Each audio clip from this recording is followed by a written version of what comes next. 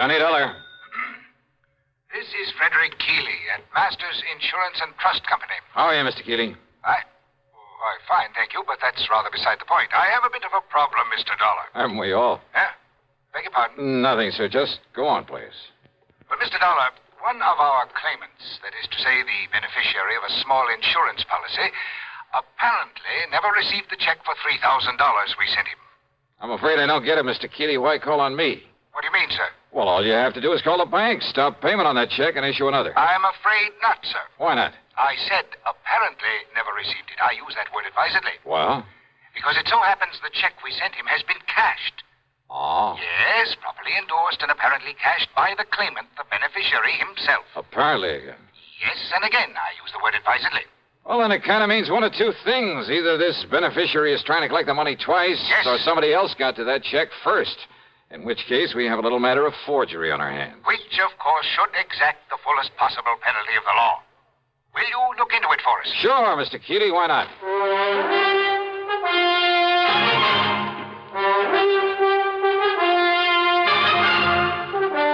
CBS Radio brings you Bob Bailey in the exciting adventures of the man with the action-packed expense account, America's fabulous freelance insurance investigator. Yours truly, Johnny Dollar.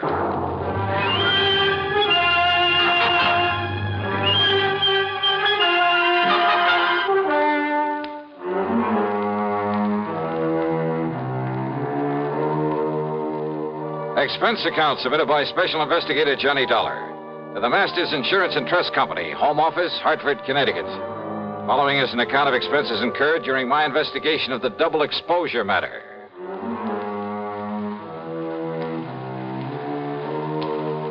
Expense account item 1, $1.20 for a cab to Keeley's office on the 10th floor of the Star Record Building.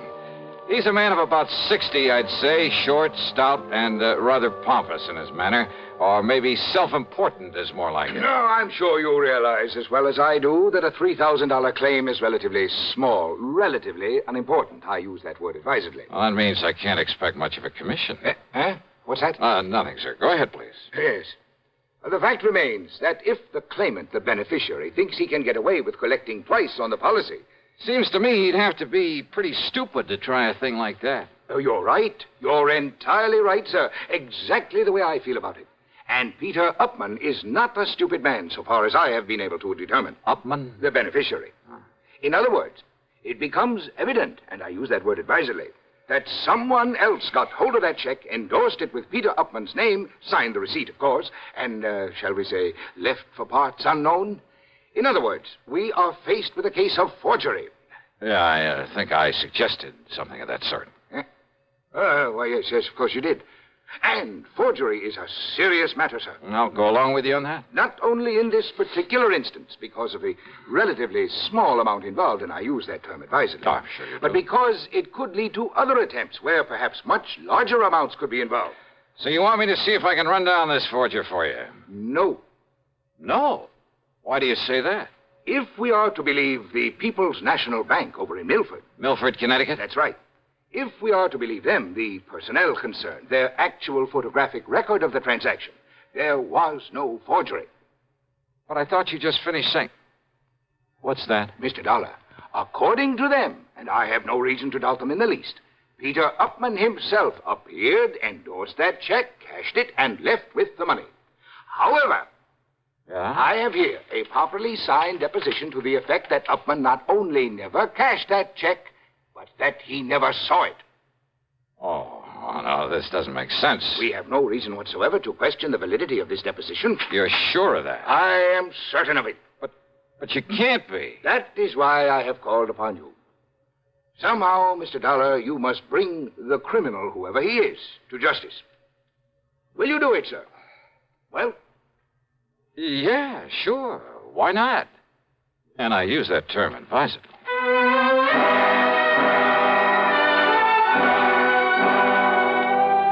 Naturally, my first move was to drive on down to Milford. On the expense account, that rings up item 2, $5.25 for a tank full of gas from my own car. The People's National Bank was closed for the day, so I registered at the Milford Arms, ate some dinner. That's item 3, another $5.25. That is, including a couple of drinks beforehand. Then I drove over to the address of Mr. Peter Upman. Pete, living alone in a small apartment on East Willow Drive, turned out to be about 33. He was tall, husky, good-looking.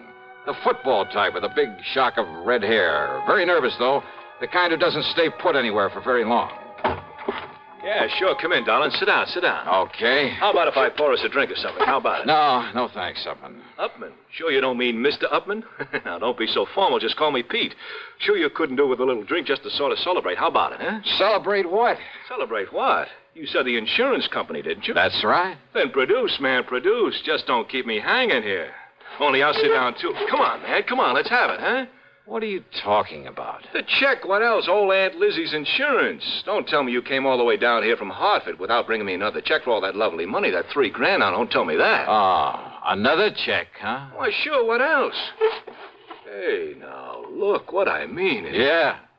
Now, what do you mean, Pete? I mean another one to take the place of the one the company was supposed to send me, but I never got it. That's what I mean. They said they sent it to me, but, man, I never saw it. Oh, they sent it all right, and they got a receipt for it. That's what they say, man. That's what they've been saying to me ever since I put in that claim for it. Oh, look. Maybe the Upmans are kind of funny about some things, but they aren't liars, see? And I'm telling you, I never got that check. Pete, that check... You don't believe me? You asked that lawyer, that Alfred R. Price. He took my statement and made me swear to it. And I don't swear to something unless it's true, see? That's all very well, Swear to something isn't true is a one-way trip to the jailhouse. And, man, that's not for me. I'm beginning to wonder... Sure, that's the fastest way to get yourself into trouble, but... Oh, look, Dollar. You be careful what you say. Yeah? I'm a nervous man, darling. Sometimes I got a pretty quick temper, and if somebody's trying to pull a fast one on me, well, don't try it. I don't care who you are. Just don't try it, Dollar. Maybe it wouldn't be very healthy for you. See what I mean? Is that supposed to be a warning, Pete? Warning? No. No, man, I don't fool around. That's a threat. Pepsi-Cola refreshes without filling. Why? Because it's truly light. Charlie, you're forgetting something. Wait, Kay, there's more. Yes, ice-cold Pepsi is the delicious refreshment that goes great at a picnic or a party. But, Charlie... And Pepsi goes fast. People like it, so keep plenty handy. There. Oh, you did fine, except for one thing. Well, I mentioned lightness and how Pepsi refreshes and how fast it goes. You left out Pepsi sociability. You know the Be Sociable song. But, Kay, I can't sing. I can. Listen.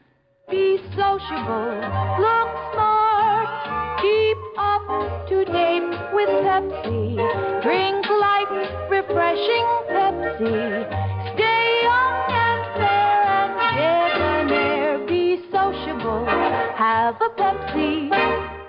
Well, at least I can say this. Pick up an extra carton of Pepsi today. Please do. And now, Act Two of yours truly, Johnny Dollar. Trying to reason with Peter Upman didn't work. He was much too anxious to use his fists. And from the looks of him, he might have done very well with them. He maintained he'd never received the insurance check, that he wanted the money, wanted it fast, and that's all there was to it. That I had my choice of getting it for him or else. He made it plain that if I didn't like his attitude, he'd be perfectly willing to pound some sense into my head.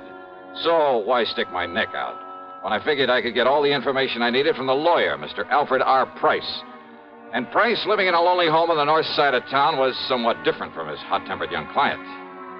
I'm afraid you'll just have to forgive Peter his somewhat belligerent attitude. He comes from a very wealthy family over in New Haven. I was their attorney for many years.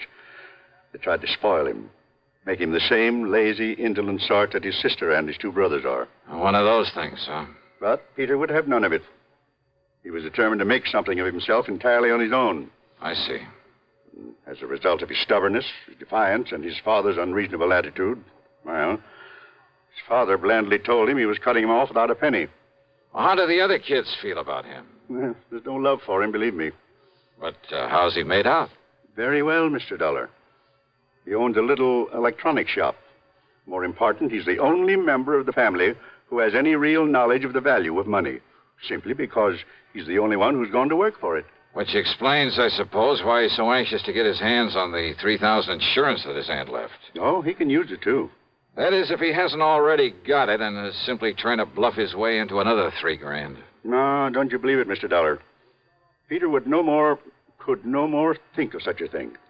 Well, you seem pretty sure of that. Yeah, I've known him since the day he was born, and have liked him in spite of his hot temper. And I'm absolutely certain he would never attempt anything out of line. Well, you're pretty convincing, Mr. Price. Well, after all, I'm a lawyer, Mr. Dollar. But the fact remains the company sent him a check. It was properly endorsed. The money was paid out. But not to him. Well, how can you be sure? Because he says it wasn't. And that's good enough for me. But in that case... Have you talked to the people at the bank, to the teller who made the payment? No, I haven't. Have you seen the photograph of the actual transaction as it took place? See, you're the second one to mention such a photograph. Very ingenious device there at that bank. I suggest the first thing in the morning you go down there, see it, talk with the president, Mr. Oliver, and then see what you think. So first thing in the morning, I was at the bank talking with Mr. Barton Winfield Oliver, the president. Yes, a very ingenious device, Mr. Dollar, when it works properly. Oh, what do you mean by that, Mr. Oliver? It's called a photo register, one of the very first models to be installed in a place of business. Actually, it was an experimental model. Well, just what is it? What does it do? Comparable devices, much improved, of course, are in use throughout the whole country now. What does it do, sir? It automatically takes a picture of everyone who steps up in front of the teller's cage. Oh, yeah, I think I've heard of such things. Of course. Yeah, aren't they used in a lot of supermarkets, places like that, to make a photographic record of people who cash checks in them? Yes. And as a result, the incidence of bad checks in those places, why, they're almost a thing of the past. All this means that you have a picture of the man who cashed that insurance check. Yes, I have. May I see it, please? Well, yes. Because if it is a picture of young Peter Upman, I don't care what his lawyer says. Here you are, Dollar. This is photographic proof it was he who... Huh? Yes. Oh, now, wait a minute. Well, that was an you early... mean to say this is the best that fancy machine of yours can do? It was an experimental model. Why, this could look like almost anybody. In the beginning, it was very good. Made very clear pictures. Well, it certainly doesn't anymore. But only the head cashier and I know that. Huh? The general public don't. They think it operates as well as ever. So it serves its purpose. Yeah, how? Because anyone thinking of trying anything is scared by it. Oh, great. Then this photo doesn't really mean a thing. Oh, sure, in a way it does look somewhat like Peter Upman. Same build, same general sort of face, even the same shock of hair. But it's so blurred, so indistinct, like a double exposure. Yes, I know. But when Mrs. Eberhardt says that it was Peter... Who's Mrs. Eberhardt? She's one of our oldest, most trusted employees. The teller who waited on him. Oh, let me talk to her, please. Certainly.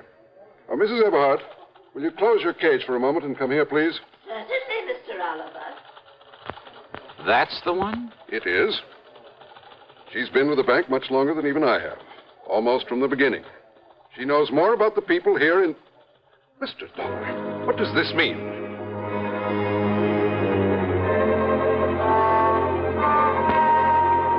I casually pulled my gun out of its holster, and I held it casually in front of my chest, waiting for Mrs. Eberhardt to come over. Because I'd had a real good look at her when she turned to answer Mr. Oliver. And suddenly I began to see things a lot more clearly.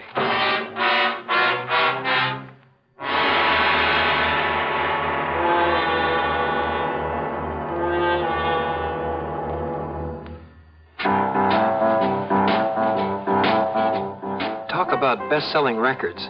Here's a familiar tune about America's best-selling filter cigarette, Winston.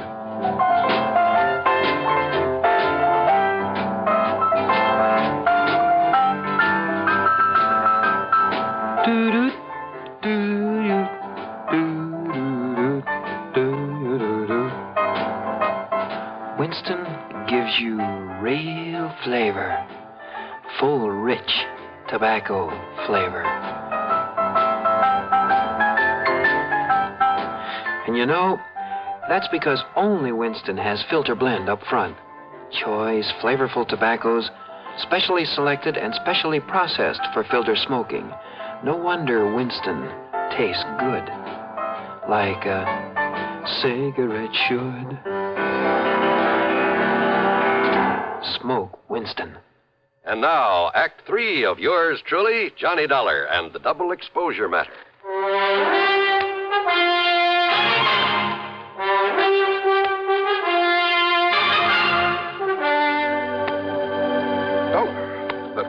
Just take it easy, Mr. Oliver, and don't mention it to her when she comes over here. But good heavens, man. Wait now. Here she comes. Yes, Mr. Oliver, you wished... Oh, I'm so sorry, Walter. Okay, Abby. Only I'm not Waller, I'm Jim. Oh, yes, of course, Jimmy. Right over here, Mrs. Eberhardt. Oh, I know, Mr. Oliver. Oh, dear, these chairs are all over the place. Abby, I want you to meet my friend, Mr. Johnny Dollar. Oh, Mr. Johnny. Oh, I am so sorry. I didn't mean to bump into you, Mr. Dollar. That's all right. But how do you do? Oh, and I see you smoke a pipe, too, just like Mr. Oliver does. Yeah, you'd better take a real close look at this, Mrs. Eberhardt. What? The way you look real close at all the money you handle there at the counter, at the deposit slips and so forth. A real close look, huh? Oh, why, it's a pistol. Yeah. But good heavens. How long since you've had a new prescription for those glasses of yours? Now, look here, young man, if this is a holdup... How long? Shall I cry for help, Mr. Oliver? No, Abby. Better answer my question. Young man, I don't see that it's any of your business. I thought so. And if you're here in the bank for any nefarious... And this is the person who identified Peter Upman for you. Now, look here, Dollar. Yes, you look here, young man. Look, huh? That's right. Mr. Oliver, hasn't this bank of yours got a nice, generous pension plan for an old and faithful employee who's blind as a bat? I beg Item 4, 10 cents for a telephone call to the lawyer, Mr. Price. Item 5, $1.50 for a leisurely lunch at the hotel, after which I wandered around the town a bit, then drove on over to the lawyer's office. I tried to call you at the hotel, Mr. Dollar, but they told me you'd left. Yeah, no, I was out taking a little walk. Look here. Do you think these will be of any help to you? Who knows, but I certainly hope so. Now, this is Janet Upman. I believe she's about 31 now. Oh, quite a dish. Yes, she's quite a dish. I bet that mink set her back a lot of money. Now, this is Edward, Peter's older brother. Not very bright. Kind of bald, isn't he? But there is a family resemblance. And this is Peter. Oh, no, that's Paul. A couple of years younger than Peter. They dislike Peter, didn't you? Yes, I did. Because he had the guts to go out on his own, huh? Partially, perhaps. Because he didn't take a hunk of the family fortune? Well, that wouldn't make sense. Now, wait. You mean didn't I tell you of the hidden bequest? The what? Peter never knew about it, but the others always have. Known about what? Well, because of the way Peter had renounced his family, his father wanted to punish him. By cutting him off without a cent. So he said. But in a late codicil to his will... Oh, Peter will get some money, huh? Over $1 million, Mr. Dollar, in a few months, when he's 35. I see. Provided he keeps out of any serious trouble. The money the others were left. Millions, Mr. Dollar. I'll bet they've been going through it like a tornado. Yes, I'm afraid so. All right, then, Mr. Price, if I can bluff my way with this picture from the bank, and if you're any kind of an actor, well, let's get busy.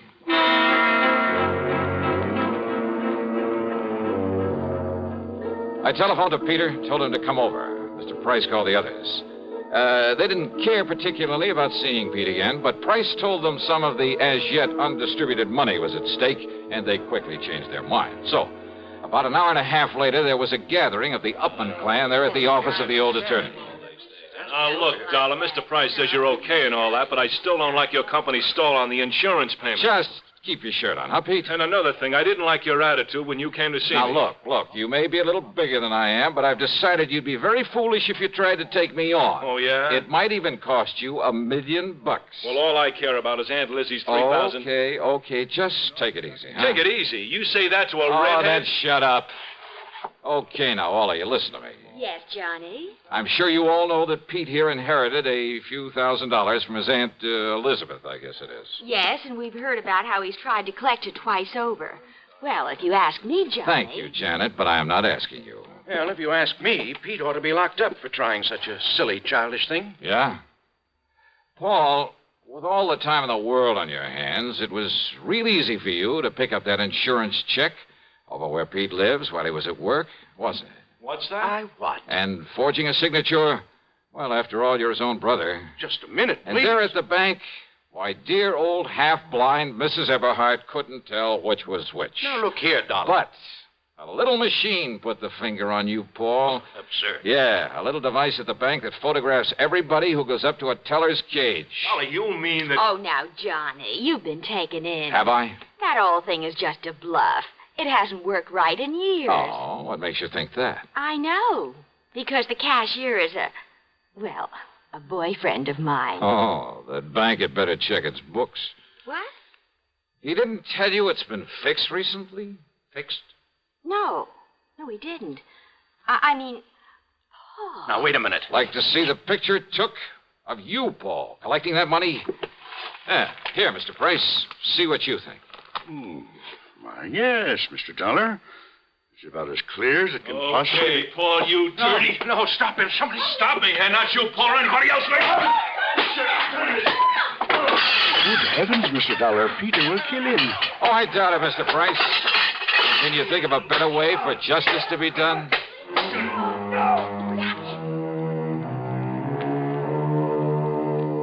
Yeah, Peter paid Paul on this one, but I mean royally. And I must confess it did my heart good to watch him. And Pete, bless his fighting Irish heart. Yep, he'll be a millionaire one of these days. He's earned it. Expense account total, including hotel and food, $17.20. Yours truly, Johnny Dollar.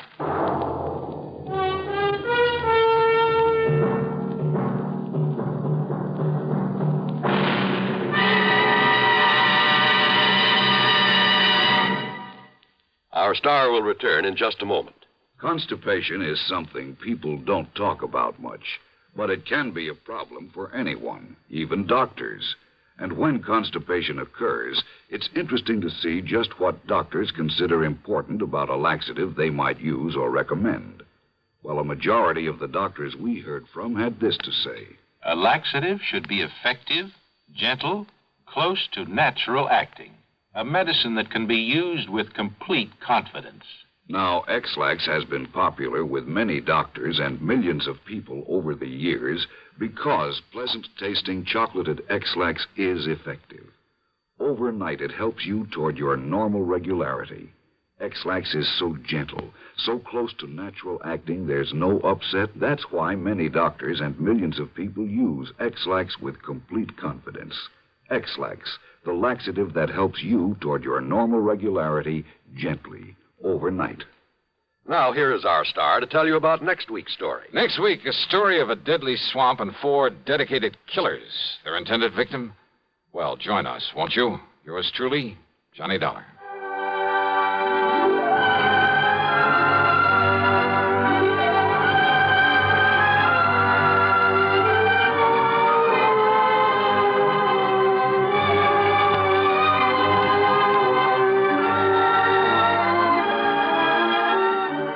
Yours truly, Johnny Dollar, starring Bob Bailey, originates in Hollywood and is written, produced, and directed by Jack Johnstone. Heard in our cast were Marvin Miller, Peter Leeds, Jack Moyles, Ralph Moody, Bartlett Robinson, Eleanor Audley, and Sandra Gould. Be sure to join us next week, same time and station, for another exciting story of yours truly, Johnny Dollar. This is John Wall speaking.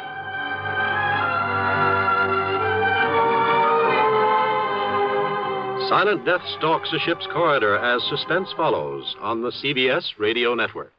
One more pitch may do it. Judy Wood has been pitching a great game all afternoon. She's just about the best softball pitcher in the Women's League. Okay, she's ready. Strike 3!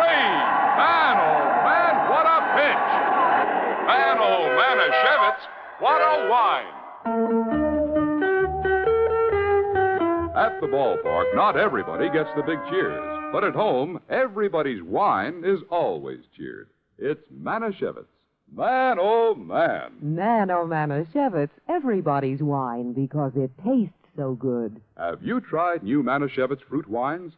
It's just like drinking fruit itself. Serve them anytime.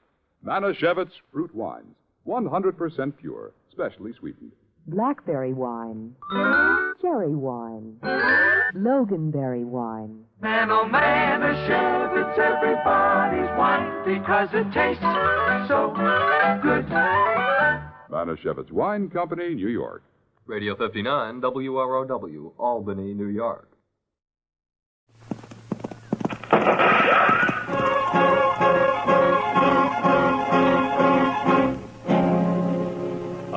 From Dodge City and to the territory on west, there's just one way to handle the killers and the spoilers, and that's with a U.S. Marshal and the smell of Gunsmoke.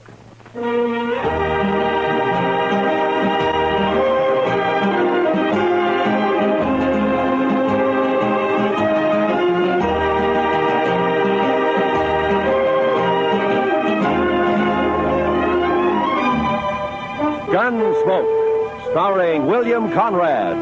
The story of the violence that moved west with young America. The story of a man who moved with it. Matt Dillon, United States Marshal.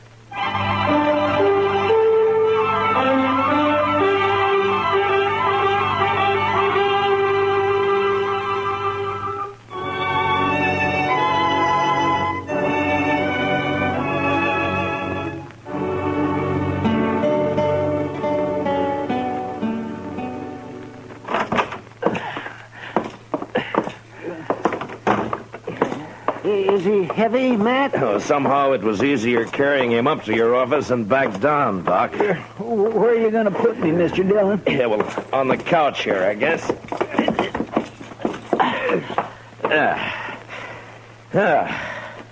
You be all right there, Chester? Oh, yes, sir. This'll be fine. Good.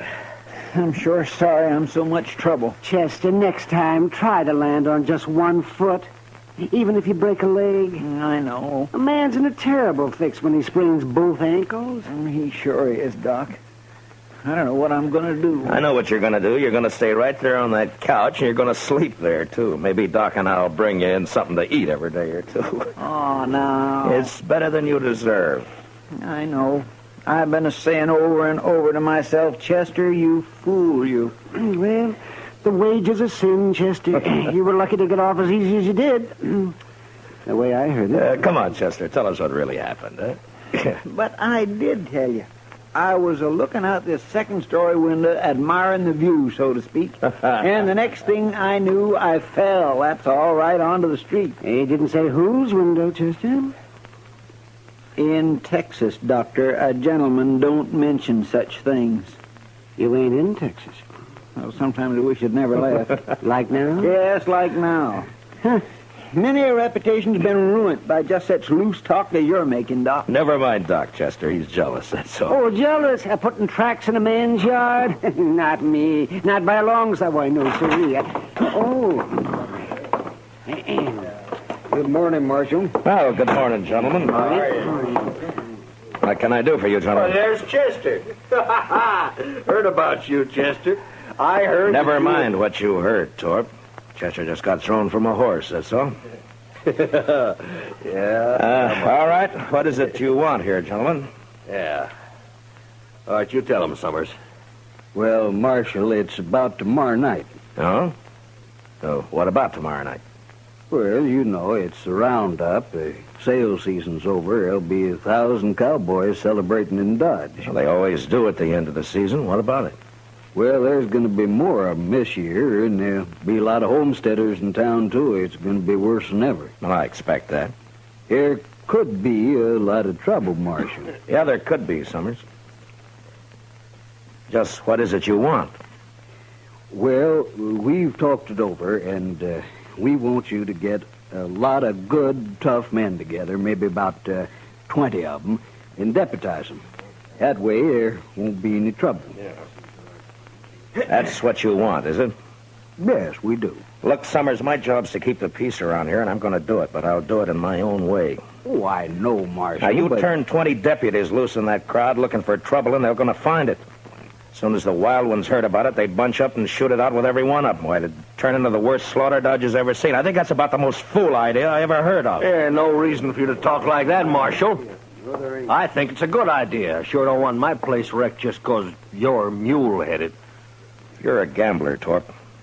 So you can take your chances along with everybody else. Now, if you don't want that, then close your place up tomorrow night. Lose all that Texas money? That's not likely. Now, we're not all gamblers, Marshal. They can wreck my dry goods store just as fast as a gambling house once they get started. And it's up to you. That's right. It is up to me. And we're going to leave it that way. Then you won't do anything. I'll do everything I can. I don't know, Marshal. Look, Summers, I know you've got your doubts about me. That's natural. Some people think I'm too lax with Front Street. Some think I'm too severe. But that's the way of it in any town. If a peace officer does his job well, he pleases nobody. Marshal, we didn't come here for a lecture. What did you come for, Torp? Maybe you had in mind to help me pick out those deputies. Is that it? A matter of fact, I could, Marshal. Yeah, sure.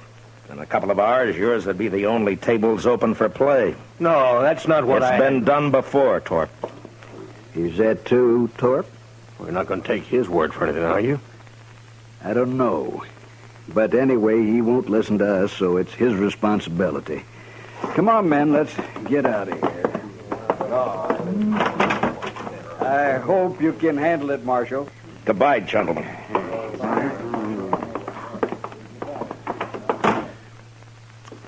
That Torp is no good. He is just plain no good, Mr. Dillon. Well, now, I know one man that got skinned at his place, and Torp gave him back $20 so he wouldn't be broke. Oh? Just how much did this man lose, Doc? Oh, $500-600, they said. Then he... yeah, I see what you mean, man. I'm sure not going to be much good to you tomorrow night, Mr. Dillon. You can watch the jail right here, Chester. I know, but you just got to get somebody to help you out on the street. At least one man, anyway. You can't be everywhere at once. Yeah, by tomorrow night, Dodge will be overrun with trail boys and homesteaders, all looking for satisfaction.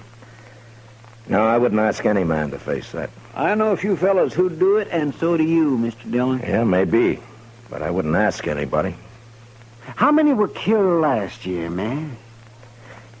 I don't remember, Doc. Well, I do. 6, that's what. We buried them all in the saddle blankets, all except one. I remember he didn't even own a blanket. Well, then he was sure out of luck all the way around, wasn't he? Come on, Doc, let's go get some dinner. Huh? All right. We'll bring you a piece of bread, Chester. Maybe. I want a steak. Rare. How come you're so hungry, Chester? Were you in such a hurry to get over there last night you didn't take time for supper? Mr. Dillon, I will answer no more questions about last night, and that is final.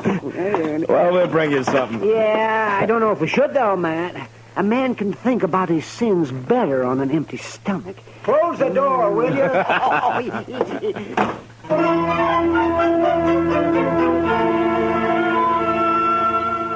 The next morning, I had Mr. Hightower print up some signs for me, with a few rules that I made up for the roundup. They were fair and reasonable, and I hoped they'd be accepted without question. The principal restrictions were that there was to be no shooting and no reckless riding in the streets.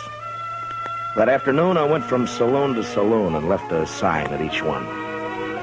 The Texas Trail was my last stop, and there I sat down with Kitty for a short beer.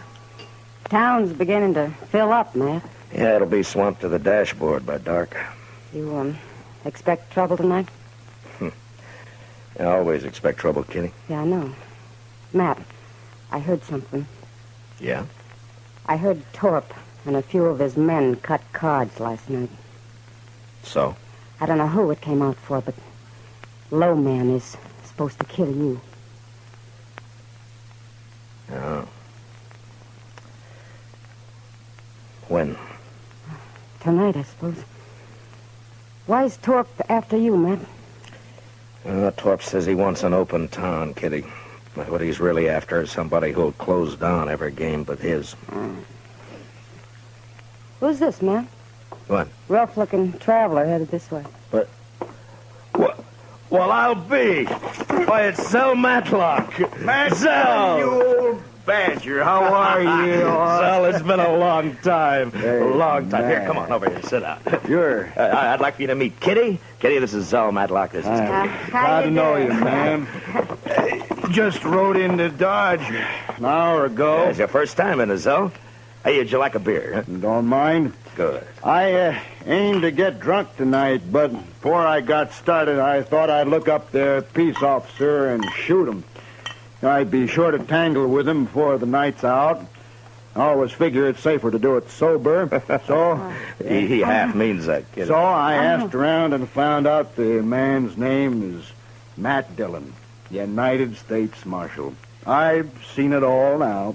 Well, I hope you're not disappointed. I'll tell you, Miss Kitty, I knew Matt Dillon before he got civilized. Why, we had to tie his leg up to give him a haircut when he came to town. Don't you believe a word that he says, kid. Yeah, the wilder the colt, the better the horse, Matt. Mm-hmm. But you was all right. The only trouble with you was that fool honest streak you always had. Are you rich now, Zell? Ah, nobody's rich on the Mexican border. Land of sunshine and pinto beans. I hired out to a general over in Chihuahua 3 years ago. I lost 20 pounds and was lucky to get back at all. Well, haven't you learned to stay out of Mexico yet? No, I met the man he wanted me to shoot and turned out to be a better fellow than the general. So I told him I'd been hired to kill him and then rode for the border. The general lost 3 soldiers who tried to stop me from swimming the Rio Bravo. You must be pretty handy with a gun, Zell. Yeah, just fair, ma'am. But when I take my gun out, I go right ahead and use it. Some people stop and think for half a second. There's a roundup in Dodge tonight. Matt's handling it alone. Kitty, what? Yeah, no, hold it, man. I heard about it. I heard all about it, and that's why I'm here. To say hello and sign on for a night's pleasure. Give me a star, Matt. I've killed on the side of the law before. I don't believe that, and anyway, I don't want any killings here. No, I was joshing you, Matt. I know what you want. It's true. I was sheriff in Tascosa for 6 months. You what? Yeah, it's in the record. Well, they caught up with me there, but I'd already done such a good job taming the place that the governor pardoned me. I won't kill anybody tonight that don't need killing. All right, I believe you so. But I won't ask any man to come in when it's as rough as this roundup may be. Well, you didn't ask me. Any other objection? Well, the men don't know you around here, Zell. No telling how they'd take to a stranger. First night I ran Tascosa, nobody knew me either. I'm not green at this business. Yeah, but Matt. It's my job. Why should you get mixed up in it? Well, I also heard somebody's planning a party for you tonight. Oh, you did, huh? I've owed you something for a long time, Matt. Oh, that's got nothing to do with it. It has. You got no right not to let me pay it back a little. Now, there's a chance to. Yeah, you're just as crazy as you ever were. That's better. Well, come on, let's go find me a badge before it gets dark. Sure nice to have met you, Miss Kitty. Well, good luck, Zell. I'll see you later, Matt. Yeah, sure. So long, Kitty.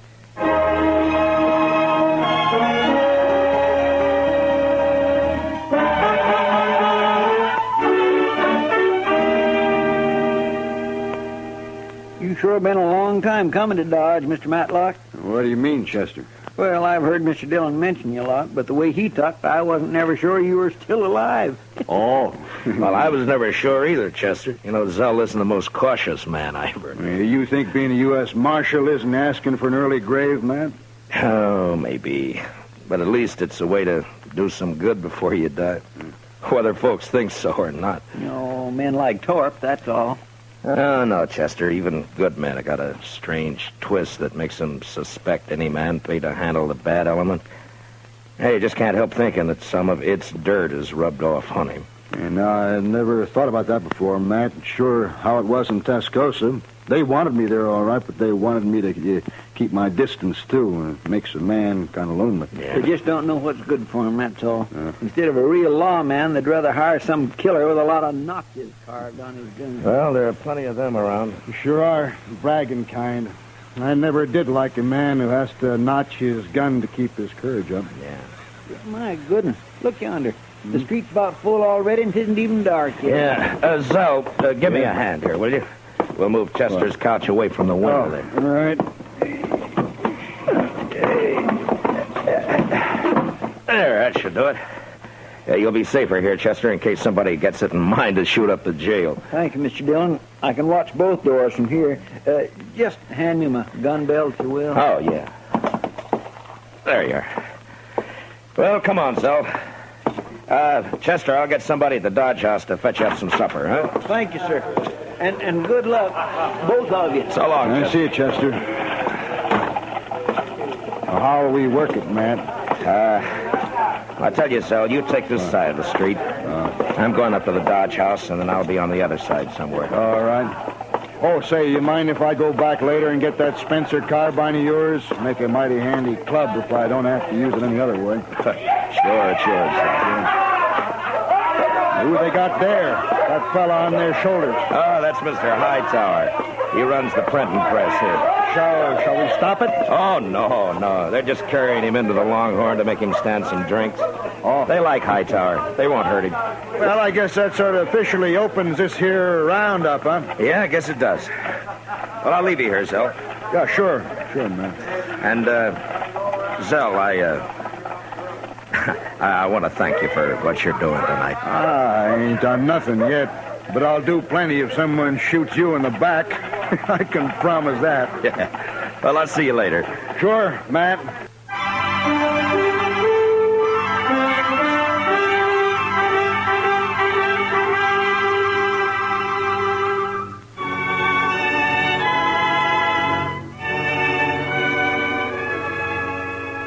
When I came out of the Dodge House, Front Street was so full that if anybody had been shot, the crowd would have carried him along like one of the living.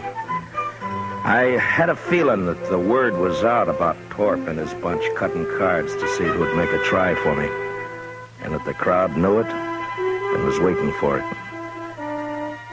I stood for a while with my back against Summers' dry goods store.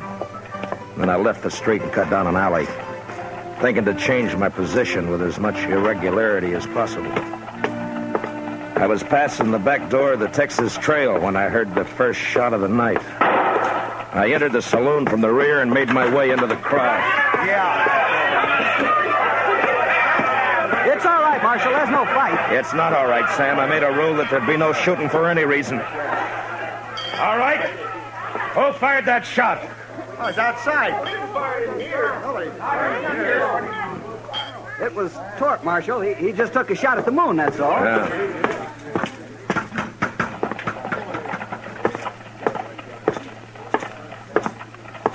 All right, Torp. Put the gun away and come over here. I'm bothering nobody, Marshal, excepting maybe you. Stand back, everybody.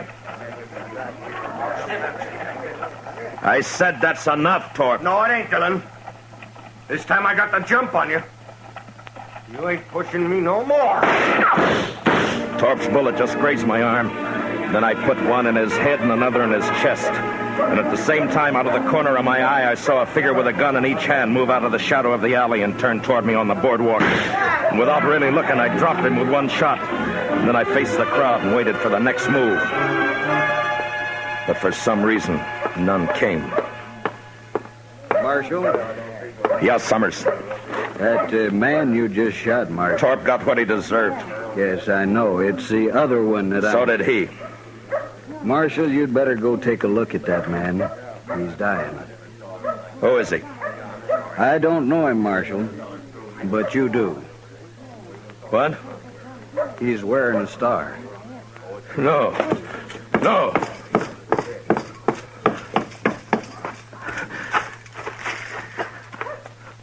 Oh, Zell. Matt, I think that did it. No, Zell. No. It's my fault. I crossed the street a while back. Left the carbine with Chester. No fault of yours. Matt? Oh, there. Oh, Matt. How is he? Oh, goodness. No use, Doc. Thanks. Zell, I think... Now, listen. Listen to me, Matt. You did right. The only thing you could do. It was my fault. I shouldn't have crossed over and come up behind you. Anyway, Matt, I ain't been living on my own time ever since that day you pulled me out of the mob in Alamogordo. I never thanked you for that. Guess I never will. Now, Matt, so long.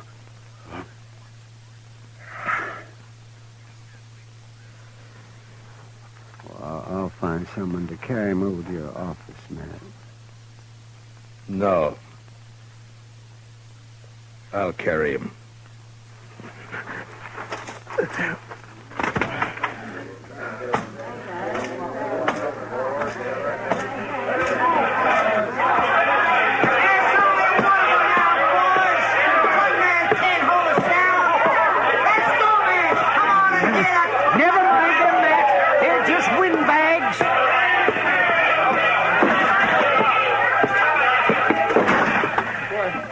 Mr. Dillon, what happened? I heard the shooting. Put a blanket on the floor there, Doc. Yeah, sure. Yeah, spread it out right here. He's dead, Chester. Well, who shot him, sir? I shot him, Chester. I didn't know it was him. I'm sorry, Mr. Dillon. It sounds like they're going to hoorah the town after all, Matt. Sure does. No, they're not. It's going to be kind of hard to stop now, isn't it, Matt? Maybe. You taking a shotgun, Mr. Dillon? Matt, why don't you just let them fight each other? What are you going to do? I'm going to close Front Street. You're going to close... Oh, no, what? The party's over in Dodge. Mr. Dillon, you can't do that. There'll be trouble if I don't. The mob's tasted blood now. They'll shoot you sure as I'm laying here. Will they? All right, I can't stop you, but I sure do wish I could go with you. Yeah, Matt, I'll go. Maybe if they see me, they won't be so quick. Thanks, but this isn't your job, either one of you, but thanks.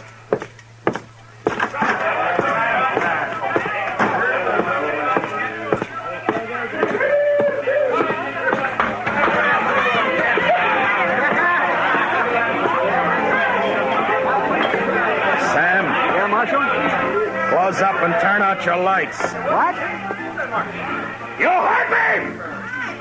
Now listen to me! Front Street's closed. Now get out of here and go home, all of you. My home is in Texas, mister. If you ever had one. I ain't going home tonight. Not tonight, I ain't. Don't interfere, fella. You got no chips in this deal. I could buy in, mister. Now I'll use this shotgun for what it was meant on the next man. Well? All right, Sam, close it up. Yes, sir.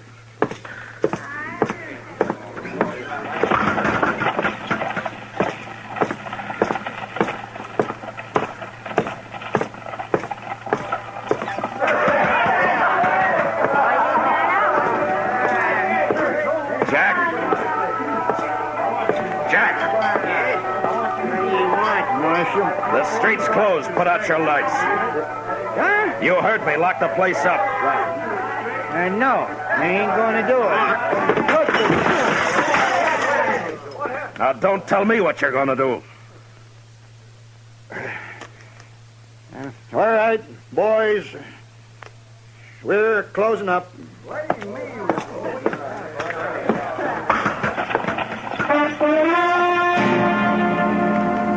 That took care of the Texas Trail and the Longhorn.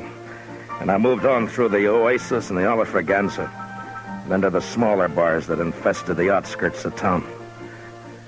When I came back up Front Street, the crowd had thinned, its fever broken. I'd left Torp's place for the last, thinking to give his men a chance to get out of town before they faced me. There was a gambling hall on the same side of the street as the jail. And when I reached it and entered, there weren't more than a dozen men there. And most of them stepped quietly past me out into the street. What was left didn't seem to count for much. Looking for somebody, Marshal? You a friend of Torp's? Well, yes, I was. Why? Who else here worked for Torp? Everyone's gone, Marshal. They heard you were all riled up and they left. And you're alone. And still in bad company. I wouldn't ordinarily take that. Well, go ahead, mister. You're calling it. No. Not now. What's stopping you? Oh, if it's the shotgun. Now, does that make it easier for you? I haven't been looking for you, Marshal. You were in on the cut, weren't you? Torp's dead, Marshal. Isn't that enough? Torp? Mister, one of the best men I ever knew died tonight. And I killed him. I'm not a gunman, Marshal. You wouldn't be proud killing me. What does a man like you know about pride? Now, you get out of Dodge, and you get out fast. But I don't... You want to die in this place right now? No, I'm leaving. All right, hurry.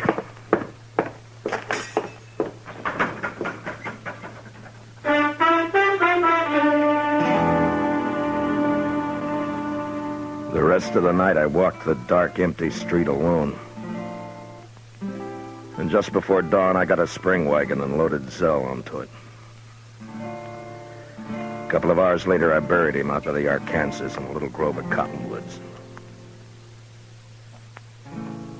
Maybe I should have put a marker on his grave, but I didn't. What I did instead, I did partly out of scorn for the kind of men Zell said have to notch their guns to keep their courage up. And partly as a kind of a cross that I'd bear from now on. So instead of a marker on his grave, I took out my gun. And I cut a single notch on it.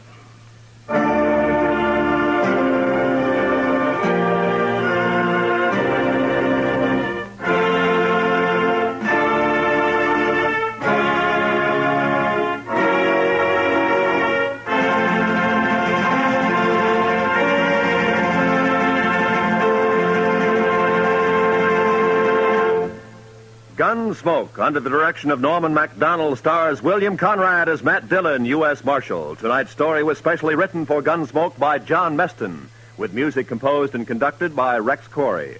Featured in the cast were John Boehner and Harry Bartell, with Lawrence Dobkin, Lou Krugman, and James Nusser. Parley Bear is Chester, Howard McNear is Doc, and Georgia Ellis is Kitty.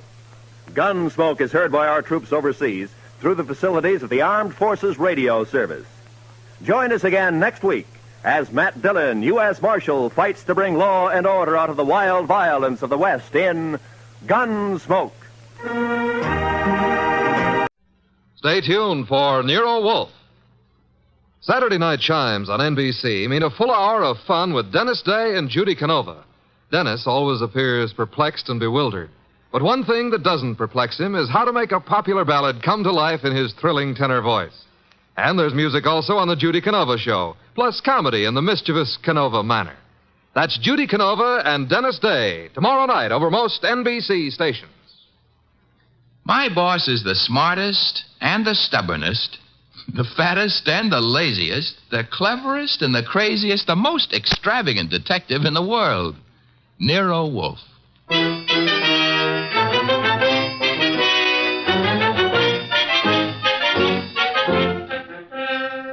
It's the transcribed adventure of The Case of the Careworn Cuff, with that brilliant, eccentric private detective, orchid fancier, and gargantuan gourmet, Nero Wolfe, starring Sidney Greenstreet.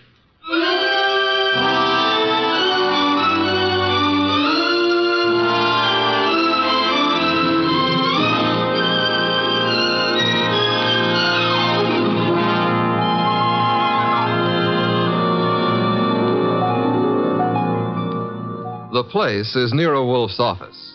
At the moment, the world's greatest motionless detective is sitting in the chair which was built especially to support his 300 pounds. His eyes are closed, and he's making sounds through his nose.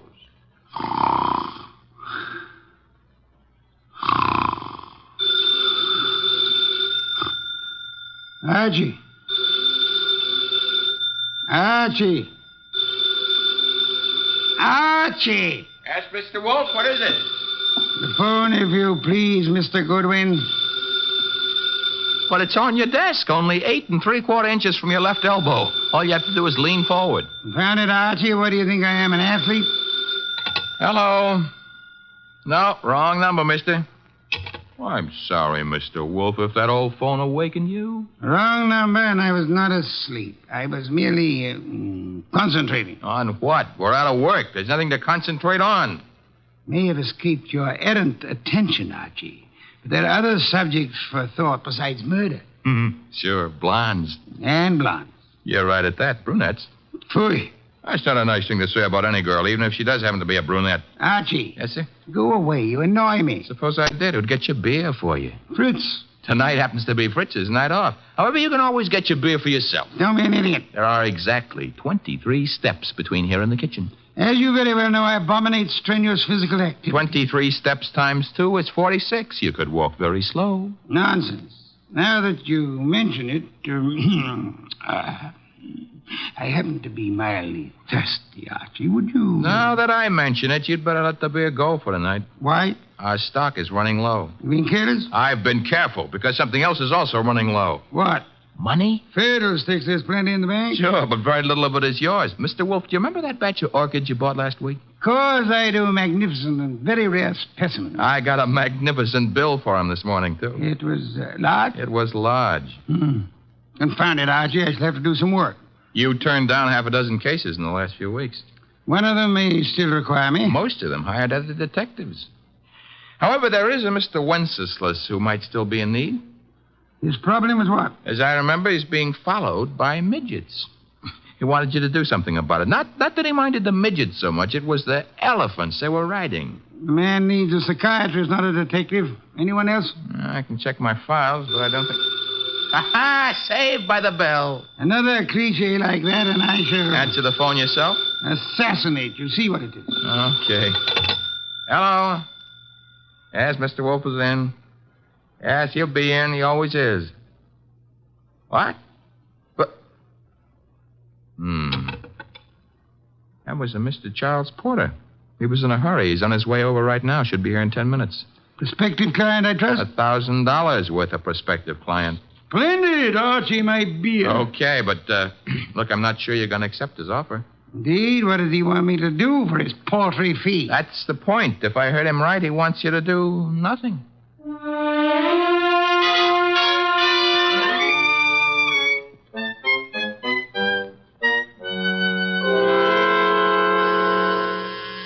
The door, Archie? Yes, sir. I hear it. Mr. Porter? Naturally, I'm Charles Porter. Who else would I be? It's a large field. Never mind. Come on in. I'm Archie Goodwin. Where is Wolfe? Mr. Wolfe is in here. Mr. Wolfe, this is Mr. Porter. Good evening. Fat, aren't you? It's moderately noticeable. Archie, a chair for Mr. Porter. Don't bother. I'm too impatient to sit. When I have business to take care of, I take care of it quickly. Very well. Send him out of the room. Mr. Goodwin, nonsense. He's my assistant. He remains. I don't like it. Archie, show Mr. Porter out. Now, wait. There's no need to get temperamental. Perhaps I'm a little abrupt. Rude. I'm a worried man. And impatient. You're wasting time, Mr. Porter. I suppose I am.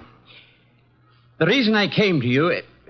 Young man, what are you doing with that notebook? Getting ready to make marks in it. But... Oh, never mind.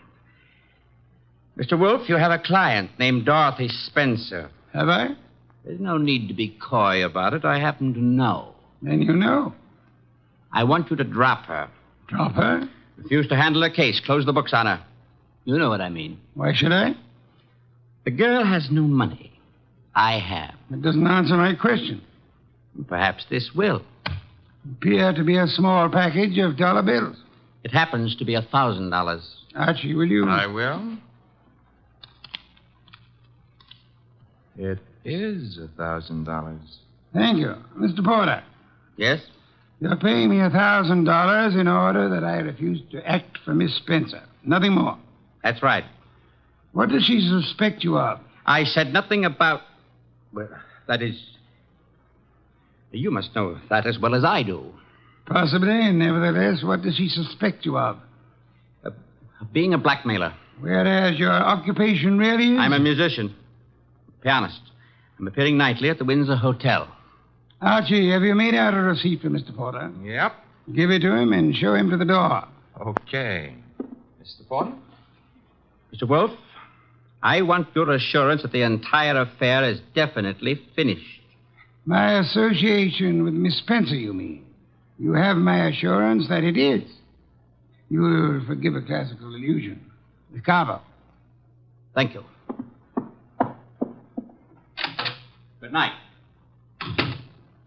Mr. Wolfe, I have a secret about Mr. Porter. He smells.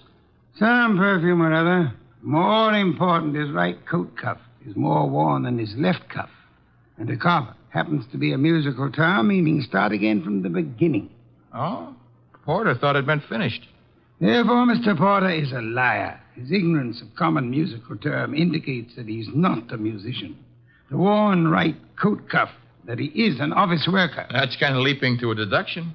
But even if Porter's a liar, Mr. Wolfe, there is something else.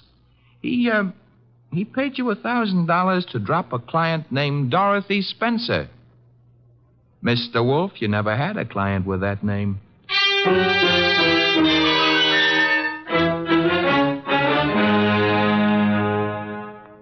Well, that's that. Dorothy Spencer is not in. Anyway, she's not answering her phone. Mr. Wolfe, I said... I know what you said. That a comment? I'm worried. Mr. Porter may have assumed erroneously that Dorothy Spencer had employed or was intending to employ me. That does not explain why he lied about his occupation. Maybe he didn't lie. After all, your deductions could be wrong. Phooey. Okay. Take care of that right now. I'm phoning her. Hello? Windsor Hotel? Get me the manager's office. Thanks. Could you tell me if a Charles Porter plays the piano at... Uh-huh. She sounds blonde. I see. Thanks a lot. What do you do after work? Oh, so long. She goes home and beats her husband. About Porter, Archie. Bad news. He does play the piano at the Windsor in the move room. So where does that leave your deductions? Untouched, of course. Let me think. Yes, naturally. Naturally what? I came to the conclusion that Mr. Porter was an office worker. We have just discovered that Mr. Porter is not an office worker, therefore... You were wrong. I am never wrong. Therefore, the man who is here is not Charles Porter. Mr. Wolfe, do you think a man of your weight should climb out on a limb like that? Fiddlesticks. Look up Porter in the phone book and call him. Okay. Take a second. Archie, the phone company's best friend.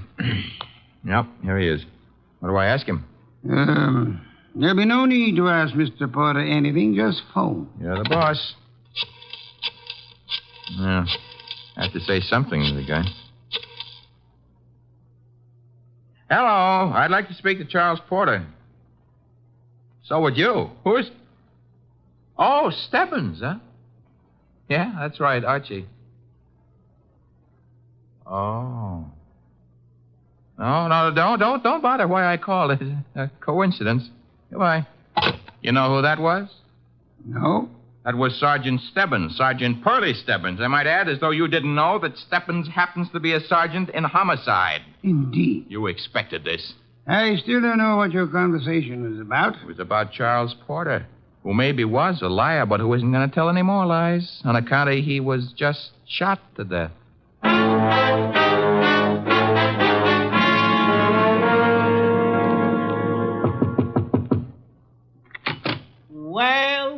Well, if it ain't Archie Goodwin. Come in, Goodwin. Thank you, Sergeant Stebbins. I've been expecting you. Oh, that's sweet of you to say that, Pearlie. Why did you phone Porter? His right coat cuff was more worn out than his left. So for that, you had to kill him? No, actually, I killed him because you didn't know his da capo. Hey. Yeah, hey. He don't look good anymore, huh? Guys who stop bullets with their face never look good. Pearlie, you've been robbed. I did... That corpse is not Porter. Now, relax, Goodwin, relax. His fingerprints were on file and they check. His girlfriend says he's Porter. If he could get up and talk, he'd tell you he was Porter. And what makes you think he isn't? Well, because when he visited us earlier tonight, he looked different. Not much, but...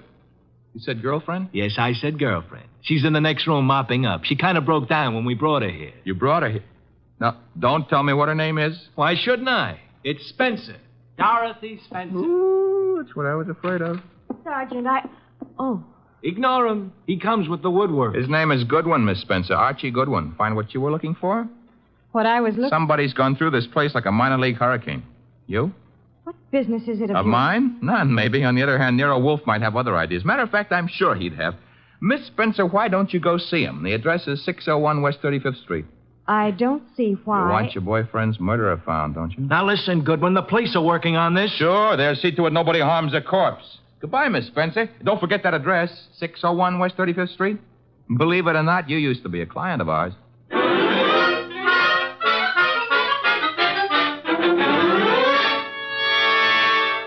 Oh, Mr. Wolfe, you're getting to be so brilliant, it's boring. Boy. That is, All right, tonight you deserve it. I'll get you another can of beer. But this is the last one. What's your promise to do some exercise, like maybe standing up and sitting down 5 minutes a day? Thank you. And why should I indulge in such idiotic behavior? Well, after a while, you might be able to see your shoes. I've already seen them. Oh, that was 20 years ago. Things had changed. No more buttons. Hey, that must be Dorothy Spencer. She's undoubtedly young and beautiful. You deduced that from the way she pressed the buzzer? I deduced that from the gleam in your eye, bah. Bah, all you want. I'm going to keep that gleam shining. Hello, Miss Spencer. Come in. Thank you. Mr. Wolfe. Is the large sitting-down gentleman behind the desk. This is Dorothy Spencer, Mr. Wolfe. You will forgive me not rising. It is due to a necessary conservation of energy rather than rudeness. Archie, a chair. Sure. Here you are, Miss Spencer. Thanks. Now then, Miss Spencer, have the police found anything but dust in Mr. Porter's closet? Why, no. You were engaged to Mr. Porter? I was. That ring you're wearing, he gave it you? Yes. May I see it? Well, all right. Here. Thank you. Expensive. Very expensive. You may have it back. Miss Spencer, why are you marrying Charles Porter? I loved him. Phooey. Mr. Porter, according to Archie's description, was twice your age with considerably less than half your attractiveness. Love may perhaps be blind, but it is not astigmatic. I don't know what you mean. What were you searching for under the nose of the police? Nothing. Nothing at all. How did your fiancé earn his money? He played the piano at the... Phooey. What he earned there in a year wouldn't begin to pay for the ring he gave you. Would you like to try again? I don't know how he made his money. I suggest that you do. I suggest that he earned money by the same method that he induced you to consider marrying him. Blackmail. Oh, but... Why was he blackmailing you? Old letters I'd written when I was too young to know any better. Your motives for murdering Porter would be twofold, then. Recovery of blackmail material and the avoidance of marriage to a man you dislike. I didn't kill Charles. Your doorbell, Archie. Get Miss Spencer into the kitchen. Once. Must be the police. Yeah, let's go, Miss Spencer. Right through that door. And stay there until I call you. Front door, Archie. Mr. Wolfe, do I know Dorothy Spencer's here? You know nothing. A simple role for you to play. I haven't got time to resent that insult right now, but wait until the next time you drop a collar button. Well, bless my soul, if it isn't dear old Inspector Kramer. How is the homicide department? Where's Wolfe? Big surprise. He's sitting. Mr. Wolfe? Good evening, Inspector. Where's Dorothy Spencer? This is not the Bureau of Missing Persons. The district attorney would like to talk to her. I shall tell her so the next time we meet. Yeah, that could be right now. She's in this house. I don't see her. Mind if I look around for myself? You have a search warrant, of course. It so happens no, but... Archie, the inspector's leaving. Okay, I'm leaving. I suppose by the time I get back with a warrant, she'll be in Hoboken. Hoboken? Where's that? Look, Wolfe, you can go too far. One of these days you won't be able to talk yourself out of it. Trail me to the door, Goodwin, to show what a good detective you are. Ooh, Inspector Kramer doesn't love us anymore. Unfortunate. Archie, take Miss Spencer to a respectable hotel. Register her under an assumed name. She is to stay there until notified otherwise. Luckily, the good inspector neglected to inform us that she was the leading suspect in a murder case. Hence, we're not accessories after the fact, and I don't want her arrested for murder as yet. Her beauty has won you over. You will then return here immediately. Okay. What are you going to be doing in the meanwhile? I, Archie, shall be thinking.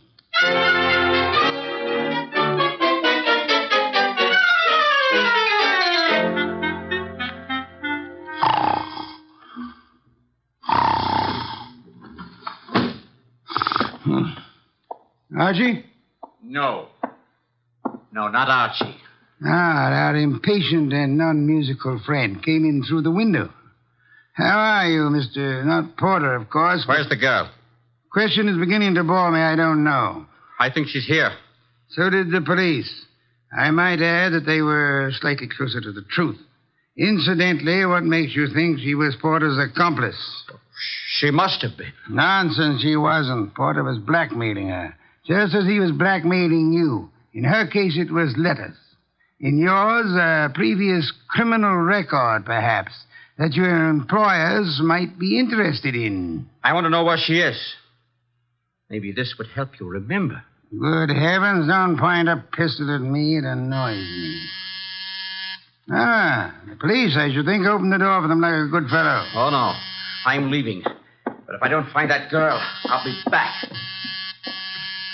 Knock the blasted thing down if it isn't open. All right, Wolfe. I've got the search warrant. Also, no doubt, a fine tooth comb. Bah. By the way, Inspector. All right, boys, cover the house. All right, Inspector. Yeah, what did you want? As your men go through the house, will you have one of them shut the back window? I've just had a burglar, and I suspect he left it open. Unless the matter is attended to, the house might be filled with fresh air. Yeah, what's the matter with that? Fresh air, deadly poison. It clogs the lungs. And may I point out that the warrant you're clutching in your hot little hand is not a lease on the house. Finish your search quickly, if you please, and then, why not try Hoboken?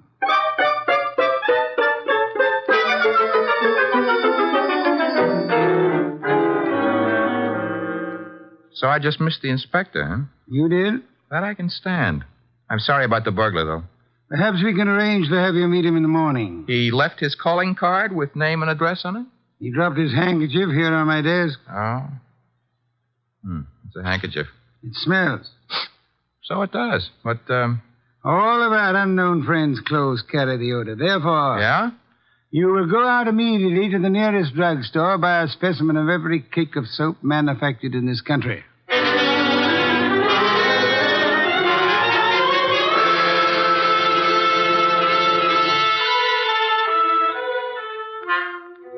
Mr. Wolfe? Be still.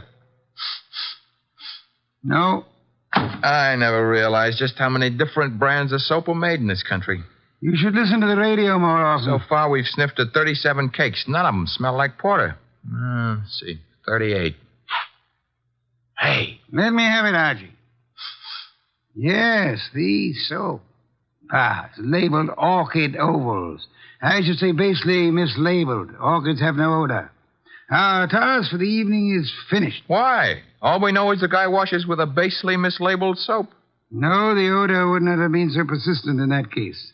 Unquestionably, our visitor works for a soap company that makes orchid ovals.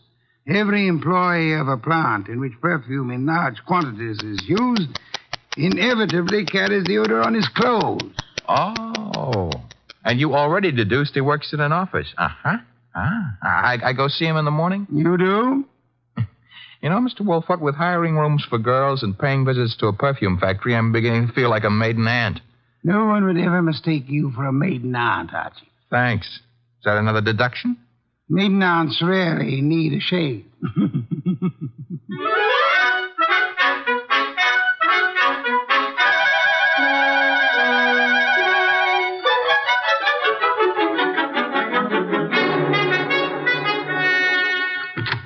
Orchid Ovals, good morning. One moment, please. Oh, can I do anything for you, sir? Yeah. That is, let's postpone that question and slip in another one. I'm looking for one of your office people. In his 40s, 5'10", brown hair and eyes, speaks in a sharp, quick voice. He owes you money, too. Who owes me money? Mr. Wheeler, the man you were describing. He owes everybody money. In spite of the fact that he's office manager and makes lots and lots of money. How much does he owe you? Oh, not an awful lot. It won't break me if I don't get it.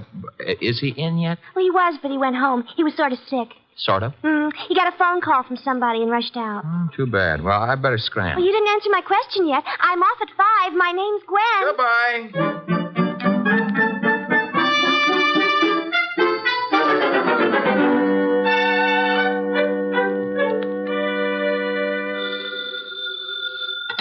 Wolfe speaking. Archie here. Unknown's name is Wheeler. He left the office this morning sick after he got a mysterious phone call. Bad, probably. Get to Dorothy Spencer at once and bring her here. Right. I'm at Wheeler's house now. Thought I'd better check. His wife's here, too. Blonde? Uh-huh. How could you tell? Fatuous smirk in your voice. Get out of there fast, and don't stop to console Mrs. Wheeler.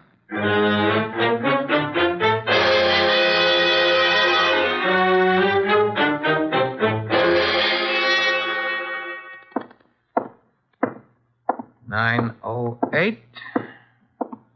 Room 909. Miss Dorothy Spencer.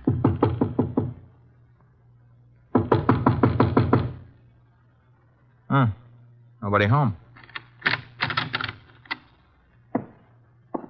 Shut that door behind you, Goodwin. Never mind pulling triggers. I'll shut it. Oh, Archie. I would prefer silence. Keep your hands high, Goodwin. It's unhealthy. All the blood had run into my head. Archie, he murdered Charles. He did. Tut, Mr. Wheeler. You really shouldn't have. It's against the law. Get into the bathroom, both of you. I already shaved. I phoned him. I thought maybe he had my letters. Porter couldn't keep his mouth shut about his other He victims. was going to force Dorothy to marry him. Did you find his material, Wheeler? Yes, in an office. He read it as a front. It's all burned. And why all the melodrama? You know about me, so does she. I can't trust anyone. Get into the bathroom, I said. Look, let's not lose our heads about this. Get moving, Goodwin. I like it here. All right, then. Here is where you'll get it. Hey, wait a minute. Something's wrong. I got shot and Wheeler fell down. I shot him, Goodwin. Stebbins. Dear Sergeant Stebbins. Oh, you little flat-footed angel. It's lucky for you my flat feet got staked out here in time. Just for that, I'll buy you a pair of arch supports for your next birthday. But I'm beginning not to believe this. You had it all figured out? Well, not exactly. Well, that is... Wolfe sent you here. Well, he kind of phoned in and suggested one of us shoot down here and do some rescue work. That old devil. Hey, you're not kidding. What are you laughing about? Wolfe wasn't sure whether you'd need rescuing from Wheeler or... Stop killing yourself with your own jokes. Or whether Miss Spencer would need rescuing from you.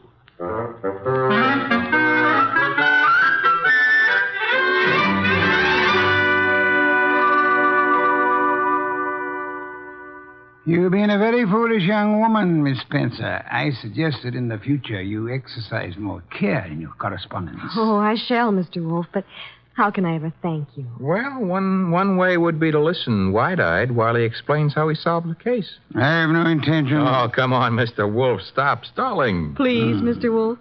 Well, I'd be very happy to. As a matter of fact, I'd like to see anyone try to stop me.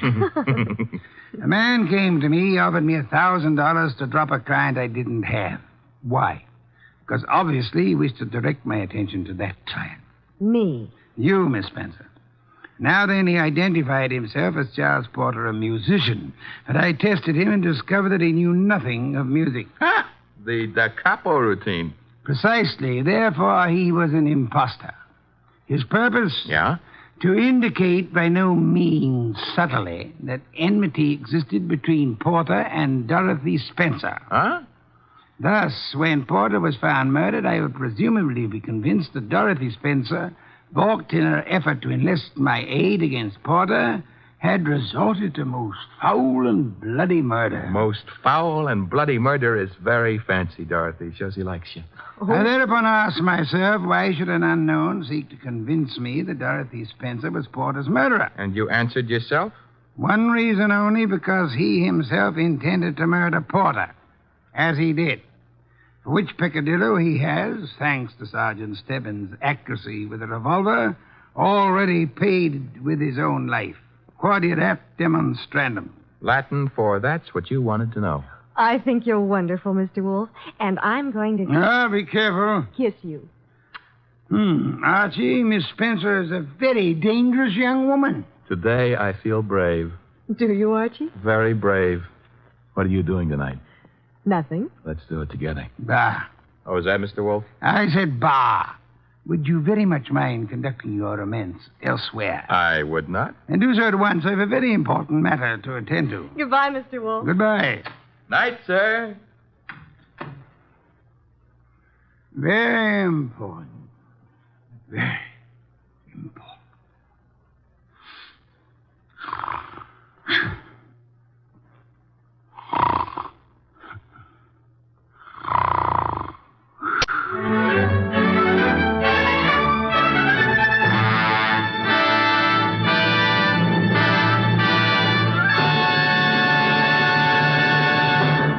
have been listening to The New Adventures of Nero Wolfe, starring Sidney Greenstreet.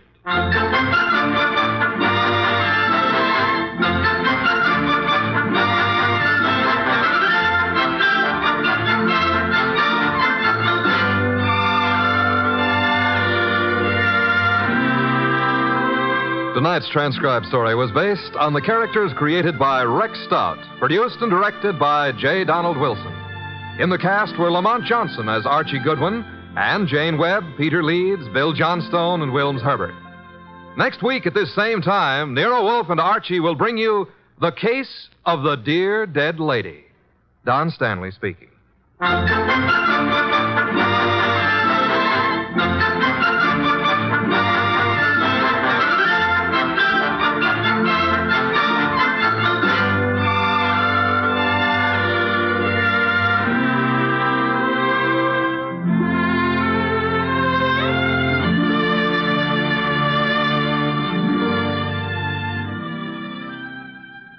Three chimes mean good times on NBC.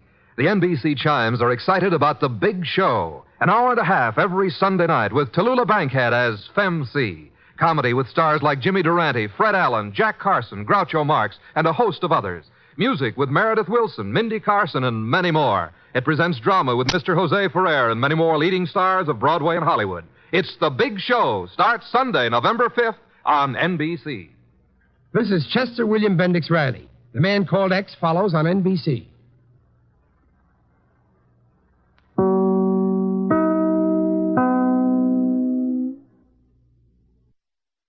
Johnny Dollar. Jerry Holland, Johnny. Tri-Mutual Insurance Limited. Oh, sure, Jerry. How are you? The name Curtis Randall mean anything to you? The banker here in Hartford? That's the one. He's also one of our big policy holders. At least he was. Oh, what's happened to him? Day before yesterday. He and a friend of his, a fellow named Byron Peters. They went deer hunting over near Kingman, New York. And? They hired some old character in the neighborhood to act as guide. Randall and Peters didn't know it, but the old goat was an alcoholic. So what happened? At the end of the day's hunt, they raised Cain with Curly because he hadn't found them a deer. Curly, the name of the guide, huh? Yeah. They had a big argument. Over 500,000. 100. Wow. Who's Randall's beneficiary? His hunting companion, Peters. Peters? No wonder you want me to investigate. Johnny. Only this one looks too easy. Wait, Johnny. I'll be right over.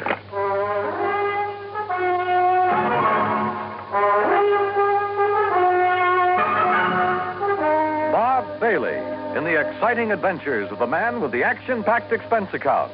America's fabulous freelance insurance investigator. Yours truly, Johnny Dollar.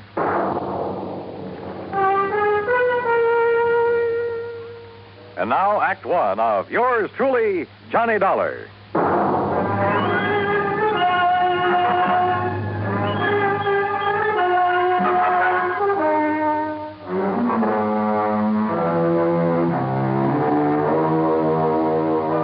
Expense account submitted by Special Investigator Johnny Dollar to the Tri-Mutual Insurance Company Limited, Hartford, Connecticut. Following is an account of expenses incurred during my investigation of the Hapless Hunter Matter.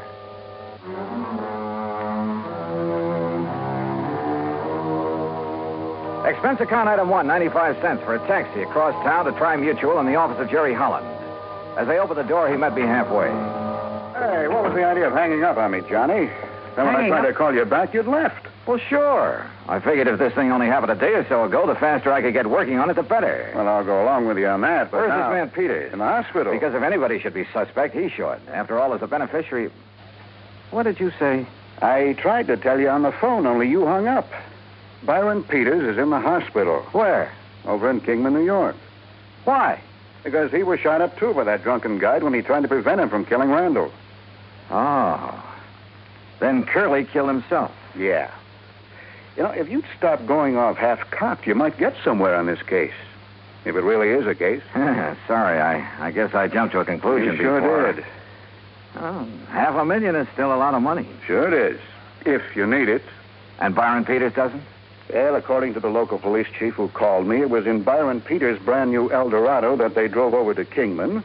It was Peters who arranged for the guide service. It was he who supplied the guns and equipment. Yeah, okay, Jerry. I'll take your word for it. What hospital is he in over there? Angel of Mercy. It's the only one. Any other information I ought to have? None that I can give you. As I told you, this is just routine because of the money involved, company policy. Of course, for your report, you might try to find out if this old Curly Summers, the guide, had any reason to have it in for Randall. Randall knew him before, huh? I thought you said Peters arranged for the guy. No, I guess I did. But now, Johnny... Let me have Peters' home address, will you? And Randall's. Well, sure, why not? And I hope you don't think... Did you know Randall well? Yes. Was he a drinking man? One martini before dinner, that's all.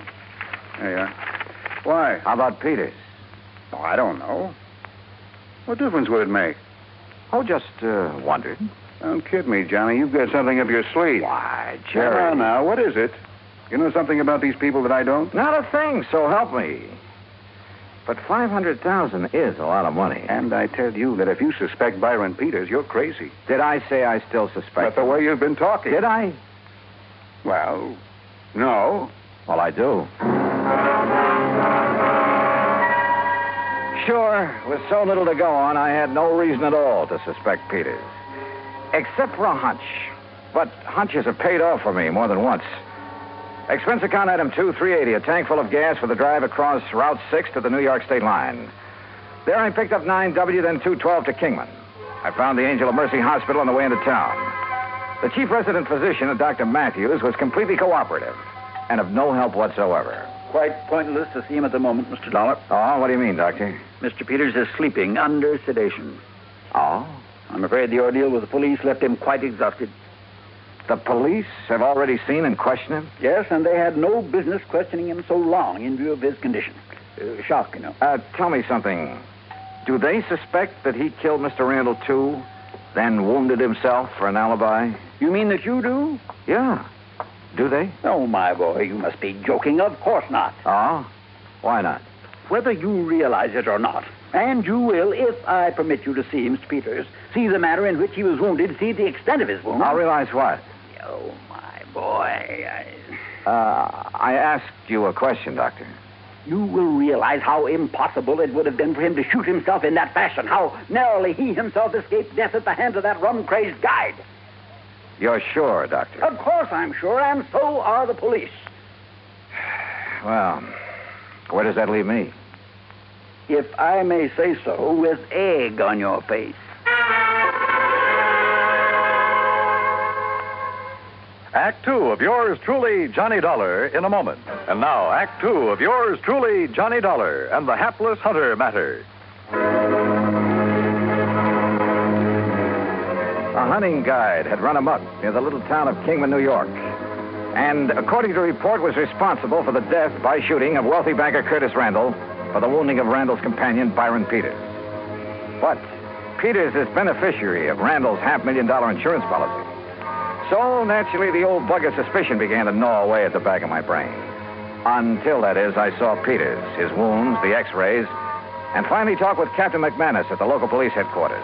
Well, sure, we talked to Peters, Mr. Dollar, but only to find out exactly what happened when old Curly went off his rocker and started spraying lead with his hunting rifle, then shot himself. Then my suspicion that Peters might have done the shooting... Well, didn't you see how Mr. Peters was hit by that .30-30? Now, look. He saw Curly pull the rifle on Mr. Randall and shoot him down. Yeah. Yeah, so he lunged at Curly like this. Curly whirled around, pulled the trigger. Yeah. Well, the x-rays I saw. Sure. Well, then you know. When Peters lunged at him, the bullet creased his head from the top, went right through the muscles in the back of his left shoulder, and landed in the floor. So it's pretty obvious that Peters couldn't have shot himself. Well, it's impossible. He would have had to have arms 5 or 6 feet long to shoot himself on the top of the head at that angle. Hey, when did you first learn about this whole thing, Captain? When Mr. Peters came to, he phoned me from up at Curly's cabin where it happened. I went up there right away. And? Curly and Randall were dead. Peters was still lying next to the fireplace where he'd fallen. But if he was able to phone you... He pulled the phone over to him by the cord. Still had a good right hand, you know. Oh, I see. Where were Randall and Curly? Randall by the front door with a bullet in the back of his head. Curly lay between them. Just how much do you know about this Curly character? Well, that's the part I don't understand. Why he did it. I heard he was an alcoholic. Sure, he was a town drunk in a harmless sort of a way, except when he'd go off on a rampage and get into a fight or two, but never during hunting season. Uh-huh. Well, what did he do? Odd jobs of any kind, most anything. people had always refused to pay him until the job was done. To make sure he'd stay sober, huh? Well, at least reasonably sober. And just as soon as he got paid, he'd buy a lot of cheap whiskey and hole up in his cabin. That's where the murder occurred. Except during hunting season. Then he'd never touch it. He was a good guide, Mr. Dollar. He made a lot of money from the people who came up from New York City and Hartford and such. But that's the part I don't understand, his hitting the bottle during the season. Well, did he ever have any trouble with his clients before? Oh, he'd bellyache about them being so rich when he was so poor, that sort of thing. But he'd have to get awfully drunk to... I swear I don't understand it. Yeah. Well, look, Captain, I'd like to see the bodies of Mr. Randall and Curly. Are they still hereabouts? Still over at the coroner's office. Then let's go, huh? I wasn't quite sure what I was looking for. Maybe that's the reason I found it. At least found something that started that old suspicion bug gnawing away again.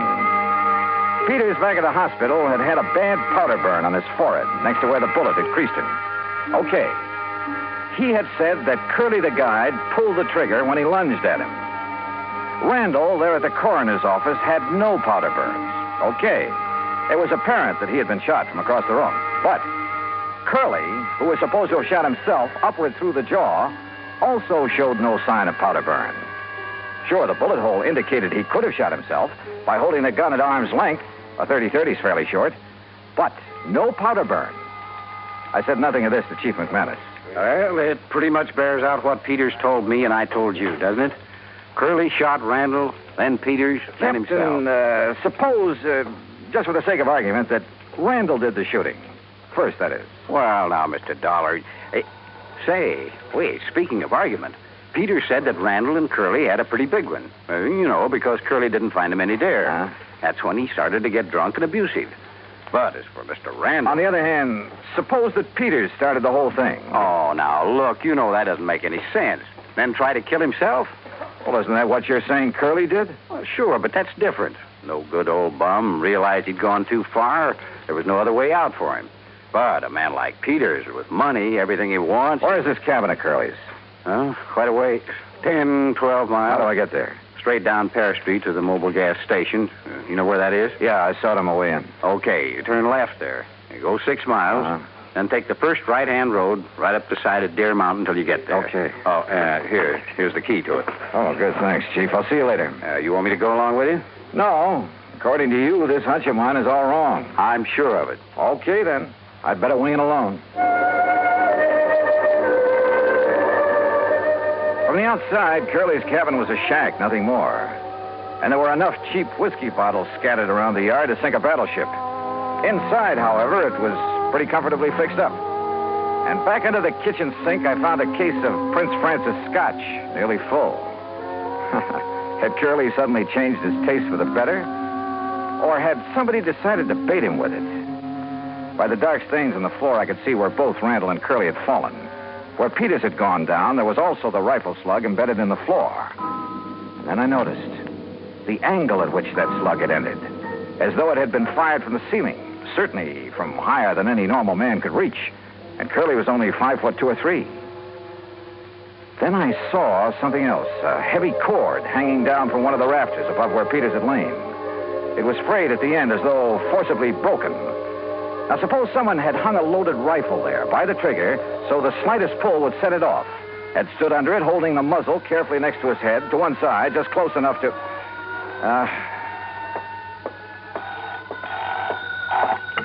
Yeah, hello. Mr. Dollar? Captain? Yeah, listen. Now, you may be right, though I still don't see how you can be. What do you mean? Look, I've got Dr. Matthews at the hospital here on this party line. You still there, Doc? Right here, Chief. Well, then you better tell Mr. Dollar. Well, it's about Mr. Peters. Yeah? He's left. Left? I thought you had him under sedation. I guess it didn't take hold the way I thought it would. Well, what happened? Well, he woke up and asked me who it was that had been here to see him while he was drowsy. Did you tell him who I was? Yes, and he seemed to drop off again, so I left him. A few minutes later, I heard his big fancy car pulling away. Doctor. I went back to his room and he was gone. Doctor. Listen, Dollar. Yeah, Chief. I don't know what it means any more than you do. But if I was you, I would get away from that isolated cabin. You see what I mean? Dollar? Sure, Chief. I'll leave right away. That was very smart, Dollar. Byron Peters? That's right. Byron Peters.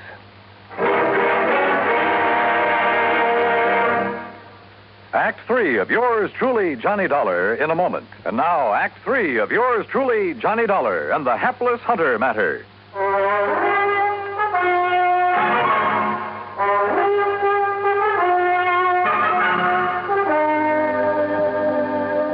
So you weren't as badly hurt by that bullet as you pretended. That's right, Dollar. Does that help bear out your absurd suspicions about me? Not nearly so much as your coming up here to this cabin, Peters. What's that supposed to mean? You rigged the whole thing pretty well, but not well enough. Why you wanted to get rid of Curtis Randall, I don't know. You're out of your mind. Randall was a friend of mine. You must have had some reason for killing him. Curly Summers murdered Kurt. We had a big argument because he hadn't found us any game. The only reason it got out of hand was because Curly was drunk. On what? On some of that expensive scotch I found in the kitchen? How should I know? Yes. Where did he get that? How should I know? Well, I do. You brought it here to help bolster your phony alibi, to indicate that Curly had it up here, had been hitting it. But you pulled a boo-boo. Why don't you talk sense, detective? Are you trying to tell me Curly would ever have stuff like that? Look at the old bottle scattered around outside. Cheap rot gut, that's all. What's more, he never touched a drop during hunting season. That's about as thin evidence as you could possibly dig up, Dollar, and you know it. Peters, why did you come up here just now? Okay, I'll tell you that, too. Lying there in the hospital, nursing your sore shoulder, you didn't plan on that injury, did you? I told the police. Oh, yeah, sure, you told the police. Lying there, you suddenly remember the one thing that could show how you cleverly wounded yourself after you killed Randall and Curly. That piece of cord up on the rafter, where you hung Curly's gun up by the trigger. Dollar. You aimed it carefully along the side of your head, then yanked on it to set it off. Dangerous, but a great alibi. I told the police, the doctor. Curly pulled that trigger when I lunged at him, struggled with him. Little Curly held that gun high enough so the bullet would crease your head from above? I was bent over, lunging at him. Then enter the floor from up here where this cord is hanging? You're pretty smart, aren't you, Dollar? Curly was supposed to have committed suicide, huh? Yes, he must have, because I heard him shoot himself as I passed out. Oh, sure. The bullet entered his lower jaw, went up into his brain. That's right. That meant he had to hold that 30-30 at arm's length, so the muzzle right next to his jaw. That's right. Where it would have left powder burns. But, Peters, there were none. Because you shot him from across the room, the same as you did Randall. Yes. Yes, the same as I'll shoot you. If you can. My right hand is still good, Dollar, and so is the .38. You and your fool insurance company should have left things as they were. Chin up, Dollar. Tell me one thing. Sorry, I haven't got time. When I left the hospital, I made sure I was seen heading for New York, and a carefully set up alibi. You still won't get away with it, you know. Any more than you got away with killing Randall. I had until you came along, and I will when I've killed you. So if you have nothing more to say... One thing. Why did you kill Randall? You're trying to stall me. Why? All right. All right. Because I forced him to name me in his insurance. I was the only one who knew about some shady operations in his early business career. The old story, huh? That's right. Blackmail. That's why he's been paying me off, supporting me, until recently. So you threatened to expose him? No. What would that get me financially? Then tell me this. No. I've got to get out of here to New York. Just one thing more. I don't know why you're trying to stall me, but it's no use. So if you have any prayers, Dollar... Sure. That Chief McManus standing there in the doorway will slug you before you pull that trigger. Oh, no, not that old chestnut. Why not, Peter? What? You... Oh, no, you...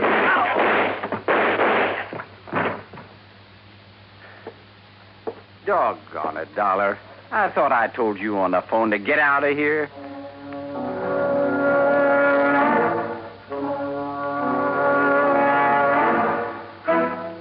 Expense account total, including gas to get me back to Hartford, $13.13. Remarks? Why?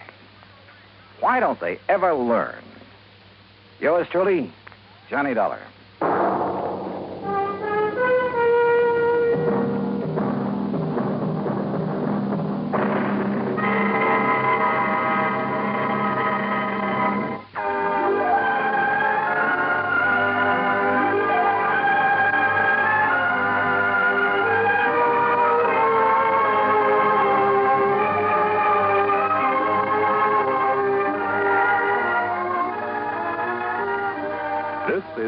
United States Armed Forces Radio and Television Service.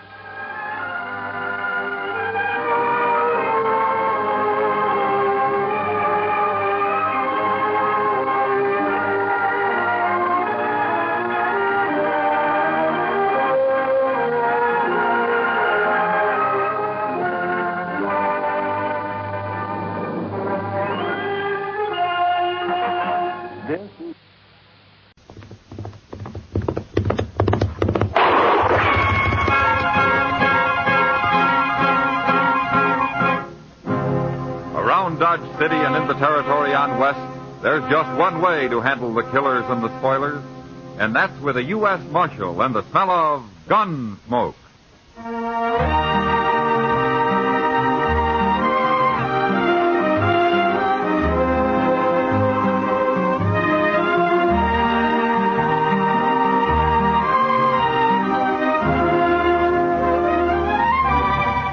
Gunsmoke, starring William Conrad. The story of the violence that moved west with young America. The story of a man who moved with it. Matt Dillon, United States Marshal.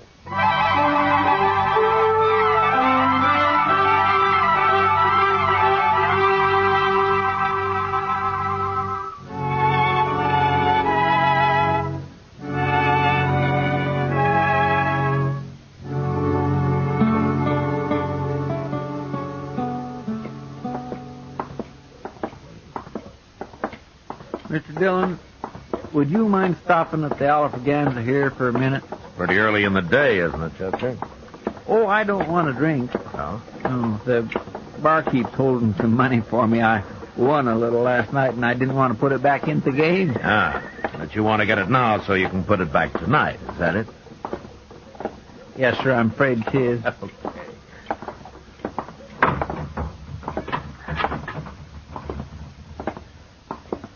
Mike? Come for your money, Chester? Yep. Hello there, Marshal Dillon. How are you, Mike? Well, here you are, Chester. 3, 4, 5, 6. Thanks, Mike. Here. Buy yourself a drink. Yeah, I sure will. See you tonight, Chester. Sure. Excuse me. Yeah.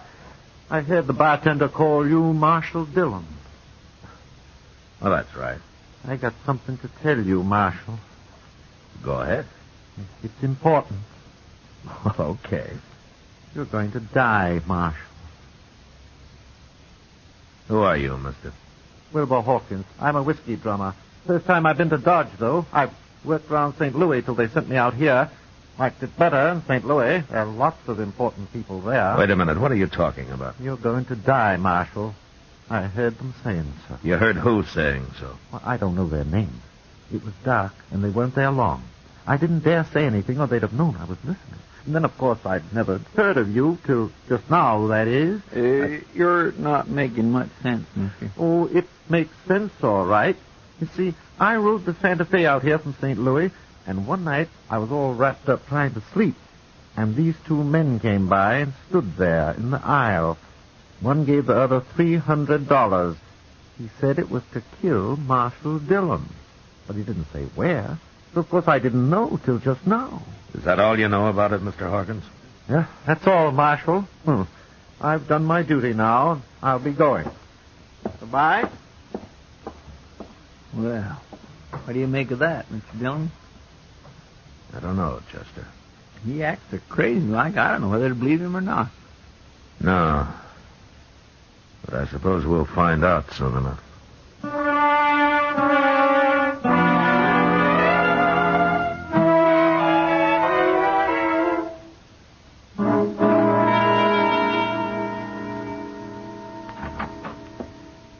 Prisoner's sound asleep already, and it's only just got dark out, Mr. Dillon. Well, he's got nothing else to do till Tom Smith gets here.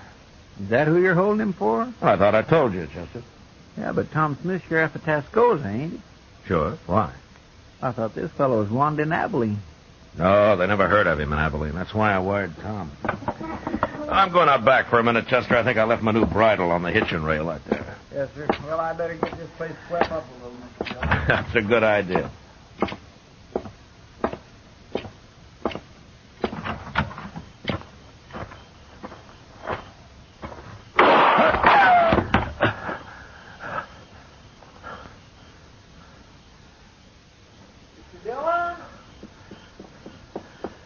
Stay there, Chester. Stay there. Mr. Dillon, you've been shot. Well, I was trying to play possum, Chester. I wanted to get him to come up where I could see him. Oh. But he's gone now. You scared him away. He ran down the alley there. Oh, he'll be lost in the crowd, but now... Oh, I'm sorry. Well, it doesn't matter, Chester. What? He probably thinks I'm dead. So I'll just go on playing possum. How do you mean? Come on, let's go up to Doc's office. I'll tell you there.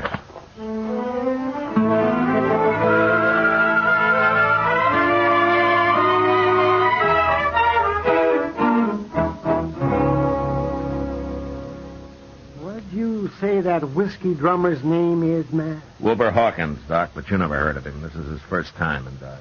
Well, you think you'd have sense enough to have followed those two men to find out who they were. Yeah, he was probably scared to death, Doc. Yeah, and anyway, he kind of acts like he got hit by lightning somewhere. Even when he's standing still, he gives you the feeling that he's sort of walking sideways like a crab, if you know what I mean. No, I don't, but I'd sure think twice before asking you to explain, Chester. Well, what is it you have in mind to do now, Matt? Nothing, Doc. Nothing? No, Chester's going to do the work for a while. I'm just going to sit up here in your office and wait. Wait? Wait for what? Well, when Chester spreads the word around that I'm dead, whoever wants me that way is going to make his play. He'll come right out into the open and do whatever he's got planned. And then I'm going to give him a little surprise. Oh, Mr. Dillon, that's a wonderful idea. Now, why didn't I think of that? You better get going, Chester. I'm kind of anxious to meet this man. Him and his gunman. Yes, sir. But only one thing. Ain't the boys likely to run a little wild when they hear you're not around to keep a lid on things? Yeah, they might. But we'll have to take the chance. Okay, sir. I'll get started.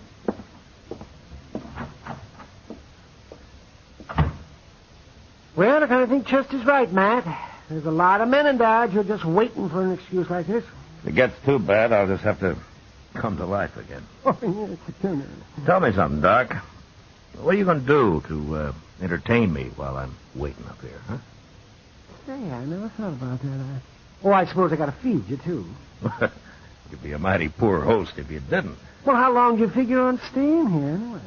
I don't know, Doc, but I don't think it'll be very long. Now, you want to play a little cribbage, or would you rather fix supper first? Well, you're the first dead man I ever saw with an appetite. Well, I'll go get the cribbage board, but I'm making no promises about supper.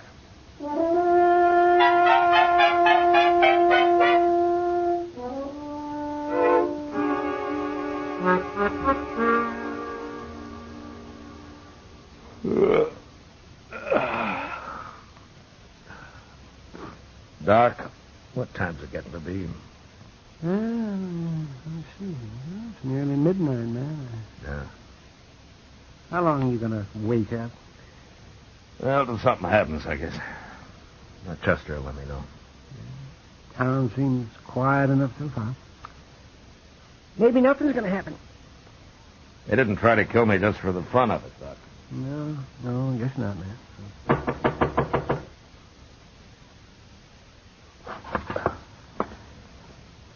All right, answer, Doc. After I get to the back room. Maybe it's a patient. I'll be holding a gun on him anyway.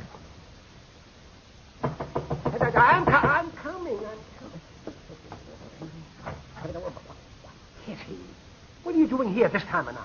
I might tell you if you ask me in, Doc. Well, of course. Come in. Where's the corpse, Doc? What's that? The body. I expected to find him all laid out. Oh, you mean Matt? You, don't seem too upset about the corpse, Kitty. Oh, all that talk didn't fool me. Just didn't make sense, Chester, running around telling everybody you've been killed. No, why not? I know Chester too well. If you were dead, he wouldn't be acting like that. No, I guess he wouldn't. Where is he, anyway? I haven't seen him for a couple of hours, but most everybody else believes it, Matt. Now they do, huh? Mm-hmm. Good. I don't know what you're up to, but I figure someone's been trying to kill you. Is that right? Yeah? Ambush, Kitty. That's not the way he's telling it, Matt. Not the way who's telling it. I never saw him before, but there's a man standing at the bar of the Texas Trail bragging about outdrawing you. You mean he's admitting he killed me? I kind of thought you'd like to know. That's him, Matt. This is what you've been waiting for. Is there anybody with him, Kitty? No, he's alone as far as I know. Anyway, you better come to life again, Matt. There's going to be trouble if you don't. There hasn't been any trouble yet, has there? No, but they're working themselves up to it. Yeah. Well, maybe I better not wait any longer. But I'd like to take that gunman's employer along with me, though. You can find out who it is, Matt. Beat it out of him. You better come with me, Kitty, so you can point this man out. Yeah. And you take cover in case he wants to fight. Any man who's coward enough to shoot you in the dark isn't going to face you now, Matt. Yeah, maybe not, Doc, but you never know.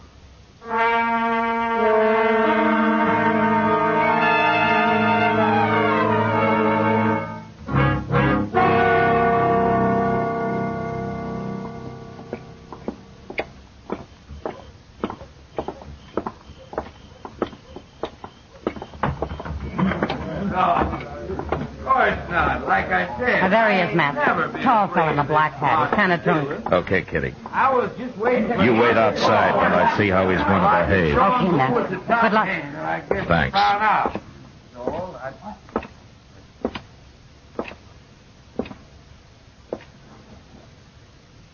I'm Marshal Dillon, mister. Oh. Who are you? I'm Tom Rogers. I thought you was dead, Marshal. I changed my mind.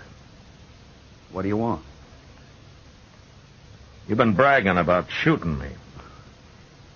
Just talk, Marshal. I didn't mean nothing by it. I was just talking. Mm-hmm.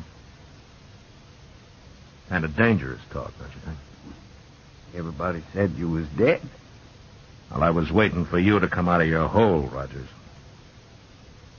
You know, I don't like getting ambushed. Marshal, I never even seen you before. I didn't ambush. All right, turn and face the bar while I take your gun. Go on. I ain't gonna try nothing. You got the wrong man, Marshal. Okay, you can turn around. You can't arrest a man just for talking. The jail's right across the street, Rogers. You lead the way. Well, it was just talk, I tell you. You can't prove nothing. Get going. Well, I swear I didn't try to kill you, Marshal. Straight ahead, Rogers. When we get there, you're going to do some more talking. I want to know who hired you. Nobody hired me. I ain't even got a job. Hey, Mr. Dillon, I want to tell... Mr. Dillon, what are you doing out here? Who's this fella? His name's Rogers, Chester. He's been bragging about shooting me. I was just having a little fun. I ain't no gunman. It doesn't take much of a gunman to try to ambush a man. But I didn't do it, Marshal. I heard him talking about it, and I don't know why I started saying I'd done Mr. it. Dillon? Yeah, what, Chester? Mr. Dillon, I was on my way up the docks. I was coming to tell you something. Well? I've been over to Alafraganza. I declare, I just don't understand it. Well, say it, Chester. Yes, sir. Well, there's a fellow over there, and he's been bragging about shooting you, too. What? Yes, sir, that's right. He's saying he outdrawed you and killed you. Of course, he's a little drunk. Yeah, of course he is. So it was Rogers here till I scared him sober. Sure, I've been drinking, Marshal. I wouldn't have talked like that if I'd been plumb sober. Here's your gun, Rogers. Wait, you turning me loose? Like you say, Rogers, you're just a big talker. What about the fellow over at the Alafraganza? I don't even want to see him, Chester. He'll shut up fast enough when he hears I'm still around. And you go on back to the bar, Rogers, unless the men laugh you out of town. Yes, sir. I'm sure sorry I done it, Marshal. All right, get going. Sure, I'm going. I don't know what's the matter with me, Chester, not figuring this. I might have known there'd be at least a couple of drunks wanting the reputation for having killed me. Yes, sir. Doggone it. Now we're right back where we started from. Yeah. Hey, maybe that whiskey drummer was lying, too. No, you're forgetting I got shot at, Chester. And there's a man somewhere in Dodge still waiting to kill me.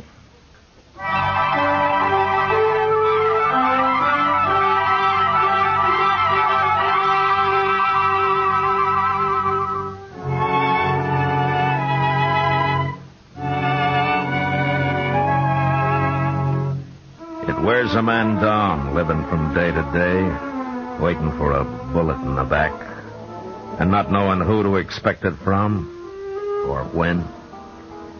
Makes you feel kind of helpless. And before long, in spite of everything you try to do to stop it, you get kind of spooky. And you start shying at the most ordinary noise, especially if it comes from behind you. No way to stay alive, because this is the one time you need to be as calm and clear as you've ever been in your life. Well, I had a week of it, and nothing happened. Until Chester came into the office one day with a telegram from Sheriff Tom Smith at Tascosa. I thought I'd better get right over here at this, Mr. Dillon. Might be important. Now, you told me it was from Tom Smith, Chester. Yes, sir. It is. Well, if you know that, how come you don't know what the message is? Oh, well, I didn't read it too close, Mr. Dillon. Here. Thanks. He's coming for his prisoner. He'll be here on the stage. Day after tomorrow, the way I figure it. Now, anything else? What? Well, is that all it says here? Yes, sir, that's all. Well, there's just one thing you missed, Chester. What's that? The date it was sent. It got delayed somewhere along the line. Tom's due in today. He is? Yeah, what time is it? About noon, I guess. Well, that stage ought to be here right now. Come on, let's go see. All right, sir.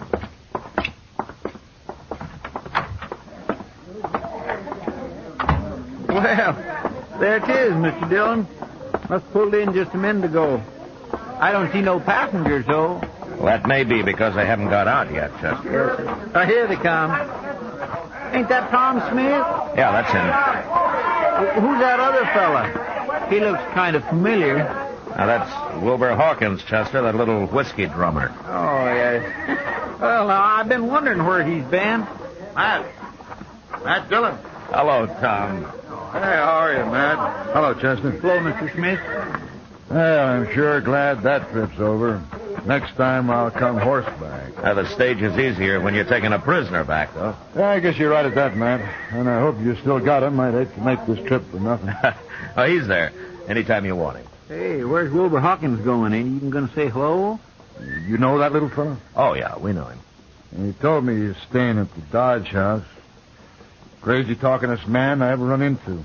I told him, Hawkins, if you tried thinking a little first, you might make a whole lot more sense a whole lot faster. Well, he means well, Tom. Maybe. But he tells some mighty strange stories. Oh, what do you mean?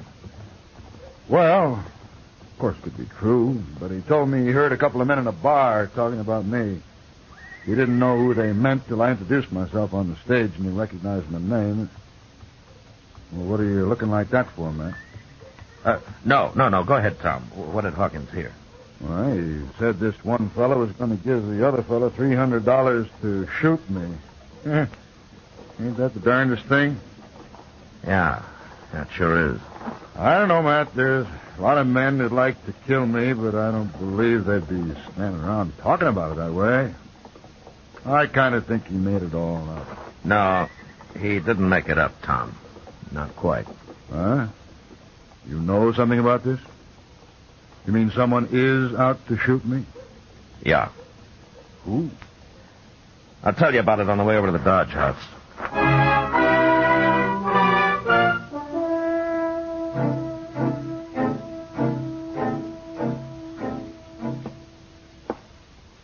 You wait here, Chester, just in case he gets past us. All right, sir. He ain't gonna get past us. But I can't figure, Matt. Why Hawkins would want to kill you and me. Now, that doesn't make much sense, Tom. Now, here it is.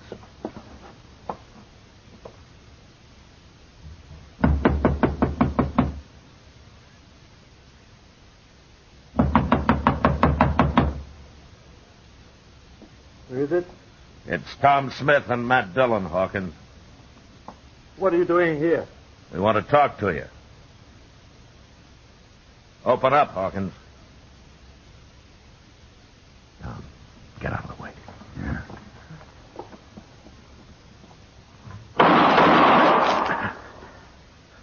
How'd you know he was going to shoot, Matt? Well, I just sensed it, I guess.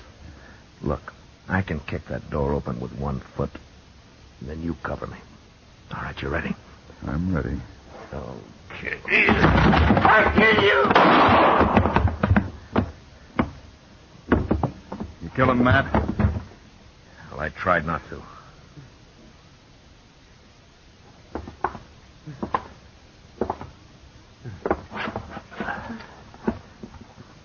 Hawkins. You hit me. Now, I'm going to die. I had to shoot Hawkins. But why did you want to kill us? Smith and me. A lot of people want to. Hear them say. Nobody said nothing. You made all that up, Hawkins. You took a shot at me last week, didn't you, Hawkins? Didn't you? No, I can't kill anybody now. Why? Why did you want to, Hawkins? Tell me. I killed other men. Important men. I told them about it first. And then I killed them. But why, Hawkins? I don't know. I had to. I had to do it. Die.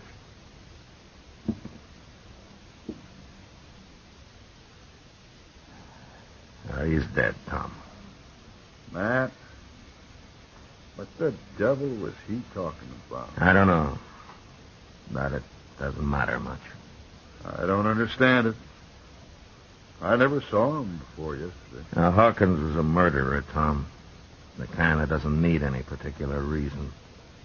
Nobody will ever know why he did what he did. Yeah, he was crazy, if you like. Sure was crazy. Do you think he's done a lot of killing, Matt? Yeah, probably. That's the most dangerous kind of man there is, Tom. A murderer with no reason at all.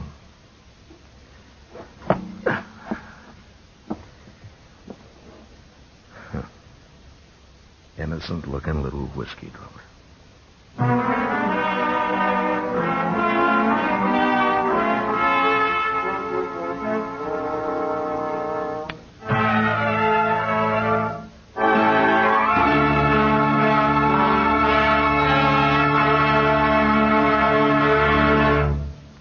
Gunsmoke, under the direction of Norman MacDonald, stars William Conrad as Matt Dillon, U.S. Marshal. Tonight's story was specially written for Gunsmoke by John Meston, with music composed and conducted by Rex Corey. Featured in the cast were Edgar Barrier, John Daner, and Vic Perrin. Harley Bear as Chester, Howard McNear as Doc, and Georgia Ellis as Kitty. Join us again next week as Matt Dillon, U.S. Marshal, fights to bring law and order out of the wild violence of the West in Gunsmoke. Stay tuned for Nero Wolfe, who follows transcribed in 30 seconds.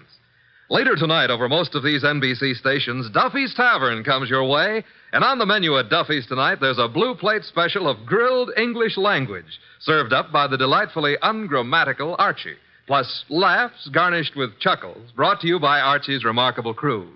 There's no cover charge at Duffy's Tavern. Just keep your dial tuned to NBC. And this Sunday means another broadcast of The Big Show. Your guests include Fred Allen, Douglas Fairbanks, Danny Thomas, and many, many more. Tallulah, of course, is your hostess on The Big Show. Ladies and gentlemen, that phone bell means adventure. Hello?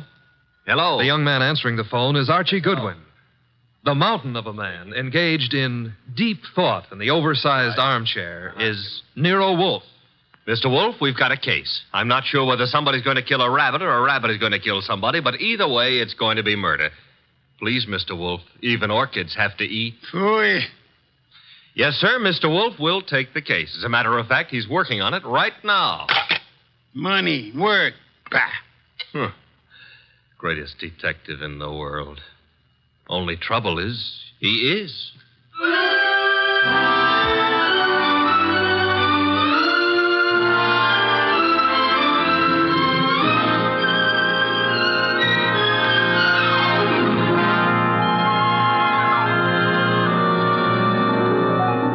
Yes, ladies and gentlemen, Archie is right. Nero Wolfe is the greatest detective in the world, and the fattest, and the least energetic.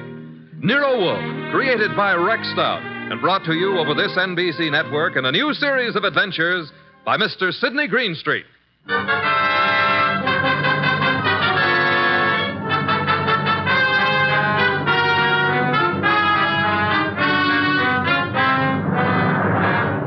Tonight, it's the case Nero Wolfe likes to remember as the case of the friendly rabbit. He sometimes prefers his proverb scramble. It began in lots of places. Let's take a look at a few of them. In particular, the richly appointed library of a man named Veek. Mr. Veek, what's happening? Relax, Haynes. Your blood pressure. I thought it was a gag, but you really are shutting the club down. I'm shutting it down. Why? I got the joint rolling. The suckers are pouring in. And next week, the governor's committee. Huh? It's moving out of Baylor County. Our joint enterprise is in Baylor County.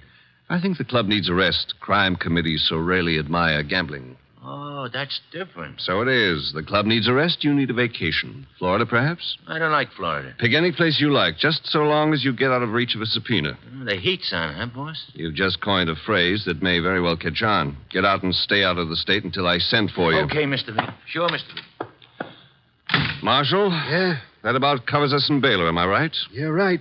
The dear governor's dear committee will be sorely disappointed. However, I doubt it'll give up quite so soon. I wouldn't think so. Therefore, have the truck driver deliver another shipment of carrots to the rabbit farm. Eh, Marshal? Okay, boss.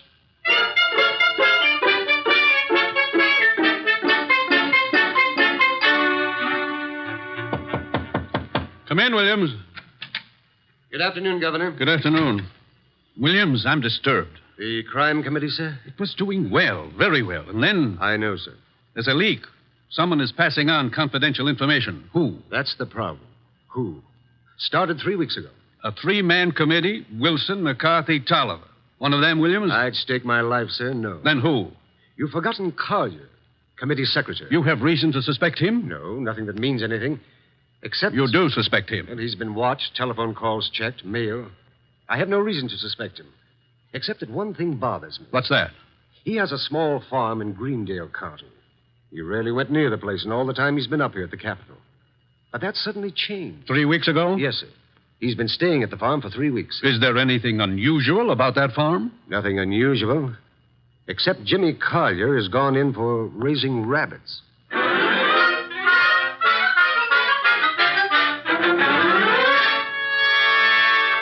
Jimmy, Oh, hello, Claire. you've been hiding from me. I've been out here with the rabbits. Jimmy, what's wrong? With what? You. There's nothing. You're lying. We grew up together, remember? We live next to each other, Jimmy. We were going to be married. Hey, wait a minute. We still are, last I heard. You haven't heard recently enough. What does that mean? It means we're not getting married. But, Claire... You've been avoiding me, and you've been getting money, lots of money from someplace. And in a shady way, I feel. All right, you know. So what? I've been concerned about your sudden devotion to these rabbits and the kind of men you've been seeing. What do you mean? Like the one up at the house now, waiting for you. Oh, there's somebody waiting? That's why I came down here after you. I'd better get up there. He's a crook, Jimmy. Look, All right. I sort of got myself in a mess. I needed money, but it's over, Claire. No more. Are you sure? Of course I'm sure. I wish I could believe you. For your own sake. But I feel I can't. Not anymore.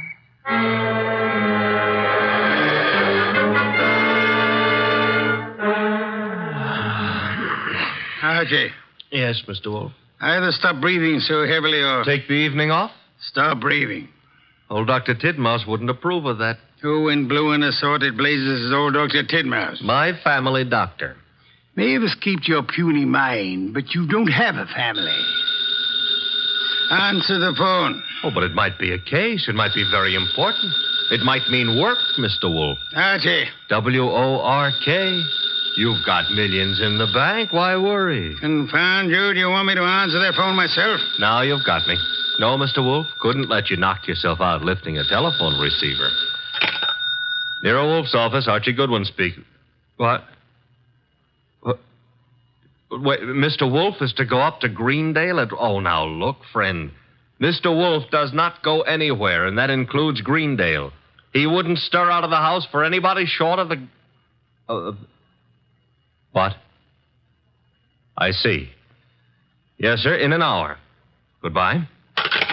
Mr. Wolfe, brace yourself. You've got an appointment with a Mr. Williams at the Starlight Hotel in Greendale for 1 hour from now. You're insane. No, I'll admit I've been tempted. Sure, were it not for the fact that often the native hue of resolution is sicklied o'er with a pale cast of thought. Quoting Hamlet will get you no place. I would fire you. And then who would drive you to the Starlight Hotel in Greendale? I'm not going to Greendale. Nevertheless, in an hour you will be there. And who, may I inquire, says so? The governor of the state.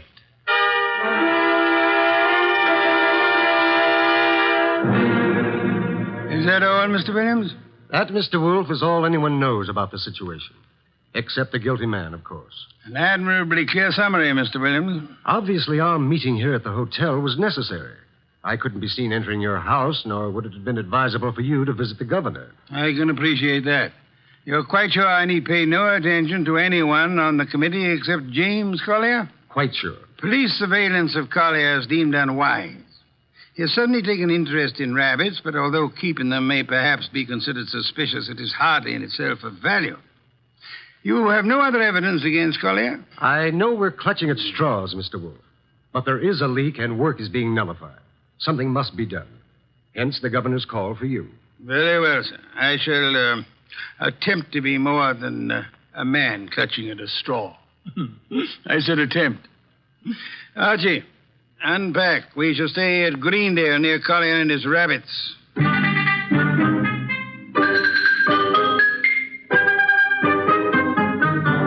Mr. Wolfe? Mr. Wolfe? Oh, naturally, I know that shutting your eyes and pushing your lips in and out indicates you're thinking feverishly, but there's nothing for you to think about. Three. Oh, I accept your correction. What are you thinking about? Hotel beds. They're notoriously flimsy. Oh, you gave up on the case so soon. Fiddlesticks.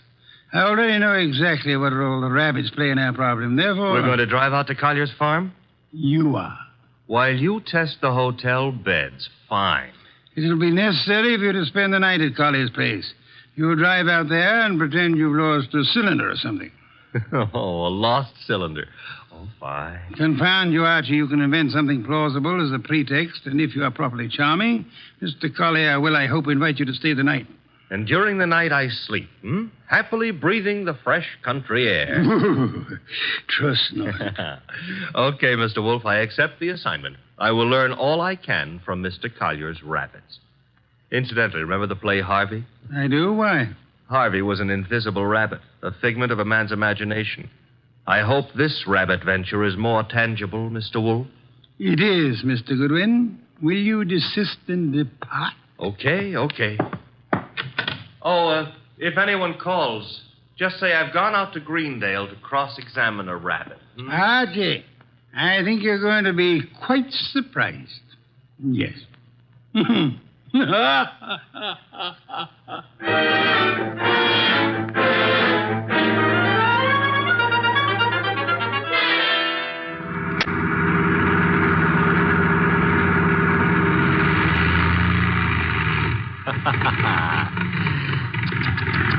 Running out of gas, and me such a big boy.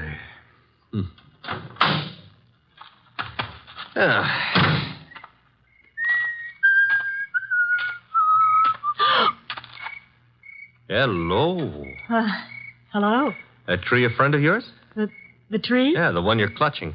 Oh, I was leaning against it. It's an idea, but not a good one. Trees are notoriously skittish. The instant you really need one, they're out sowing wild oaks or something. You sound as if you know a lot about trees. Oh, I do. I was brought up in one. Look, now, if you really have to lean, I can recommend... No, thanks. Huh? I tried. Nice moonlight we're having. My name is Goodwin, and blondes call me Archie. I'm not blonde. Brunettes call me Archie, too. And what do redheads call you? Oh, we'll just skip that, huh? And your name is? Claire. Claire. I approve. Now, you may not believe this, but I have just run out of gas. You think I might wangle some up at your house? My house? You mean Jimmy's house? All right, I mean Jimmy's house. Well, I don't know. He might have some. Now, but... why don't we go up to the house and ask him? Well, all right. Mm-hmm. Jimmy who? Collier. Uh-huh. I like to be formal when I'm borrowing gas. Would you mind waving your left hand in front of my nose? Waving, Mike? Yes, just try it. Don't worry. I won't bite it. All right. I did. And very gracefully, too. No ring on the third finger. You're not Mrs. Collier. There isn't any Mrs. Collier. Are you applying for the position? Mr. Goodwin, Now, remember what I confided in you about brunettes. All right. Archie, you're a little rapid. Maybe. But I always remember what old Dr. Titmouse said. What did he say? Gather ye rosebuds while ye may. Old time is still a-flying. Robert Herrick wrote that. He did? Dr. Titmouse is a liar. How much farther is this house? Well, it's just beyond those trees. What? There was something ran across the path. It brushed my legs. It frightened me so. Must have been a rabbit. I guess it was. Oh, I'm sorry. That was silly of me. Oh. Don't worry about it. Also, you will have noticed how much more satisfactory I am than a tree. For clutching at it, moments of stress, I mean. Archie. Mm-hmm. But you'd better let go now. And we'll get on to the house.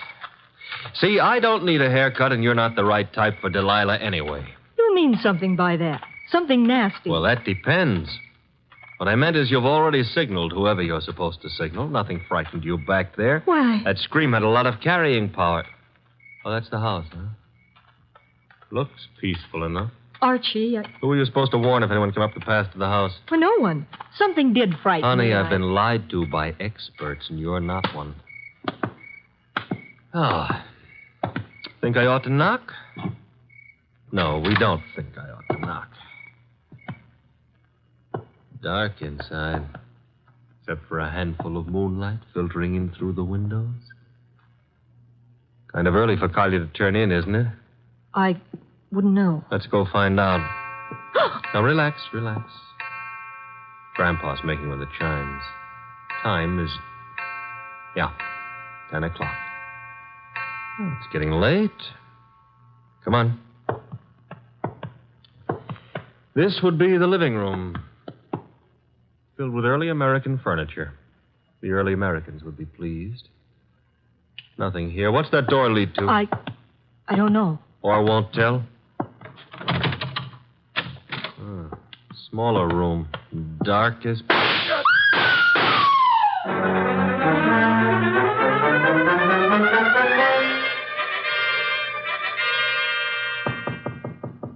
Come in. Put the beer on it. Oh, you're not the bellboy. I'm sorry. I should have remembered to bring some beer. Indeed, and you are? I'm a fellow guest at this hotel, Mr. Wolfe. My name is Veek. Veek, yes. A criminal of moderate intelligence and immoderate pretensions. We won't quarrel, Mr. Wolfe. I've something to offer you. You and your boy Goodwin didn't drive up to Greendale for the exercise. I dislike exercise. Shortens life. James Collier lives nearby. The governor's committee on crime is unhappy. There's been a leakage of information. It hasn't helped them in their work. But it has helped you. You wouldn't have left your house in New York on any ordinary job. A request from the governor, however. Shall we stop fencing? I don't have to fence with you. The committee's work doesn't particularly bother me. I've already made my arrangements for retiring from active business, shall I say. However, I don't want you messing around in the meantime. Indeed. In your effort to discover how the committee's information leaked out, you might also discover a number of things about me that I prefer to remain undiscovered. No one has employed me to do anything about you, sir? Not directly, but indirectly you might have to. I want to insure myself against any such possibility. I want to make a deal with you. I'm ready to supply you with the name of the man responsible for the leak and papers proving his guilt. I have them here.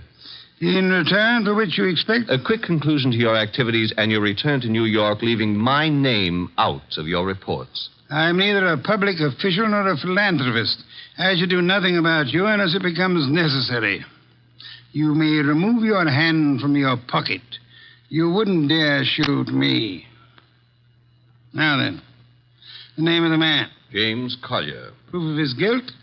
These. A series of reports on the committee's meetings in Collier's handwriting. Thank you. Good night, sir. Good night. And I hope for your sake that we do not meet again. Phew. Archie, answer the... Oh. Hello? Mr. Wolfe? Yes, Archie. I'm at the Collier place.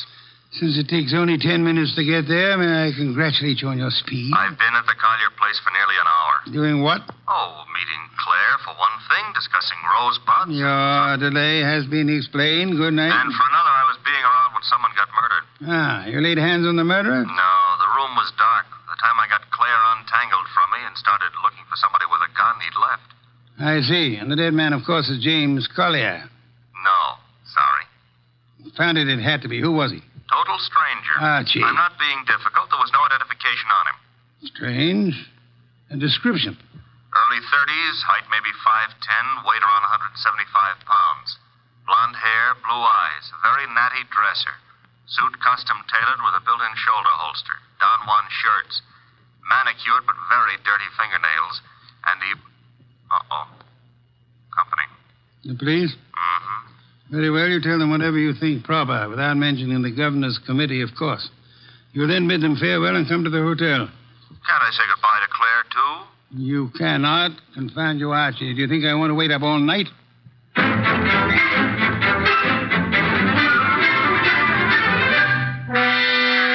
Police were not happy about letting me go, but I threatened to tell you on them, so they gave up. You have told me the entire story of what occurred at the Collier farm, Archie? Mm-hmm. All details. If you like, I wouldn't mind repeating the parts about Claire. Phooey. You may call it phooey, I call it love. By the way, did you know that it was Robert Herrick who wrote that poem? Confound you, be quiet. Okay, push your lips around, but you've missed something. I have? Mm-hmm. The burning question of the day. Tonight, rather. Which is? Where is James Collier? Ah. Stop buying. The cops want him on suspicion of murder. The way it shapes up, he shot our unknown pal and then headed for the nearest border. Nonsense. Mean he didn't shoot our unknown pal? I mean, Collier's whereabouts are not a mystery. You know where he is? I know where he is. I don't believe it. You couldn't know. You haven't been out of the hotel. You haven't had any calls. Archie, I use my intelligence. If you had used yours instead of voting the girl... I still wouldn't know where Collier is. Never mind. I'm impressed. What do I do now? You get Mr. Veek on the phone. Huh? He's staying here at the hotel. Oh, old home week. Operator. Mr. Veek, please. Hello? Hello, Mr. Veek? Who is this? Mr. Wolfe wants to speak with you. Just a second. Here you are, sir. Thank you. Mr. V, where were you at 10 o'clock? Why, on my way to the hotel. You checked in at... 10:15, then came directly to your room. One other question. You have an employee, a man in his early 30s, blonde-haired, blue-eyed, and well-dressed. Am I correct? Yes, that is Marshal. No, that was Marshal. Good night, sir. Having done that, whatever it meant, we now go to sleep? Phooey, we go to the Collier farm. Okay, but why?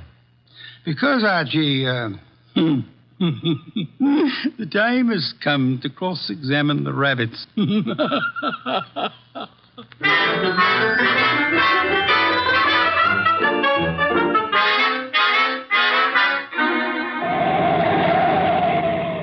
Confound you, Archie. You're not driving a truck. Be careful. Truck drivers are careful. Also, they're courteous. Indeed. Furthermore, they will always stop to help a motorist in time of trouble. Archie, are you training to become a truck driver, or have you fallen in love with a truck driver's daughter? Her name is Susie, a hair the color of wheat fields at high noon. Never mind, turning purple. I'm about to change the subject. Boss, I have a theory. Stick to truck drivers. As follows. Our boy Collier, who'd been selling information to Veek, had a change of heart and decided to turn ethical. But Veek's man, Marshall, at Veek's orders, tried to apply pressure, so Collier shot him and headed for Canada. And the girl's role? Was to brighten my life. Oh, you mean about her playing sentry? Well, she's in Veek's employ, too. Phooey. Don't like my theory. It's charming. It merely happens to be wrong. Merely happens to be... Why is it wrong? Because, Archie, of a dead man's dirty fingernails, Marshall's fingernails. Oh. Well, you made me bring you to the rabbit hutches. We have arrived. There are the rabbits. Go ahead, cross-examine them. Good many hutches. A large pen for the rabbits to run about in. Notice that they're all cowering at the far end of the pen, ran as we entered. That's because they don't like us, maybe, huh? One of them, however, seems to be friendly. The one up here, and at the corner opposite us. Oh, yeah, there is one here. He's not friendly, Mr. Wolfe. Indeed? He's dead. Somebody stove in his skull. Interesting. What's interesting about a dead rabbit? He may be dead now, Archie, but he was friendly. Too friendly.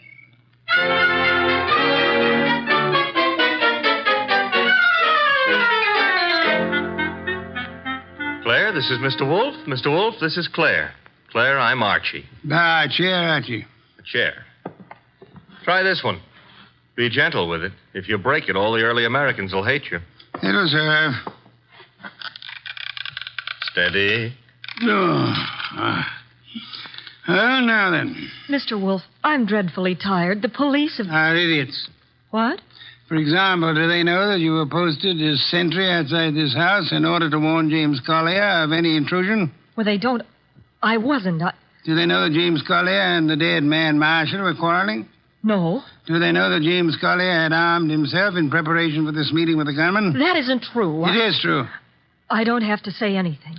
You've already said more than enough with your actions, my dear. What do you mean? According to Archie's report, and Archie is always meticulously accurate, when you and he opened the door of the room in which the murder took place, you screamed at the shots. Well, of course. Any girl would scream with... Then you clung to Archie with sufficient force and for sufficient length of time to prevent him from chasing the murderer. Why? Because you had seen and recognized the murderer as the man you loved. It was too dark to see anything. True. Therefore, you didn't have to see the man. You thought you already knew who the killer had to be. That's a lie. You're shielding James Collier, aren't you? I'll never admit any of it. Never. May not be necessary. Archie. Yes, Mr. Wolfe? Get hold of that policeman outside and remember what happened to one particular rabbit. Well, look around for freshly dug earth.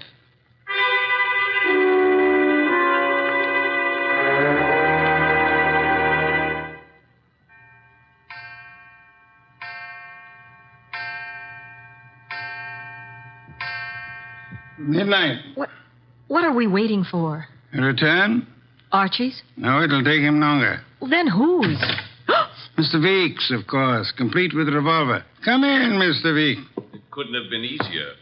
No one outside, only the two of you here. I warned you, Wolfe. Fiddlesticks, you merely tried to use me as a prop for an alibi and a rationalization for a motive. I don't understand. Mr. Wolfe does. Indeed, I do. Did you really think me fool enough to believe your proposal, Mr. Veek? It was plausible. It was nonsense. You pretended you were handing James Collier, plus the proofs of his guilt, over to me in an effort to keep yourself out of the picture. But your proposition was silly. No matter how much I might have wanted to help you, I would have been powerless once James Collier went before a jury. You're too intelligent not to know that. That couldn't have given you enough to go on. It didn't. You yourself gave me more. I did. When you came to my room, you told me you knew Mr. Goodwin and I had come to Greendale, checked in at the hotel. I did. However, when I phoned you later and asked for an account of your movements between 10 and 10:30, you replied that you had driven to the hotel, signed in, and came directly to my room. Obviously, you already knew of my presence in the hotel. How? Only one way you could have known. You had seen Archie at some time prior to the time you checked in at the hotel, and the only place where Archie was here, at the farm. Yes, which told me Mr. Veek had been here at the time of Marshall's death. What was Veek doing here? Only one thing. Murder. Then he killed the gunman. No other possibility. But, Jimmy, I thought he did it. James Collier couldn't have killed Marshall because at the time he was killed, James Collier was already dead. Archie! What's this? Leave it, Cubby. Let's play. Undrop that gun first. My arm! That's nice and cooperative, so... You'll be quiet for a while. The cop is back in the rabbit pen, Mr. Wolfe, guarding Collier's grave. Grave, Archie? Yeah, with James Collier in it. Oh. Poor Jimmy. Vic knew the expose was coming. He had to shut Collier up. So he had his gunman, Marshal, kill Collier and bury him in the rabbit run back of the hutches. You spotted that, boss, because of... A dead rabbit. The others scuttled away from the man who bore James Collier's body to that lonely spot. But one rabbit overcame his fear. He was too friendly. And got killed for it. There was that And the dirty fingernails of Marshal, the gunman who killed and buried James Collier. Your description indicated extreme neatness. The dirty fingernails were a wrong note. Yeah, indicated he'd been digging. So we know now, don't we? Vic killed his own trigger man to frame a dead man for it. Collier would be thought guilty. He'd be hunted among the living. And all the while... Oh, I'm sorry, Claire. It's all right, Archie. I didn't love Jimmy. That was all washed up. Mr. Wolfe, I understand everything, except why did Jimmy suddenly start staying at the farm with the rabbits? He knew he'd be watched. He couldn't risk conveying his information by telephone or the mails. Nor could he be seen holding conversation with men who might be traced to Vic. But who would suspect a truck driver delivering carrots for the rabbits as being the go-between for Jimmy Collier and Vic? Nero Wolfe. Which is why I hope there's an adequate bed in this house for Mr. Wolfe. I'm sure I'll be able to find one. Splendid, Archie. You will have the police remove Mr. Vic, and then... And then maybe Claire would like to go gathering rosebuds, huh? By moonlight? I would like to. Phooey. I shall go up to bed now. I've seen the moonlight more times than I care to remember. However, while you and Miss Claire stroll through the moonlight, Archie... Yeah? You might remember that rosebuds have thorns.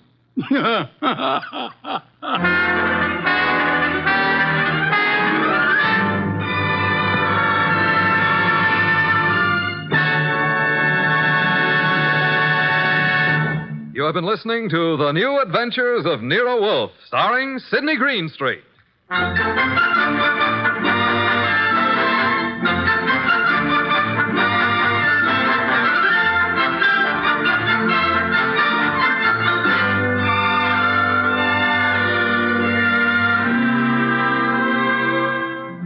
Tonight's transcribed story was based on the characters created by Rex Stout. This is an Edwin Fadiman program, produced and directed by J. Donald Wilson. In the cast were Larry Dobkin as Archie Goodwin, and Martha Shaw, Hal Gerard, Herb Butterfield, Howard McNear, and Bill Johnstone. Next week at this same time, Nero Wolfe and Archie will bring you The Case of the Impolite Corpse. Don Stanley speaking.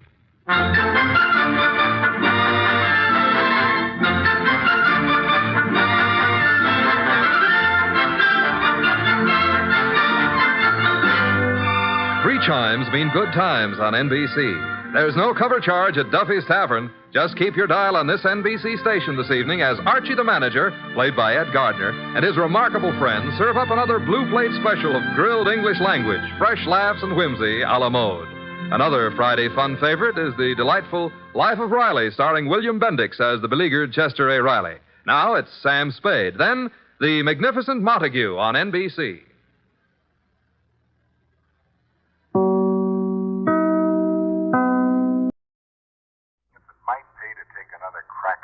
Diamonds along about now. Hey, Ted, you mean you got some kind of a lead on him? No, I'm afraid not. But I just got hold of some information on Rocky Harrison. Yeah? I told you after his probation was over, he disappeared. Yeah, you told me. But now, in view of this new information, plus the fact that you probably know him and his habits better than anyone else, and since Rocky is the only one who knows what he did with those diamonds... Oh, hold everything, Ted. I'm on my way down to see you.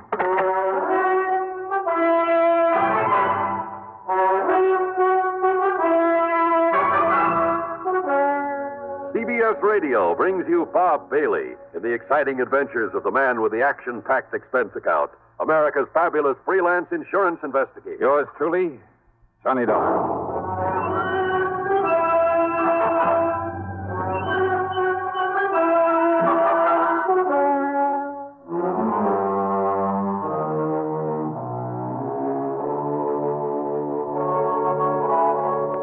Expense account submitted by Special Investigator Johnny Dollar to Eastern Liability and Trust Company, New York City office. Following is an account of expenses incurred during my investigation of the Man Who Waits matter. Sure, I and I alone could take the credit for Rocky Harrison's trip to Sing Sing over 7 years ago. But the fact I'd not been able to recover the old diamonds really stuck in my craw. So what if I was still fairly new in the business at the time? There was no excuse. Okay, then, expense account item 1, $395, a taxi to the station, then train fare to New York. I walked over from Grand Central to Ted Bessam's office at 500 Fifth Avenue. You know, I thought the mention of Rocky Harrison would bring you here in a hurry. Sit down, Johnny. Yeah, sure, thanks. Use a little drink? No, thanks. Cigarette? Now, just tell me what you know about Rocky and why you think I might be able to get on the track of those jewels again. Well, during his trial, Rocky played it smart. He knew you'd pinned a robbery on him, so in order to draw a light sentence, he admitted everything. Except what he did with those diamonds. Well, apparently he and his lawyer managed to convince the jury. Oh, that cock and bull story about his having had them stolen from him, that's a lot of hogwash. You know it, and I know it. Rocky was far too smart for anything like that, and too dangerous. And if that servant there in the Olney household who caught him blasting that wall safe, if that servant fell down the staircase accidentally, I'll eat my shirt. Rocky killed him, Ted. I'm sure of it. Same as he tried to kill me. The fact remains he wasn't held for murder. The jury believed his tale about losing the diamonds, and he got away with a short term. All right, now let's... During his 2 years probation, he behaved like an angel. Got himself a job, worked hard, lived modestly, saved his money, and he was a big disappointment to the police, who hoped he might lead them to the stone. But, of course, he didn't. Right. And I'm afraid by now even the cops believe his story about what happened to him. Yeah, well, I don't. Anyhow, probation over. He dropped out of sight. Yeah, so you said over the phone. The cops apparently figured he'd moved somewhere else and breathed a sigh of relief. But you figured otherwise, Ted? I guess I think the same way you do, Johnny. Probably because of my work in narcotics before I got into the insurance business. Yeah. Well... And sometimes we'd hunt for years all over the country for some character, only to find he was right underfoot all the time. Couldn't see him for falling over him, as the saying goes. Yeah, I know what you mean.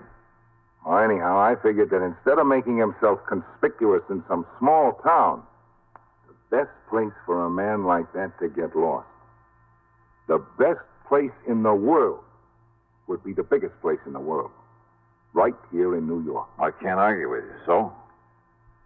So when I got wind that Rocky disappeared, well, you know as well as I do, Johnny, that most of these cases aren't solved by any Sherlock Holmes kind of scientific deduction. No, hardly.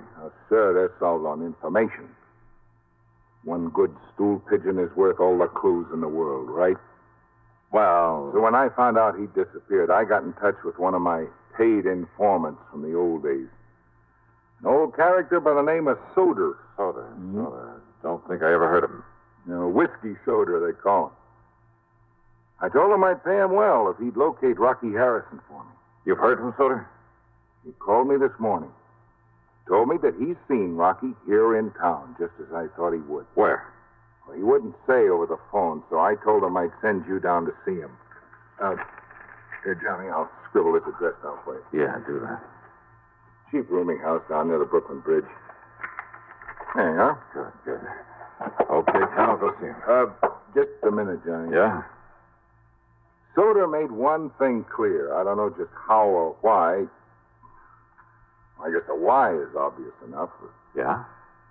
But apparently, Rocky has somehow changed his appearance so much that even his own mother wouldn't know him. But Soder recognized him. Yeah. And one other thing, Johnny. Yeah, what's that? I'm sure you know Rocky well enough to be careful. Sure. Yeah. Watch your step. All right, so what if there was a little risk involved? Here was my chance to make up for having done only half a job some 7 years ago. Also, I figured I knew enough about Rocky to be well prepared for almost anything he might try. The main thing was to find out what he'd done with the Olney diamonds, and of course get my hands on them. Expense account item 2, $1.70 for a cab to Whiskey Soda's address. It was the kind of place I'm sure the City Planning Commission will be glad to tear down.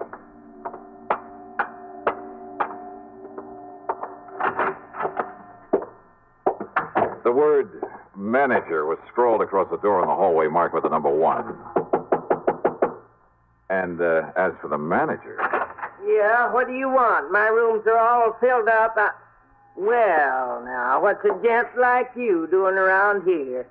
I'm looking for a man named Soder. Ha! That whiskey-smelling oak. You'll find him down the hall in number... Hey, he's getting real popular today. Well, now, what do you mean by that? You're the second gent's been here to see him. Oh? Who was the first? Well, I didn't get a good look at him, but I heard him go on back towards Which his is Soder's room? What's the number? Number 7 down the hall. Okay, thanks. Didn't see the man leave, though. Maybe he's still in there with... Now, who left that window open there at the end of the hall? All right, number 7. Maybe I better close it. Hey, you sure that Soder didn't leave? Sure, I'm sure. Well, then come on. Let me have your key. Come on, come on. Key to his room? Now, just a minute. Okay, mister. don't bother. Well, just a minute, you. Who do you think you are, busting down this butt? Oh. Yeah. He's dead. Yeah. Somebody shot him. Right through the side of the head.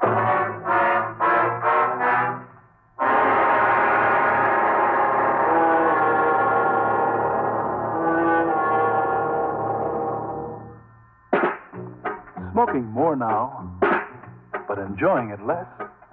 Have a real cigarette. Have a Camel.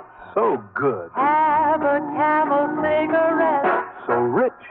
Have a real cigarette. Have a Camel. So mild. Have a Camel cigarette. And here's the reason why. Best tobacco makes the best smoke. Have a Camel cigarette. You can say that again. Best tobacco makes the best smoke. Have a Camel cigarette.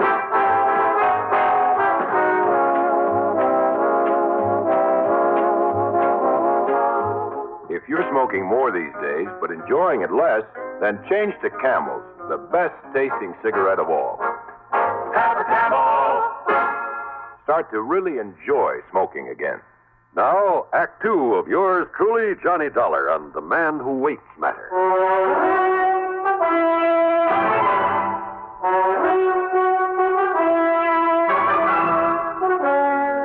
Right through the side of his head, right in front of his left ear. That's right. But I didn't hear any shot. I've been up front in my room all afternoon. Because whoever did it used his pillow to muffle the sound. One of my best pillars, too. Look here. Look what it's done to it. The man who was here before, what did he look like? Huh? Well, I only looked out of my room in time to see him coming in here. I didn't get a look at his face. You said he was a gentleman, a gent. Yeah, but I didn't really... I think he had gray hair. What about his height and build? Well, I don't know.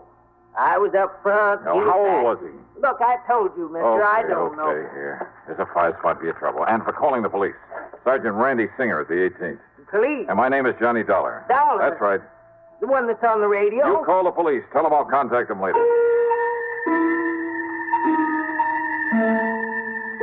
Rocky Harrison had changed his appearance once before, 7 years ago. He'd never known how I'd got on his trail. The only one who did was Randy Singer at the 18th Precinct. But I'd found him by using the same corny trick that he had used. Maybe that trick might work again, if he'd return to his old haunts.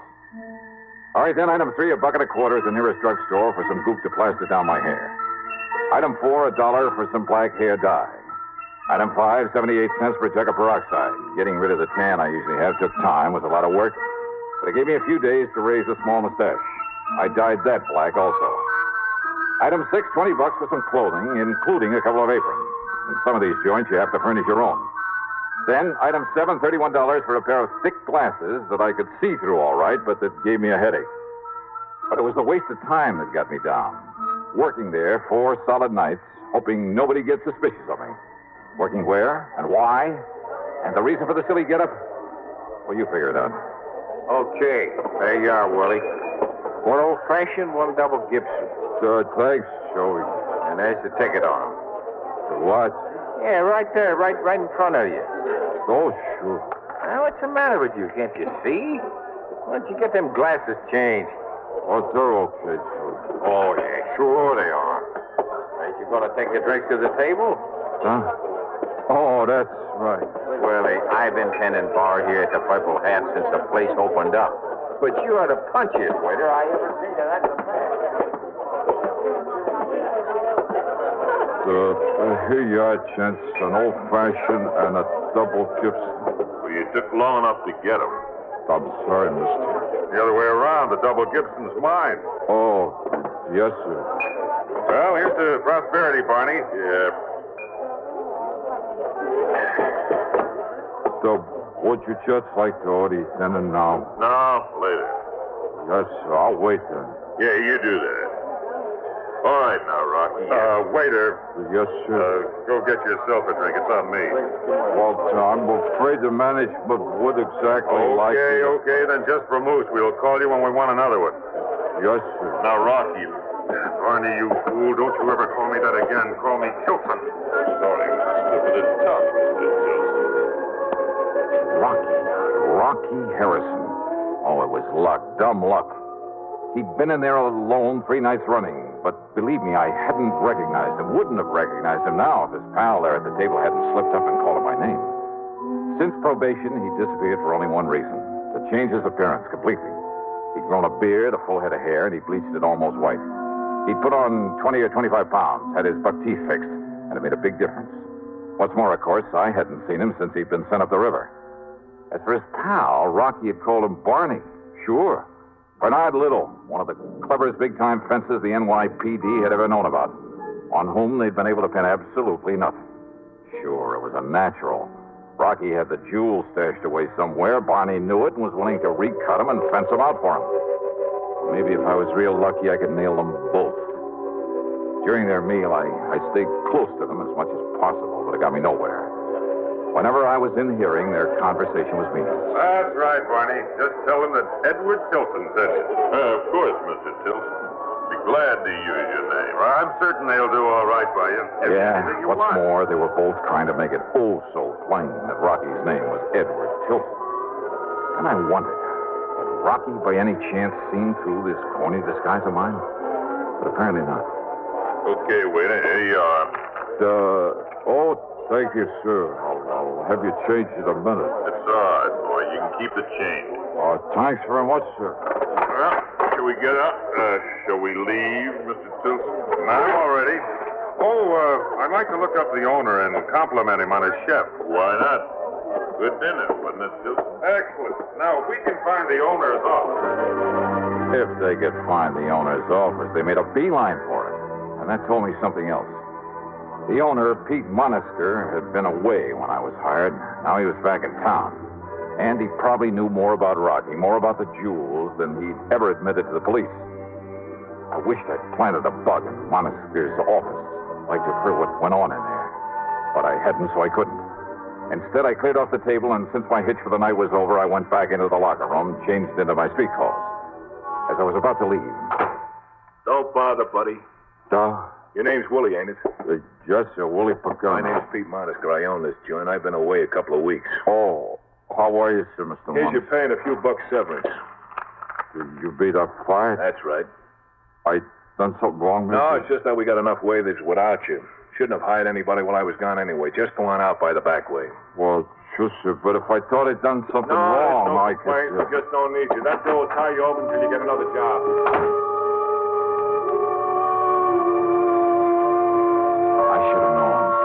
But I didn't. Not at the moment. Not until I left by the back door, started out through the long, dark alley.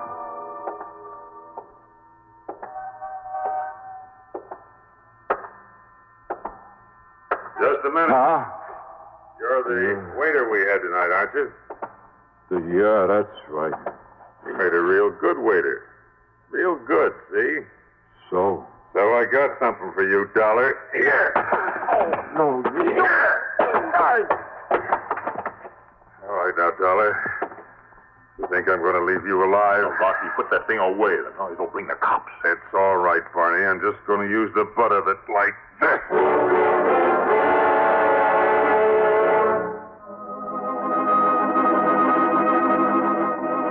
vaguely remember something crashing down on my head. And if you think people don't see stars, you're wrong. Half conscious, I braced myself for another blow, but it never came. Instead of crazy mixture of sounds, noises, a lot of footsteps, a barrage of gunfire, sirens, a lot of cars breaking to a stop. Only it was all like in a dream. I came to the next morning and found myself in a hospital bed, a doctor leaning over me with a hypo in his hand. Then, sometime later. Well, looks like the doctor was right, doesn't it? Huh? Randy. Yeah, a slug of something to make you sleep for a while really worked. You're going to be okay, except maybe for a big head. Randy Singer. Lieutenant Singer to you, Buster. Son of a gun, Johnny. When are you going to learn to let me know when you're working around this town, huh? Was it you came along? That's right, like the U.S. Marines. Well, how did you know they were going to waylay me there in that alley? I didn't. I hadn't the least idea. Didn't even know it was you they were jumping. You and that crazy getup, that black hair and the mustache and those thick glasses. Then I don't understand, Randy. Johnny, I've had a bunch of the boys on Rocky Harrison for over a week. You have? Sure, ever since that stooly whiskey soda told me about him being in town. It was you told me where to look for him. I? When? 7 years ago. The first time you found him in the purple hat. So we've been tailing him for days. Well, if I'd have known that. You think you're the only one that thought he might sometime lead us to those jewels? You found him, Randy? No, and now, thanks to you, it looks like we may as well give up. What do you mean, thanks to me? You just stay in bed. When the boys saw what was happening there in the alley, they moved in. Yeah? When Rocky and Barney started throwing lead, well, the boys kind of thought they'd better answer back. So Rocky and Barney are dead.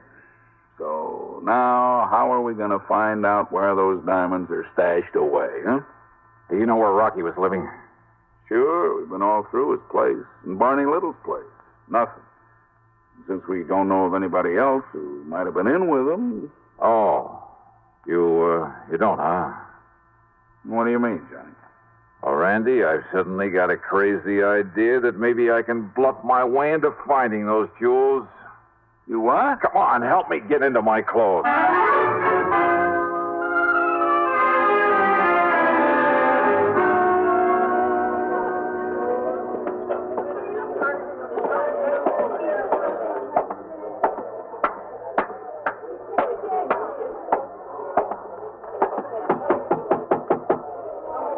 Yeah, who is it?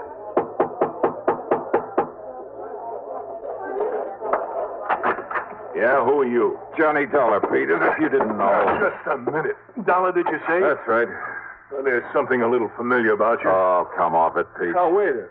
Oh, that stupid waiter I fired last night. Rocky Harrison told you who I was. If you're wondering how I know that, just look at that bug fastened to the underside of your desk. A bug? A microphone? Why, I don't believe it. Hold it, Pete. You try opening one of those drawers, reaching for a gun, I pull this trigger. Okay, Dollar, okay. I also heard them tell you when to let me go out into that dark alley. Oh, look, how was I to know what they wanted you out there for? I also heard enough to know where the only jewels are. Open up that safe, Pete. Oh, yeah? Open it. You crazy? Oh, listen, Dollar, put down that gun for a minute. Open it up. Oh, look, maybe we can make a deal. 7 years of hunting for him, Pete. So it's become an obsession with me. Maybe it has made me a little crazy. Oh, listen, yeah, I was you crazy enough to put on that phony disguise to get into this place to find Rocky Harrison. Listen, Dolly, all you right, and I all can right. make a deal. So I'm crazy enough to blast you down and blow that safe if I have to. You understand that? And there's nothing, you or anything else, is going to keep me from getting those jewels. First you go. No. Yes. You mean it? Oh, yeah, Pete, I mean it. Well... Okay, Dollar. I'll get you the rocks.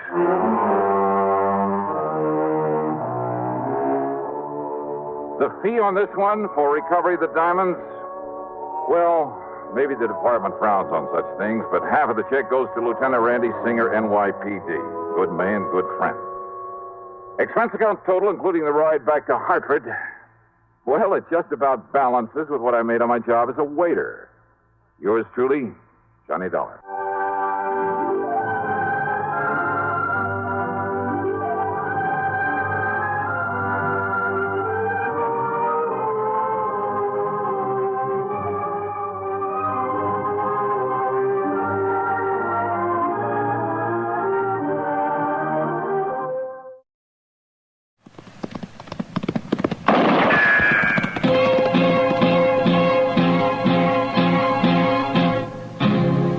Around Dodge City and in the territory on West, there's just one way to handle the killers and the spoilers, and that's with a U.S. Marshal and the smell of Gunsmoke.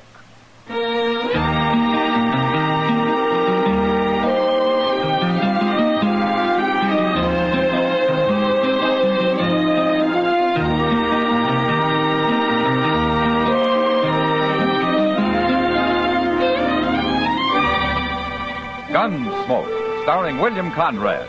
The transcribed story of the violence that moved west with young America. And the story of a man who moved with it. I'm that man, Matt Dillon, United States Marshal. The first man they look for and the last they want to meet. It's a chancy job, and it makes a man watchful and a little lonely.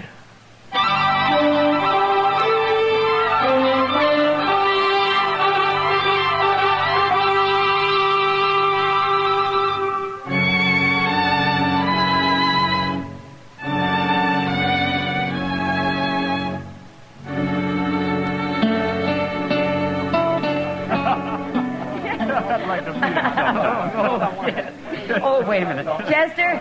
Chester! Evening, Miss Kitty. You were going straight to the bar without even saying hello. Well, I figured you was kindly busy. I'm busy telling Andy here about Dodge. Andy, this is Chester Proudfoot. He's one of the people you ought to know. This is Andy Hill, Chester. Pleased to meet you, Chester. Well, sit down. Sit down. Thank you. Chester works for Marshal Dillon, Andy. Well, that ought to be a good job. Oh, it's a fine job. If you like long hours and poor pay. He spends quite a few of those long hours sitting around the depot waiting for the Santa Fe to come in, Andy. Well, that's just so Mr. Dillon will know where I'm at if he wants me for anything, Miss Kitty. Your name, Kitty? I'm busy, mister. They told me your name. Now I'm going to buy you a drink. Come on over to the bar. Back to your hogs, mister. You're spoiling the air. I'll have no talk from a woman of your kind. All right, you get out of here, mister. Get out. You putting me out? You ain't even armed. Well, I'll find me a gun quick enough. Hey, mister. How about me? I'm armed. You're too young to be wearing a gun. Take it off. You do it. You take it off. I sure will. From there. You want to die, don't you? No. I don't want anybody to die. Now, you get out of here. I'm going to put a bullet in you. You can't do it, mister. Don't try. I'll show you. I told him he couldn't do it. Well, you killed him, Andy. He was looking for a fight. I don't even know who he is. I never seen him before. Oh, there's Matt. Who? Marshal Dillon, Andy. Oh. Did you kill this man? I did it. It was self-defense, Matt. Andy had to shoot him. That's the truth, Mr. Dillon. If that man was treating Miss Kitty awful bad and I didn't have no gun and Andy stood up to him. Get some help and carry him out of here, Chester. Yes, sir. A couple of you men give me a hand here. Kitty, let's step over here. Yeah. You and... Andy, is it? Andy Hill, Marshal. You should have seen it, Matt. That man had his gun almost out before Andy even started to draw. So you're pretty fast, huh, Andy? I'm alive. Where you from? I told you my name. It don't matter where I'm from. What are you doing in Dodge? Marshal, I come here looking for a job, an honest job. He told me the same thing, Matt. I believe him. Why would I be lying? Well, the way Kitty described it, you're mighty handy with a gun for a man who's looking for an honest job. All right, I'll move on. I wouldn't have a chance here with you against me. Matt. Don't worry about it, Miss Kitty. I'll make out someplace else. Wait a minute, Andy. Yeah? Go over to the stage office. That's for Jim Buck. What for? He's a driver. He's looking for a man to ride shotgun. Tell him I sent you. Thanks, Marshal. I'll go over right away. So long. You see, Matt? He did mean it. Yeah, he wants a job, all right. But he's hiding something, Kitty. When a man hides something, it's usually bad. But I got a feeling about him, Matt. I think he's all right. Well, I hope so, Kitty. Won't be so good if I recommended an outlaw to protect the stage.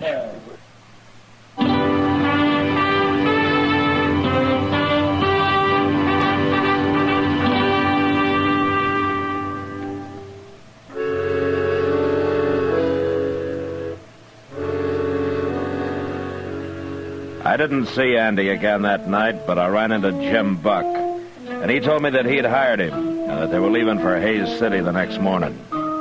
It was 2 days before they were due back, before I'd find out if I'd made a mistake or not. And I waited.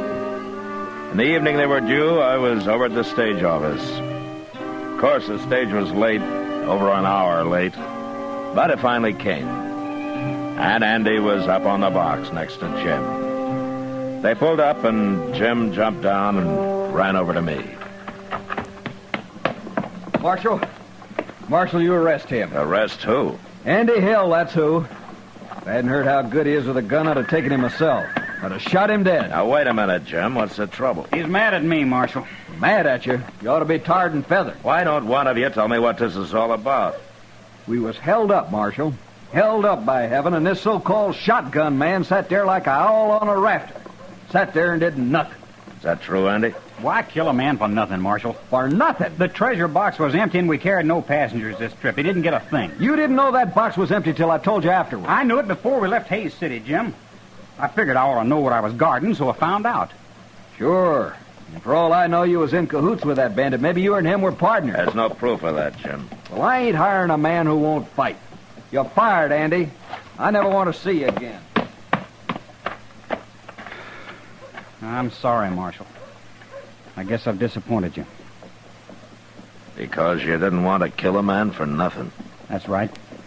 There, wasn't any other reason, was there, Andy?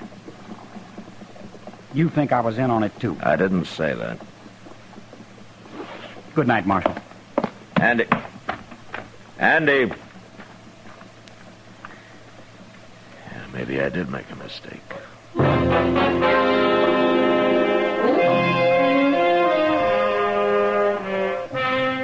I wasn't sure about Andy that night, but the next few days changed my mind again. He went all over town looking for a job. He tried everybody and everything, but nothing came of it. And finally, I heard that he'd got discouraged and quit trying.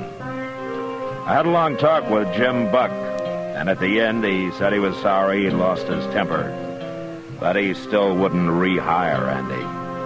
And that was that. Until one night about a week later, Doc and I were having a beer over at the Texas Trail. From what I've seen of him, Matt, Andy's got a lot of pride. Maybe too much pride, Doc. No, he's young. He's feeling his blood. Oh, my, we were all like that once. Ah, there's more to it than that. Well, what? I don't know, Doc. Andy doesn't talk much, especially to me.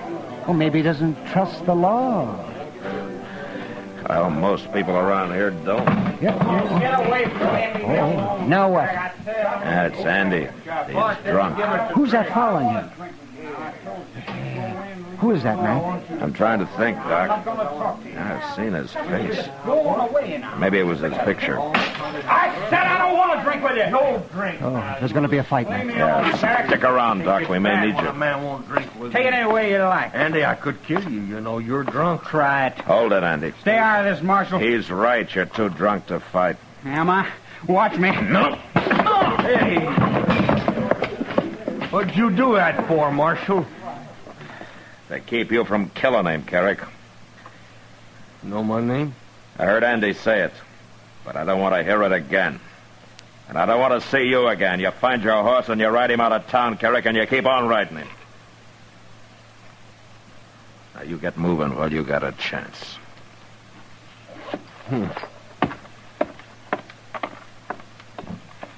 Now, Chester.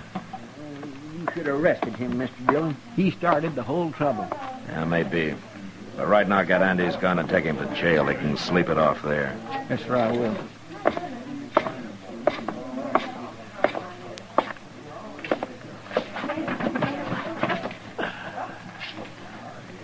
Well, you didn't need me after all, man.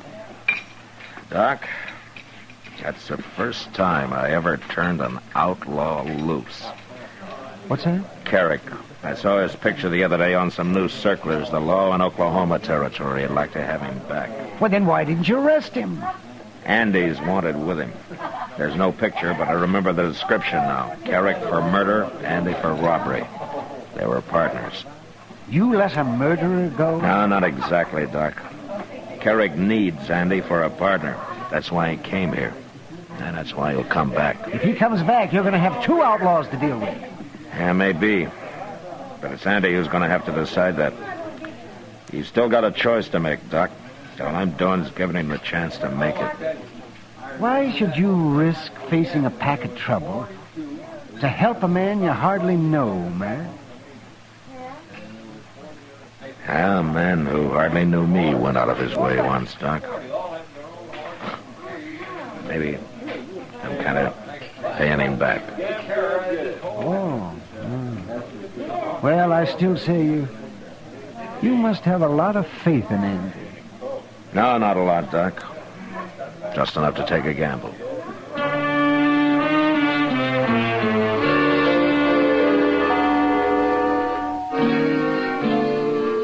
The next morning, it looked like a bad gamble. Andy came out of his cell sullen and angry. And when I gave him his gun back, he took it and left without a word. Later, Chester reported that he'd ridden out of town. And it was several days before I heard of him again. Mr. Dillon? Yeah, what is it, Chester? Andy Hill's back in town. Oh? Jim Buck told me. Well, how does Jim Buck know? He's standing out there on the boardwalk talking to him. I went up and said hello to him, and you know what Jim told me? He's gone and hired Andy to ride shotgun for him again. He has? Yes, he has. He was kind of laughing about it. He said Andy spent most of the morning arguing him into it. Said anybody who could talk that good and that long deserved a job. I guess he ain't mad at Andy no more, huh? Chester, Jim's bringing a shipment of gold back from Hayes City next trip. Oh.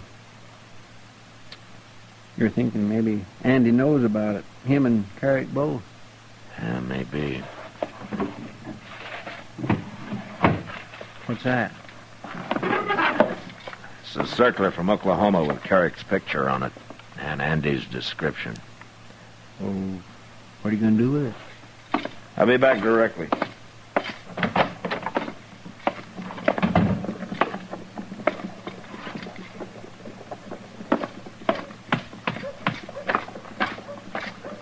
Hello, Andy.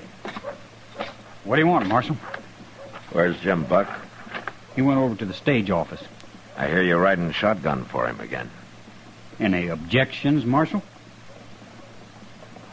Andy, if I had everything on my mind the way you have, I don't think I'd be friendly with the law either. What do you mean by that? Here, take a look at this. Now, wait a minute, Andy. I didn't come to arrest you, so don't make me kill you. What? I wanted you to see that circular. I didn't think you and Carrick knew it was out. I don't understand you, Marshal. It was Carrick who held up the stage last time when you were riding shotgun. Wasn't it? It had nothing to do with me. I didn't know he was in the country. But you didn't shoot because you didn't want to kill a man for nothing, especially a former partner, huh? Okay, Marshal. I think you're partners again, Andy. I think you got this one planned. You won't take me alive, Marshal. I told you I didn't come here to arrest you. Why not? Because I think a man who wants it deserves a chance, Andy. You haven't had yours.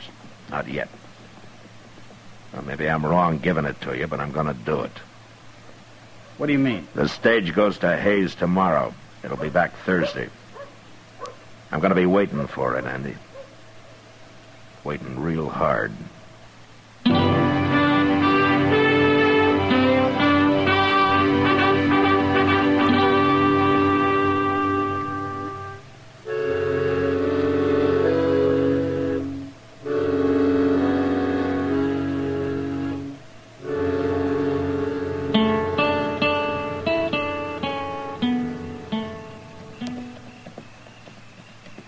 Stage should have been here an hour ago, Mr. Dillon.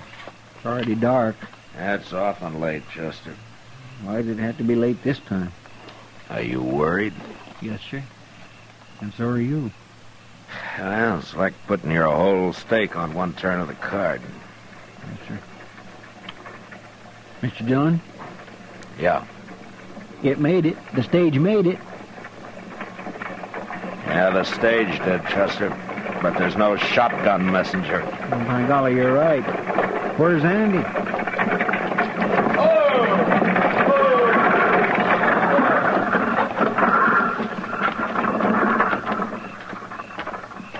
Where's Andy, Jim? I don't know where he is. I ain't seen him since we got to Hayes. You mean he quit, Jim? I'd call it that. Well, did he tell you he was quitting? He told me nothing. He just disappeared. Serves me right for hiring him again. I got work to do. Yeah, I guess he figured he'd get as far as Hayes without you after him, and then him and Carrick could run from there. What are you looking at? That rider coming up the street, Chester. Leading that pack horse? Not a pack horse. There's a body tied across the saddle, and that's Andy leading it. By golly, you're right. Now what's he gone and done? Well, we'll ask him.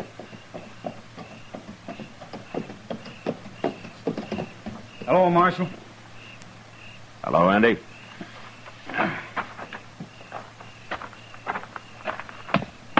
That's Carrick I got there, Marshal. You kill him? I killed him. No witnesses.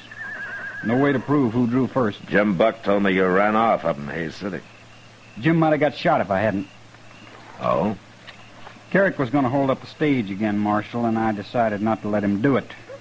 But I figured if I tried to fight him while I was sitting up there next to Jim, it'd go bad. So you rode back to meet Carrick alone, huh? Yeah. I left the night we got to Hayes. I found him and told him I was through for good. He got scared and went for his gun. But, like I say, I can't prove it was self-defense. Maybe I shouldn't have come back. Nobody's going to believe an outlaw. Chester.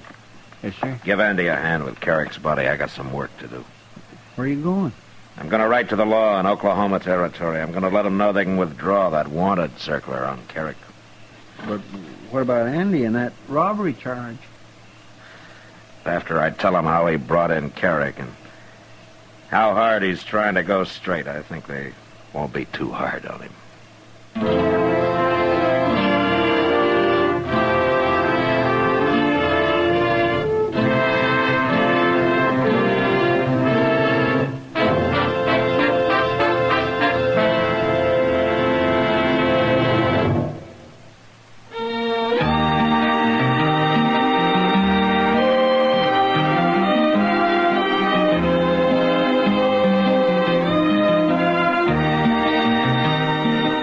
Gunsmoke, produced and directed by Norman McDonald, stars William Conrad as Matt Dillon, U.S. Marshal.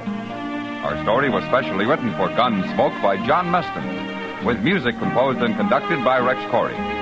Sound patterns by Tom Hanley and Bill James. Featured in the cast were Sam Edwards, Harry Bartell, Barney Phillips, and Lawrence Dobkins. Harley Bear is Chester, Howard McNear is Doc, and Georgia Ellis is Kitty. There's a full serving of laughs on the menu at Duffy's Tavern tonight with Archie the Manager, played by Ed Gardner. Archie's colleagues in comedy are Miss Duffy, Clifton Finnegan, and Eddie the Waiter. This Sunday, The Big Show comes your way once again on NBC. And just listen to a few of the stars who'll be with you. Fred Allen, Jack Carson, Mindy Carson, Ed Archie Gardner, Ed Wynn, and many, many more. And, of course, your MC will be Tallulah Bankhead. Listen Sunday for The Big Show. Ladies and gentlemen, that phone bell means exciting adventure. Hello? Hello? The handsome young man answering the phone is Archie Goodwin. A mountain of a man engrossed in deep thought in the oversized armchair is Nero Wolfe. Hey, boss. Oh, Mr. Wolfe. Mr. Wolfe. There's a guy on the phone wants us to take a case.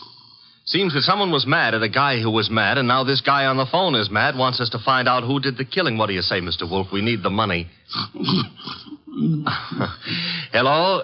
Yes, Mr. Wolfe says he'll be happy to take the case. Just present yourself and a check for $2,000 at 601 West 35th Street at 11 o'clock. Mr. Wolfe can't wait till you get here. He's dying to go to work. Goodbye. Greatest detective in the world. The only trouble is, he is.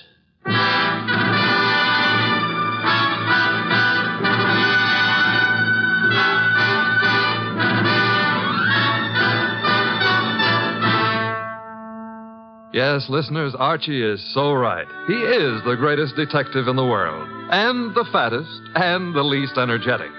He's Nero Wolfe, created by Rex Stout and brought to you over this NBC network in a new series of adventures by Mr. Sidney Greenstreet.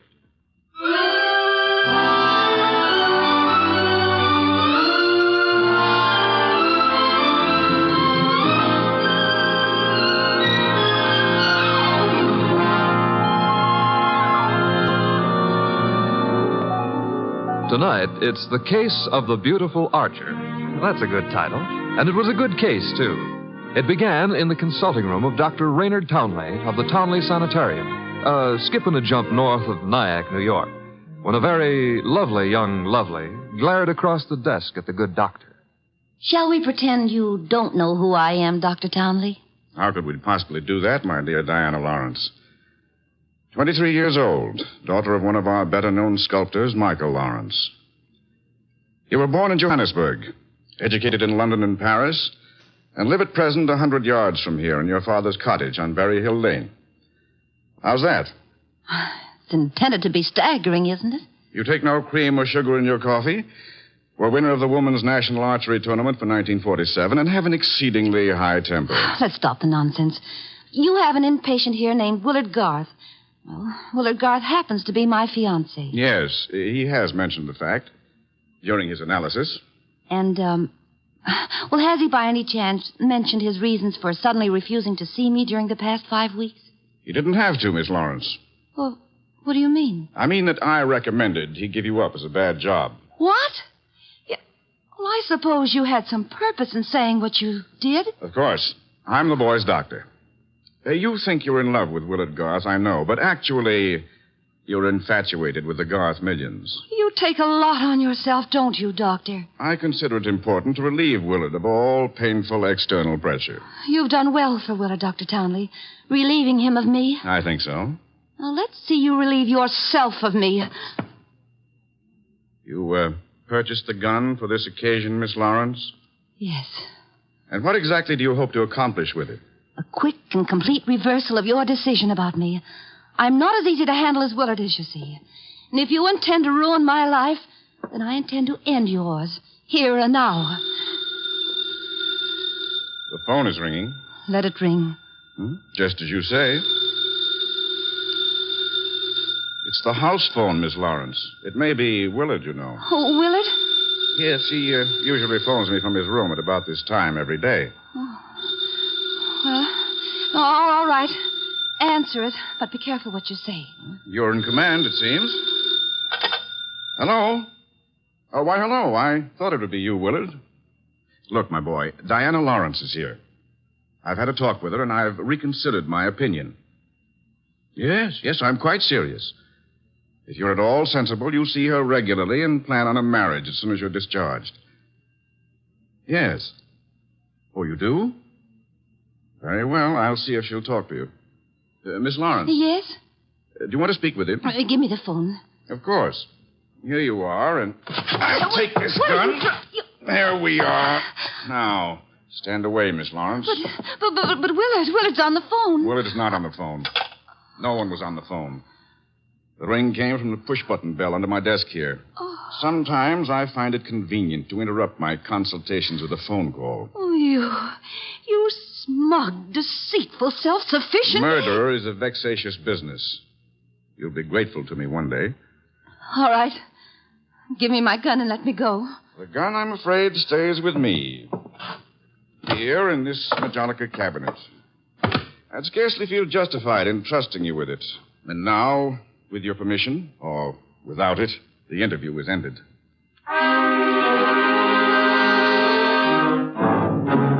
Later that day, the phone in the Lawrence house on Berry Hill Lane began to jingle. And this time it was no phony.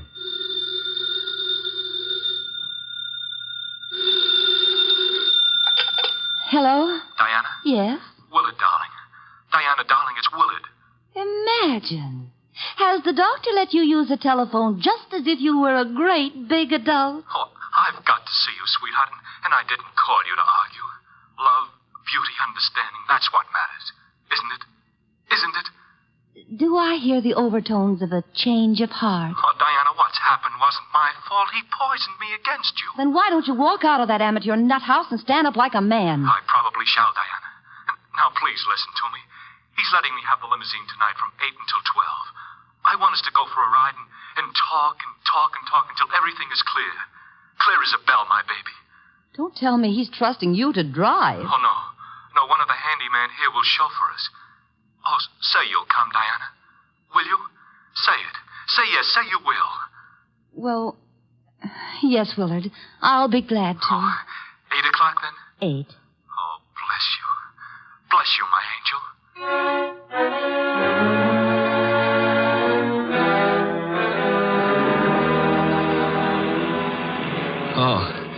Oh, so that's it. You want my father's money. That's what you love, not me. Willard, the chauffeur will hear you. It's the way Townley says it is. He's right. He's right. Oh, why did I let you talk me into this? What a fool I was to have come at all. You're sick inside, Willard, so utterly, hopelessly sick. Oh, so now I'm hopelessly sick. Yes, you are. You're trying to confuse me.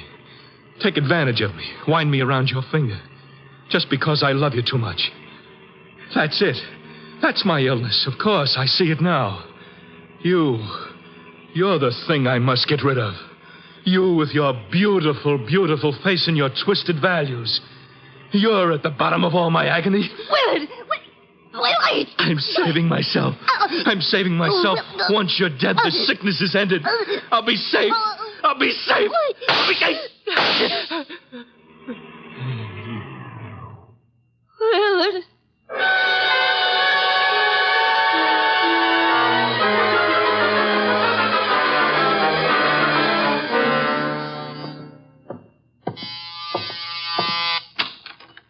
Dr. Townley? Yes. Come in. Mr. Wolfe's been expecting you.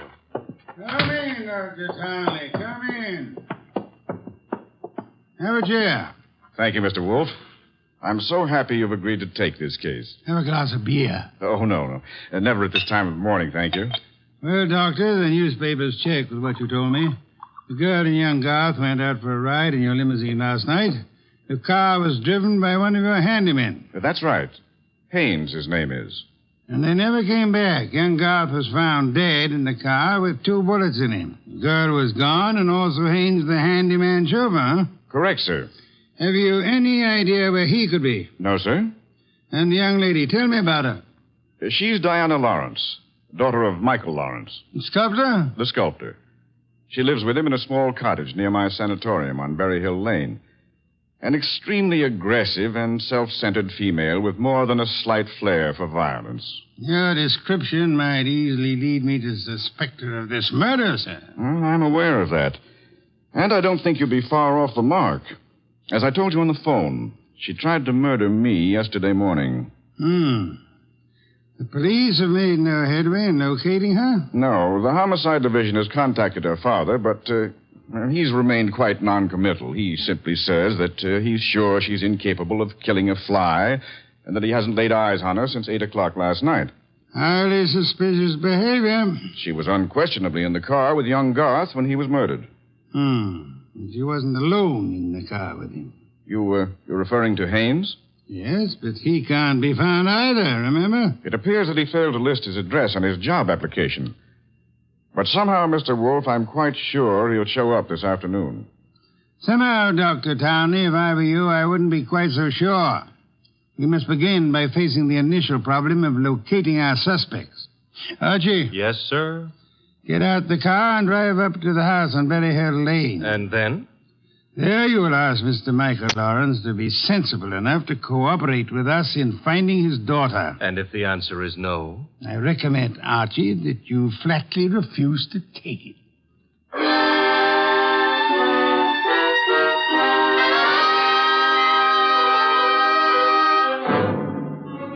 Mr. Lawrence was no simple baby to handle.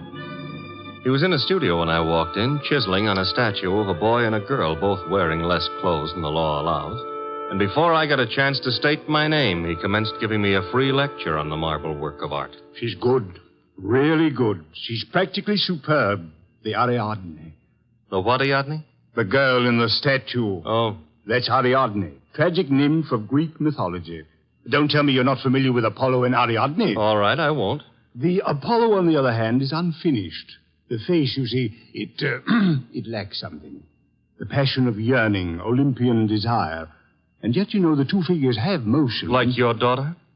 Eh? Your daughter, Diana. She's got motion also. As I hear it, she's been in motion ever since she murdered Willard Garth last night in the back end of a limousine. So you're another flatfoot? Not exactly. I'm paid in private by Nero Wolfe. Nero Wolfe? Yeah. You don't mean that a creditable man like Wolfe thinks Diana killed young Garth? Well, he'd like to talk over the possibility with her. How laughable. Look at that face. Is there anything of the murderous in a face like that? In a face like what? Oh, I'm sorry.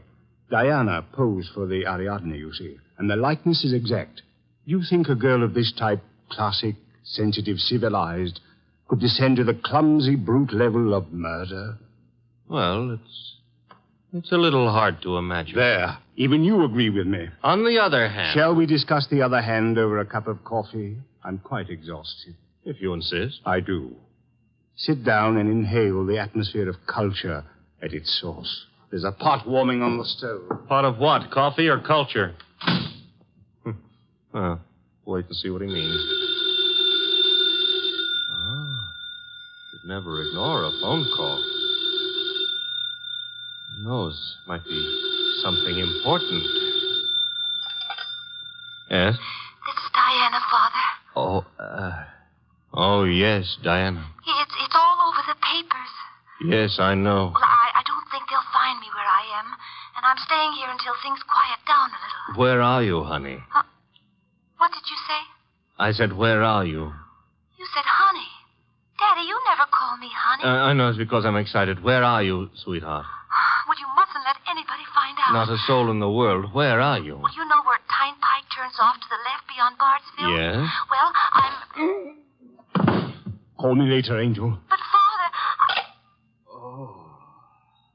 Oh, get that motorman's number. You will live, my friend, but not long if you don't control your curiosity. You hit me. With that mallet you hit me. What was the big idea? Do you really have to ask that question? Weren't you trying to trick my daughter into disclosing her whereabouts? The police are pretty interested in her whereabouts. Then let them find her.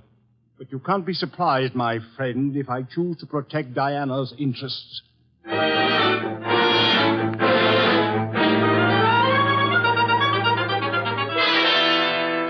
So he's working on an Apollo and Ariadne, is he, Archie? Who cares about Apollo and Ariadne? The point is how he worked on my gourd. That, of course, was unfortunate, my boy, but... You get that piece? Mm-hmm. Hello? Inspector Kramer. Hold it. For you. Here. Thanks. Yes? Wolf? How are you, Inspector? I hear you're in on the Garth killing. Not very deeply, I'm afraid. We're still trying to locate the Lawrence girl. Well, you can forget about that. Yeah? Yes, we've already located her and released her on a habeas corpus. That sounds interesting. Her father had a lawyer on our heads before she was in here 10 minutes. Too bad you couldn't have held on to her. Oh, I don't know. I'm not so sure we want her. Why not? Well, first of all, it's not likely she did it. No? No. Ballistics stated that the bullets that killed Willard Garth were not fired from point-blank range. And she was sitting beside him on the back seat. I see. Also, we found the murder weapon in the grass near where the limousine was parked, and she admitted it was hers. That sounds like a poor reason to release her. Well, the point is she wasn't in possession of the gun when the killing happened. At least so she says. No, who what? That doctor. What doctor? Townley. The guy who runs that sanitarium. According to her, he took the gun away from her for safekeeping at noon yesterday.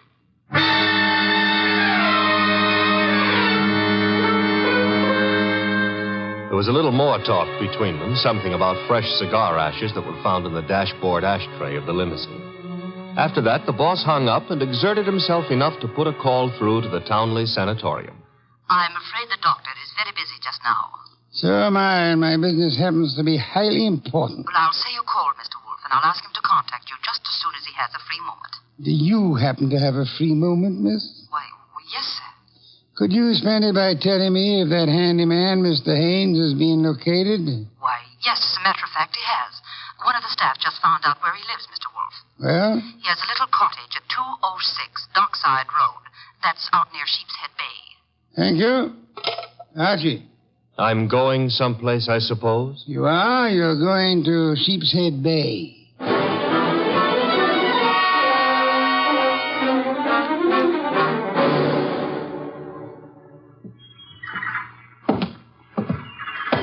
Hello there. Looking for a guy I can't find. Oh? Yeah, his name is Haynes. Stopped at the cottage up there, but there's no one there. I saw you here on the wharf fishing, so I... What did you say his name is? Haynes. Haines. Oh, Haynes. Yeah, do you know him? Well, there's a fella named Hines used to fish out here. No, not Hines. Haynes. Couldn't be Huntingburg? No, it couldn't be. The name is Haynes. Hain... Haynes! Give me a hand here, eh? Well, what do you know? Funny, huh? That guy seems to think my name is Haynes. Yeah, so do I. You do? Yes, I...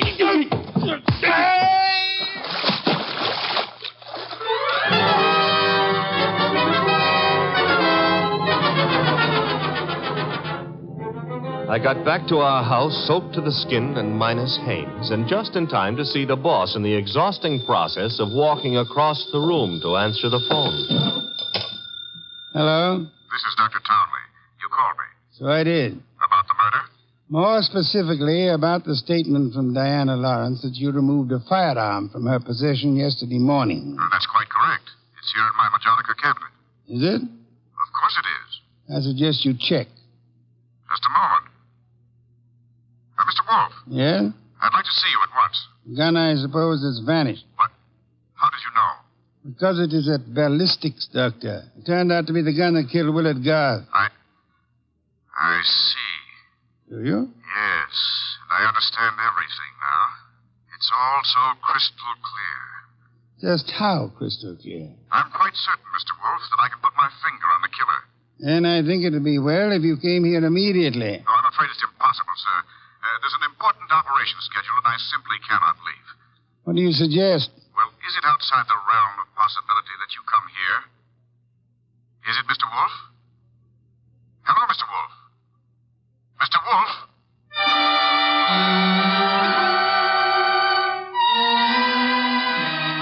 When my boss has to leave the house, it's a major tragedy.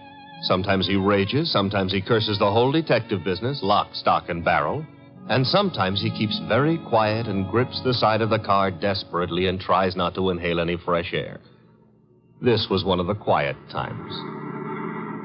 Just go slowly, Archie, but get there as quickly as you can. Oh, you don't want a chauffeur, Mr. Wolfe. What you need is a magician. Keep your eye on the road and don't strain yourself to make superfluous witticisms.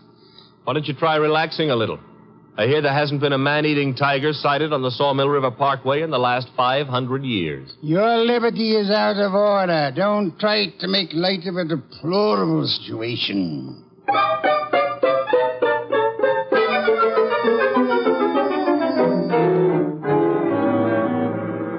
Here's the sanatorium. And there's Dr. Townley coming to meet us. It's terribly nice of you to have come, Mr. Wolfe. I've heard about your aversion to traveling, and I appreciate your going to the trouble. Don't mention it. Oh, Archie, help me out with my other arm. There we are. Now, calm down. You're all in one piece. I think you'll find the trip highly profitable, Mr. Wolfe. You'll consider it time very well. Hey, what's the matter? What is it? What happened? He's been shot. It's hardly likely. There wasn't a sound. This kind of shot doesn't make a sound, boss. What do you mean? Better take a look for yourself. There's an arrow in his back, and he's dead.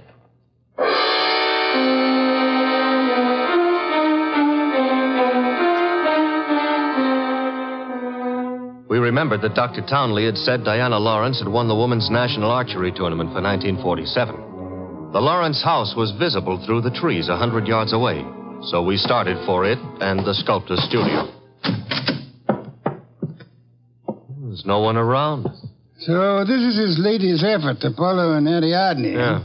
Done a little work on it since I was here. The Apollo's face is more finished and... Hey, boss. Yes? You know, somehow or other, Apollo looks a little familiar. I wouldn't be surprised, Archie. I think if you examine it closely... Wolfe, Our host. You remember me, don't you? I met you once at a dinner party at your house, the time they opened the new museum on 67th Street. Of course, Mr. Lawrence. And to what do I owe the honor? It's not much of an honor. Dr. Townley has been murdered. No. I am afraid Mr. Goodwin is being accurate. He's been murdered with a bow and arrow. And what does that mean to you, Mr. Lawrence? I'm sorry. I've been a fool. An awful fool. You can't blame yourself too much. If you'd cooperated with the police instead of looking out for your daughter's interest, the man would still be alive. But I assure you Where's the girl? She should be here now. She phoned me a while ago and said she was coming by for passage money to Rio. You were looking for me? What? Diana. Put the gun down, Angel. And tie a rope around my neck? Might I inquire if your plan is to kill us all, Miss Lawrence? Oh, what would yours be if the world was after you for something you didn't do? Wouldn't you be willing to risk persuading a jury of that? Thanks, no. I'll skip that chance. Father, get me the money. Diana, sweetheart, don't make me a part of your murders. That's asking too much of love. Don't you know I'm not guilty? No, Diana, I don't. Leave that gun lay, Diana. Haynes! Looks like I walked in on the nose. That's him, boss, the guy who soused me. Take a little of your own advice. Relax, Archie. What do you want here, Mr. Haynes? I want to give up and try to straighten out this little deal. Mr. Lawrence. Yes? Here's your money back. You got a right to call me a welcher. I promised I wouldn't give evidence against the girl, and you paid my price. But enough is enough, and right here and now I'm unloading. Just what does this mean? It means I saw her do it. Oh, you stupid, lying, rotten... Oh, yeah? Grab her, Archie. Grab her. Get the pair of them out of here.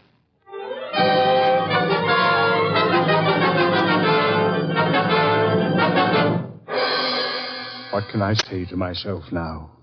What can I do? I'm sorry, Mr. Lawrence, but it's not necessary to eat your heart out. Many fathers before you have done their best and failed. But I had a special duty toward Diana. Special duty? Yes. Well, you see, you'll find it out sooner or later, so I'd best tell you now. I'm not a real father. I adopted her 9 years ago when she was 14. I see. And I should never have done it. I realize now that I wasn't equal to the task. Well, all's not lost yet. They may not convict her, you know. Eh? I said they may not convict her. But how could they fail to convict her? She killed Garth, didn't she? Did she? She shot him. But the gun was in Townley's possession. She could easily have stolen that. She could have broken into his office later. It wasn't locked. What wasn't locked? The Majolica cabinet. I believe you mean what you said, Lawrence, the Majolica cabinet. Though for the life of me, I can't see how you could know whether it was locked or not unless you had the experience of opening it. Could it be that you went looking for the gun yourself after Townley said he had confiscated it? That you killed Townley with a bow and arrow which you handled as well as your daughter because he was just on the point of telling me that you knew where the gun was and that you were the likeliest murder suspect? You must be mad. Oh, sir, not I. But you are mad and more than a little. You hated Willard Garth. It was you who were making the marriage impossible. You loathed him, and in the end, you killed him. How could I have killed him? I'll tell you a little secret, Mr. Lawrence. The police found cigar ash in the dashboard tray of the death car. Chemical analysis showed that the ash was from an El Adoro cigar. What have you got in your left hand, sir? In my... an El Adoro cigar. And in my right hand, a Derringer. Powerful and admirable little weapon, Lawrence. I suggest you show proper respect for it by dropping all this here and now. You don't wish to hear me say the rest, that you were horribly in love with Diana, your own adopted daughter? In love and hopelessly, eternally frustrated? You begrudge me the triumph of accusing you of having bribed Haynes to let you take his place at the driver's seat of the limousine? And further bribed and threatened him into putting on his show of merry pranks and false confessions to confuse us all beyond measure? You said I loved Diana. Would I do all this to her if I did? Oh, but of course, such love as yours is really hate. You were content to see her dead rather than relinquish her. Like all miserly, small-hearted men, you would rather kill the thing you love than muster the generosity necessary to seeing it attain happiness. That's enough out of you. I should think it was much too much. It is.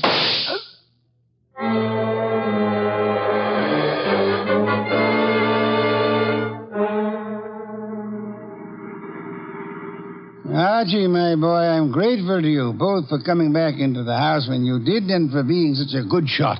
Hope you remember that next time you feel like insulting me.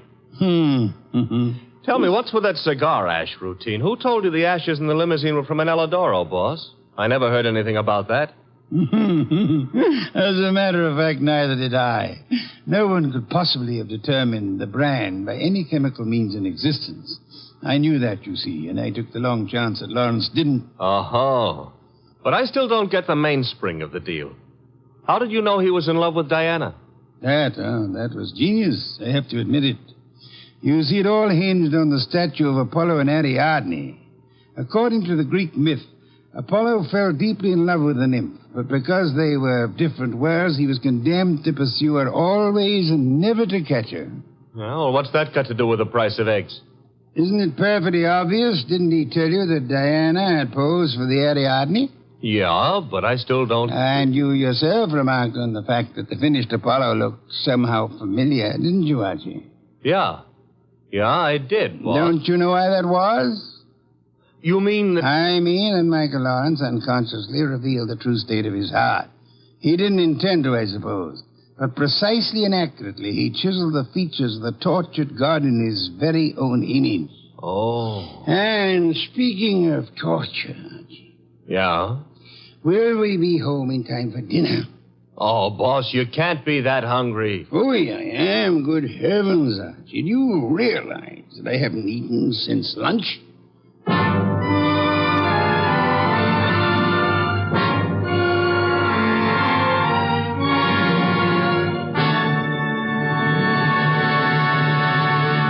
You have been listening to The New Adventures of Nero Wolfe, starring Sidney Greenstreet.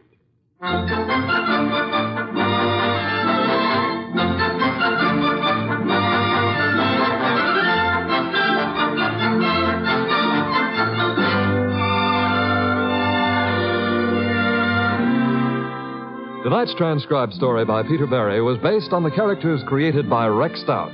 This is an Edwin Fadiman program produced and directed by J. Donald Wilson. In the cast were Larry Dobkin as Archie Goodwin and Gigi Pearson, Ted Von Elst, Bill Johnstone, Peter Leeds, and Jay Novello.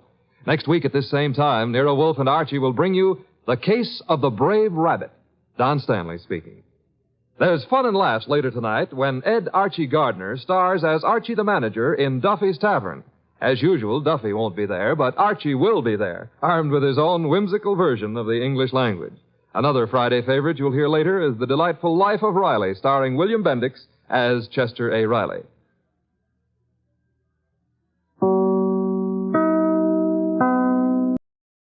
From Hollywood, it's time now for...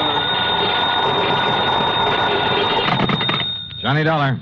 This is Barry Winters at Masters Insurance and Trust. Oh, hi, Barry. It's been years. Sure, Johnny, because we don't usually have trouble with our accounts. You mean you didn't? Huh? Until now. Well, yeah, I'm afraid that's about the size of it. And this time it's bad trouble. Tell me all. Simplex Tackle Company, Johnny, over in Danbury. Fishing tackle? That's right. Oh, how come I never heard of them? Well, they're a small outfit, a kind of glorified partnership. What's that mean? Well, it's owned by 9 men. One of them, Hanley Thomas, is president. The others are secretary, treasurer, and a flock of vice presidents. So what's happened? Well, the 9 of them, plus the 20 or 30 workers at the plant, are all covered by a group life insurance deal. And listen. Yeah? We've just had to pay off on 3 policies in a row. Well, that's too bad, but why call on me? Because, Johnny. Why? Those 3 deaths were all murders.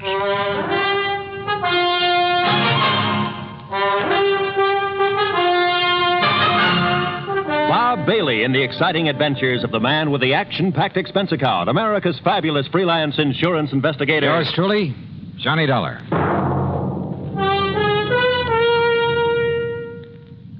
And now, Act One of yours truly, Johnny Dollar.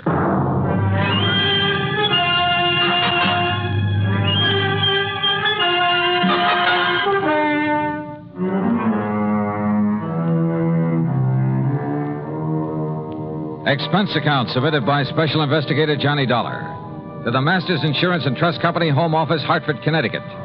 Following is an account of expenses incurred during my investigation of the ugly pattern matter.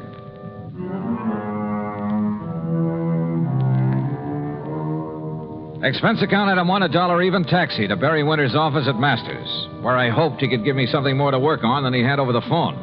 And you know something? As it turned out, he gave me a lot more than he thought he did. Police? Sure, they've been working on these murders, Johnny. But they haven't come up with anything, except a theory that one man is behind them all. Why, Barry? Because the victims have all been members of the Simplex Tackle Company. Well, but I don't... Because they've all occurred within a month. Because each of them occurred on a Wednesday. Pattern, huh? That's right. And also, Johnny, because there's been no apparent reason for any of them. Uh-huh. Have the police found anything? Nothing. Same kind of weapon used in each case? No. The first was a VP named Adams, run over by a car. Sure it wasn't accidental? The police say no. The second, John Bowers, was strangled, and Frank Dalvers was shot in his own home. No pattern there. I mean, in the way they occurred. Apparently not. But Hanley Thomas and the police don't agree. Thomas is president of Simplex, you said. And a real financial wizard. Used to be a promoter. Not much ethics, but a sharp businessman. As a friend or partner, I imagine he's a fine man. Here. I'll give you a complete list of the officers of the company, their rank and their salary. Well, I don't know exactly what good that'll do. Here you are. And this is a list of the employees. Have those employees all been checked out? Sergeant Dennis over there at Homicide made quite a point of it. So did Mr. Thomas. Well, look, why don't I run over there and talk with him? And to the Danbury police. Yeah, I think you'd better. And, Johnny, the sooner the better. Why do you say that? The pattern.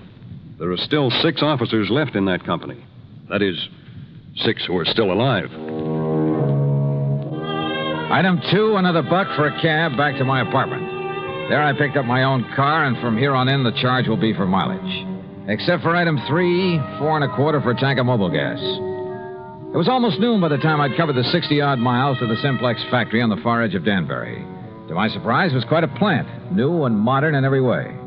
A receptionist took my card, and a few minutes later, I was ushered into the office of Hanley Thomas, president. Oh, this is a terrible thing.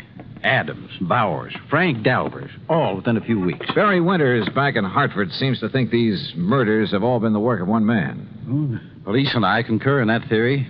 There's been a sort of pattern followed by the crazy killer. But not an actual method, Mr. Thomas. No, I'll grant you that's true. Car accident, strangling, pistol shot. But they were done by someone who must have been very familiar with his victims. How do you mean?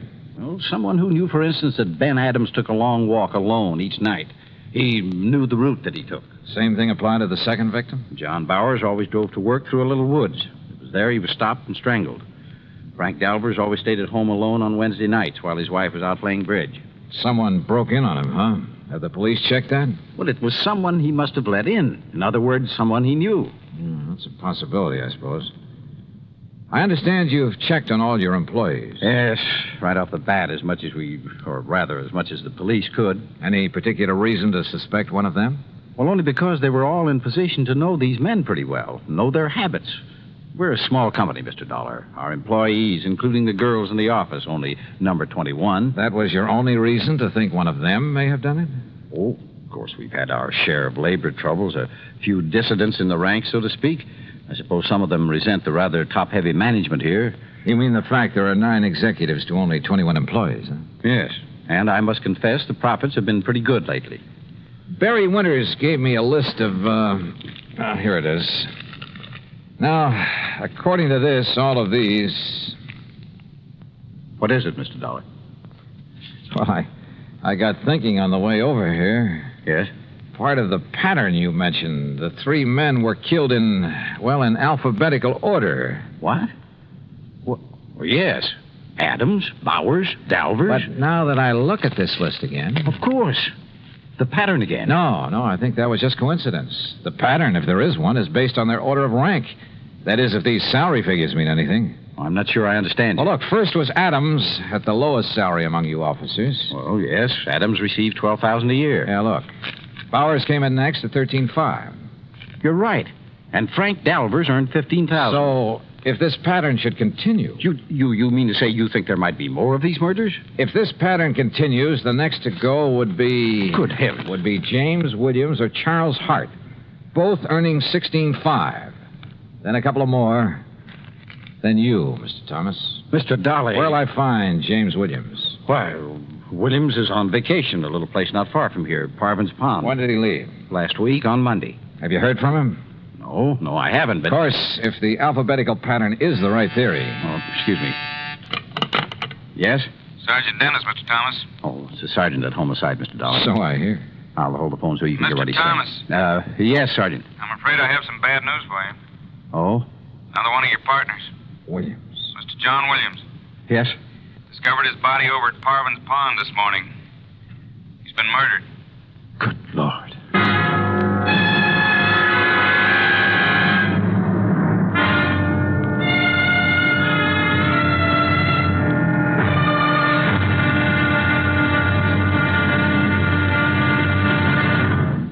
Act two of yours truly, Johnny Dollar, in a moment. And now, Act two of yours truly, Johnny Dollar, and the ugly pattern matter.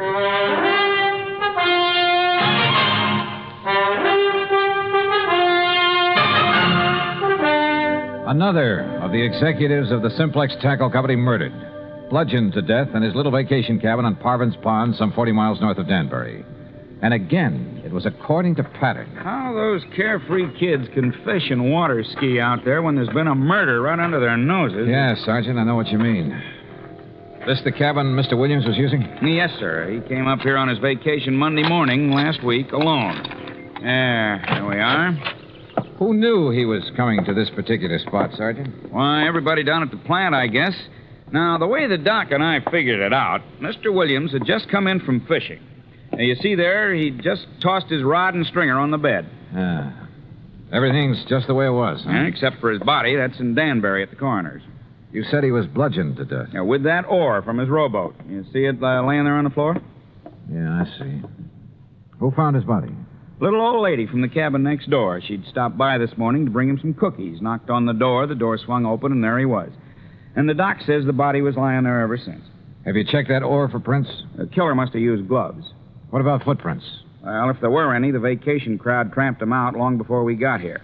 Now, the way we figure is that he came in here Wednesday night off the lake. Wednesday? Yes, Mr. Dollar, just like the other ones. It happened on Wednesday, a week ago tomorrow. The pattern again. Yes, sir. And if you ask me, it's the pattern of a madman. And this being a Tuesday again... But what possible motive could there be for it? When you ask me, it's one of the employees there at the plant. After all, for such a small company, 9 big money-making officers, at least there was 9. Yeah, I know what you mean. Are those 21 employees paid pretty well? Nope. In spite of the company making a lot of money. What with this recession we're in... Oh, read the signs, man. Most of this so-called recession's a lot of bunk. Yeah, I agree with you. Everybody get out and dig instead of sitting around hoarding their money. Well, what I was going to say is that those executives took advantage and held down wages in spite of all the money they're making.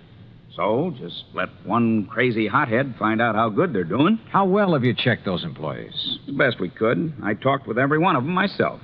How about the officers of the company? There's not one of them would do a thing like that. They're all fine men. Ask Mr. Thomas.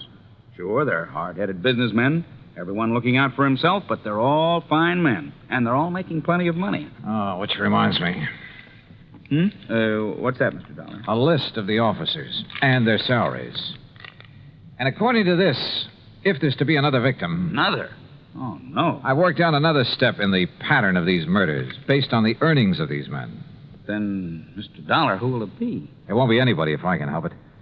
But, Sergeant, I may have to ask you to put a 24-hour watch over an officer of that company named Mr. Charles Hart.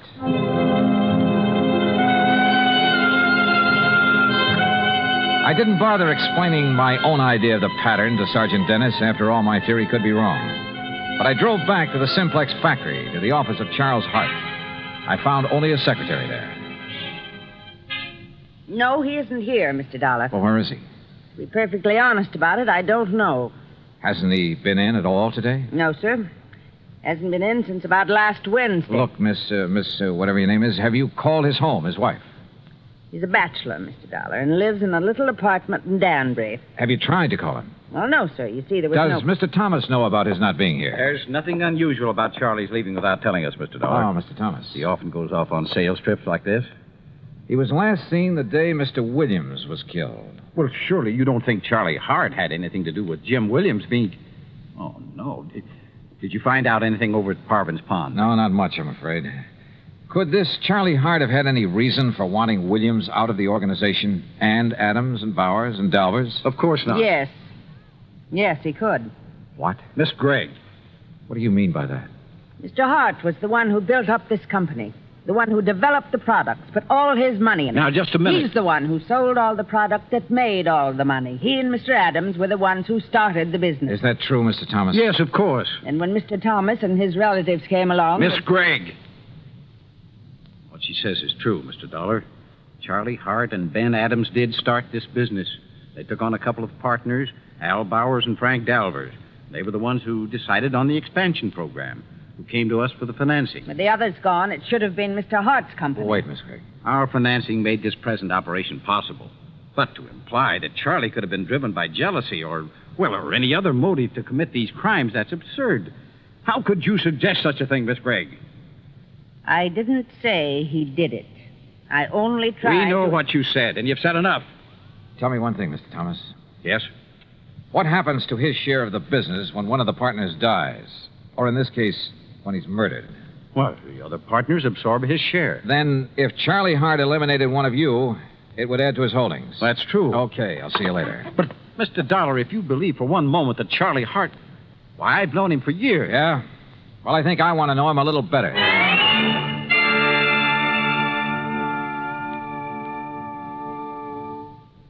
Act 3 of yours truly, Johnny Dollar, in a moment. Do you know who said, democracy is based upon the conviction that there are extraordinary possibilities in ordinary people? Those words came from the American religious leader, Harry Emerson Fosdick. From the earliest days of the United States of America, there has been the sentiment that the average person can achieve an important goal if he is given an environment in which he can develop his capabilities to the fullest extent. An environment in which the individual is given the rights and privileges that he needs for development. It is the duty of every American to protect and stimulate this environment. Remember the words of Harry Emerson Fosdick. They are part of your American heritage. The extraordinary possibilities of ordinary people are inherent in American democracy. And now, Act 3 of yours truly, Johnny Dollar, and the Ugly Pattern Matter.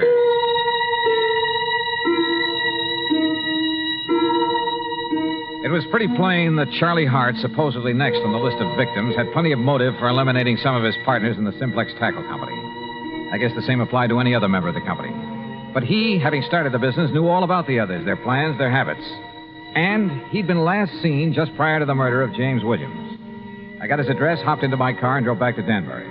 But ringing his bell and pounding on his door got me nothing. Here, young man. You want Mr. Hart? You'll probably find him at the factory. Are you the building superintendent? That's right. Then I want you to let me into Mr. Hart's apartment. Well, now... All right, just here are my credentials. I'm an insurance investigator. Investigator? Yeah, here, see? Johnny Dollar, special... And if that isn't enough, here's a 5 spot for your trouble. 10. Well, but now don't you let on that Okay, Dad, thanks.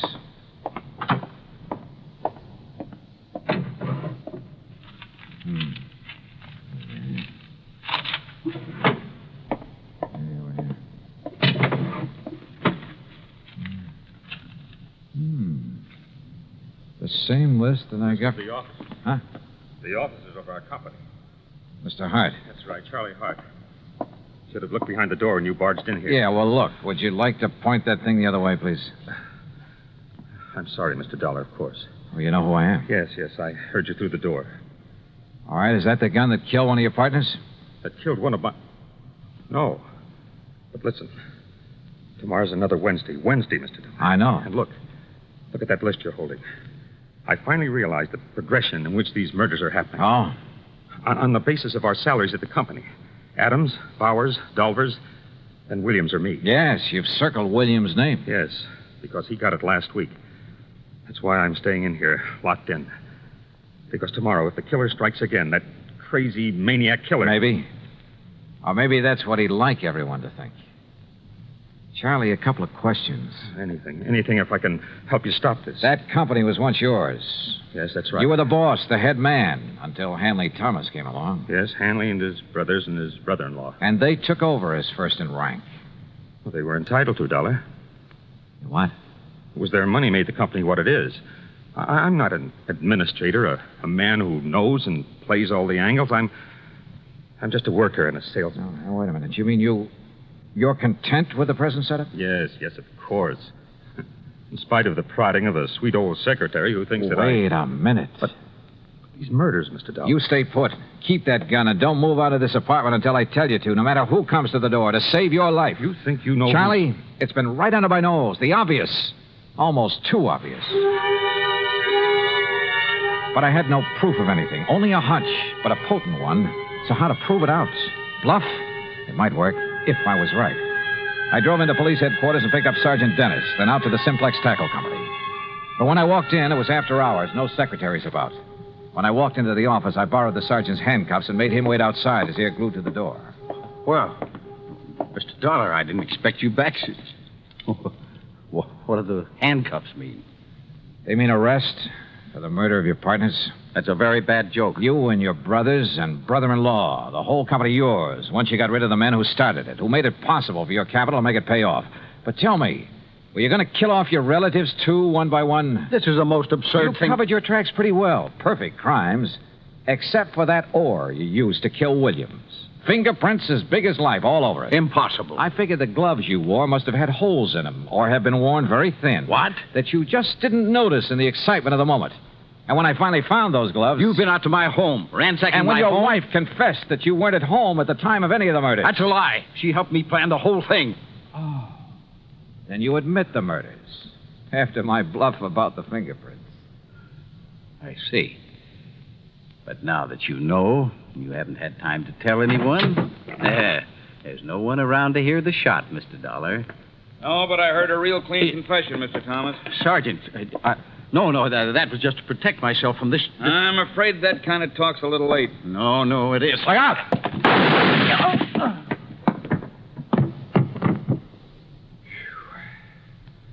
Sergeant, I haven't seen that fast a draw except on TV. That's where I learned it.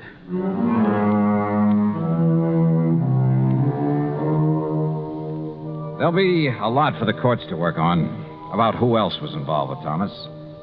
The sergeant's bullet killed him, by the way, and I'd call it good riddance. Or at least quick justice. So, expense account total, including a lot of mileage on my car, $101 even. Remarks? Why bother? Yours truly, Johnny Dollar.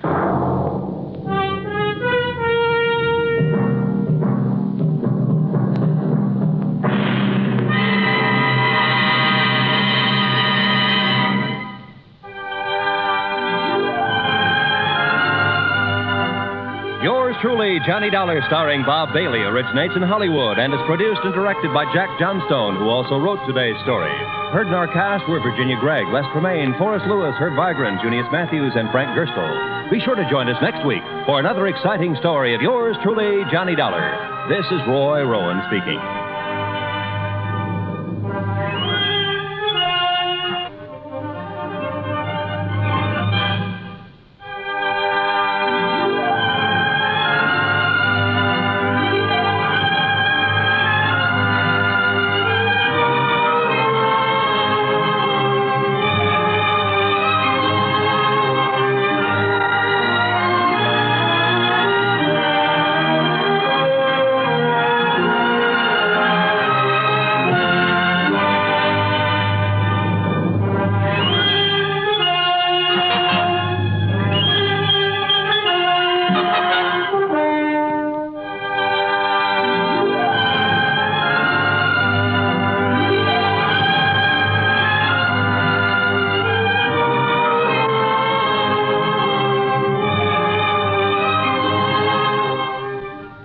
Johnny Dollar has come to you through the worldwide facilities of the United States Armed Forces Radio and Television Service.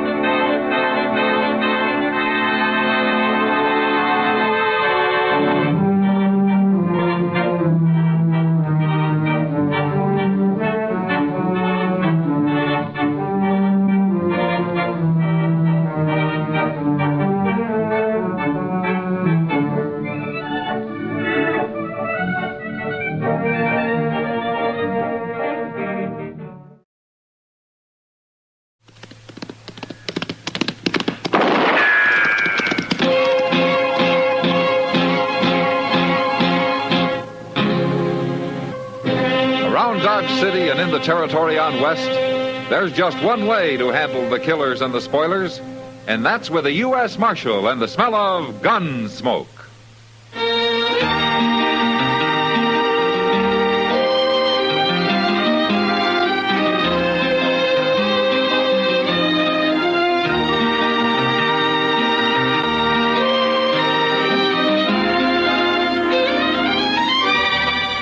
Gunsmoke, starring William Conrad. The transcribed story of the violence that moved west with young America. And the story of a man who moved with it. I'm that man. Matt Dillon, United States Marshal. The first man they look for and the last they want to meet. It's a chancy job, and it makes a man watchful. And a little lonely.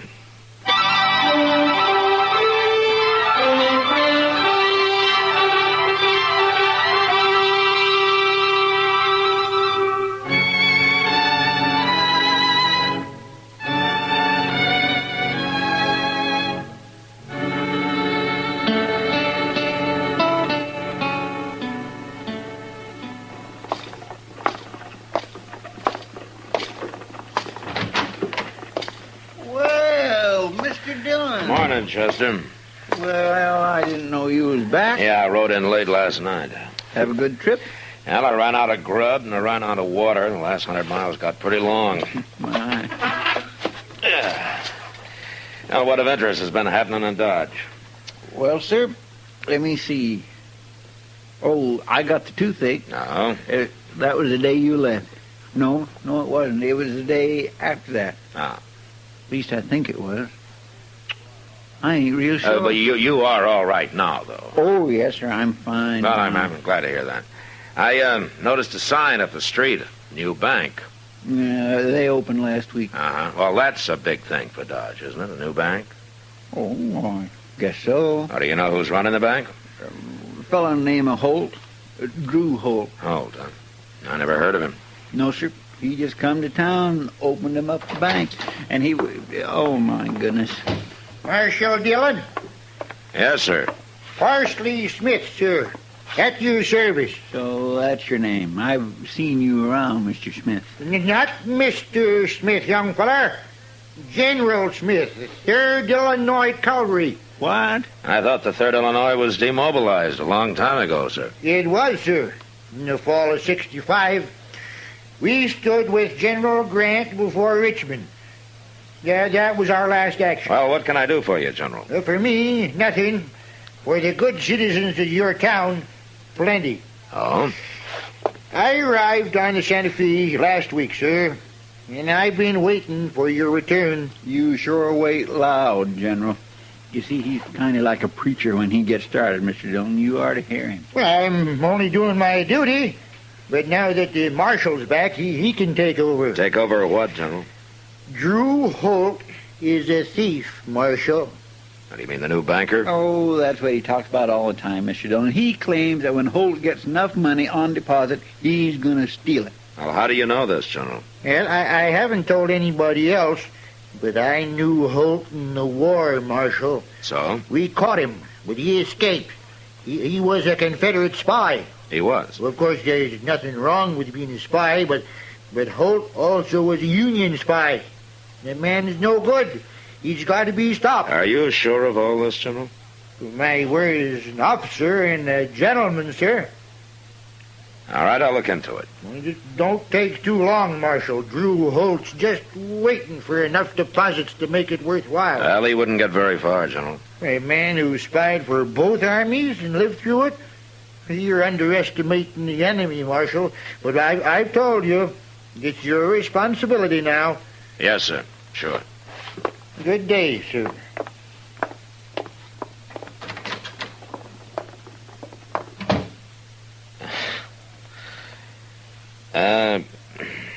Chester. Yes, sir? About what of interest has been happening in Dodge. Have you figured out just yet which day it was that you got that toothache?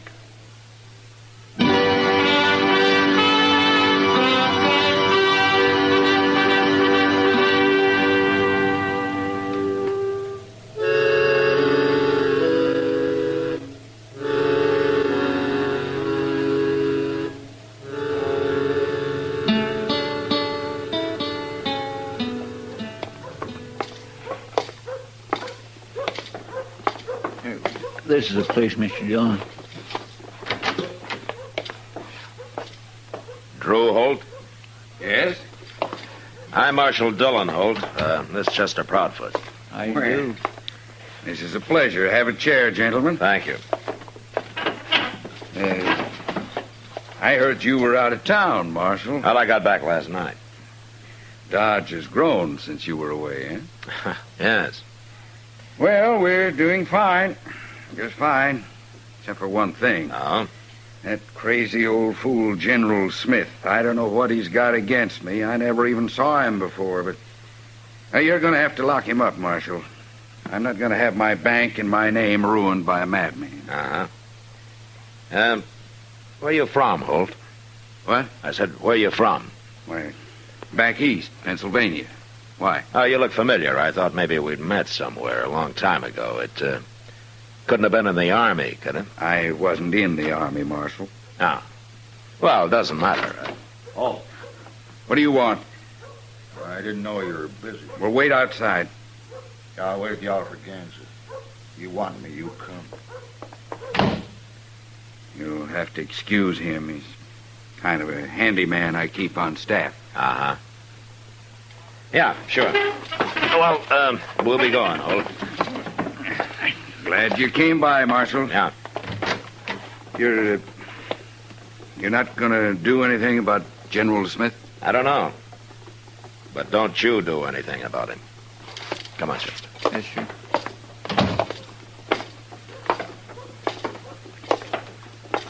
Oh, what do you think, Mr. Dillon? He don't seem so bad to me. Outside being kindly short-tempered, like when that fellow walked in. You know who that fellow was, Chester? No, sir. His name's Ed Nash.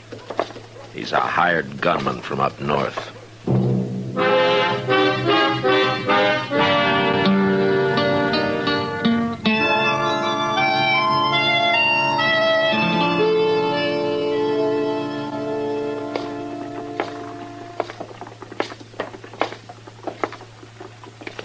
You wait here, Chester. I won't be long. All right, sir. Tell Mr. Botkin hello for me. Yeah, I will.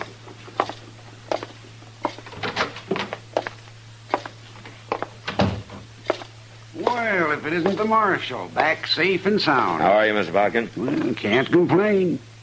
Sit down, Marshal, sit down. You're not even complaining about your competition down the street? Holt's Bank? Not at all.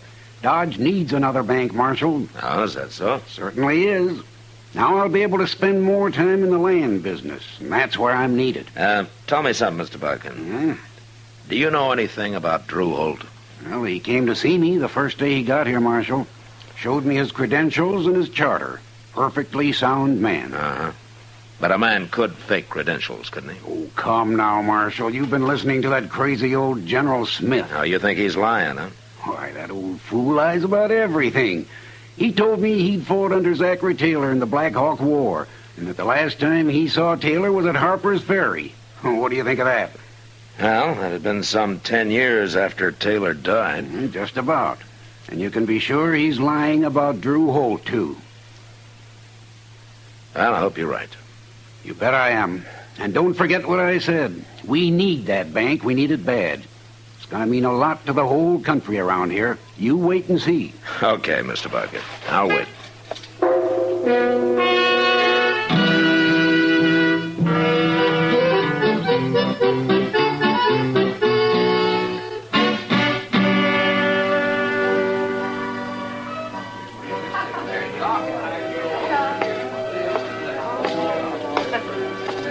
Evening, Kitty. Hello, Matt.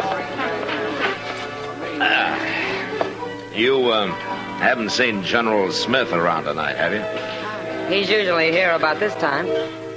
You gonna do something about him, Matt? There's not much I can do, except to tell him to quit talking. Well, if he's got any proof about this, he ought to bring it out. As far as I can tell, he just says Holt's a thief and expects everybody to believe him. You know, I'm finding out General Smith's something of a liar, Kitty. Oh? Like his coming here on the train. He didn't come on the train. He came on the stage. The driver himself told me today. Now, why does he have to lie about that? Who cares? That beats me. But maybe I'll find out when Doc gets back from the country. What do you mean, Matt? General Smith said he was with the 3rd Illinois Cavalry. That's Doc's old outfit. Say now, that'll be interesting. Yeah, but I feel kind of uneasy about it. Well, why? Well, he's a liar, sure, but I'm not sold on this Drew Holt. Oh, he seems harmless enough.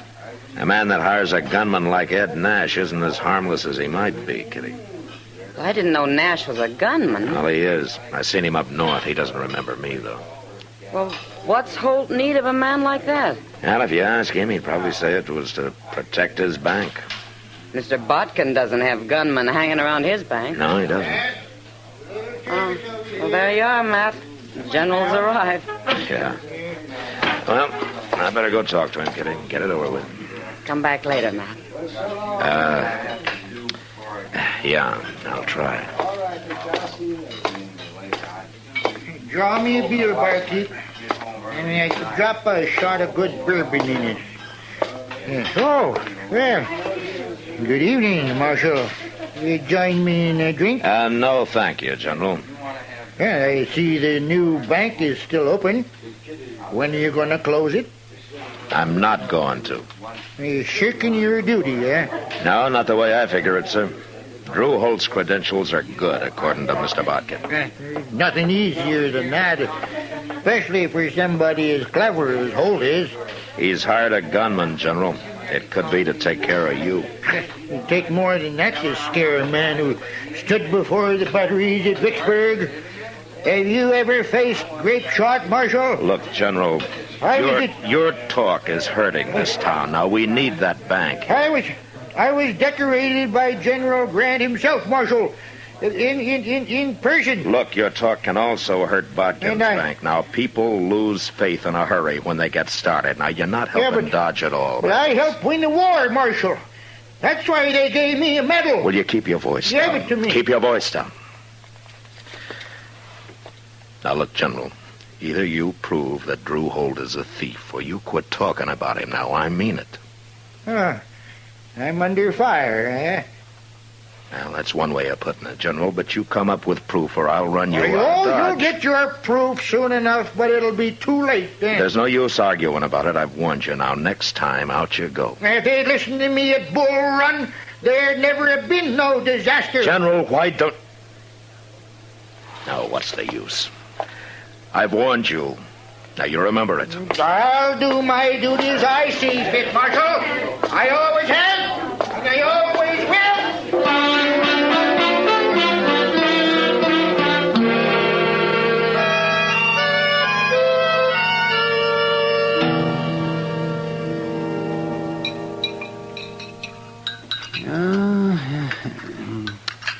More coffee, Mac? No, thanks, Doc. Yes, oh, my, look at that coffee. Oh, I sure made it black and heavy this morning. Well, you'd complain if it wasn't. Yes, I suppose I would. Oh, my. Delivering babies is some fine way to make a living. Now, what else would you use for an excuse to stay up all night, Doc? Excuse, listen. Well, I could always shine me up a tin star and sit around saloons waiting for dawn and acting like a killjoy. Yes. Doesn't look like work, but it is. Oh, now, just when I start a good row, you get serious on me. I'm sorry, Doc. I guess I'm in a bad mood this morning. Oh? Well, what's the matter? General Parsley Smith? Yeah. You haven't told me anything about him. Well, I want to see him first. I want to talk to him. But you told him to lay off, Matt, so he probably will. Oh, yeah, sure. I bet he will. Oh, see, I hear Drew Holt bought himself a house out at the edge of town. Mm-hmm. Well, now, that doesn't sound like a man who's planning to run away. No, it doesn't. Mr. Dillon? Hello, Doc. How are you, Chester? General Smith's at it again. He's standing out there in front of Holt's bank yelling at everybody who goes in. He's telling them they might as well throw their money in the street as put it in there. He'll probably lay off, huh, Doc? Yeah, well, let's go and see him, Matt. All right. You can say hello to him before I run him out of town.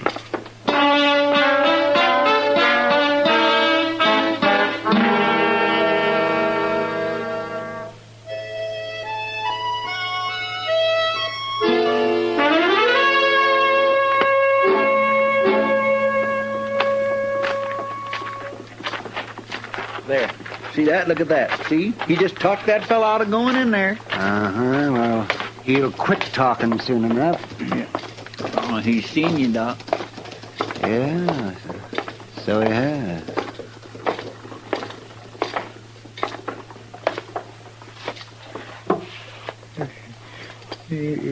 Doc. Doc Adams. Hello, Parsley. Oh, what are you doing in Dodge?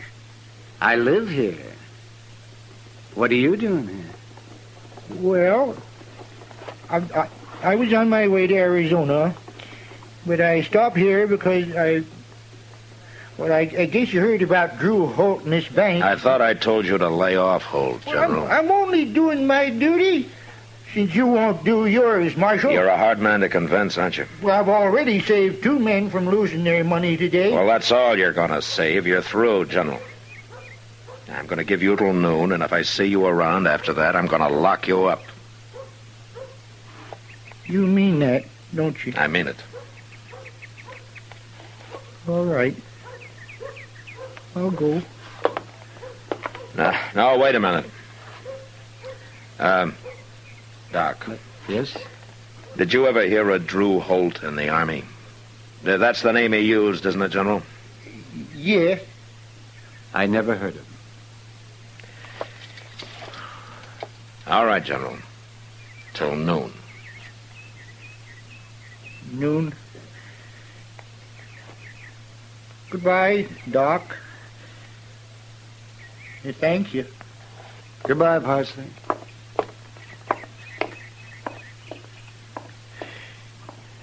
Well, what was the thanks for, Doc? For keeping my mouth shut. Oh? Parsley Smith wasn't a general, Matt. He was the regimental butcher. The regimental butcher? He started out as a line sergeant, but they found out he'd lied about his past experience.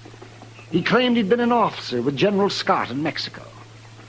It turned out he'd never been in any army before. Well, he's through now. I feel kind of sorry for him, Matt.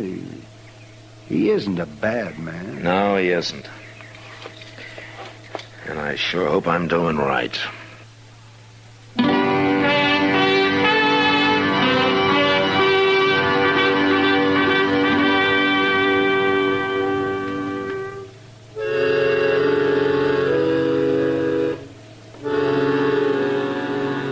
I didn't see Parsley Smith again that day, and I was glad I didn't.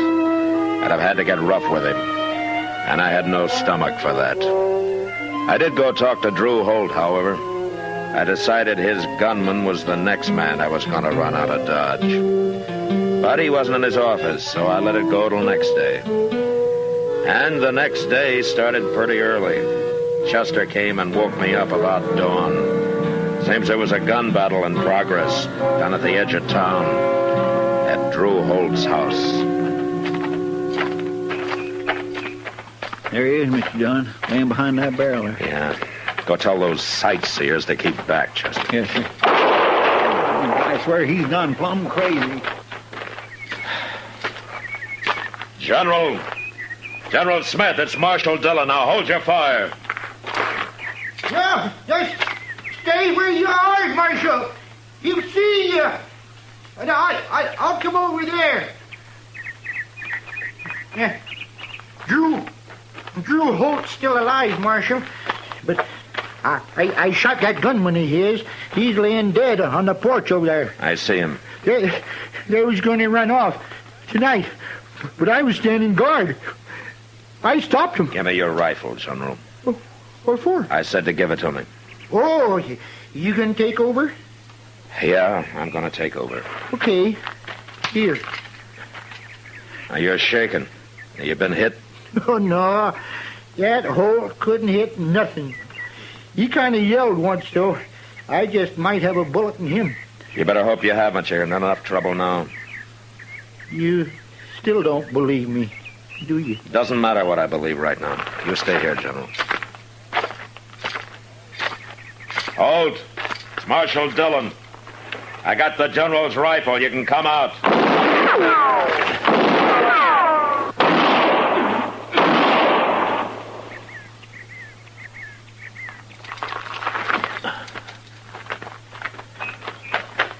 You got it, Mr. Dillon. I heard him yell. Yeah. Go get General Smith, Chester. Bring him up to the house. Yes, sir. Hey, General, come here.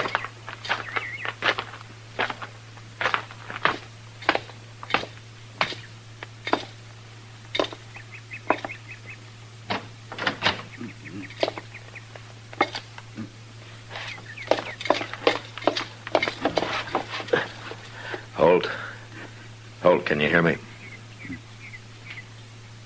You got me, Marshal. You did it. Smith winged me, but you did it. Yeah.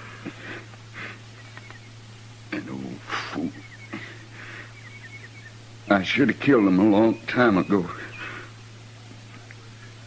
I heard you ran him out of town. I thought we were safe. I sure was wrong, wasn't I?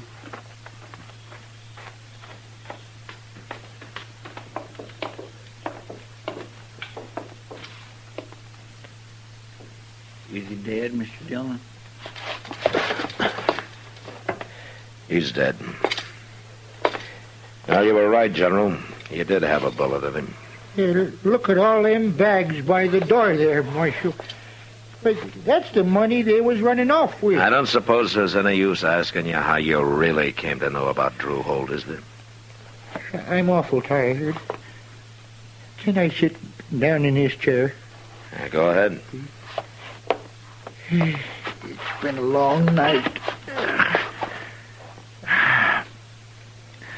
I made that up about him being a spy. I thought you'd more likely believe that than what really happened. It was over in Abilene a few weeks back, Marshal. You know the Grant Hotel there? Yeah, I know it. Well, I had a room next to this Holt fella. That's how I come to overhear them plotting this business. You mean you heard him through the wall? Oh, of course not. How could I? No, what happened was, I used to sit there in the dark with my window open. And they'd sit outside on a little balcony they had, where they thought nobody could hear them. They didn't know I was anywhere around. Well, say now, that was smart. I fooled them good. Sure did. Marshal. Here. General. Seems like he's fainting, Mr. Dillon. Look. Well, he's been shot. Yeah. Shot dead. Poor old fella even lied about being hit. Oh, my goodness. But he sure wasn't lying about Drew Holt, was he? He knew about him. But we'll never know how. Well, he told us how he heard him and all. Yeah, but there was something wrong with that, Chester. What? The Grant Hotel burned down 2 years ago.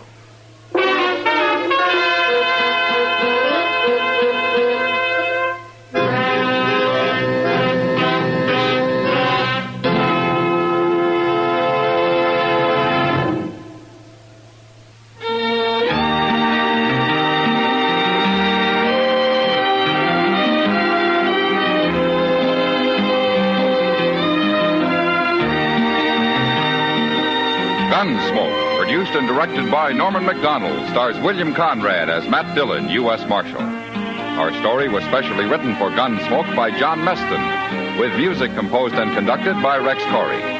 Sound patterns by Tom Hanley and Bill James.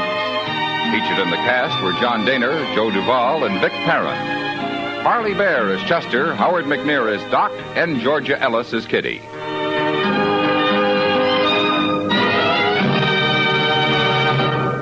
Three chimes mean good times on NBC. You're invited every Saturday over most of these NBC stations to a one-hour concert by the renowned NBC Symphony. Tomorrow's symphony performance features Metropolitan Opera star Helen Trouble as guest soloist.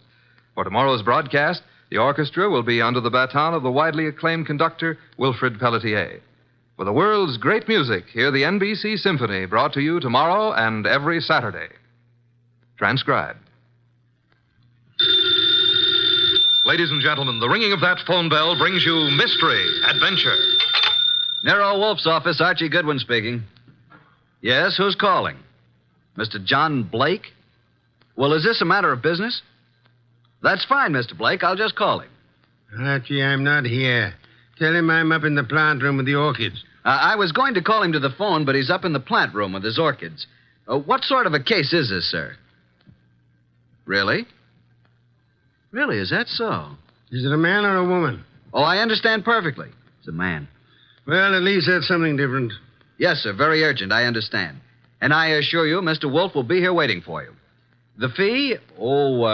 Shall we say about, $1,000? I will not see any client until after dinner. Fritz is having mountain quail on toast. Yes, Mr. Blake. Come at once. What were you saying, boss? Confound you, Archie. Nothing but business. All the time. What's the problem? I don't know. And at $1,000, considering our bank balance, I'll help him poison his great-grandmother.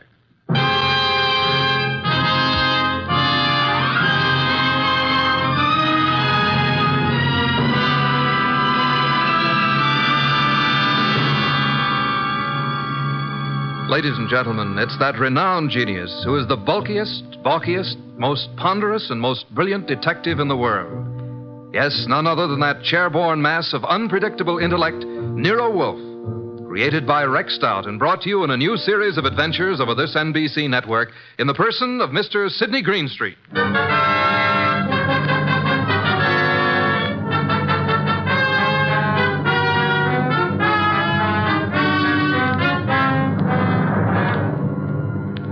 What we chose to refer to as the case of the Hasty Will began, of course, with an urgent phone call from the mysterious John Blake. At the moment, Nero Wolfe was seated in his chair, which was specially built for his 300 pounds, and I was giving him a lecture on the importance of money. Archie, that will do. I'm not interested. You will be when you learn you can make no more purchases of beer and Skittles. You've passed up 2 cinch cases now. Each would have meant a healthy fee. Let us hope this Mr. Blake has a nice, fat problem that will take us days to solve. Archie. Yes, sir? Answer the door.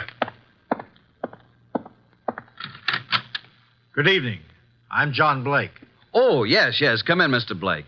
You have no idea how welcome you are. Archie, show Mr. Blake in and close the door. That draft is unbearable. This way, sir. Mr. Wolfe doesn't care for anything resembling air. Oh, I'm Archie Goodwin. Good evening, Mr. Blake. Mr. Wolfe, I have a little business for you. Now, before you say anything, I know you're not a lawyer. I'm not a member of the bar, let us say, Mr. Blake. Of course. What kind of business, Mr. Blake? I have here a short will, which I have typewritten myself. I haven't signed it yet. Also, I have here a sealed envelope containing a letter which I want you to be prepared to deliver to the addressee. A will and a letter. Very well. Yes. Do you know who I am? Seems that I've certainly seen you before. Same here. I just can't place you. Well, I'm John Blake, president of the Plymouth Building and Loan. Oh, of course. I've seen your picture many times. You have a staff of the best attorneys in the city, Mr. Blake, and this is most assuredly the business of attorney. Perhaps. But in this particular instance, I wanted an individual who had no interest in me, nor previous knowledge of my affairs. I see. Also, I wanted a person who was, shall we say, not too well fixed. Well, you certainly couldn't Archie. have... Imagine Mr. Wolfe being in need of money. Just why can't your attorneys handle this? You'll know in a moment. But when I leave here, I want you to forget the whole thing, for the time being. Indeed. You have said it. Here's the will. You may read it. Archie. January 25, 1951. To my daughter, Anita Blake, I do hereby bequeath all my property, personal and real, including the portrait painting of her mother, my dear deceased wife, Marcia Blake. This will supersedes any and all instruments previously drawn. So, simple enough, isn't it? That's all. Now, the pen, please, and I'll sign it. Now then, you sign as witness, Mr. Goodwin. You retain the will, Mr. Wolfe, and the envelope here, which is addressed to Hilary Blake, my brother, who is now living in this city. Your brother? He's just recently returned from 25 years in Australia. Though Hilary has written me several times, I have not favored him. We've been estranged these many years over, a certain unpleasant situation which this enclosed letter will clear up. Are you in fear of your life, Mr. Blake? Murder? No, Mr. Wolfe. There was a time, yes, but, well, not now. You will know what to do with the will and the letter, though, when the time arrives. Now, as to your fee, you said, 1,000? Well, we usually receive... 1,000 will do. Well, here's a check, all made out. If you're thinking of suicide, Mr. Blake, we must warn you. If you don't care to go through with this, please say so. I'm not planning on suicide, I assure you. We have taken the job, Mr. Blake. And good evening, gentlemen, and thank you for your kind indulgence. Well, that's the simplest little 1,000 we ever made. I believe, Mr. Goodwin, you're going to be quite surprised. I want you to get acquainted with John Blake's secretary. You will more than earn this 1,000, young man.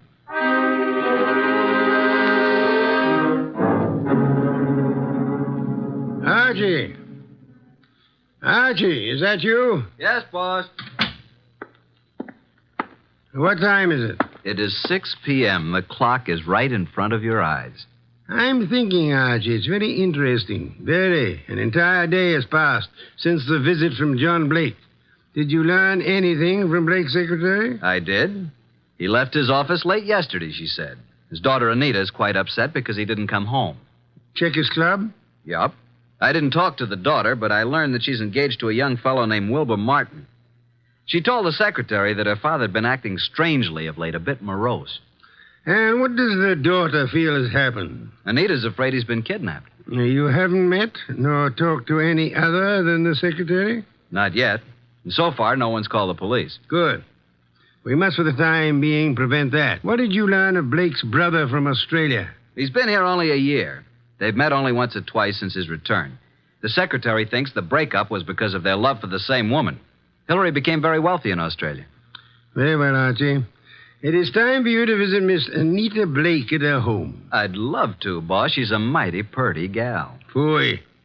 Archie, you can do me a great service. Anything. Be sure to close it tightly as you leave. Close what? The coal chute, of course.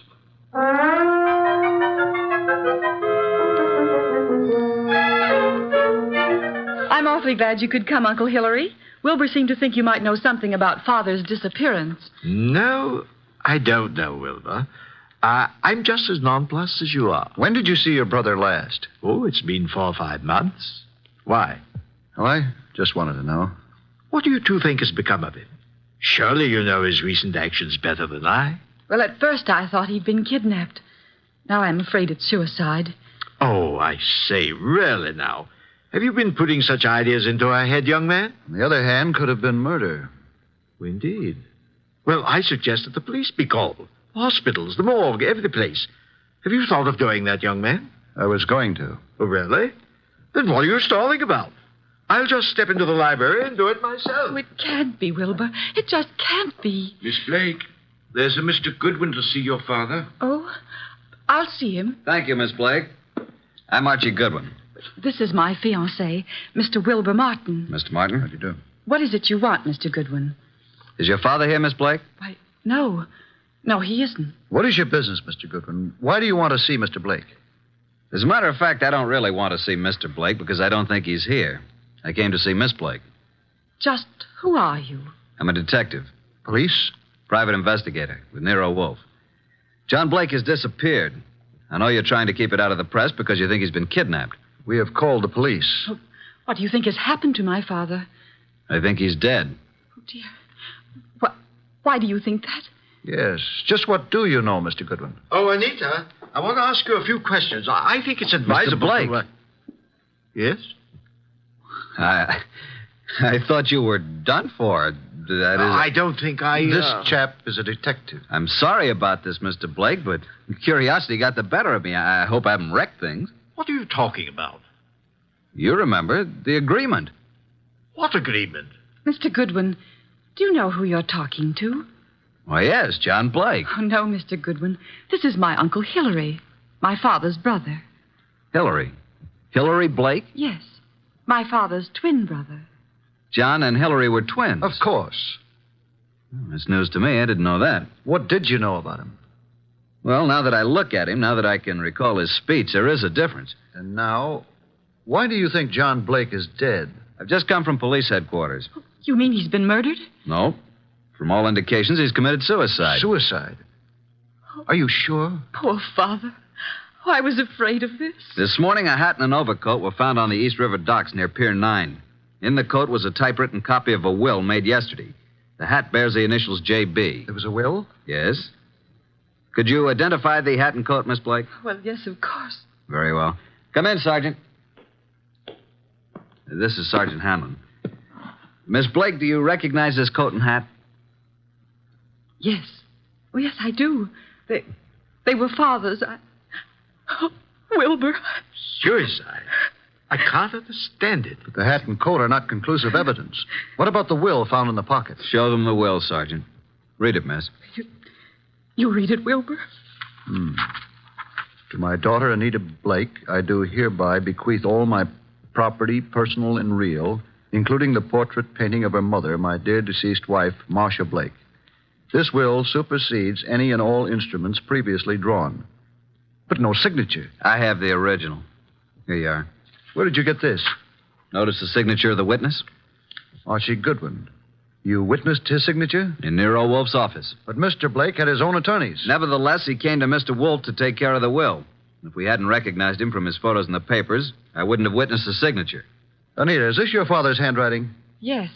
Yes, it's his, all right. But this still isn't proof that he's dead, nor that he committed suicide. No corpus delicti. And the body may not be found for days. But this evidence we have here certainly indicates that a body will be found eventually. Maybe not, Mr. Goodwin. It's possible they could have... What were you going to say? Nothing. Miss Blake, in a way, I blame myself for your father's death. How do you mean? I had a sort of premonition. It's obvious now why he came to Nero Wolfe. Is it? He wanted someone who didn't know him personally. His own attorneys would have been able to see through his plan and prevent his carrying it out. But he made a will. Why did he draw this new one? Yes, that's what I don't understand. Well, I still am not convinced that he committed suicide. Mr. Blake, here is a letter he asked to be delivered to you. Oh, well, now. Perhaps it will shed some light on the problem. What does it say, Uncle? Jove.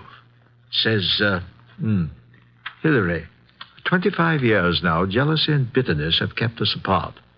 I know why you stayed in Australia all these years. I know you loved Marcia. She was rightfully yours. But I loved her, too, and I couldn't go on without her. I know you've despised us both, and I've pretended to despise you. I had to pretend, because I lied to Marcia. I told her you were engaged to marry a woman in Sydney. Marcia was innocent. I was to blame. When Marcia died last year, and you wrote that you were coming back, I knew then that your resentment had faded, but I didn't answer you, and I've kept away from you because I couldn't face you. I've told you all this because things have happened which you will learn soon enough that have decided me to close my book and write fini. I have made a new will, leaving everything I possess to Anita. Anita is young, Hillary, and I beg you to watch after her as though she were your own, which, but for my selfishness, she might well have been. Forgive me, Hillary. Well, this certainly indicates suicide. But what does he mean by things have happened? That, Miss Blake, is the motive, for which we'll just have to wait. Yes, for that and the body.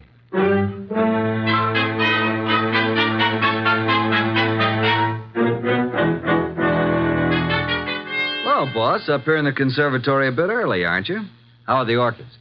Oh, it's a nice sunny morning. Even though it is around 0 outside, the sun is fine for them. And behold, Archie. Huh? What is it? The Dendrobium sclerostel. Yes, indeed. What about it? Showing 2 buds. Most encouraging. Indeed so. Boss, I can't take the steam heat here. Tell me, this painting of Marcia Blake, is it large? It hangs over the Blake mantle, about 3 by 4 feet. I find it most intriguing that John Blake should mention the painting in so short a will. And Hillary, does he seem to offer any suggestion on this problem? He has very little to say. Wilbur has definite ideas, and he's in there pitching all the time. He has a rather unpleasant way about him, though. You have talked with Inspector Kramer? I have. And asked Miss Anita and Hillary to meet you at the morgue to look at the body? Right. And I left Wilbur out of this gathering. This body is practically unidentifiable, huh? In Kramer's opinion, it is. After you're finished down there, I'd like to have a chat with this Wilbur Martin. Okay, but you'll get nothing out of him. I've tried. Archie, you're becoming so conceited. Soon I fear I'll have to fire you. If it were summer, I would forthwith resign. Run along and close our coal chute behind you.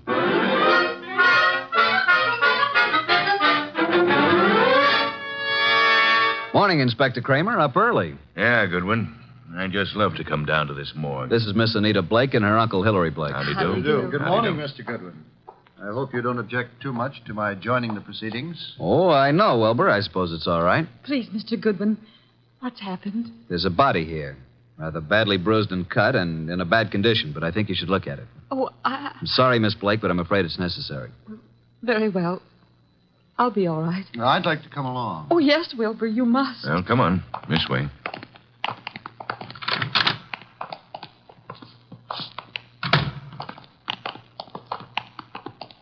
Well, here we are. Wilbur. What do you say, Miss Blake? Now get hold of yourself, Anita. Please, you must. Yes. Yes, that's Father. And you, Mr. Blake? It's certainly hard to say. It looks as though it might be John. Was there no means of identification on the body? No jewelry or... Father never wore any jewelry. There was nothing but this suit here. Nothing in the pockets. That's Father's suit, all right. I know.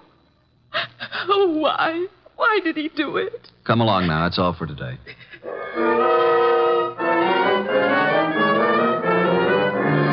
Mr. Wolfe, this is Mr. Wilbur Martin. Ah, yes. How do you do, Mr. Martin? Sit down. Thank you, sir. No. Take the red leather chair. That's right.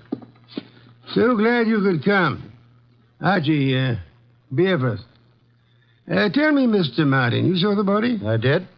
Whether it was John Blake or not, I'm not sure. But Anita feels positive enough. You are skeptical about the suicide theory, huh? Well, yes, I am.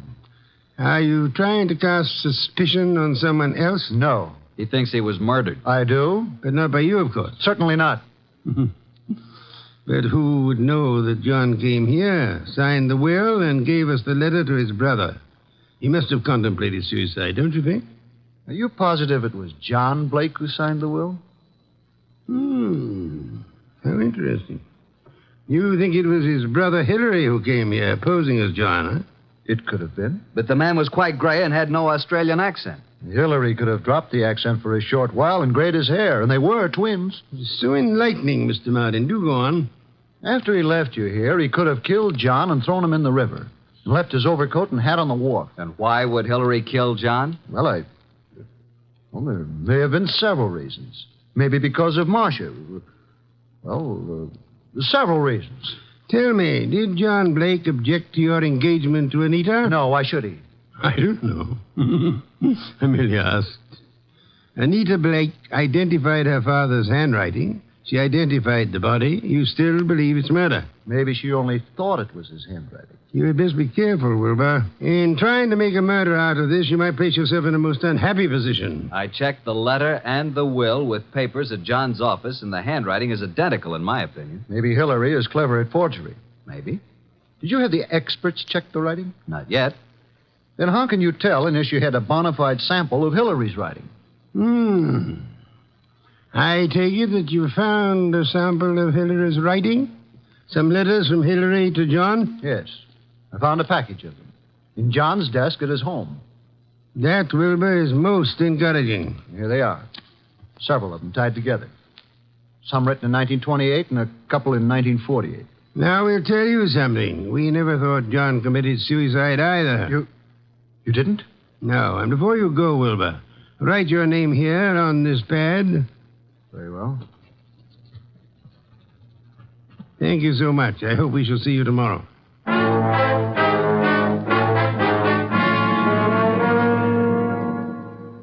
Well, I'm surprised, Inspector Kramer, to see you out in such inclement weather. I like the cold spells. Sit in the red leather chair.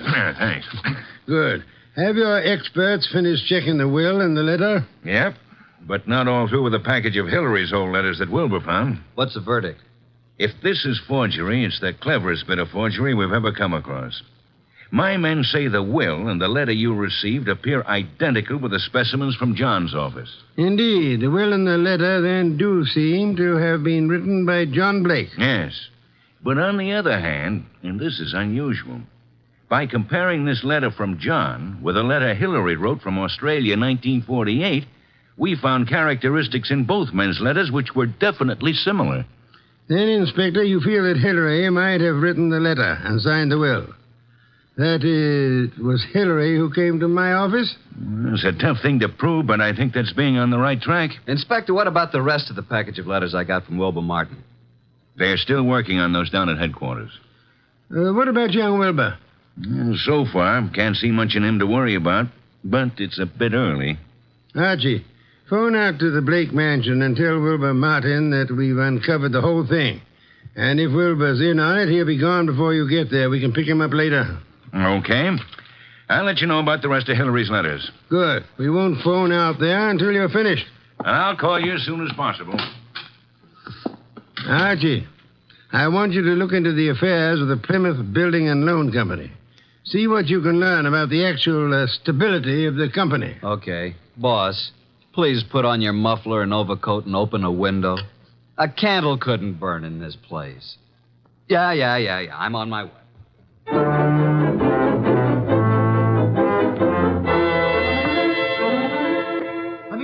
Anita! What is it, Wilbur? What's happened? I came out as soon as I heard. Well, what's happened? Speak up, man. You haven't heard? You don't know? No, what? Look at these headlines. Plymouth Building and Loan crashes.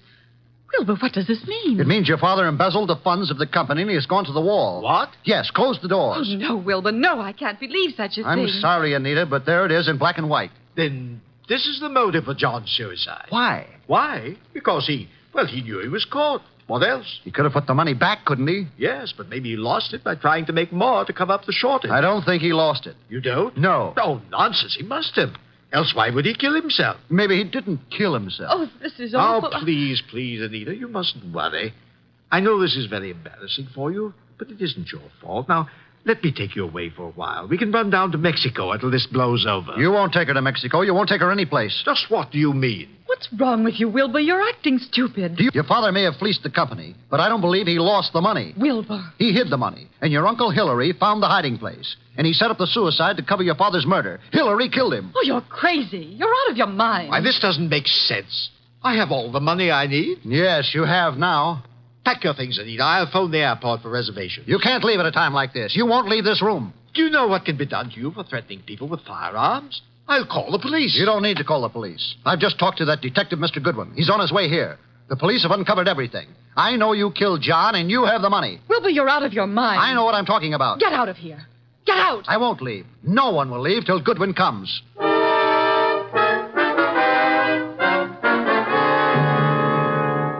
Archie, come in, Miss Blake. Mr. Blake, Mr. Martin, glad you were all able to accept my invitation. You too, Inspector Kramer. Yeah, I know how glad you are I could be here, Wolfe. Please be seated, folks. Hillary was going to Mexico on the next plane and taking Anita with him. Mexico? John Blake stole the money from the company, but Hillary found out about it and killed him. Mr. Wolfe, this is utter nonsense. Mr. Blake, Inspector Kramer's handwriting experts have examined the will and the letter left with me. They have also checked them with your recent letters from Australia. Indeed. And your letters from Australia show a definite resemblance, having the same characteristics as the letter and the will you've given me. You mean you think that I signed the will and wrote the letter? Definitely. Ridiculous. But there's something else. The will mentions a painting of Marcia Blake, Anita's mother. Archie, where is that painting? Did you bring it? It's here. Bring it in here, Sergeant.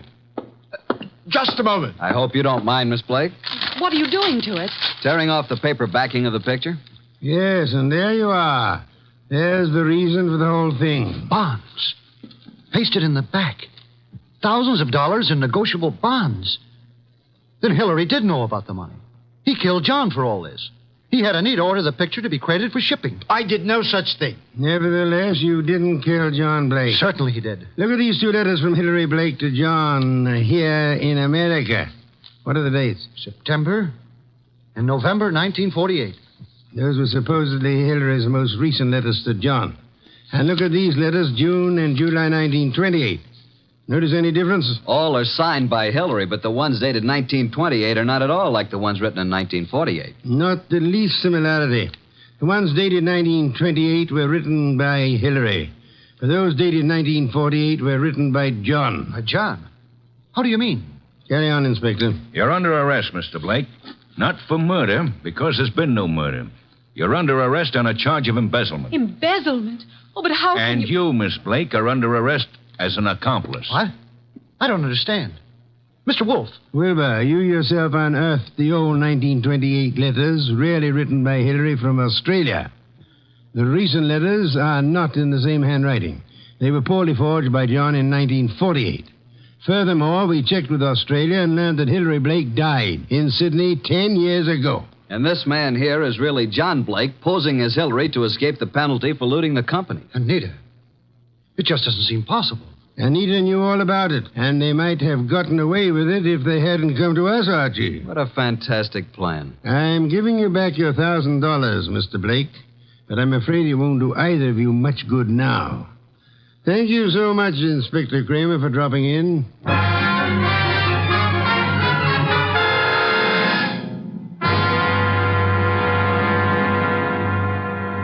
Well, boss, that was a clever bit of deduction. You really think so, Archie?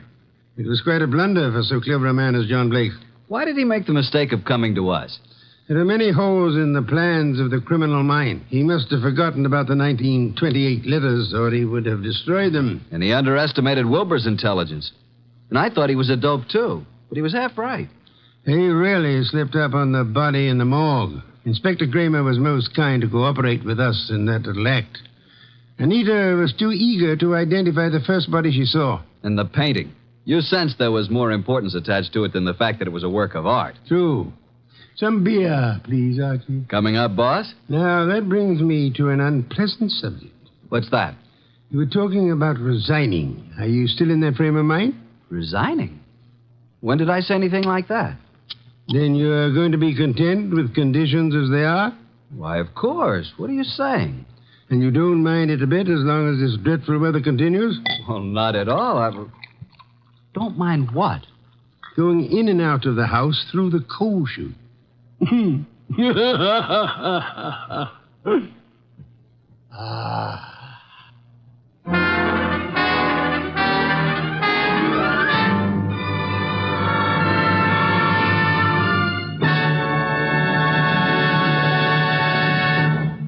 You have been listening to The New Adventures of Nero Wolfe, starring Sidney Greenstreet.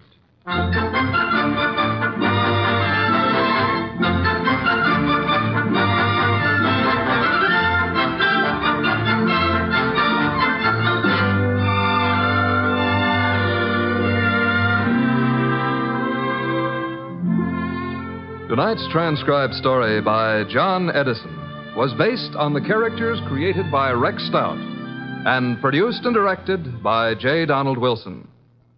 In tonight's cast were Harry Bartell as Archie Goodwin, and Victor Rodman, Louise Arthur, Hal Gerard, and Bill Johnstone.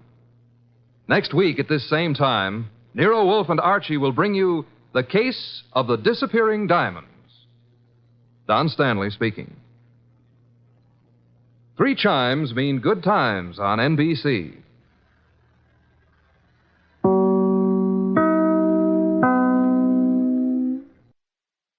Time now for Johnny Dollar. George Reed, Johnny, at Floyd's of England. How are you, George? Do you by any chance remember Durango Laramie Matter? From that place out in Oklahoma with the crazy name of Bum Sprung? That's right. Now, Johnny... How could I ever forget him? And more to the point, has he ever forgiven you? Forgiven me? After all, you were the one who accused him of passing counterfeit money. Well, I know. All he did was wash and starch and iron a few $100 bills to make him look nice and new and crisp. Well, I'm quite frank to admit I was entirely wrong about him that time. Hey, tell me, does he still pay his premiums in brand new money and in person? Yes, and that's what has me worried. How do you mean? Well, he wrote me some time ago and said he'd be here on the 10th of last month to pay his regular $4,500 premium. The 10th of last... Well, that's nearly 6 weeks ago. Exactly. And he hasn't appeared. Well, did you write or wire him to see what's holding him up? I got no answer. Johnny, I think something's happened to him. After all, with the way he flashes money around, it's a wonder somebody hasn't knocked him off long before this. George, if anything's happened to old Durango Laramie Delhart. Yeah, I thought you'd feel that way about it. Yeah. I'll let you know what I find out when I get to, if you'll pardon the expression, bum spunk.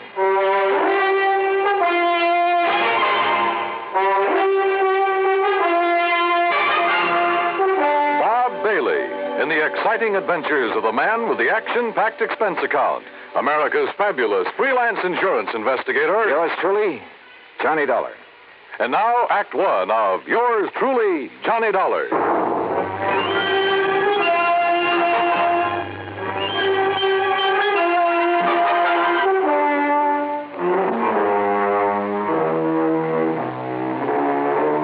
Expense account submitted by Special Investigator Johnny Dollar to Floyd's of England, American Office, Hartford, Connecticut. Following is the account of expenses incurred during my investigation of the Durango Laramie Matter. George Reed has quite a penchant for handing me really offbeat cases. But for once, this looked like serious business. Expense account item 1, 9420, transportation. I arrived in Enid, Oklahoma shortly after 4 a.m. Item 2, $1.85 for breakfast. Item 3, $50 deposit on a rental car. I headed due north on Highway 81, across some of the flattest plains country I've ever seen, that I hadn't expected to see again so soon. About 67 miles further on, after crossing what remains of the Salt Fork of the Arkansas, I spotted the familiar weather-beaten sign indicating that Bum Spung was somewhere up a rough dirt road to the left. Bum Spung, named by the Indians. It means bad water. And finally, there it was, the same old broken wooden fence surrounding a couple of acres of poor sandy ground. The same ramshackle house, the broken-down barn, propped up in spots with timbers. And in the yard were the same two sad-looking cows I'd seen on my previous visit. The swayback horse and the friendly, mangy, toothless hound, some decrepit-looking chickens. Bum Spung, so-called ranch of Durango Laramie Delhart, who'd made it in oil and who chose to settle down in this lonely, desolate spot. And standing there looking at it, it was hard to believe that the inside of the huge, unpainted house was clean, modern, well-furnished. Thanks to his niece Carol, who occasionally came up to see the old man. As I swung aside the sagging wire gate, I wondered if she was here now. I wondered if anyone was here, but not for long. Durango! Durango, it's Johnny Dollar. Stay outside that fence, you meddling young varmint. This here now is private property. Wait a minute. You're not Durango. I came here to see Durango Laramie Delhart. Oh, you did, eh? Well, Durango ain't here. Now, look, you. Oh, you shut up that gate and drive away from here. You see this here now, 30-30? Drive away? After you've blown a hole on one of my tires? I did, eh? Well, I guess that wasn't very sociable, now was it? Hey, look, lower that gun for a minute, will you? Oh, no, you don't. No, you don't. You try anything funny and I'll let you have it. Only, I guess it is up to me to fix that there tire for you, ain't it? Huh? After all, as long as I done it. Now, let me take a look and make sure you just ain't up to some trick here. Yeah, but I am. Hey! Just give me that gun now. Oh, no, you don't. No, you... Okay. Now, who are you and what are you doing here and where's Durango? My hoppers, sonny. You sure pack a punch. Start talking, mister. Who are you? Who am I? Sidewinder Wilson, that's who I am. Who'd you think? And who are you? Johnny Dollar, insurance investigator. What are you doing here? What am I doing here? Why, old Durango sent me a telegram, that's why. Oh, yeah? Sure. Here now. Read it for yourself. To Mr. Sidewinder Wilson, Gunside Oil Field, somewheres near the Petterdale River, Texas. Yeah, that's where the field is, and that's where I got this telegram. Get yourself up here to Bum Spung. That's what it says. Take care of my ranch for a while and get here fast, signed Durango. Yeah. Now, you satisfied? Just who are you, Sidewinder? Who am I? Durango's oldest, bestest friend is all. Known him since we rigged together in the oil fields before he made his gold strike up in Colorado, that's who. So when he tells me to come up here and take care of things, I come, that's all. What do you expect? But now look here, Johnny, is what you say your name is? Johnny Dollar. Yeah, well, there's something I don't like about Durango's going away this time. What do you mean? What I mean? Well, I mean the way he must have left in a powerful hurry, that's what. You know Durango pretty good? Pretty good. Well, can you see him leaving this nice house of his'n with all the doors and windows unlocked? He wasn't here when you arrived? No, sir. He'd already went away. And can you see him leaving no food around for the cattle and Methuselah and Primrose? Methuselah and Primrose? What is this? The horse and this nice old dog here. And what about the tractor? Just sitting out there in the field, plows down halfway up a furrow. What are you getting at, Sidewinder? What am I getting at? I'm saying he must have left in an awful hurry, that's all. And if you ask me, there's something funny about it, and I don't mean funny, ha-ha. Yeah, I think you got something there. You see, he was due in Hartford, Connecticut over 6 weeks ago. Pay up on his insurance, huh? That's right. All loaded down with brand new money, I bet. Probably. Yeah, I've told that crazy old coyote 1,000 times that he oughtn't to go traipsing all over the country with all that money in his kick. Johnny, if he ain't showed up the way he was supposed, it just means one solitary single thing. Like what, Sidewinder? Like what? Well, like somebody's waylaid and bushwhacked him for his money, that's what. Yeah, I'm afraid so. But, Sidewinder, I sure hope you're wrong. Johnny, I sure hope I'm wrong. Act 2 of yours truly, Johnny Dollar, in a moment. And now for another episode in the life of Sergeant Donald Bellwether, my husband.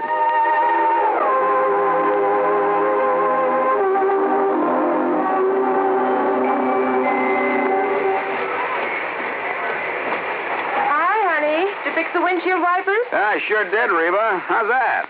Oh, you fixed them. Good for you, Donald. Thank you, my dear. Well, that's that. Now, if it rains, we're prepared for it, huh? I feel better now. Oh, me too. A driver has to see the danger if he expects to avoid it. That's right. And also keep the back and side windows clear in rain and snowy weather. That's right.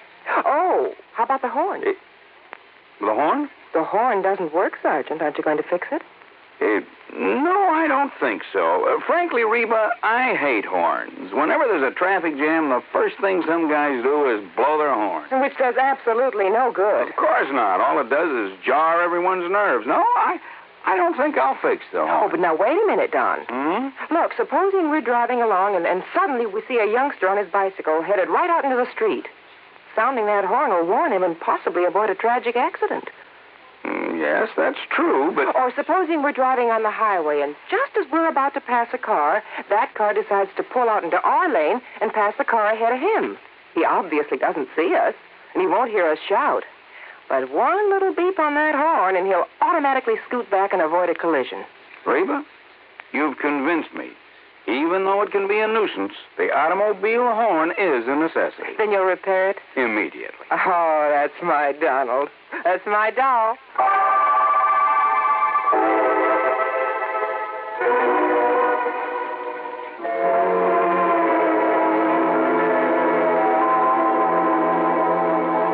And now, Act 2 of yours truly, Johnny Dollar and the Durango Laramie Matter. Durango Laramie Delharts, great old character from Bum-Spung, Oklahoma, gone, disappeared. His pal, Sidewinder Wilson, a bit of a character himself, had no idea what might have happened to him, but feared the worst. And I had to agree that his fears were justified.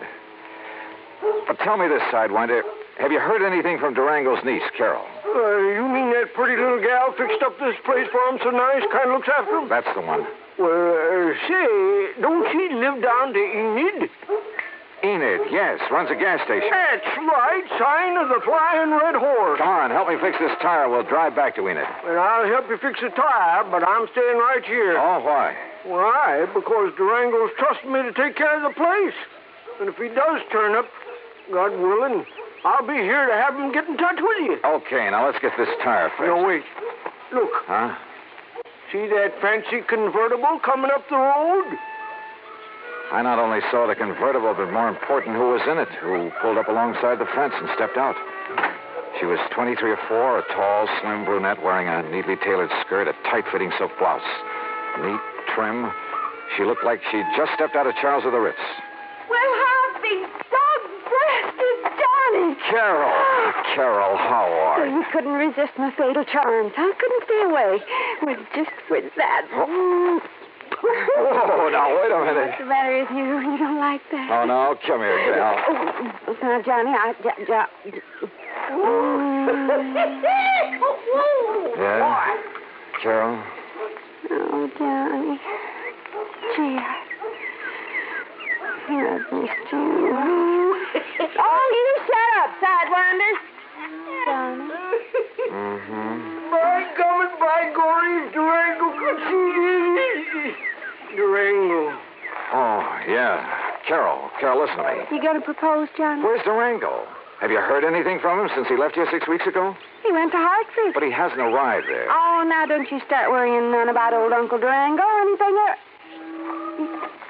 You sure, Johnny? I'm sure. That crazy old goot setting out across the country with over $50,000 in money in his pants. He ought to know better than to... Oh, Johnny, do you think something's happened to him? Yes, me. I think somebody's killed him for that money. Oh, no. You haven't heard from him since he left? Only a postcard from Chicago where he stayed overnight at some fancy hotel. And, Johnny, that wasn't like him. What do you mean? Oh, it was before he went straight to Hartford. That real estate man was from Chicago, Carol. What real estate man? Oh, he used to come out here looking for people with oil money. Tried to get Durango to invest in real estate, Florida, New England. Well, what did his postcard say? Nothing, really. Just that he was staying overnight. And before he'd come back, he was going to look at Ong's hat. Who is Ong? Oh, he was always writing silly stuff like that. I don't know. Ong. Oh, Johnny, what'll we do? Where's the nearest phone? Back in Enid. Then come on, that's where we're going.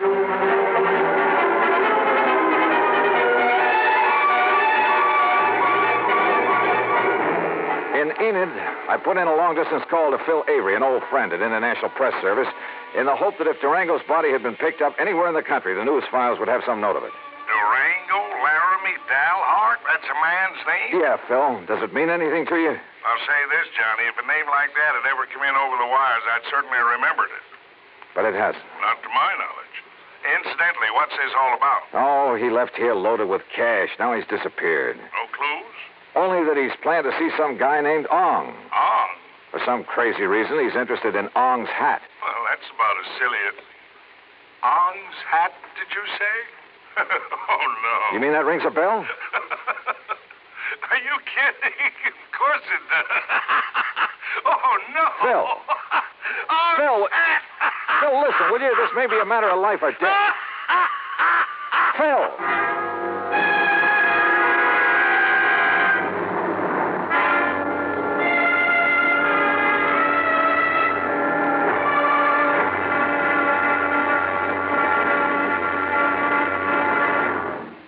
Act 3 of yours truly, Johnny Dollar, in a moment.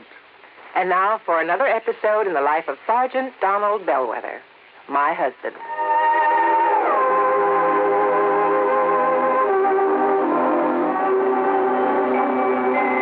Reba!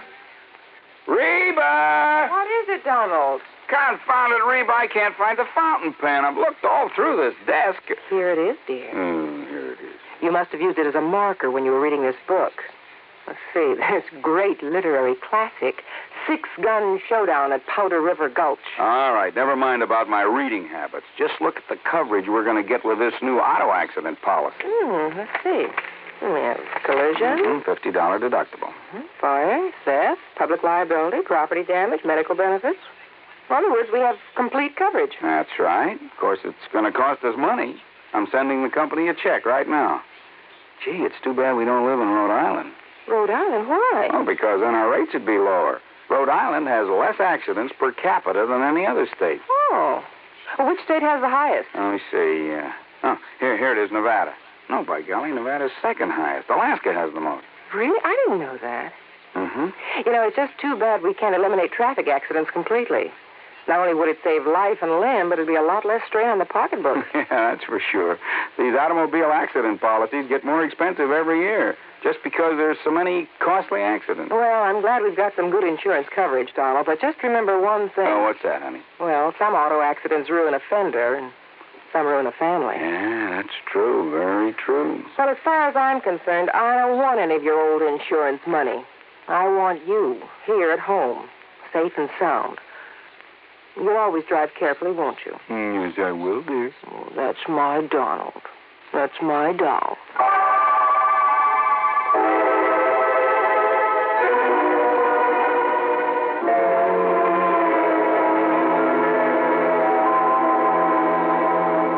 And now, Act 3 of yours truly, Johnny Dollar, and the Durango Laramie Matter.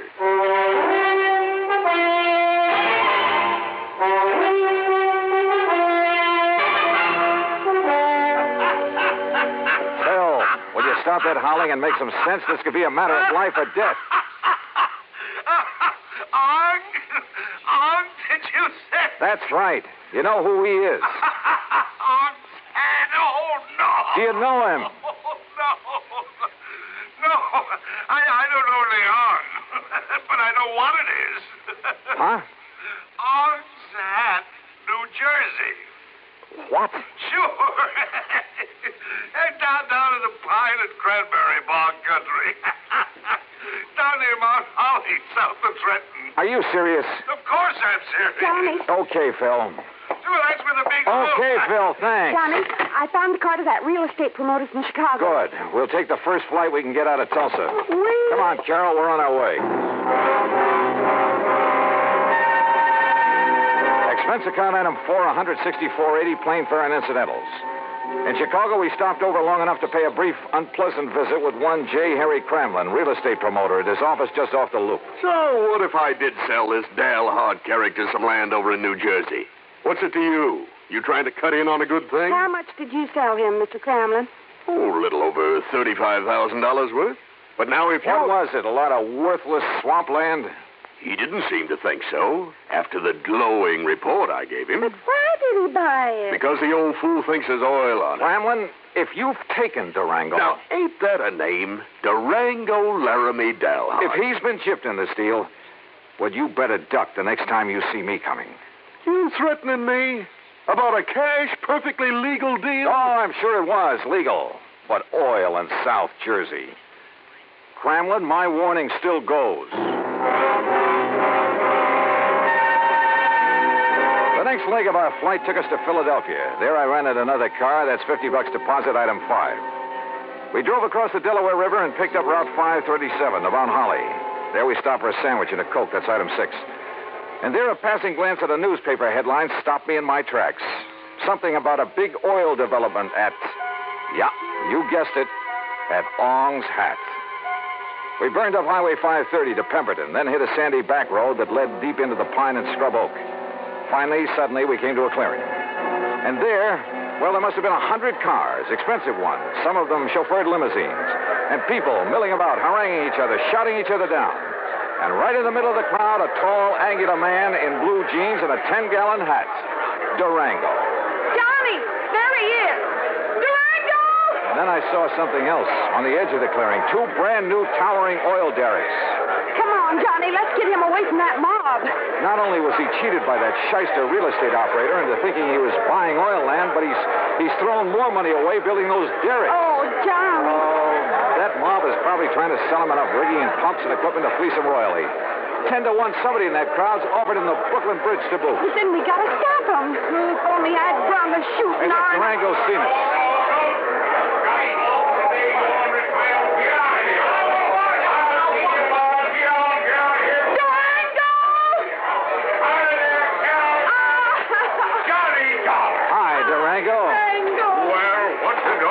Tarnation ever rung you out for this godforsaken country, huh? Oh, Durango, you skunks, you're all okay. Why, sure I am. Come on in this shack here so we can get away from this blasted crowd. Come on. You look here, Johnny. What are you doing with my little Carol, huh? I'll tell you, Durango. You sneak out to Enid behind my back and hitch up with her? All right, get on in there now where we can have some peace. Just sit down where you can. All right, now, you young rascals. Is that what you done? Gone and got married? Well, of course not, you old goot. Oh, well, doggone it, that's what I was hoping for. Oh, goot. Well, don't you give me that, gal. I know how you was talking ever since Johnny come out to Bum Spung last year. Durango, you What'd shut you up. say? I'm afraid this trip is on business, Durango. Business? With a pretty gal like Carol here?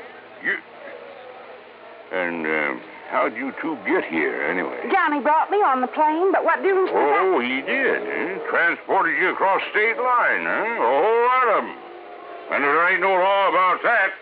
Why, Jake, you two are going to have to get married. Durango. And I'm just the one to see that you do. Durango! I don't carry this old 6-gun for nothing. Durango, will you shut up and let Johnny tell you why he's been looking all over for you? What do you mean, looking, Jake? Huh? Durango, you've been had. Me? By the crook who told you this was oil land. Ah, Johnny, I knowed it weren't the minute I seen it. But you put up derricks, and they must have cost you about... Sure, they cost me plenty. It just, a funny thing happened. Oh, now, wait a minute. Sir, the minute the folks got wind of me, a millionaire oil man from Texas and Oklahoma putting up the derrick, Johnny, on my word of honor, I've told every one of them people, I've told them that there ain't no oil here. You mean you Yes, haven't? sir, I've told them till I was blue in the face. Durango. But would that stop them? That wouldn't stop them from wanting to buy this land away from me, no, sir. And you've been selling it? Why, sure. I told them it was no good, but I just couldn't stop them. And so far, I've come out a mite over $65,000 to the good. Oh, Durango. No, I really know. Wait a minute, I say. Yeah? Johnny Dollar, are you here to buy a piece of my land or to marry my little Carol here? Oh, now, Durango. Believe you me, it better be both. Now, how about it?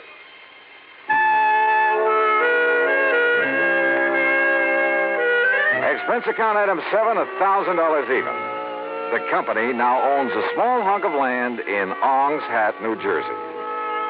As for Carol, that ever-loving doll, well, someday, maybe someday. Expense account total, including incidentals and transportation back to Hartford, $1,416 even. Yours truly, Johnny Dollar.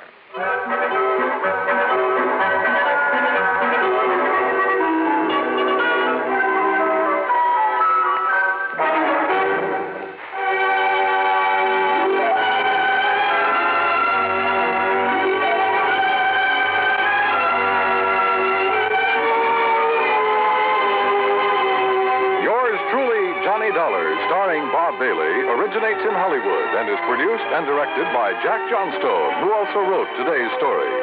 Heard in our cast were Virginia Gregg, G. Stanley Jones, Junius Matthews, Alan Reed, Frank Nelson, and John McIntyre. Be sure to join us next week, same time and station, for another exciting story of yours truly, Johnny Dollar.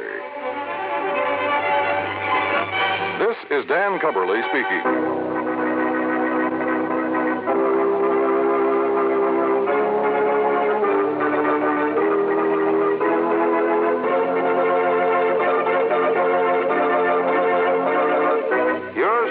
Johnny Dollar has been a presentation of the United States Armed Forces Radio and Television Service.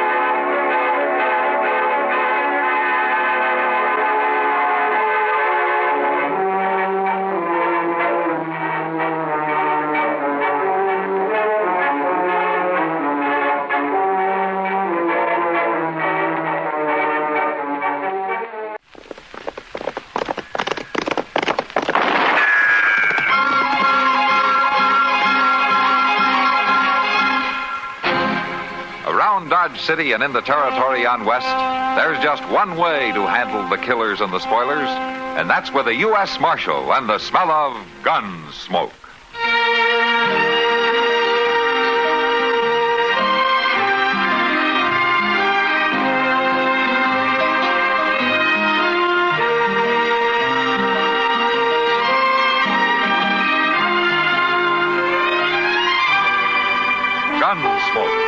starring William Conrad. The story of the violence that moved west with young America. And the story of a man who moved with it. I'm that man. Matt Dillon, United States Marshal. The first man they look for and the last they want to meet. It's a chancy job, and it makes a man watchful. And a little lonely.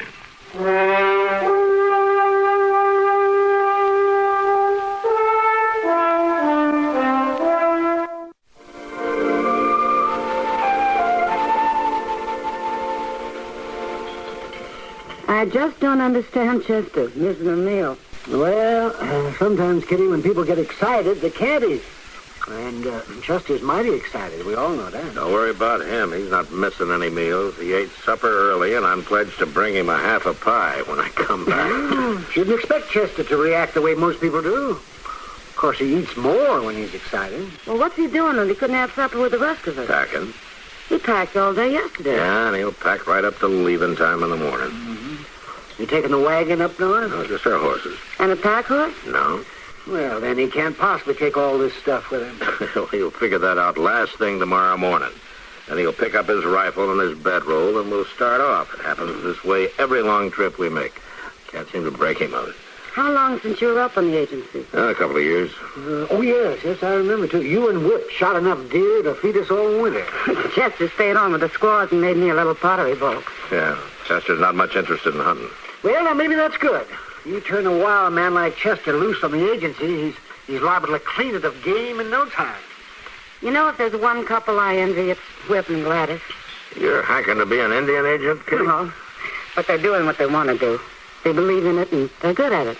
Yeah, I sure never heard of Whip having any trouble with the Sioux. Have you, Matt? He's fair. The Sioux know it. They're a proud people. Whip respects that.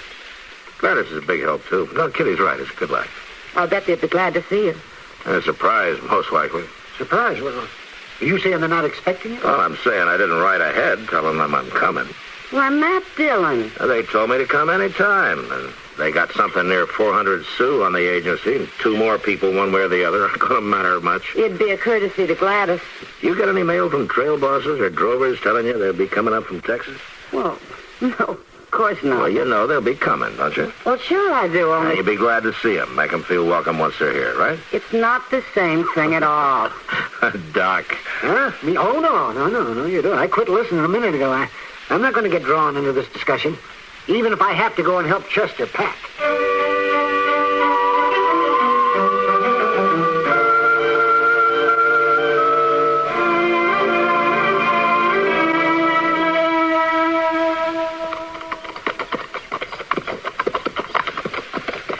I'm just as sorry as I can be, Mr. Dillon. Forget it, Chester. I don't know that I can ever forget it.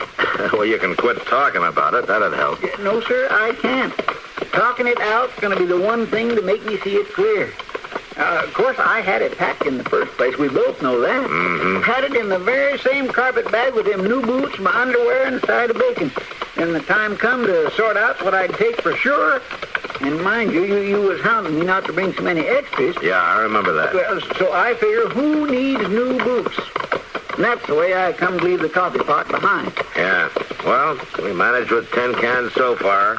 And in another 3 miles or so, Gladys will have a pot on the stove. I sure won't make that mistake again. Yeah. Next time, bring your boots, Chester. Look yonder, Mr. Dillon. Coming over that ridge. Looks like a welcoming party. Yeah, might be. Well, it appears to me they're all Indians, Mr. Dillon. Well, it's a Sioux reservation, Chester. Well, yes, of course. So let's hold up a minute. I tell you, if they're riding toward you this way, it's comforting to know they ain't hostile. Yeah, you bet it is.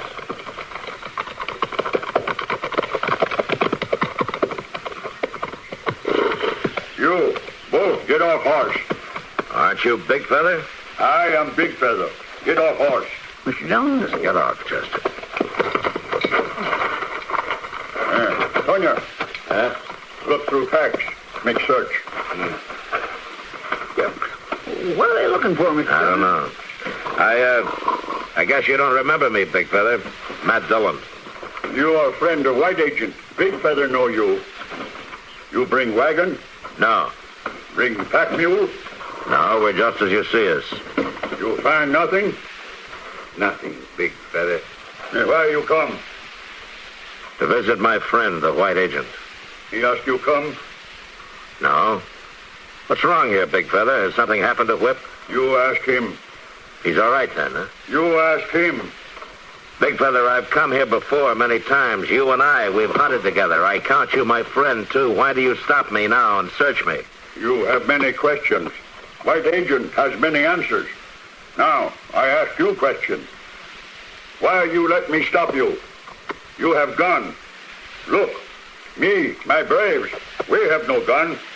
He's right, John. You know, one of them has a gun. Well, who took your guns, Big Feather? You ask white agent. Will I be stopped again on my ride in? My people will not stop you.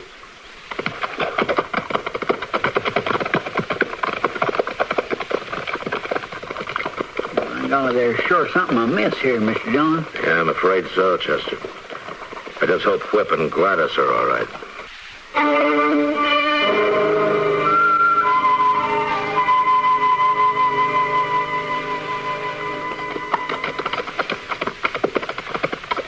Mr. John, it's kind of eerie like.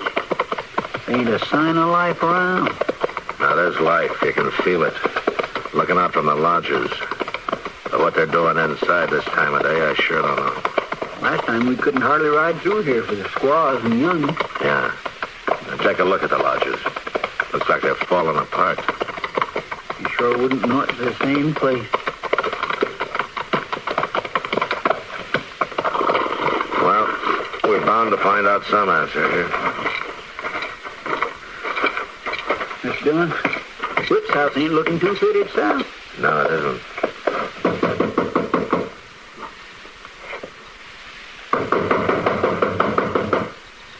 Could be they're not here, I guess. No, somebody's coming.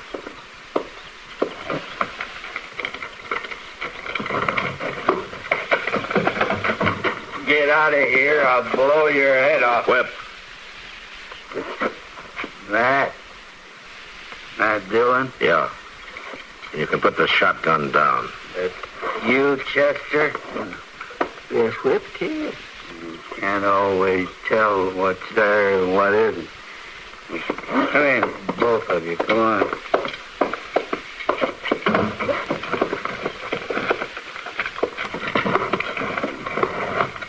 What are you locking against, Whip? Trouble. Sit down. Sit down.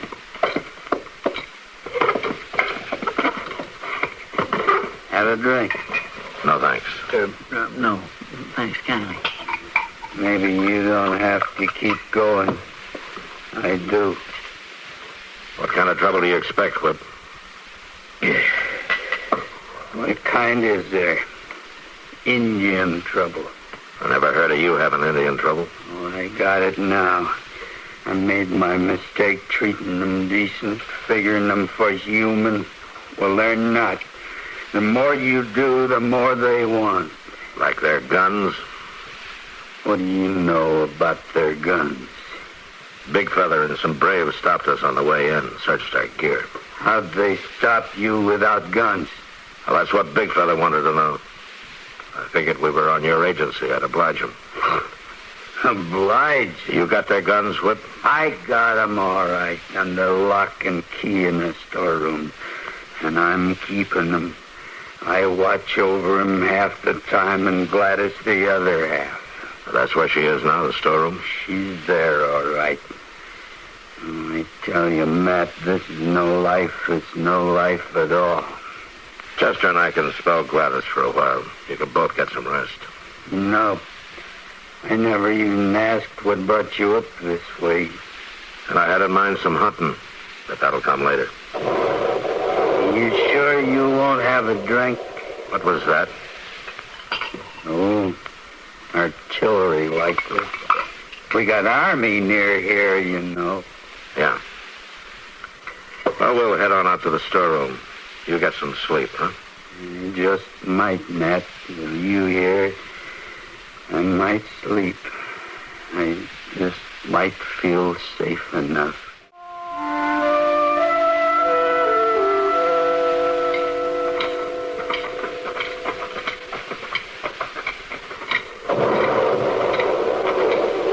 That sound like artillery to you?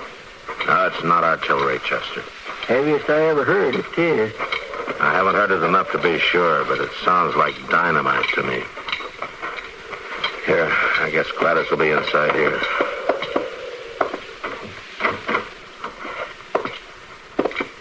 Gladys? Matt. Matt. Oh, you gave me a fright. Well, Chester and me were scaring everybody half to death today. It is you. It is really you and Chester. Yes, ma'am, it sure is. I just never thought I'd see any of my friends again. I'm sorry. What? Gladys, is it that bad? Oh, Matt, it's hell. It's plain hell. Well, what happened? Have you seen him? Whip? Yeah, sure, we've seen him. I still don't get the straight of what's going on here. Well, don't expect it from me, Matt. I don't know. I honestly don't know. He's not the same. Whip's no more the man I married or any part of him than any stranger you could mention. Well, if the Indians have turned against him, maybe he's got cause to change. Well, maybe he has. I don't know. But he took their guns. They must have done something. Oh, taking their guns was the last he did. Before that, it was their food. You mean to say Whip is holding back food from him? Yes, they came to him with some complaint. I don't know what it was. Something about their hunting grounds. Whip got enraged, really enraged, and he began to cut back their rations. Finally, their guns. I don't know what'll happen next. How long's it been like this? Oh, months. I don't know. You hear that a lot, do you, Gladys? All the time. There must be big trouble somewhere. I never heard the Army guns this close before. Yeah. Oh, look, Gladys, we told Whip we'd spare you here so that you could get some rest. Oh, no. I'm not tired. And you must be riding all this way. I'm fine, really. And later when Whip comes down, I'll fix you a nice supper. Now, then, you just let us take over like Mr. Dillon says. You look kindly peaked at me. No, I'm perfectly fine. I won't let you... This, where the guns are locked up, Gladys? I think so. I'm not sure. Please, Matt, I wish you'd... You wish I'd stay out of it? Yes. Yes, I wish you would. All right. I know you're not afraid, Gladys. What makes you think I'm not? Well, Whip is. He's got a shotgun, and he keeps himself locked and bolted in his own house. You're not armed.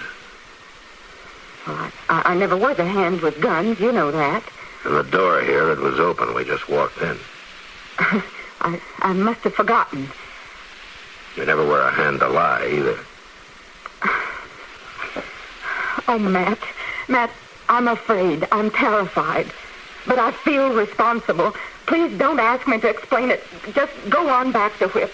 I really think he needs more help than I do. Maybe he does at that.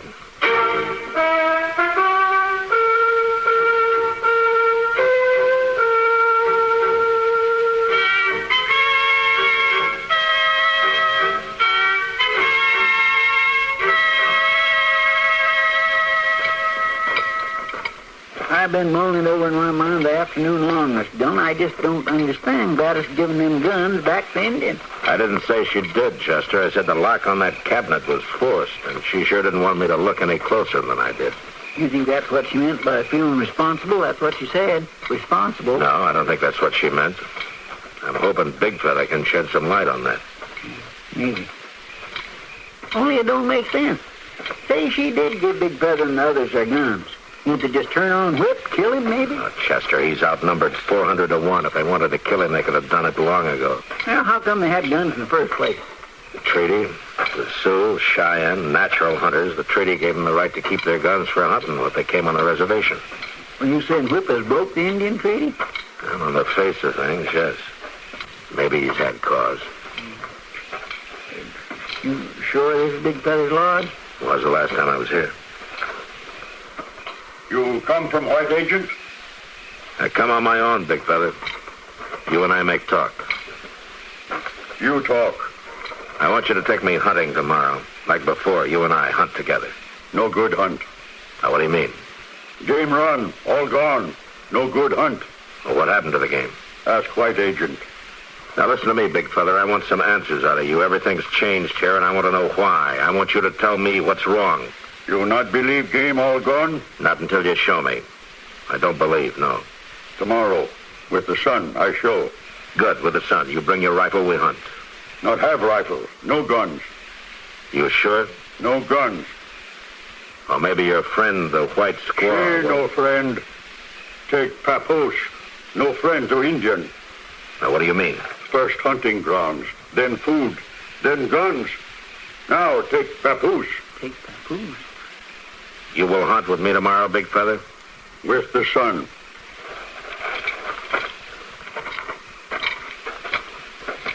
I tell you, son, I'm just about to give up. I plain don't get a thing through my skull around here. Well, why don't you go on up to the house and go to bed? That means you ain't going to? No, not yet, Chester. I'll go along right enough. This sure ain't been the day I looked forward to. Good night. Good night, Mr. Dillon.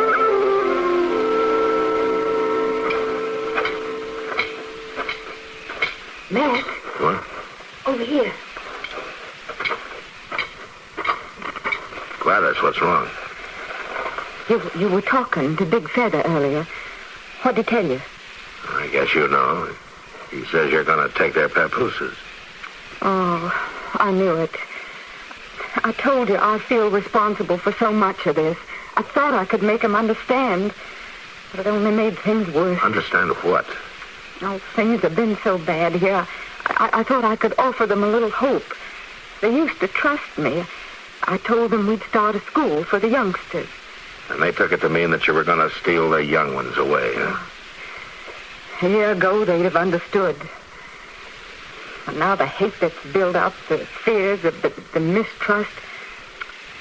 I was a fool to say it. You were trying your own way, Gladys. Nothing wrong with that. I was sharp with you, Matt, telling you to stay out of it. But I was afraid. Afraid I'd find the guns gone? No, the lock. It was forced. Yeah, I saw that. But the guns are still there. I checked. I wanted you to leave so I could replace the lock before Whip found out. Believe me, Matt, the guns are still there. I believe you, Gladys. Whip's in there now? He's still sun up. I spell him then. Matt, what can we do? I don't know yet. Tell me this. Has Whip ever asked the Army to come in and straighten this out? Never once. I've asked him to, but he says it's his business. Well, maybe tomorrow I'll know more whose business it is.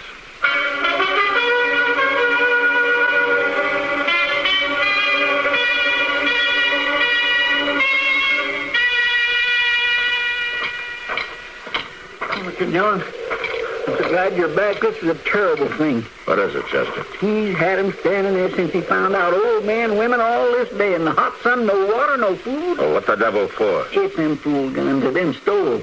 He's been hitting out at everybody. Near beat Gladys to death before I pulled her free of him. When did it happen? Right after sunup. Right after Gladys spelled him. He went back to the storeroom and found them gone. Oh, he has been so mean, Mr. Dillon. All right, where is he now? Yonder, tearing their lodges apart, looking for them guns. You better look out for him. He's drunk and wild. You better look out for me. Look, there he is. Yeah, I see him. Whip! Whip! Stop it! You in on this too, Dillon? If you've got trouble, you're asking for every inch of it. They got their guns back. I can't find them, but I will, and I'll turn them on the lot of them. You're out of your head, Whip. Now, what kind of a friend are you? I've seen the miners, Whip, blasting holes all over the reservation, driving the game away. That big artillery you were telling me about. Well, they tell me they pay you pretty good to let them mine on government property. You hear me? They got their guns back, and I gotta find them. I'm not gonna help you look. It's a rotten thing you've done, treaty breaking.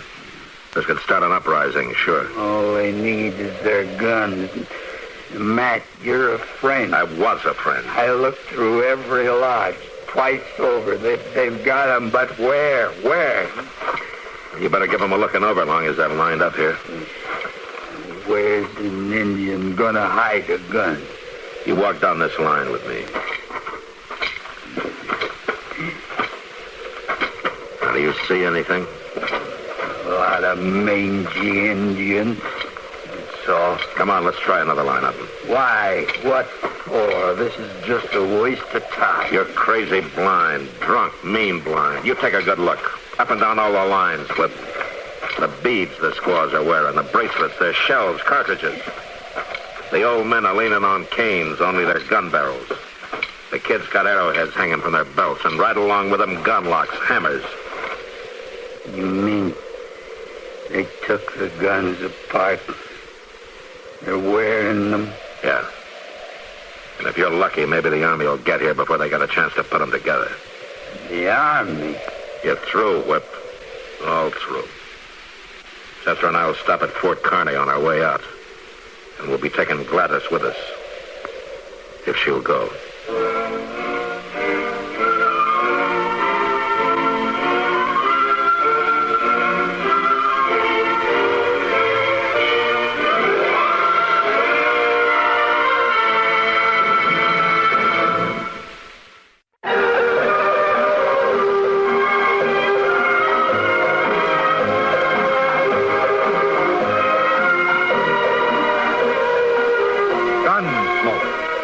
Produced and directed in Hollywood by Norman Macdonald, stars William Conrad as Matt Dillon, U.S. Marshal. The story was specially written for Gunsmoke by Kathleen Height, with editorial supervision by John Meston. Featured in the cast were Virginia Christine, Vic Perrin, and Ralph Moody. Harley Bear is Chester, Howard McNear is Doc, and Georgia Ellis is Kitty. Ladies and gentlemen, the ringing of that phone bell brings you mystery, adventure. Nero Wolfe's office, Archie Goodwin speaking. No, I'm sorry. Mr. Wolfe is busy planning a menu.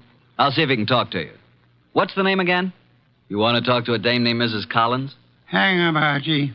Do we know a Mrs. Collins? No. I don't suppose you care, but I think her voice is very charming. Doubtless. Every female has a charming voice to you. Hang up. Okay.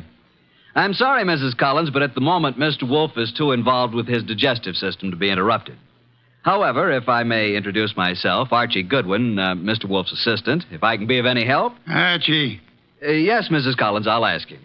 Cocktail party. Hang up, Archie. Mrs. Collins, I'm afraid it would be better if you didn't expect Mr. Wolfe. Goodbye. Cocktails. Phooey.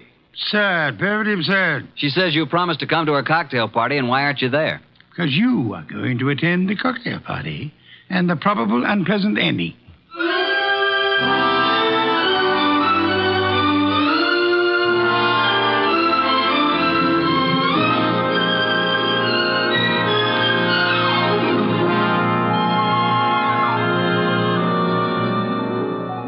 Ladies and gentlemen, it's that genius who is the bulkiest, balkiest, the most ponderous, and most brilliant detective in the world. Yes, none other than that chairborne mass of unpredictable intellect, Nero Wolfe, created by Rex Stout and brought to you in a new series of adventures over this NBC network in the person of Mr. Sidney Greenstreet.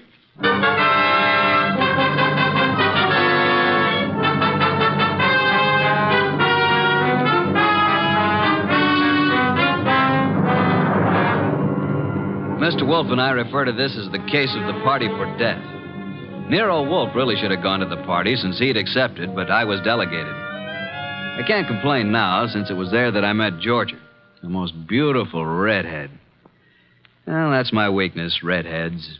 Yeah, and blondes and brunettes. Well, anyway, Mr. Wolfe was adamant about going to the party. I've never been to a cocktail party in my life. You know, I drink nothing but beer. You could take your beer with you, couldn't you? I could not. Do we know a Mrs. Collins whose cocktail party you said you'd go to? The phone rang and I picked it up. Where was I? Exactly. Okay. So a Mrs. Collins with a beautiful, seductive voice conned you into accepting an invitation to a cocktail party that you knew you weren't going to. Archie. Yes, master. Just a little less sarcasm, perhaps. Sarcasm? Call it impertinence, then. Impertinence, master? Exactly. Less of that. Much less. Okay. Continue now. Where was I? You were reading the duck recipe. Oh, yes, the duck. Oh, here we are. Dodine de canard. The dodine is one of the oldest dishes in the repertory of French cooking, being mentioned in books of the 14th century. Le Grand Cuisinier de toute Cuisine. Hooey, what time is it, Archie? Almost 6:30. Oh, in that case... You going to get up? Here on this card are your instructions, Archie. If you are still alive tomorrow, you may make your report. I helped the huge bulk that was Nero Wolfe out of his specially built desk chair and walked with him to the elevator that would take him upstairs to his orchids. I stepped back to the desk and found the card which bore my instructions. In his small, perfect handwriting, I read, Mrs. Albert Collins, Empire Towers. Arrive at 7, say I sent you. After the murder, telephone me before the police arrive. At exactly 7, I rang Mrs. Collins' doorbell.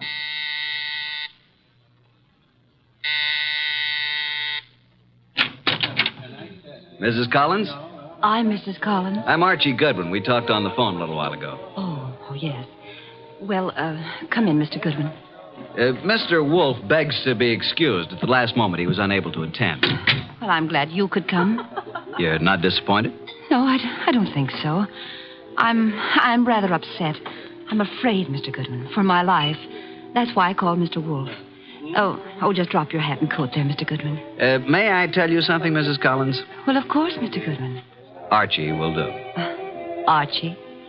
When I spoke to you on the phone, I thought I knew what you'd look like. And? You do. Well, is that good? It's not bad, Mrs. Collins. Janie will do. Janie will do. Archie, I think it would be best if I say you're an old beau of mine. From where? In Hollywood. When I went to Hollywood High School and you went to USC. Okay, but don't expect me to remember much about it. I'll be flattered if you remember anything about it. I want you to keep your eyes and ears open. Observe everything tonight. Well, now shall we join the party? Oh, Albert, this is Archie Goodwin. Archie, this is my husband, Albert. How do you do? Hello. And this is Joe Boyce, my husband's partner. How do you do? Boys? I've told you about Archie, Albert, but well, I guess you probably don't remember, do you? No, I don't. When I was in high school and he went to USC. Oh, yeah, sure. What'll you have, Goodwin? I'd like a plain lime and soda. Oh, now, really? A teetotaler now? Yes, I used to overdo it, remember? So you knew my wife in Hollywood? Quite a while ago, though. Uh-huh. Been here long? Oh, a while. Did you and my wife run into each other again just lately? Yeah. A few days ago? About. Joe Boyce here is my partner, chemical business.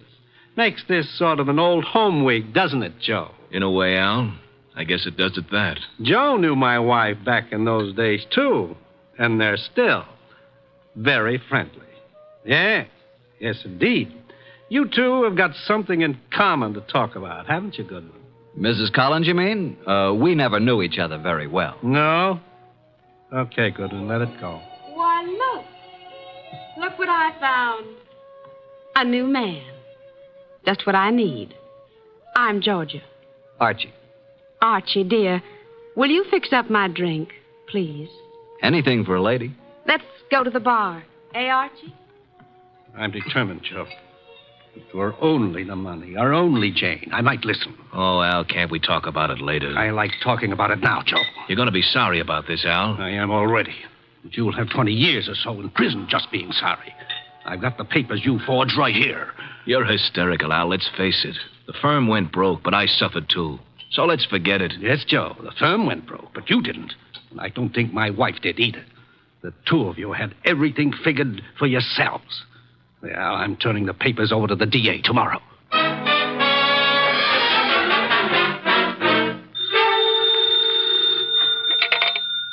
Nero Wolfe speaking. Archie, what do you know about this expected murder, if anything?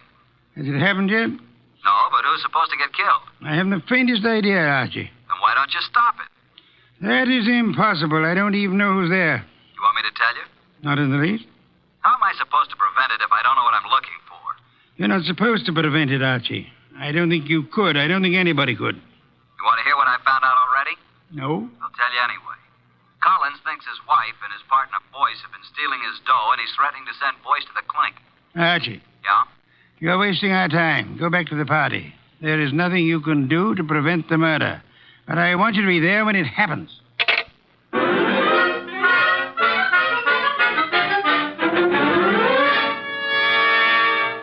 Now that all the guests have gone, let's sit down here, Georgia.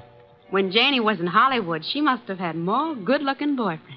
Let's get personal about this, Georgia. Yeah, let's. When you say good looking, do you mean me? I don't mean anybody else, Archie. You know, I think you're pretty, too. You'd better not let Jane hear you say that. You think she'd care? I thought you knew Jane. Only slightly. You don't like Jane too well, do you? Why? Why? Why what? Why don't you tell the truth about it? No man as attractive as you ever knew Jane slightly. Either they knew her or they didn't know her. Maybe you think I'm getting a little tipsy. The idea never occurred to me. No? Well, it has to me. Refill your glass? I'll come with you to the bar.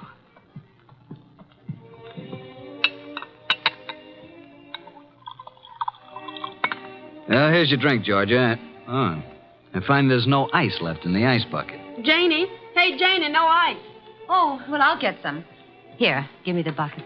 Mrs. Collins, Janie, I mean. Yes, Archie. May I use the phone in the bedroom again? Oh, of course. Will you excuse me for a minute, Georgia? I'm coming with you. Why don't you just stay here until Jane brings the ice? Well, why don't you go talk to Joe Boyce? I don't want to talk to Joe Boyce.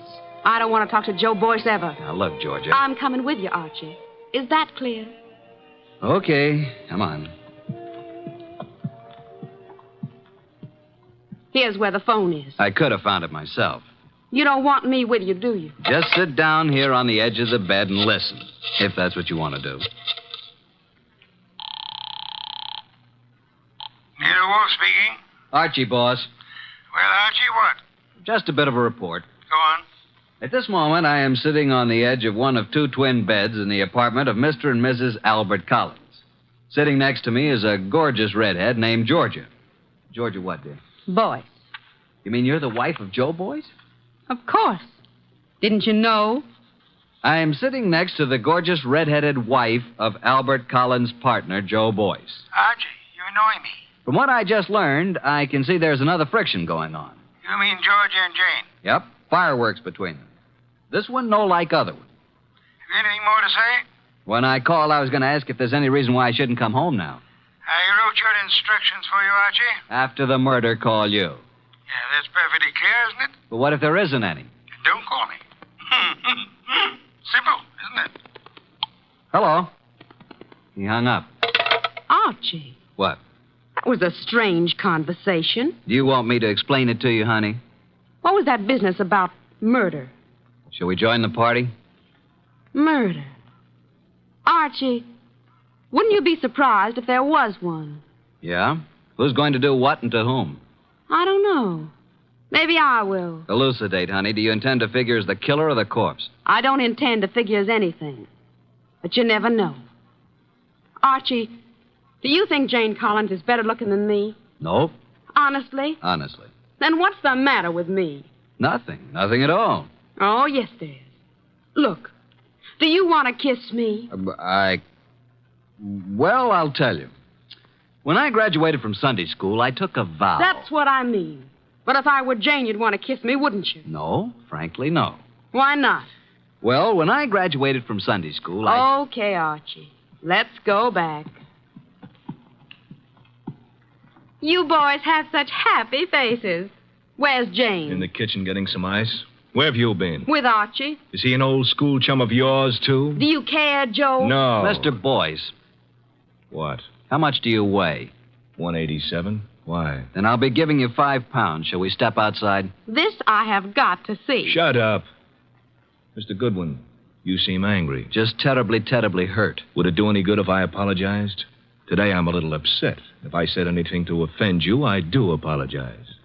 Now, if you still want me to give you a boxing lesson, I'm at your service. Let's forget it. I'm sorry, too. Jane Collins came in from the kitchen with a bucket of ice cubes, a tray of fresh glasses, and the strapless gown she'd been wearing. There. I never thought I'd make it. Now I'm going to mix my own drink, and you can take care of yourselves. Ice first. Huh? Whiskey. And soda. It's a simple recipe, isn't it, Archie? All it needs is the ingredients. I drink to the ingredients. Nice. Janie, darling. What, dear? Would you mind very much if I took Archie away from you? Haven't you done that already, dear? To listen to those girls, you'd think, wouldn't you, Goodman? Me, I never think. What do you do, Archie? I concentrate. On what? On not thinking. I did some serious concentrating on not thinking about Nero Wolfe, or about the conflict of the partners, Albert Collins and Joe Boyce, about the jealousies of Jane and Georgia. The next 5 minutes hardly seemed an hour. Jane and Boyce murmured to each other. Collins drank gently but firmly. Why can't you be honest, Archie? What's the matter with me? What, Georgia? You weren't listening, were you? To every gorgeous word you said. What did I say? I want to hear it again, just the way you said it before. I said, why shouldn't there be a murder? Why not? It's an order. It's just not considered the thing to do. Thing to do. Can you think of anything better? No, frankly. I can. My glass is empty. My glass is empty, too. Jane. Jane! Oh, I'm sorry. I'm not much of a hostess, am I? Oh, don't answer that. Oh, you're all empty. But I've only drunk half of mine. You don't usually drink so slowly, Jane. Well, I'm just not in the mood tonight. I usually drink faster to keep you from drinking mine. See, Albert always gulps his and then reaches for mine. What's the difference? Well, I'll fix you some fresh drinks, but put my drink over there by you, Georgia. And lay off, Albert. I only had about 3 swallows of it. Besides, you don't need any more. I suppose we know what dear Jane is going to do, don't we? Lay off, will you? Lay off. It's my husband who said that, Archie. Archie, meet my husband, Mr. Boyce. I will now explain why dear Jane took our glasses away to the kitchen when she could have bought a drink right here. Listen, Georgia, will you... Mr. Boyce is speaking, Archie. What, Mr. Boyce? Nuts. Mr. Boyce says nuts, Mr. Goodwin. What do you say, Mr. Collins? I think Joe has covered the field. We were talking, weren't we, Archie? Possibly. We were talking about dear Jane. She's got to be always the prettiest, always devastating. Right now, she's putting on a completely new face. And in about 20 minutes, when our tongues are hanging out, she'll come back, all horsed up and bright and smiling, with another tray of drinks. Yeah, she'll take all night to fix them. Well, I'm going to get some air on the balcony. Don't jump off. Al, you're drinking too much lately. I shouldn't worry you, Joe. Especially now. When you start drinking, not only your drinks, but everybody else's too, well... Jane's right. Is that what worries you? Slide Jane's glass down. The ice is all melted. You see what I mean? Okay, Joe, let's not be nasty until tomorrow. That gives me an idea. Think I'll propose a toast. Until tomorrow. And you know, it may be rather fitting that I should drink a toast from the glass that Janie left. Until tomorrow. Go!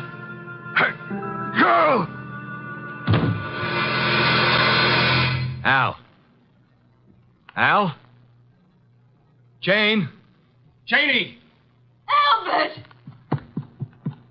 Oh, Albert.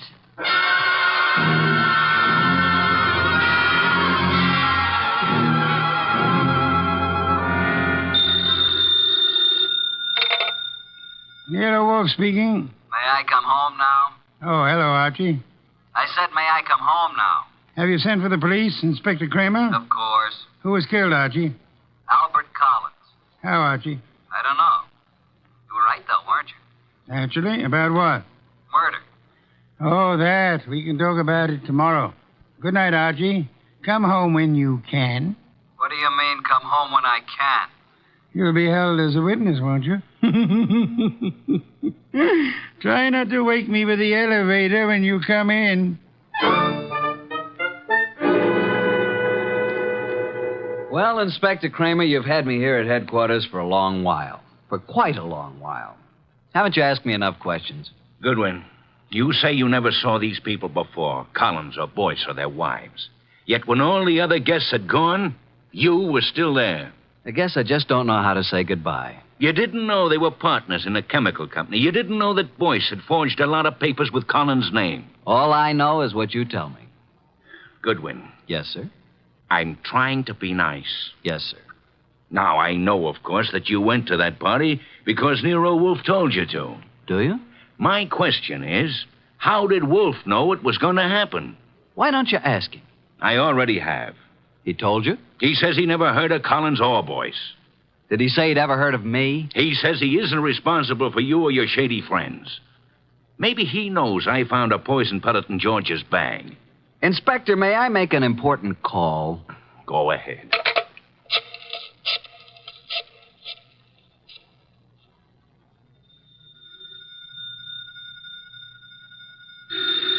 Archie. Confounded light. Hello? What time is it, Master?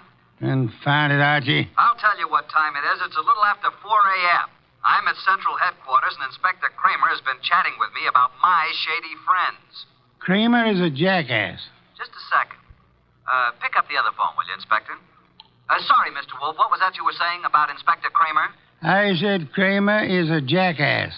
Thank you. Wait a minute. Wolfe, Oh? Eavesdropping, Inspector. I was just talking about bringing you down here for a little questioning, Wolfe. Fooey. What's that? Fooey. It can be spelled in several ways. I spell it P-F-U-I. Fooey. You think I won't bring you down here as a material witness? Yes, I think you won't. I think you'd be making a great mistake if you did. A great mistake? Why? Because I might not tell you who killed Collins.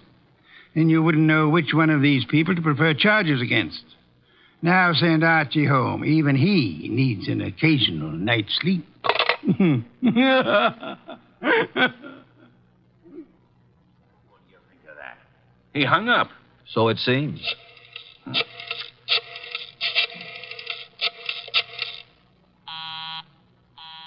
Busy? He's probably left the phone off the hook, Inspector. By now, he's probably asleep again. You know I can go out there, don't you? Sure you can. More important men than you have tried it. And where are they now? Goodwin? Yes, sir. I'm going to let you go. I'm sure Mr. Wolfe and I are very grateful, Inspector. You want to know why I'm letting you go? I know why. Why? Because if you're nice and cooperative and don't make too much trouble, Mr. Wolfe will solve this case for you and tell you whom to prefer charges against. Goodwin. Sir? Get out. Thank you, Inspector.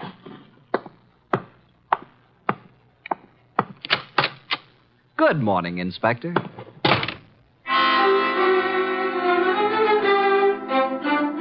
At 3 o'clock the next afternoon, I was rearranging the furniture in Nero Wolfe's office while the great man sat behind his desk watching me perspire. Are you finished now, Archie? Yeah, I guess so. And tell me where they sat. There were 2 couches, like this, in front of a fireplace. Collins and Boyce were sitting together on one couch. When Georgia and I came in, they were looking at some canceled checks. Where was Mrs. Collins? I told you she was getting ice and fresh glasses. Why was she getting fresh glasses, Archie? Where were the empty ones? I don't know. Maybe they were the same ones she brought back washed and polished. Archie, I trust your powers of observation absolutely. That's why I sent you to Mrs. Collins' cocktail party. Okay, how did you know there was going to be a murder? If it was a murder. It was a murder, Archie. But isn't it obvious? How is it obvious? Suppose Collins slipped a few drops of the poison into his drink himself. It's very strong, very deadly poison, with a remarkably strong odor. Like almonds, I know. I smelled it when I picked him up. Archie, was anything found on the body that might have contained the poison? A fountain pen, whatever? Not even that. Inspector Kramer found a poison pellet in Georgia's handbag. He thinks she poisoned Collins' drink. Say, could be. But it wasn't his drink, it was his wife's. Then Georgia was trying to kill Jane, and Collins got it by mistake. We shall soon see, Archie. I was expecting a murder because you told me to expect it. I watched every move that everybody made. There's no possibility that Jane's glass, the glass with the poison in it, was tampered with by anybody. Yes, I believe. Okay. Archie, you're sore, aren't you? Have you ever spent the night with Inspector Kramer? He's really a good man, too. Why did you say he was a jackass? Because he didn't know who killed Collins. Do you? Of course. Was there ever any question about it? Just a moment, please. The only trouble is it may be difficult to prove. That's why we are giving this little cocktail party this afternoon with the help of Inspector Kramer. By the way... Yes? Call Mrs. Collins and tell her to bring a bucket of ice from her refrigerator. Why? Because our refrigerator's broken down. No, it hasn't. I was just out in the kitchen a minute ago. Our refrigerator has broken down. And it'd be very helpful if Mrs. Collins would bring a bucket of ice cubes. What makes you think she'll do it? She will. Call her. 6:45. There we were in Wolfe's office doing a repeat performance of last night's smash hit. 2 couches faced each other, a cocktail table between them. On one couch, red-headed Georgia and me. On the other couch, it was a big one, Joe Boyce, Jane Collins, widow of the lately defunct Albert, and Nero Wolfe. Jane had been drinking a little slower than the rest of us. Our glasses were empty. Hers was still half full. Wolfe said, Archie. Yeah? At this point in last night's party, Mrs. Collins got up and left to get some fresh drinks. Repeat what she said. Approximately? Approximately will do. I think she said something like this. She said, put my drink over by you, Georgia. Lay off, Albert. I've had about 3 swallows of it. Besides, you don't need any more, Albert. Am I right, Jane? Close enough, Archie. But what of it? No, what is this nonsense all about, Wolfe? Mr. Wolfe is trying to make something out of nothing. I think Mr. Wolfe is going to turn up something mighty interesting. Don't look so perturbed, Joe. Since I'm playing the part of the late Mr. Collins, pass me Jane's glass. I'll keep my glass, Mr. Wolfe. I haven't finished my drink. You're a very clever woman, Mrs. Collins. Would it be too much if I ask what this is all about? What worries you, Archie? You make it sound as if that drink she's holding is poison. But it can't be, because as yesterday, she's already drunk half of it herself. When our freezer broke down, she was more than willing to bring a bucket of ice cubes, wasn't she? So? What would happen, Archie, if you froze a gelatine-coated pellet of poison in the center of one particular ice cube? Mrs. Collins hasn't finished her drink. Notice the ice is all melted now. She hasn't taken one sip since the ice melted completely. She came prepared in case she was exposed. Smell it, Archie. No, Archie, stand back. I can easily swallow this before you can reach me. Mr. Wolfe, in a few seconds, I'll drink it. But tell me something first. Tell me how you knew. Jane, listen to me. I knew there was going to be a murder last night because you said so. I knew that it was you who would commit the murder because it was you who invited me. You hoped an expert witness would prove that you couldn't have killed your husband. So I sent Archie Goodwin, whose observations are always exact, even when he doesn't know the import of what he's observing. She brought back clean glasses. She poured the drinks out of bottles already open. And if anybody had put anything in or touched one of those glasses, I would have seen it. Exactly. The poison pellet was frozen in a certain ice cube. Mrs. Collins put that cube in her own drink, drank it until the ice had almost melted down to the poisonous pellet center. And then she took all the other glasses away, leaving only hers half full. And as usual, her husband drank it. No, Jane, don't. Too late, Joe. Too late.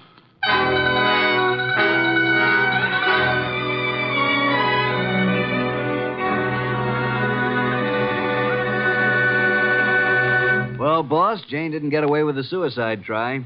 That was clever thinking you did. I prepared a cube of ice in which I had frozen a gelatine capsule containing nothing more than a vitamin compound. I substituted for the cube in which Jane had placed the poison for herself. Wonder why Jane Collins wanted to have Joe. He'd stolen practically all the money in the company. He was just a crook.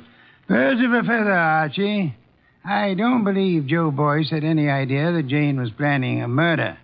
And he still had all the money. Well, the forgeries will put him away for a long time. And poor Georgia could have had it pinned on her if it hadn't been for me. Yes. You knew all along, didn't you, that Jane had planned to have Georgia accused by planting another pellet of the poison in Georgia's handbag. Jane would have gotten rid of her husband and Joe's wife in one stroke. You knew all that, didn't you? Well, how about a bottle of beer, boss? Could you spare the time? Georgia. Beautiful redhead. Wonder where she is tonight. I'm sure I haven't the slightest idea, but in case you do... well, just be quiet with the elevator door when you come in.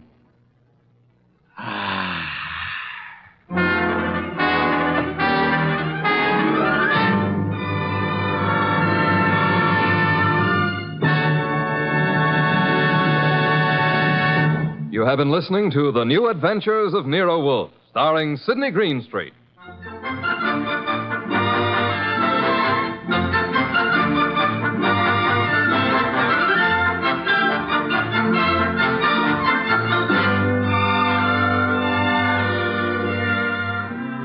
Tonight's transcribed story by Mindred Lord was based on the characters created by Rex Stout. This is an Edwin Fadiman program, produced and directed by J. Donald Wilson. In the cast were Harry Bartell as Archie Goodwin, and G.G. Pearson, Herb Butterfield, Peter Leeds, Evelyn Eaton, and Bill Johnstone. Next week at this same time, Nero Wolfe and Archie will bring you The Case of the Malevolent Medic. Don Stanley speaking. 3 chimes mean good times on NBC.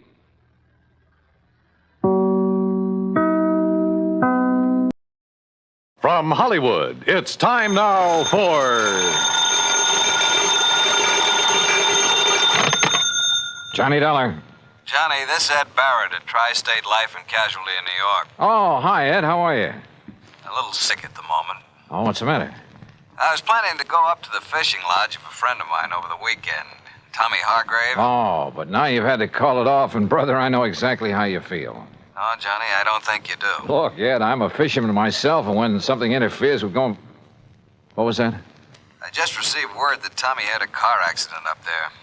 Car rolled over on him. He was killed instantly. Oh, I'm sorry, Ed. Yeah. And company policy being what it is, since he carried $70,000 in insurance, double indemnity, since there was an accident involved, well, I got to order the usual investigation. Yeah, sure, I see. Who's the beneficiary? His wife, Mary. They get along all right? No, as a matter of fact, Now, look, Johnny, don't get any crazy ideas. Just go on up there and help her all you can. Oh, sure. Where, Ed? The place is called Shadow Hill, near the little town of Bethel. New York? Yeah, up in Sullivan County. The police department is a man named Skinner. Police? If everything's okay? It was Skinner who called me, that's all. Oh, yeah. Okay, Ed, I'm on my way. And if I dig up anything... Johnny, I assure you that everything's all right about this one. Oh, sure. You say that as though you don't believe it. Well, just my suspicious mind showing, I guess. Forget it.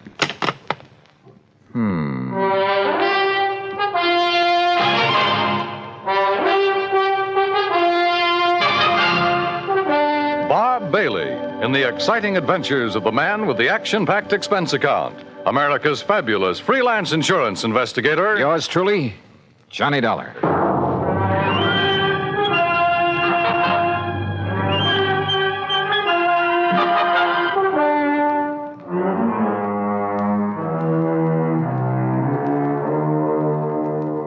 Expense account submitted by Special Investigator Johnny Dollar to the Tri-State Life and Casualty Insurance Company, New York, New York. Following is an account of expenses incurred during my investigation of the Gruesome Spectacle Matter. Expense account item 1, $620, fare and incidentals, Hartford to New York. Item 2, $50 deposit on a rental car.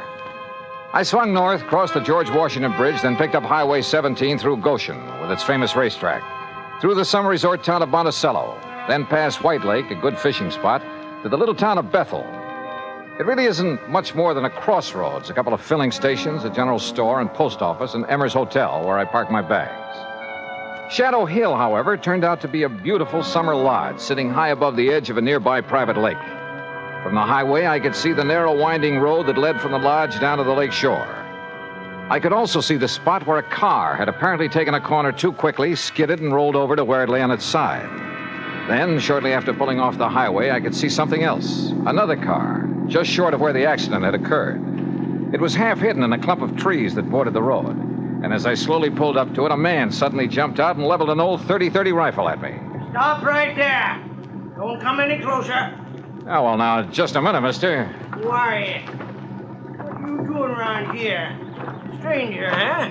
Yeah, I guess you'd call me a stranger, but look, Then maybe you're the stranger I'm looking for. Get out of that car with your hands up over your head. And don't try no funny business. Hey, what is this, a holdup? Do like I tell you to. And be quick about it. Okay, whatever you say. Come on. Well, I can't seem to... This door doesn't seem to want to... You You trying to pull some trick? No, Open that door. Well, it's stuck. I guess. Here, I'll do it. Now then. Thanks. Yeah, now I'll take that gun. Oh, no, you won't. All right. Now, All right, up on your feet. now, just a minute, son. Turn around. Go on, turn around. You just look here, son. You just take it easy, old man, and remember I have the gun now. I'll lock you up for this. That's what I'll do. You'll what? Yes, sir. Interfering with the law this way. The law? You? That's right. See? Here's my badge. See? Oh, okay then. Look, Mr. Skinner. You look, you... Hey, how'd you know my name? You are Mr. Skinner, aren't you? Well, sure I am. Amos Skinner. Only it's Chief Skinner to you. Police Chief Skinner. And if you think you're going to get away with this, you... What's your idea? Oh, Chief, it looks like you're just the man I came to see. Huh? Only, maybe you'd better have your gun back. Here. Well, all right. All right, now, you just put your hands up and... Say, now, just a doggone minute. Who are you? Johnny Dollar? Johnny Dollar? That what you said? That's right. The Johnny Dollar? I'm an insurance investigator. Well, praise be to Betsy. Well, I might have known there was someone like you, the way you outsmarted me. Banging the car door gets me that way. Oh, I'm sorry about that, Chief. Well, Johnny, I'm real proud to meet you. And believe me, son, I'm just mighty glad you're here. Oh? Why do you say that? Just you look here, Johnny, over the edge of this road. Look. You see it down there? That car? Is that the car in which Mr. Thomas Hargrave was killed? Oh, you know about that? That's what I came here to investigate. Well, all right then. Now, you listen here to me, Johnny. Well? I'm the one that telephoned down to Mr. Hargrave's insurance company down to New York. So I understood. I did it as a favor to Mary. That's his wife. On account of she was so broke up and all. Never did like her, but she was pretty upset. Very considerate of you, Chief. And I told the insurance company just what I told everybody else. That Tommy Hargrave took this turn in the road too fast. Now, you see the turn right above here? Yeah, that's a sharp one. Well, he took this turn too fast and skidded off the side, and the car went over and pinned him underneath it, and that was that. Killed him. Well? Well, all right. Now, Johnny, I just come over here from old Doc Walton's. It was down to Doc that I took Tommy's body yesterday just after it happened. And you know why I come back here? Well, I can think of one good reason. Yeah. From something you just told me. Yeah. And from what I can see of the car down there. Yeah, well, it was because I suddenly started thinking, how could a man who knows this road so well ever make a mistake of... Hey, what were you going to say? Well, Chief, that car was coming down the road, down from the lodge, wasn't it? Yeah, that's right. That means he made a left-hand turn right here. Correct. The car went off the road, fell on its side, and leaned right where you landed, right where you see it, right on top of Tommy Hargrave. That car is a sedan. Yeah, that's right. And even from here, I can see that the windows are all closed, except for the one next to the driver's seat. Correct. But now... And it's obvious it didn't roll completely over. No, sir. It just flipped over on its side and slid down there. And yet you say that Tommy Hargrave's body was under it. That's right. Under the right side of the car where we practically had to dig it up. Hey? Uh-huh. Can you tell me how he could have fallen under that side of the car, windows closed? Johnny. Yeah. Tommy was murdered. That's what. And the car pushed over on him to make it look like an accident. And Johnny, you proved it. A couple of other things we've got to prove, Chief. Hey? Like what? Who murdered him? And why? Act 2 of yours truly, Johnny Dollar, in a moment. Our flag now numbers 50 stars, and behind each star there stands yet another flag, representing one of the 50 states. Rhode Island's state flag is white with an anchor, first used as a colony symbol in 1647. The motto Hope was added in 1664, when the government was organized under a charter from King Charles II. A circle of 13 gold stars were added for the original 13 colonies. This is the flag of a unique colony and state, which carried out a most noble experiment in freedom. The Royal Charter of 1663 reads, "To hold forth a lively experiment, that a most flourishing state may stand and best be maintained with full liberty and religious concernments." Rhode Island state flag, the flag of the 13th state to enter the Union, was adopted on May 19th, 1897. And now, Act Two of yours truly, Johnny Dollar and the Gruesome Spectacle Matter.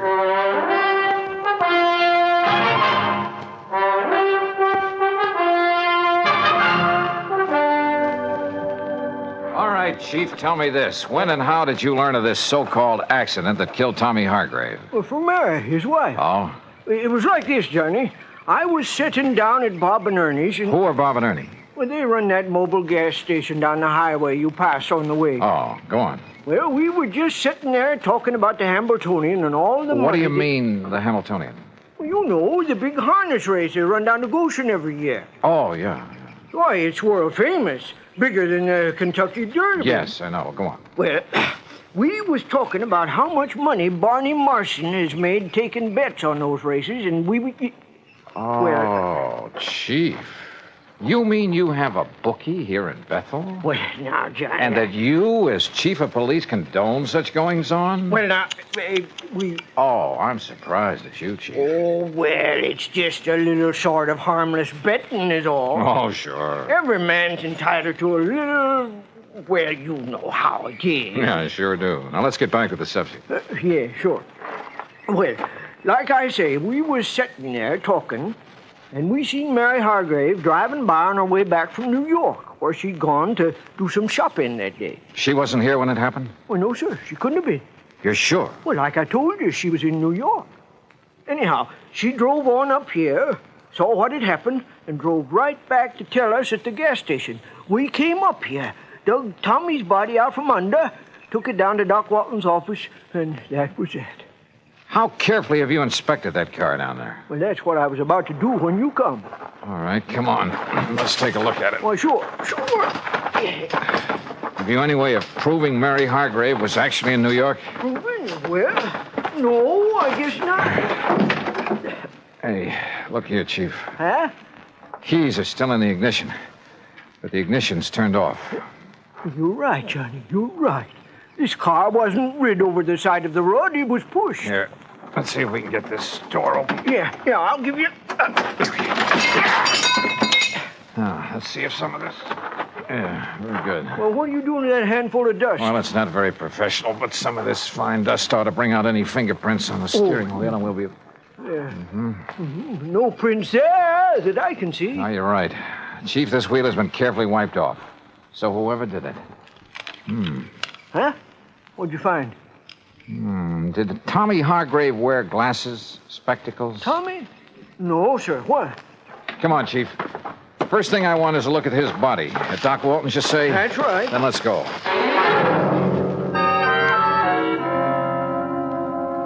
Well, as a matter of fact, it was I who suggested to Amos, to Chief Skinner, I should say, that he go back and have another look at that car, Mr. Dollar. Just why, Dr. Walton? Because a couple of things about this body made me wonder. Look here, the way the clothes are torn, as though he'd had some kind of a struggle. Scratches and contusions on his hands. But more important, here. Yeah? Here at the base of the skull, this mark. Up where that car is, there are no rocks, no stones, no anything that could make a mark like this. And there's another on the face below the eye. You know what that looks like to me, Doctor? Oh, what's that? The mark from the butt of a .38 automatic.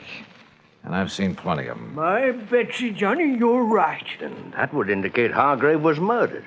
And the car pushed over on him to make it look like Yes, sir. And Johnny and me found a few other things around that car that would indicate the same thing. Doctor, I understand Tommy Hargrave did not wear glasses. No, not that I know of. Of course, Mary, his wife... She wears them? Yes, she does. Can't do without them. What kind? Well, just regular tortoiseshell, you know. Something like these, maybe? Well, no. Granted, one lens is smashed and part of the frame is broken, but is this the kind she wore? Yes, Mr. Dollar, I'd say so.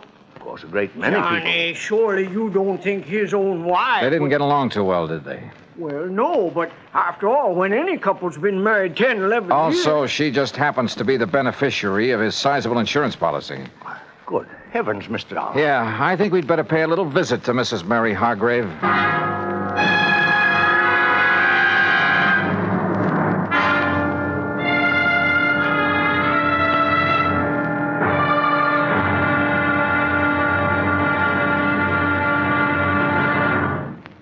Act 3 of yours truly, Johnny Dollar, in a moment.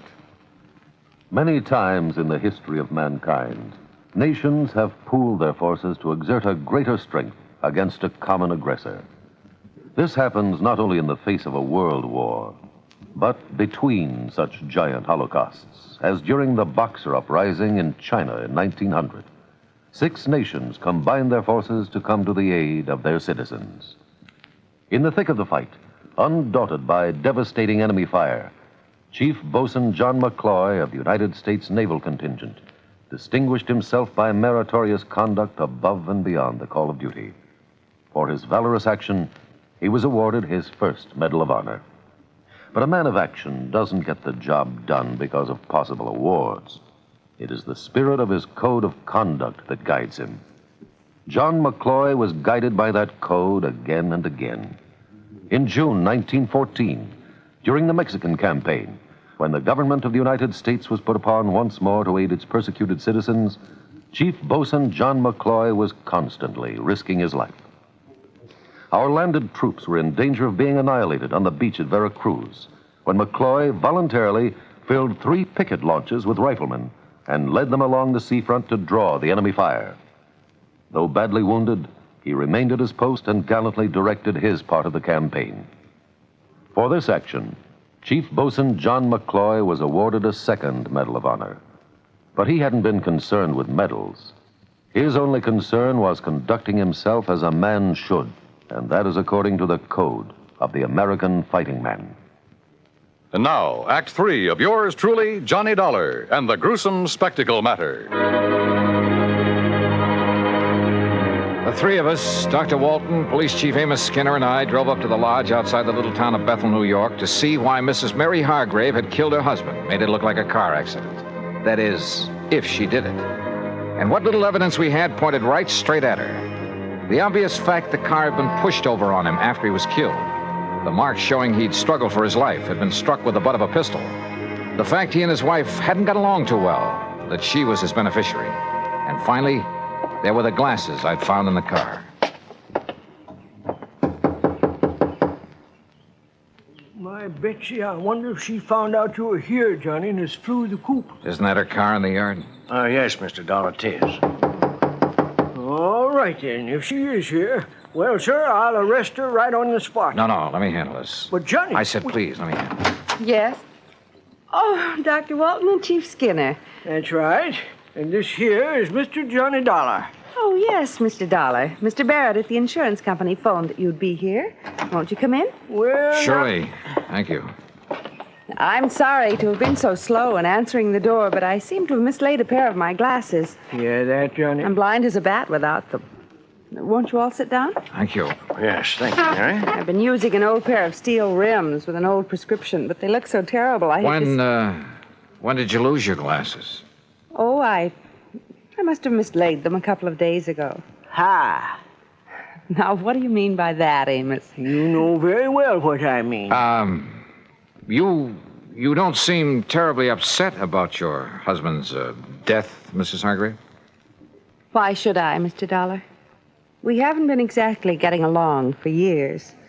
All he seemed to care about was his fishing and betting on the horses day after day. Oh? And I never did care about spending every summer up in this stodgy little town with all its stodgy people and... Oh, I didn't mean you, Dr. Walton. Oh, yes, thank you. The first thing I'll do when I collect the insurance is sell this place and go back to the city where my friends are. Where there's some excitement and...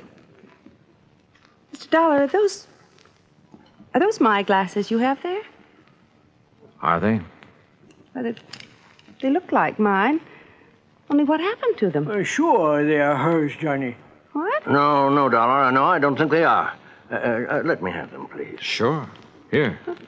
What's going on here? Johnny, we're just wasting time. No, wait. These can't be hers. I should have realized. Sure they are. Gentlemen, please. I've seen your glasses, Mary, many times. Very thick at the edges, very thin in the center of the lens. Well, isn't this pair? This lens, the one that's still intact, bears no resemblance to yours at all. Oh? No. Wait a minute, wait. Listen, Mrs. Hargrave. Will somebody please tell me what's... Listen, will you? You say your husband was always playing the horses. Yes, of course he was. But do you mind telling me what Even while he was up here?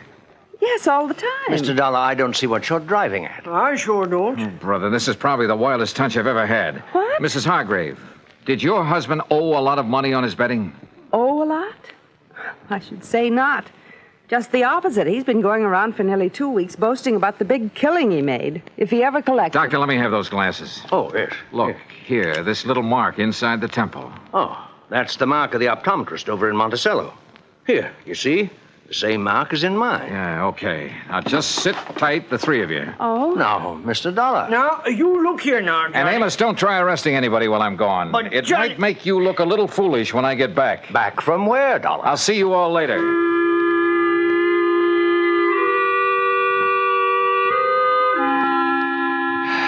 Well, that's really just about all there is to this case. Oh, except, of course, for the fact the optometrist in Monticello had no difficulty at all in matching the glasses I'd found with the prescription of... Yeah, you guessed it. They had belonged to the bookie Chief Skinner had told me about, Barney Marston. Of course, Barney wanted to put up a fight when we faced him with the facts. But then he couldn't seem to explain the various and sundry bruises he was carrying around until we reminded him of the fight he'd had with Tommy Hargrave. Yeah, he'd killed him and pushed the car over on top of him. The reason for it all? Simple. Tommy had won a cool $25,000 from him. Had threatened to put him out of business if he didn't pay, which he couldn't. So, Barney killed him and tried to fake the accident. And you know something? I have a sneaking suspicion Chief Amos Skinner isn't going to stand for any bookies operating in Bethel, New York from here on out. Oh, and Mary Hargrave found the glasses she'd mislaid. Expense account total, including mileage on the rental car and the trip back to Hartford, $148 even. Yours truly, Johnny Dollar.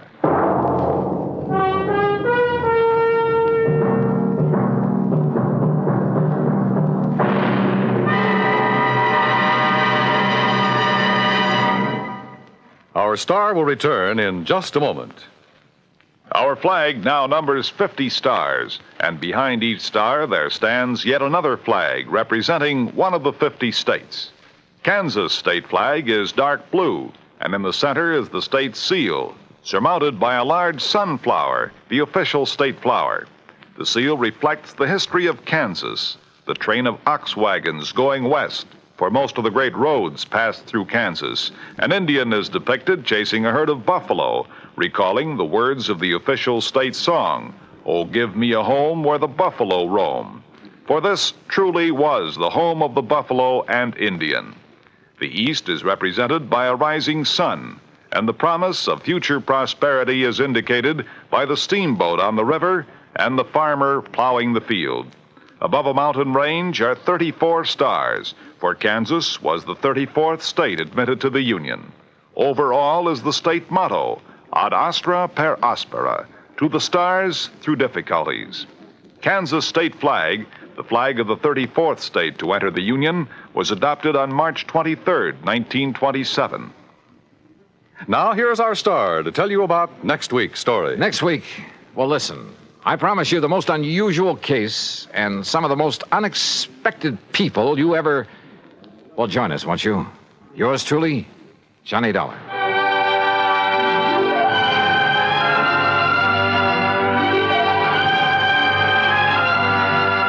Yours truly, Johnny Dollar, starring Bob Bailey, originates in Hollywood and is written, produced, and directed by Jack Johnstone. Heard in our cast were Virginia Gregg, Harry Bartell, Junius Matthews, and Joe Kearns. Be sure to join us next week, same time and station, for another exciting story of yours truly, Johnny Dollar. This is Dan Coverly speaking.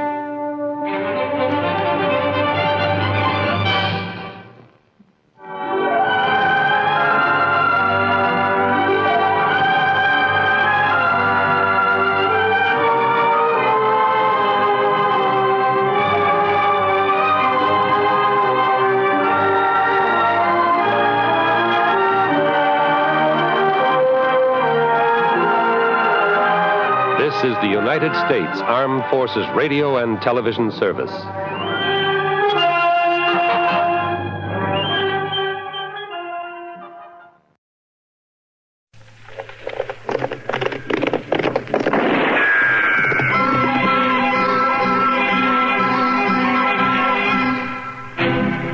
Around Dodge City and in the territory on West, there's just one way to handle the killers and the spoilers, and that's with a U.S. Marshal and the smell of Gunsmoke.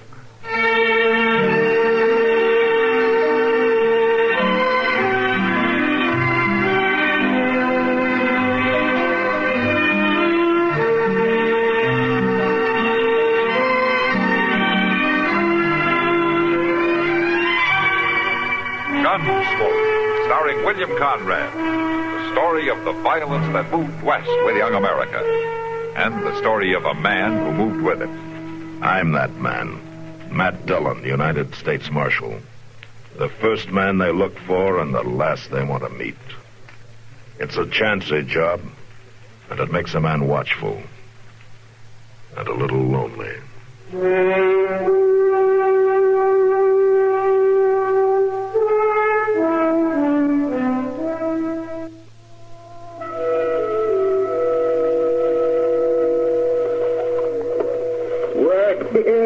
You must be crazy going around talking like that. I want a man to give up his gun. It ain't hardly decent. I assure you I'm in my right mind. Why, it would be a protection to all. A protection? It'd be like inviting your own killing. That's right, Zach. A man wouldn't be safe. Oh, he'd be safer. Now, you notice that I don't have a gun. Yeah, and you ain't safe, mister. No one attempts to assault me. Well, what did you do if they did? Yeah, what would you do? Well, no one has any reason. Well, what did you do if somebody pushed you like that? And knocked you off your feet like that? I'd walk away from you. Oh, you'd have to get up first. Now, a gun would have come in handy now, wouldn't it, huh? All right, hold on there. Leave that man alone. Well, he kicked him. Yeah, listen, you. Hey. Well, let go of me now. That other fellow's running off. Let him go. Well, you should have let go of me, too, Marshal. He wasn't doing nothing. You don't think knocking an old man down is anything, huh? Why, he was talking crazy, Marshal. So you knocked him down and kicked him? Well, he wanted to take our guns away, Marshal. I bet you were scared to death. He ain't coming around, Mr. Dillon. All right, Chester, you better go get Doc. Well, what about me? From now on, you get out of here. But if anything serious is wrong with this man, I'll come after you. Yeah, sure, Marshal, but we didn't mean no harm. Go on. All right, change my mind.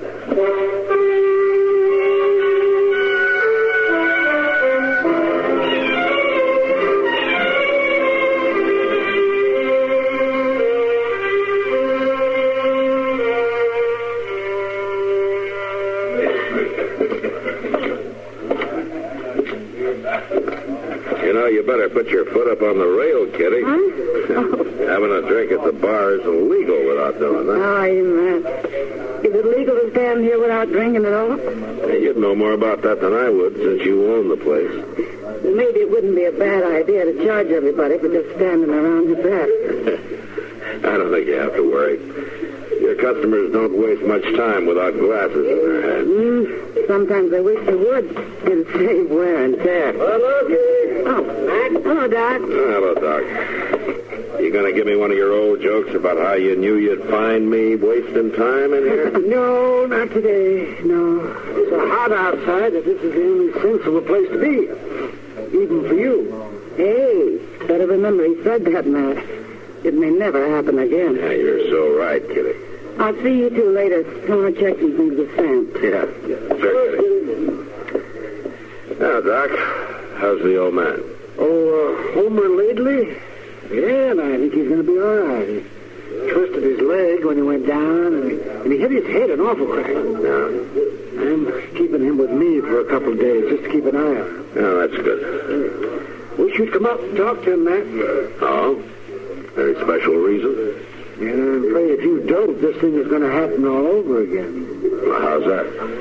Well, this Homer isn't just an old fella who wanders around the town acting strange. Oh, no, he's perfectly sane. And he's quite serious about what he's doing. Now, he believes with everything that's in him that there's a lot of senseless killing and violence in places like Dodge. He's right about that. Of course he is. Of course he is. But he's bound and determined to wage a one-man campaign about it. See, he's going from town to town trying to put across his idea wherever he goes. I mean, he wants everybody to give up their guns. Huh? That's it. Not very likely, Doc. No, it isn't. But he's completely dedicated about it. He's packing all of his worldly goods around with him. He has quite a sack of gold, and he's planning to spend the rest of his life trying to get men to give up guns. He's likely to get himself killed if he talks too much in a place like Dodge. You're probably right, though, Doc. I better go have a talk with him, I guess. Yeah, I'm heading for the barber shop, so I'll walk a ways with you. All right, let's go. You know, Doc, if you get a haircut, nobody's going to know you. You're a fine one to talk. Lou, you been listening or just swilling on that whiskey? I was listening when that marshal's around. Don't tell me what a man might hear. Yeah, like now. Yeah, like now. Lou, that old fella, that Homer, sounds kind of interesting. You might want to get a little bit better acquainted sometime, huh? That's what I was thinking, Harry. All right, then, Lou. You just finish your drink, and we'll think about it.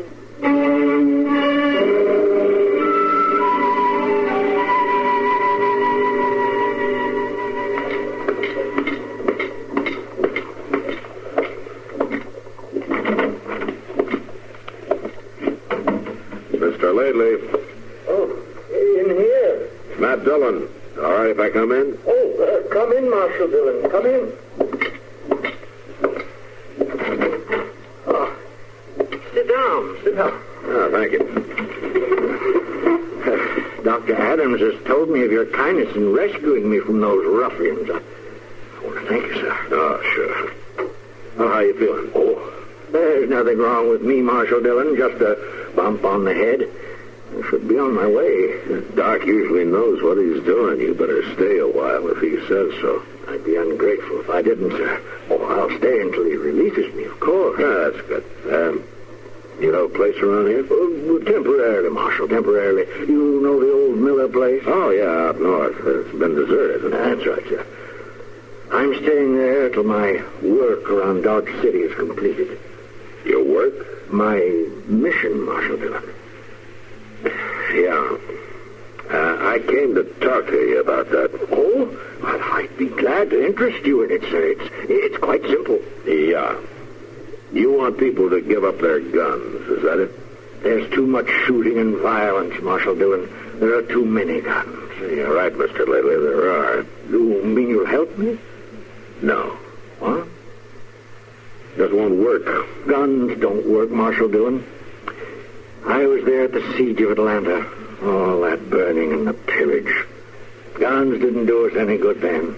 Maybe not. There has to be a day when mankind puts its guns aside, or the world will end in violence, destroyed by its own arms. Now, that day may come, Mr. Laidley, but right now things are still raw and new around here. Man has to be able to protect himself.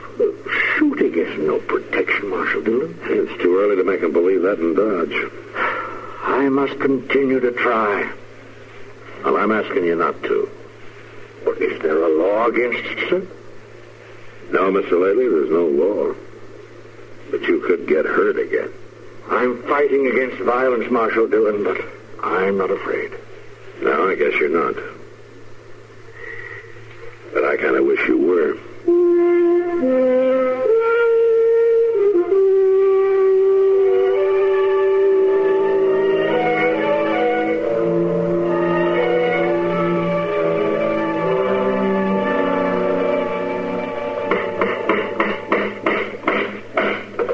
Can't even close his eyes when he's asleep on here. Why old sign like this anyway? Look up there. There's a man who really knows how to...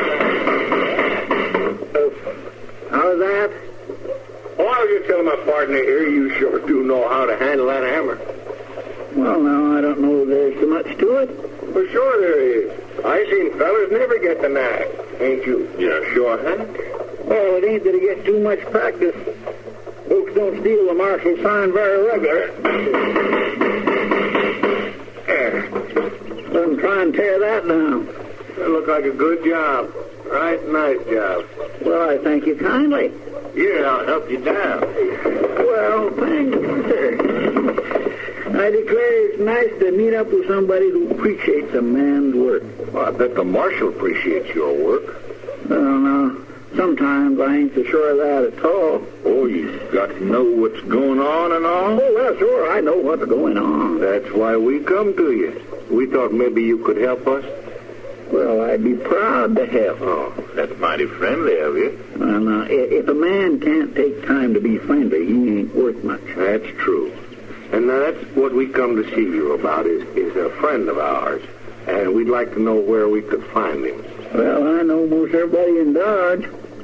What's his name? Homer. Yes. Well, there's Homer Parks, but he's been dead for 2 years.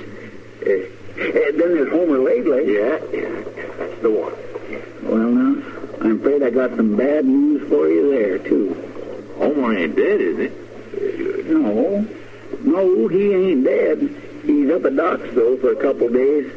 He was beat an awful bad hurt. Oh, well, ain't that a shame? Who'd want to do a thing like that, hurting poor old Homer? Oh, yeah. No, it was a terrible thing, all right. You want to go on up to Doc's and pay him a visit? Well, now, I tell you, I always figured a man ought to have some time to himself when he's bad hurt. Yeah, to get strong with. Yes, well, he'll be going home in a couple of days. That'd probably be better. You know, for us to wait and see him out there when he feels better. What do you think? Well, yeah, that's what I think. Sure it is. Yeah. Only thing is, with us new here in Dodge, I don't know where Homer's place is. Well, my goodness me, I can tell you that. You can? Yeah, he's out at the little Miller place just out of town a piece. Oh? You know how to get there? Why, sure I do. You head north about a mile to the first crossroads. Then you head east down the creek. You can't miss it. Well, that's fine. We sure do thank you. There wasn't nothing at all. Oh, say, we'd like to ask you just one more thing. What's that? If you should run into our friend Homer, you know, don't tell him we're going to look him up. We sort of want to surprise him. Now, that's kindly nice. Of course, I won't tell him. Okay, then. Thank you. Yeah, thank you. That's all right. And I won't say a thing. I couldn't rightly tell him nothing anyhow. I don't know what your names are.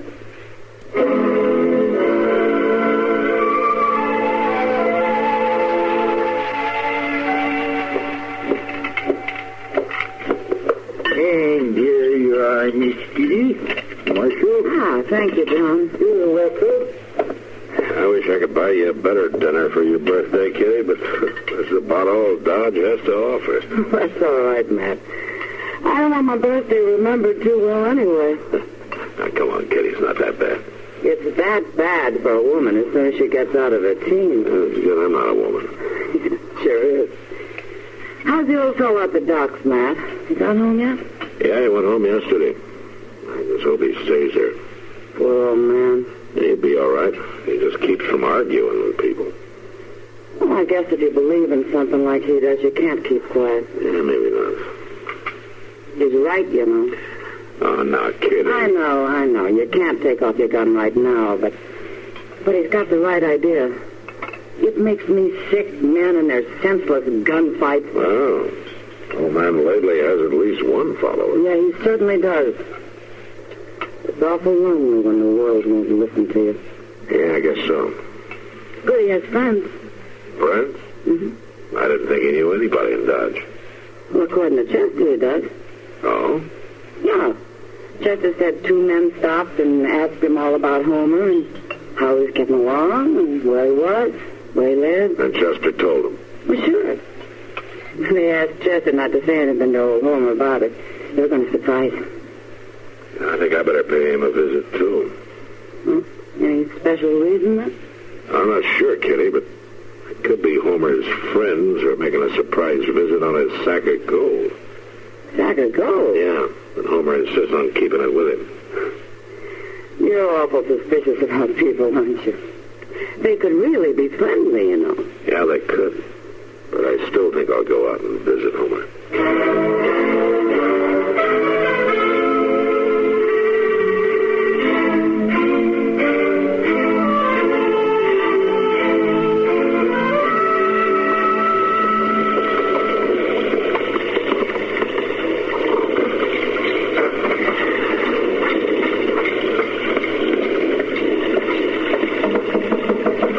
Mr. Lately, you home? Who's there? Matt Dillon. Oh, just a minute, Marshal Dillon. I'll unlock the door. Oh, come in. Thank you. I'm glad to get in out of that rain. Yes. Oh, pull up that chair near the stove, Marshal Dillon. I was just making some coffee. Could I offer you some? Oh, that'll be fine. Yeah, thank you. Oh, yes, it's good and hot. The hotter the better. There you are. Thank you. That's fine. You got quite a bolt on that door of yours. Just because a man doesn't wear a gun, Marshal Dillon, doesn't mean that he's foolhardy. I'm glad to hear that. That's one thing I came to see you about. The bolt on my door? No, Mr. Lately, the gold you have with you. You know about the gold? Well, news like that gets around fast. Marshal Dillon, are you suspicious of my gold? I assure you it's mine. No, I'm just wondering if it's safe.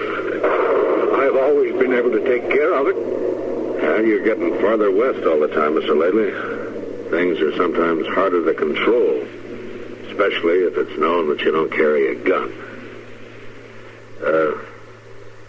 Have you ever thought about putting your gold in the vault at the bank? Oh, it won't be necessary. I'd be glad to ride in with you when you do take it in. No. Thank you, Marshal Dillon, but no. A man has a right to keep his things with him. I just want to be sure you keep it. I know you mean well, Marshal Dillon. You have storms like this often in this part of the country? It gets this bad and worse. Why don't you stay here the night? Why, you can't go out in that. Just look there. Why, you can't see 10 feet in front of you. Yeah, maybe you're right. Can I put up my horse in the barn? Certainly, and welcome. There are oats and sacking to rub him down, and then come back here. You can bed down here for the night. Well, thanks, Mr. Lately. I'll be back as soon as I take care of my horse.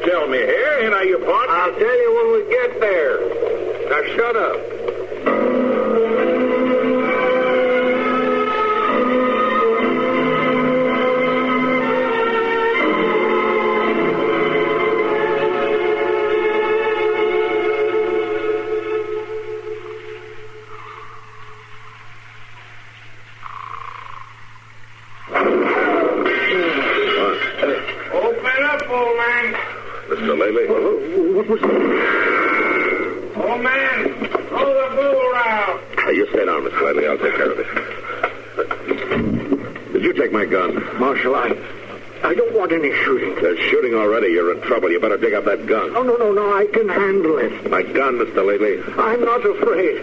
I'll talk to them. No, don't open that door.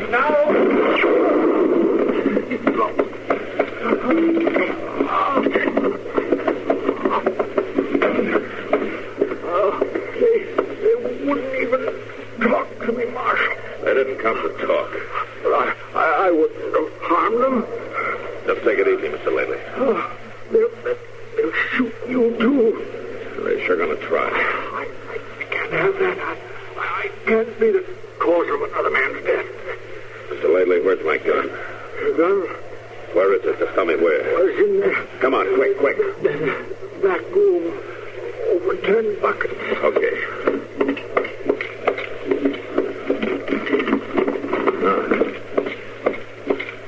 Well, at least you didn't unload it.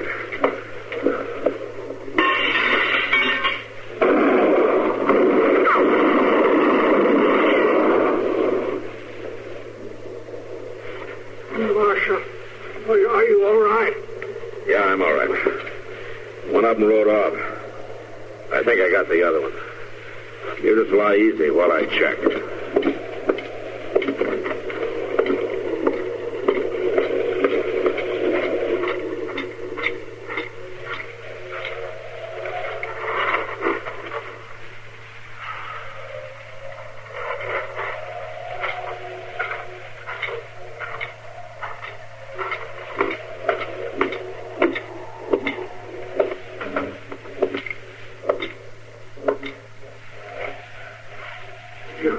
You shot one? Yeah, Mr. Lately, I shot one. He's dead. Marshal, maybe you were right. How's that? Maybe it is too soon for men to give up guns. No, tonight it is. Someday maybe. Yeah, Mr. Lately, maybe someday men will be walking on the streets of Dodge City without guns. But I'm afraid I won't live to see it. But somebody will, Mr. Lately. Don't forget that. Somebody will.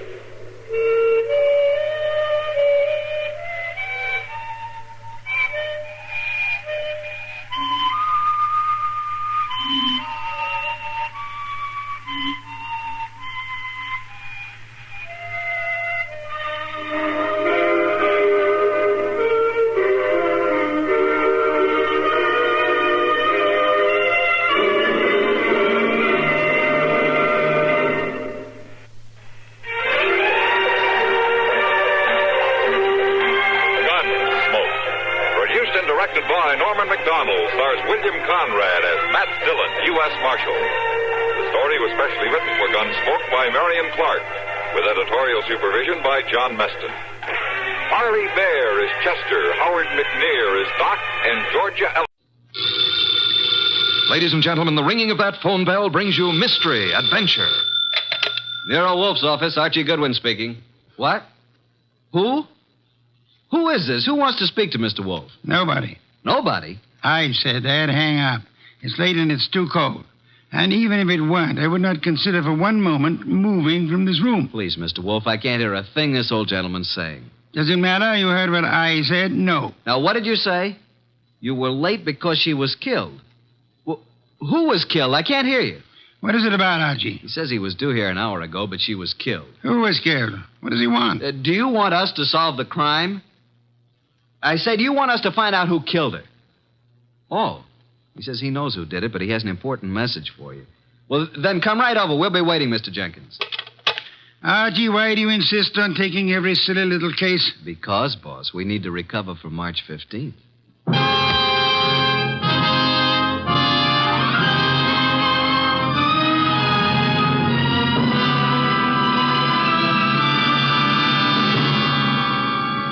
Ladies and gentlemen, it's that renowned genius who is the bulkiest, balkiest, most ponderous, and most brilliant detective in the world. Yes, none other than that chairborne mass of unpredictable intellect, Nero Wolfe, created by Rex Stout and brought to you in a new series of adventures of this NBC network in the person of Mr. Sidney Greenstreet.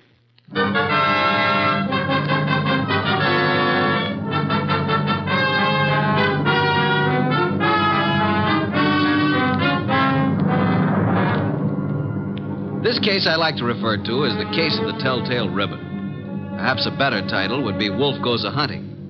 For in a way, this was one of those unusual instances in which my boss, of his own free will and without any coercion, actually decided to leave the house and go to the scene of the crime. It started when the strange old gentleman who phoned us finally arrived. Well, there's our client, Mr. Wolfe. Evening. It's me. Who's me? Oh, I just phoned you. I'm Jenkins. I got a dispatch for Nero Wolfe. Oh, you're Jenkins. Well, come in. Mr. Wolfe, this is Mr. Jenkins. Says he has a dispatch for you. Yep. Yeah. Are you Wolfe? I am. Where is the dispatch from? Don't know. You don't know? How come? Oh, I know, but I'm supposed to say I don't. See? That's my job. What is? Just to say I don't know. What about the murder? Yeah, who was killed? Oh, my goodness. It was a terrible thing. We were just crossing the turnpike, and this fella come at us out of nowhere. The killer? Yeah. Must have been drunk, I guess. Well, how did it happen? Did he shoot her, stab her? Oh, no. He ran into her with his car. And she was only 9 years old. Your granddaughter? No, it was Bessie. But the police got him. I have to appear, I guess. Probably get 90 days, he will. For murder? Murder? Was somebody murdered? I must have missed something. Look, we're talking about Bessie, and what do you want us to do about it? Nothing. Bessie's my old horse. Oh, no. But say, who was it that was murdered? Nobody yet. Good night, Mr. Jenkins. I thought you said it was important. It might be. At least that's the way I was told. What might be? This here letter I was bringing to you. This dispatch. Well, gotta get along now. Goodbye. Well, get him. What a pixie. What is in the envelope? Mr. Wolfe, look. 5 $100 bills. And the note says, Mr. Wolfe, your services are desperately needed. Come up this weekend as my guest. Signed E. Malott. Edward Malott, the wealthy manufacturer. Well, looks as though you're going out this weekend. Well, Archie, pay my respects to Mr. Malott, and I hope you enjoy the weekend. Good night.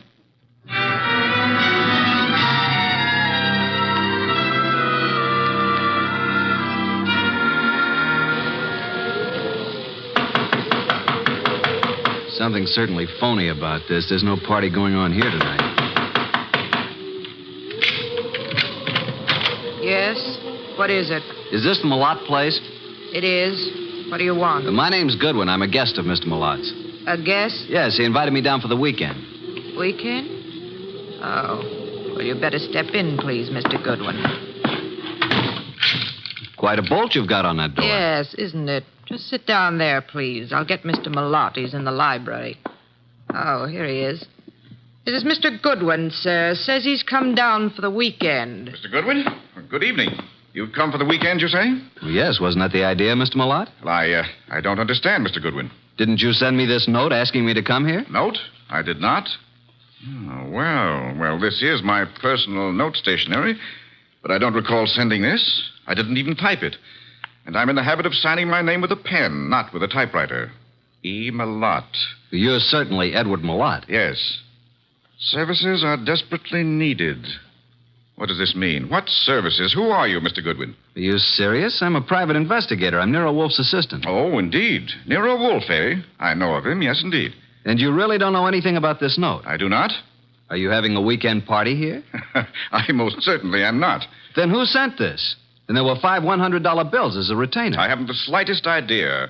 Oh, Dorothy. Yes? Will you step in here, please? Miss Davis is my private secretary. She may know something about this. Yes, Mr. Malott. What is it? Dorothy. Oh. Dorothy, this is Mr. Goodwin.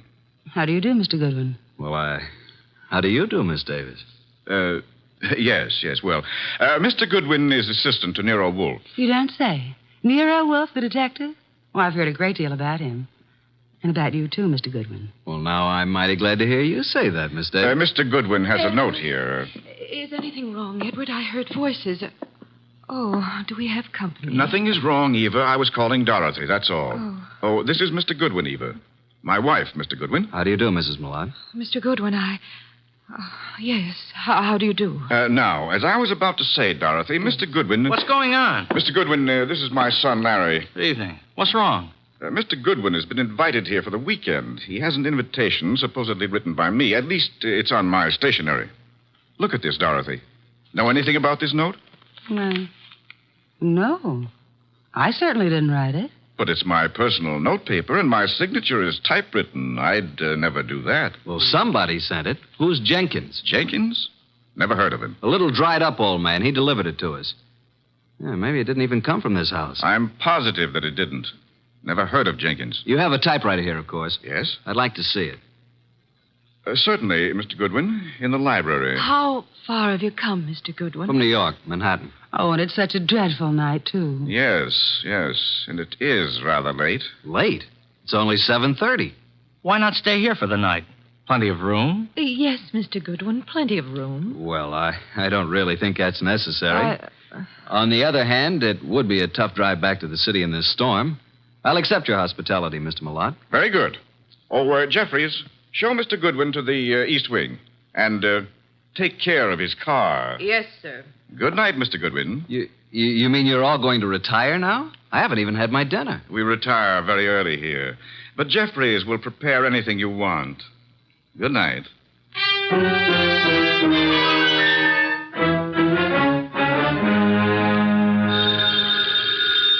Oh, dear, who moved that phone? Hello, Wolfe speaking. Archie, boss. Well, I'm here at Malott's place, but there ain't no party. What happened? Are you in the right house? I'm afraid I am. They've all gone to bed. Weird bunch. His wife, who looks very sickly and I think wants to say something to me alone, and Larry the son, and Malott's secretary, Dorothy Davis. She has me bothered a bit. How unusual, especially if she's pretty. A beauty. But she seems to know all about me. You'd better come home, Archie. I can see you're in no condition to handle this case properly. Give them the money back. Oh, I forgot to tell you. They don't want me here. Malott didn't send the note. No one here knows anything about it, so we can keep the dough. Interesting indeed. The circumstances would indicate that you should stay there and wait for it to happen. For what to happen? For whatever it is the fates have conspired to have happen there while your shining little ego is in the midst of it. Bye.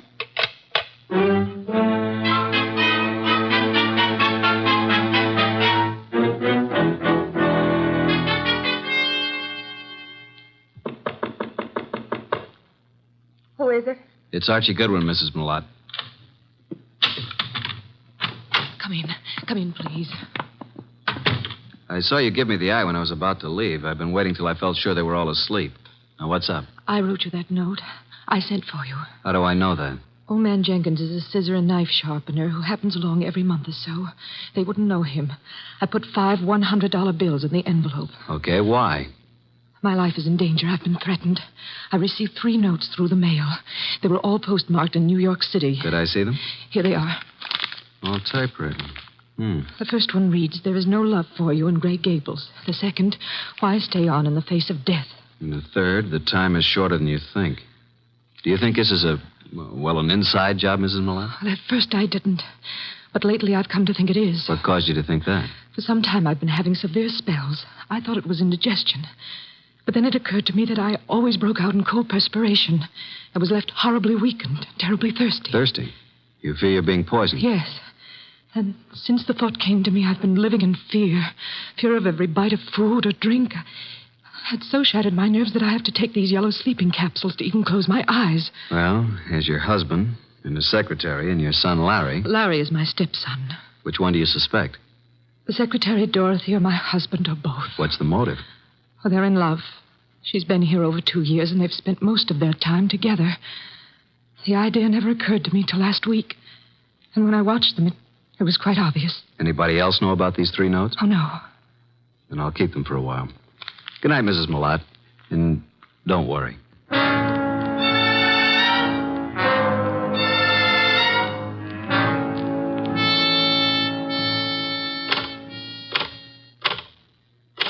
What are you doing, Mr. Goodwin, snooping around in Father's library? Well, Larry, I was just trying to find out if this Remington was the machine you used to type those notes. What? What notes? The notes you sent your stepmother. Why, I don't know anything about any notes. Then why were you so startled? I'm not startled. Why would I threaten her? So you do know about them. I didn't mention the contents of the notes. I just happened to see them on the table in her sitting room. You don't care too much about your stepmother, do you? Oh, she's all right. You don't care too much about Dorothy either, do you? I certainly don't. Why not? Well, I don't like her tactics, making a fool out of my father. If anybody here sent those notes, she did. You think Dorothy would have a motive? I certainly do. Of course you wouldn't have a motive, would you? No. Well, I'm inclined to think you would. Well, just what motive would I have? You don't seem to like any woman who's too close to your father. Maybe because you'd resent anyone sharing in the estate if your father died. If I were you, Mr. Goodwin, I'd leave. Tonight. And the sooner the better. Good night.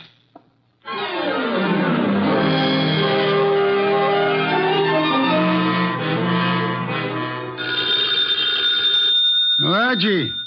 Archie. Oh, confounded boy. Yes, Archie? You have the wrong number. This is Sherlock Holmes speaking. Why don't you go to bed like the others? You don't have to push it. It'll happen. Eva Malott thinks she's being slowly poisoned. Suspects her husband and his secretary. She could be right. What are the symptoms she suffers? Gastric disturbances, weakness, thirst. Indeed. What about the son? Have any ideas? He doesn't like his stepmother and is decidedly against his father's secretary, Dorothy. He knew all about the notes Mrs. Malott had received, saw them on her dressing table. He believes Dorothy's the culprit. Then I should say that Dorothy should be the next on your list. You can say that again. Be careful, Archie. Use your head this time. Incidentally, Larry advised me to leave the place tonight. Bit of a threat it was, too. What shall I do, Mr. Anthony? Do nothing. The trouble will come to you. Bye.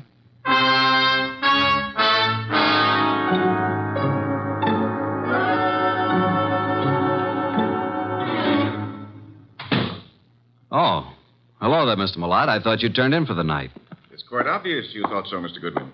What are you doing in the library? Why, just looking for something to read. You'll find the books all around the walls, not on my desk. Well, I was looking for a particular kind of book. I'm very much interested in poisons. Poisons? Yeah, a hobby of mine. You happen to have any books on toxicology? I do not. And what's that book on the fourth shelf right beside you? Why, Where did that come from? Never saw it before. Perhaps it was in that assorted collection I bought a couple of weeks ago. I hadn't noticed it. Larry probably put them on the shelves. Mr. Malott, how long have you known Dorothy, your secretary? A little over 2 years. Did it ever occur to you that she might be, well, infatuated, in love with you? What? Well, of all the... Now, see here. I don't know what you're up to, and I don't know how you got hold of my stationery to write that fake note. It isn't a fake note, Malott. I'm only trying to find out what's back of it. Mr. Goodwin, there is nothing going on here that requires the services of a detective, and Dorothy is not in love with me. I didn't say she was. I asked you if you thought she might be. Well, since this conversation seems to concern me, I suppose I am at liberty to come in. Oh, you're still up too, Miss Davis. Did you hear what this man said, Dorothy? Yes, I did, Mr. Malott. And I'd like to have a few words alone with Mr. Goodwin, if you don't mind. Mr. Goodwin, would you mind coming with me for a few minutes? No, not at all. And... well, it's rather late, Mr. Malott. Don't you think you should retire? It's a heavy day tomorrow. Well, yes. Yes, I suppose I should. And please, don't let this upset you. Mr. Goodwin has been misinformed. I'll straighten him out. Come on, Mr. Goodwin. The bar is right across the hall. I'll fix you a nice, soothing drink. That'll be nice. Well, now, what would you like, Mr. Goodwin? In the way of drinks? Oh, well, some 7-Up. Really? Well, just sit down over there. Okay, what do you want to talk about?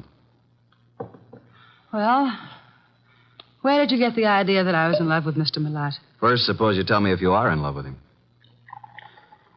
Yes, I am. But until a few minutes ago, he wasn't even aware of it. I worship him and his work. I never wanted him to know because he's married. It would have caused trouble, and I'd have had to leave here. But now he knows it's true. Well, now that he knows, what will happen? Well, I'm going to leave tonight. Now. I see. And since I don't own a car, Mr. Goodwin, I'm going to ask you to do me a very great favor. Would you run me into New York? I want to leave without a word. If I wait till morning, I'll have to explain to Mr. Malott, and... well, that would be most embarrassing, Archie. Oh, now it's Archie. You don't really mind, do you? No, I guess I don't. I should, maybe, but... Don't you like your drink? What'd you put in this drink? What do you mean? What'd you dope it with? Archie, why would I do that? Might be several reasons. There's nothing in that drink. No? Then suppose you drink it. Why?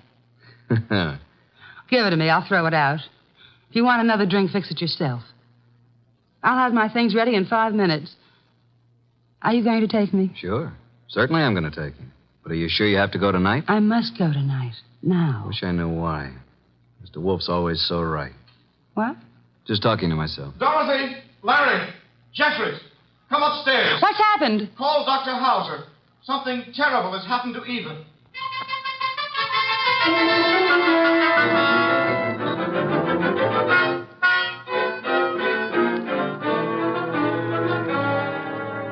Well, Dr. Hauser? Ah, poor Mrs. Malott. No, there's nothing to be done now. It's all over. Eva. You'd better lie down, Mr. Malott. I'll phone and take care of everything. I'll be here if you need me. I have to make out the certificate. Yes, come along, Mr. Malott. Just a minute. You too, Larry. I don't want to make this any more unpleasant for you, but, Doctor, just what are you going to put on the certificate as the cause of death? Acute gastritis. Is that what you've been treating her for? Well, she's had several attacks lately. I'd warned her to be cautious of her diet. And that was wise advice, too. Did you know about these attacks, Mr. Malott? Yes, I did. And you, Dorothy?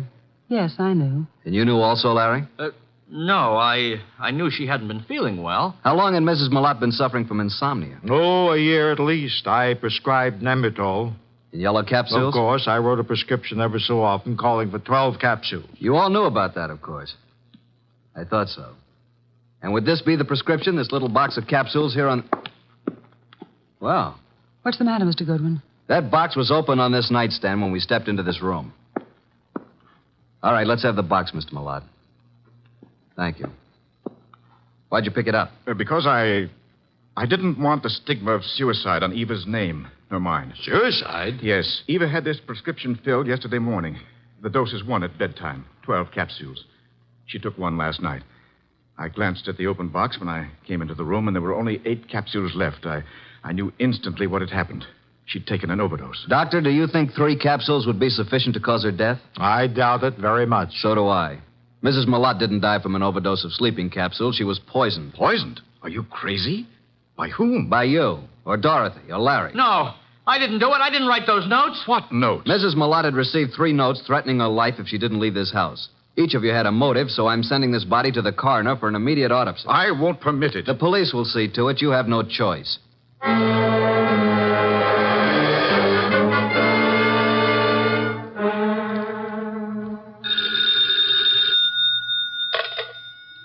Yes, Archie. What now? Do you know who did it? How do you know anything's happened? Let us call it extrasensory perception. Well, Mrs. Malott was right. She's dead. Her doctor knew nothing about the spell she was having as being caused by anything but indigestion. How about an autopsy? It's all in the works. Looks like a metallic poison, all the symptoms. Oh? Did you search the house carefully for such a poison? I did. And I'll check the drugstores in the morning. Somebody in that house will purchase some poison. Let me know when the autopsy report is in. Right. Let's see now. We have Mr. Malott, Dorothy Davis, and Larry the son. He's Mr. Malott's son, but not the child of Eva Malott, remember? Yes. Is it true that Dorothy is in love with Malott? Yeah. Dorothy admitted it to me, but claimed Malott wasn't aware of it until tonight. And earlier this evening, Dorothy tried her best to get me out of the house, insisted that I drive her into town.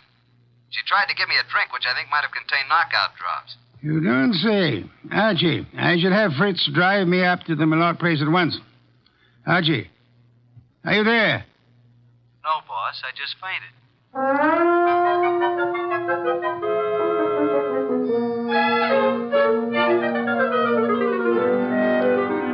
And that, Mr. Wolfe, is most of the story up to now. Very interesting. Yes, indeed. But it isn't true. I did not put anything in Mr. Goodwin's drink. Then did you ask him to take you into town? Yes. And I might have been found in a ditch. Oh, it's ridiculous.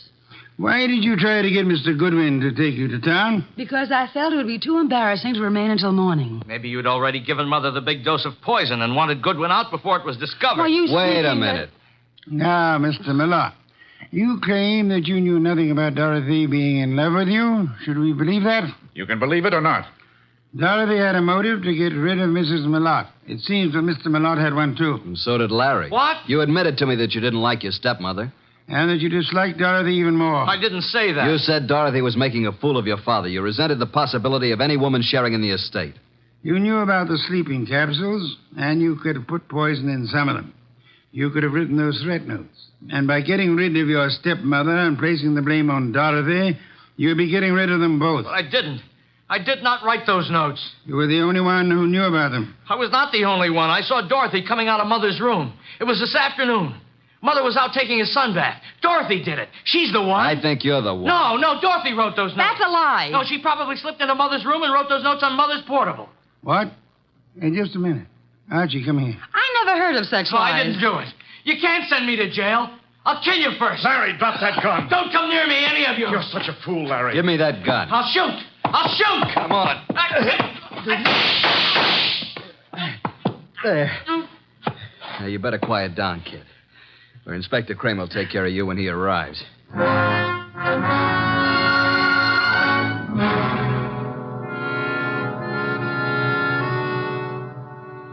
Well, Mr. Wolfe, what goes on here? Where's Goodwin? I sent him upstairs, Inspector Kramer, upstairs to Mrs. Malotte's room to check on something. Here he is. Yeah? What have you been doing, Goodwin? This, Inspector, is the pièce de résistance. This is what Mr. Wolfe has been waiting for. This little black box contains a typewriter, a portable noiseless Remington. Mrs. Malotte's typewriter. What? I didn't even know she had a typewriter. Larry knew she had one. And this is undoubtedly the very typewriter the threat notes were written on. All three of them. You were right, boss. Oh, I knew she had a typewriter, but I didn't write those notes. Oh, shut up. Archie, how do you know the notes were written on this typewriter? I've compared the type and the ribbon. They're both the same. These notes were written on this Remington. It was Dorothy. Larry, I don't believe a word you've been saying. Dorothy couldn't possibly be guilty of such a thing. If anyone is guilty, you yourself certainly have all the earmarks. Everybody's against me, even my own father, but I'm innocent, I tell you. Let me get it. I think I know who it is. Hello? Yeah, just a second. You better take it, boss. Wolfe. Oh, yes, go ahead. Let's have it. Yes? He's here, but he won't mind. Yes? I see. Uh-huh. You just finished? Oh. Good. Right. Bye. Was it the coroner? The coroner, reporting that poison was found in the sleeping capsules. And the body. Did they find poison? They did. You're right again, boss. I'm going up to Mrs. Malotte's room for a while. I want you to come along with me.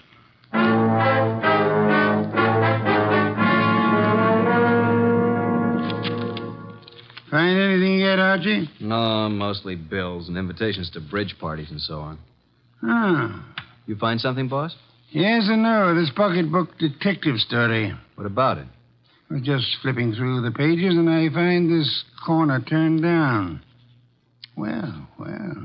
What is it? Look and read. Why stay on in the face of death? Interesting. The very words used in one of the notes. Give me the book. Of course, this doesn't prove a thing either, but it does confirm what I was... Oh. What now? This cinches it. Get them all up here, Archie. Tell Kramer to bring them all to the bedroom.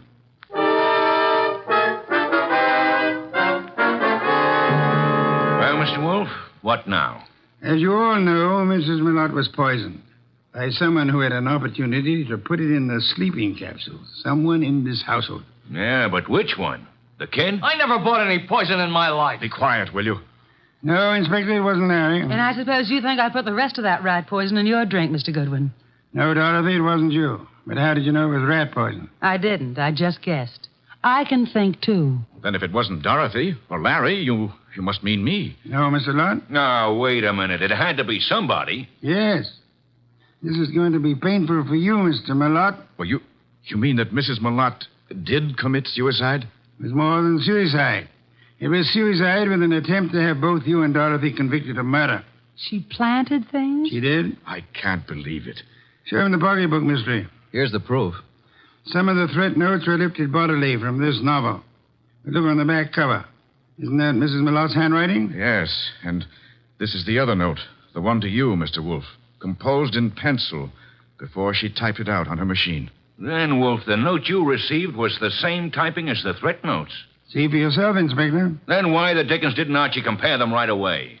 Just one of those things, Inspector. There are times when even a good detective is a bit on the, shall we say, dull side. Don't you find that often true, Inspector?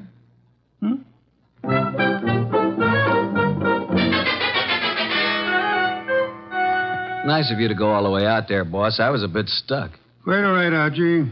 Yeah, there's something that still bothers me. So? How can such a sweet, motherly type as Mrs. Malotte cook up such gruesome ideas? She was a very sick woman, mentally as well as physically. She probably felt she was going to die.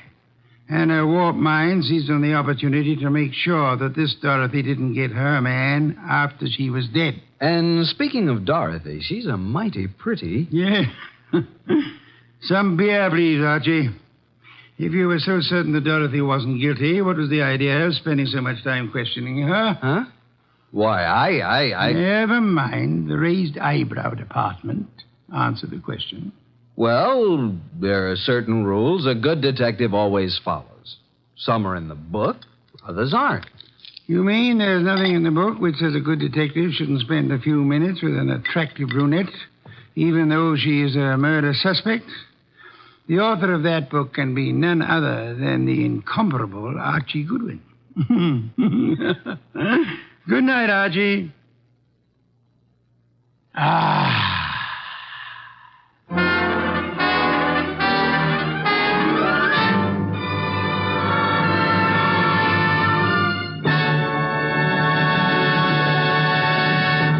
You have been listening to The New Adventures of Nero Wolfe, starring Sidney Greenstreet.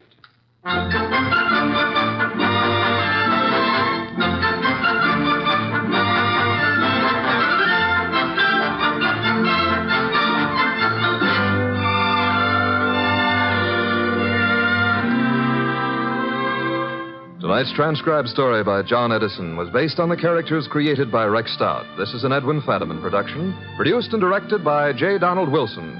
In the cast were Harry Bartell as Archie Goodwin, and Gene Bates, Irene Winston, Ted Von Eltz, Jerry Hausner, Vic Rodman, and Bill Johnstone. Next week at this same time, Nero Wolfe and Archie will bring you the case of the shot in the dark. Don Stanley speaking. 3 chimes mean good times on NBC. There's music in the air tomorrow evening, music and fun, brought to you by Dennis Day, Judy Canova, and Grand Ole Opry. Charming and boyish Dennis gets himself tangled in another bewildering situation, while Judy Canova gets together with her comedy pals for some mountain-style goings-on. And Saturday also means a kilocycle trip to Nashville for Grand Ole Opry. Friday's fun includes Sam Spade and, of course, the magnificent Montague on NBC.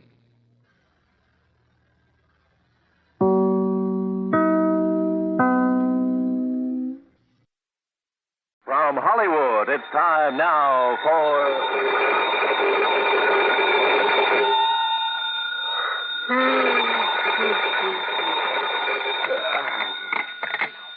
Yeah, Johnny Dollar. This is Peter Hanley at Western Maritime and Property Insurance. Holy, look, do you always start making calls at 4 a.m., Mr. Hanley? I had to phone clear across the country, Mr. Dollar, to find out that you're right here in Los Angeles. Yeah, that's right. The Beverly Hilton out here in Beverly Hills. Good. But I've cleared up the case that brought me here, so as soon as I have breakfast, if they serve it at this unearthly hour, I'll pack up my bags and go back to Hartford. Please don't. Oh, what's up? One of our clients is about to present us with a claim that I think you ought to investigate. As long as you're right here. Yeah, what sort of a claim? For the loss of his yacht. How much of a claim? Between $150,000 and $250,000. Wowee. You know where Malibu Beach is? Yeah, sure, up the coast a few miles. Used to be a famous movie colony, that sort of thing. That's the place. Well, if you can find some means of transportation, I'll meet you at the Malibu Pier. On expense account, Mr. Hanley, I can find anything. Well, now, look here. And on a claim that could run to $250,000, I'm sure you won't be chintzy. Mr. Dollar. I'll see you at the Malibu Pier.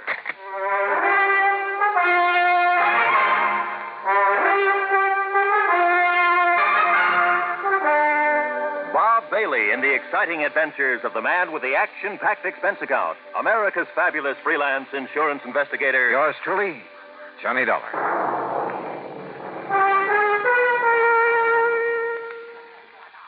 And now, Act One of yours truly, Johnny Dollar.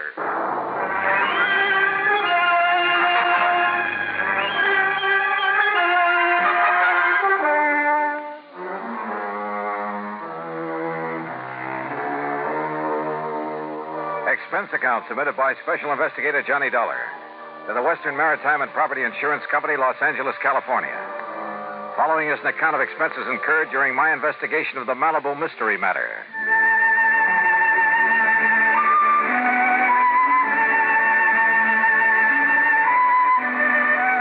Expense account item 1, $2.25 for a fancy breakfast in my room at the Beverly Hilton. Item 2, $50 deposit on the best-looking rental car I could find. I drove out Santa Monica Boulevard to the Coast Highway, then north along the edge of the Blue Pacific, some 12 or 13 miles to Malibu, where a long fishing pier stuck out into the ocean. Cars were parked for half a mile on either side of the pier entrance. and it looked as though half the population of L.A. was crowded out on the pier itself. Thanks to an ambulance that pulled away from the curb and headed south toward town, I found a parking space.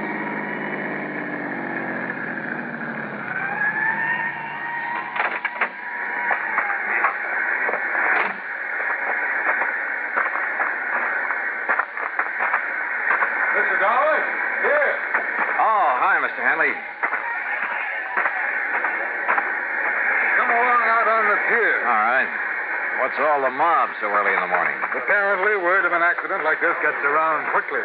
What kind of an accident? Don't you see the Coast Guard vessels out there circling around? Yeah. Did this boat you were talking about sink out there? The Tatus, Mr. Dollar, a $150,000 diesel yacht. What happened to her? Apparently, it just blew up. Survivors? Mr. and Mrs. Randolph Merrill and the steward and deckhand managed to get into the launch they used for a tender. They were picked up by the Coast Guard. The skipper went down with the yacht. At least no trace of his body has been found as yet. Captain Rawlins. Well, you people just have to get back off the tip. Oh, Miss Hanley. Now, this is Johnny Dollar, special investigator for my insurance company. Captain Rawlins of the Coast Guard. Mr. Dollar? Hi, Captain. Have you found anything out there, Captain? Not a sign of the Tatus, Mr. Hanley. Yeah, it's mighty deep water. And I'm afraid that, like Mr. Merrill and his wife told us, she just blew herself to smithereens. Yeah. Even from here, I can see some wreckage floating in. Well, they're all working around the oil slick out there, so the grapples ought to be able to find something down below. Some traces of a hull or machinery or something. When did it happen? Oh, 2.5 hours ago. One of our craft got up here from Santa Monica Harbor not more than 40 minutes after she went down. How'd you find out about it? Phone call from somebody living along the beach. Tatus stood out there blowing a whistle and foghorn, woke him up. By the time he got out of bed, well, he said it looked like a regular fireworks display. About a half mile offshore, huh? You see where they put a marker buoy? Yeah. Wouldn't the wind and current move that slick and whatever wreckage there is? No wind. That's why there's still some fog out there. And they're allowing for drift. Don't worry, if there's anything left of the Tatus, those boys will find it. Now, excuse me, will you please? I got to keep a check on operations. Yeah, sure, Captain. See you later. Hanley, you say Mr. and Mrs. Merrill are okay, huh? Yes. If the Coast Guard in Santa Monica are through with them, they're probably back at their home in Westwood. I think I'd like to talk to them. By all means. Though I don't exactly see any particular reason for investigation. It's company policy, Mr. Dollar, on any claim over $100,000. Yeah, but the claim can't have been made yet. Don't worry, it will be. Wait a minute. $150,000 yacht. But you said the claim could go as high as $250,000. Yes, that's because of Mrs. Merrill's jewelry, which she always took with her. Oh, was that lost, too? I don't know. I haven't yet talked to her. Then let's do it. Well, if it hadn't been for a friend of mine living up on the hill behind the beach who was also wakened and saw the explosion, I wouldn't have known about it even this soon. Yeah. Well, come on, let's talk to the Merrills.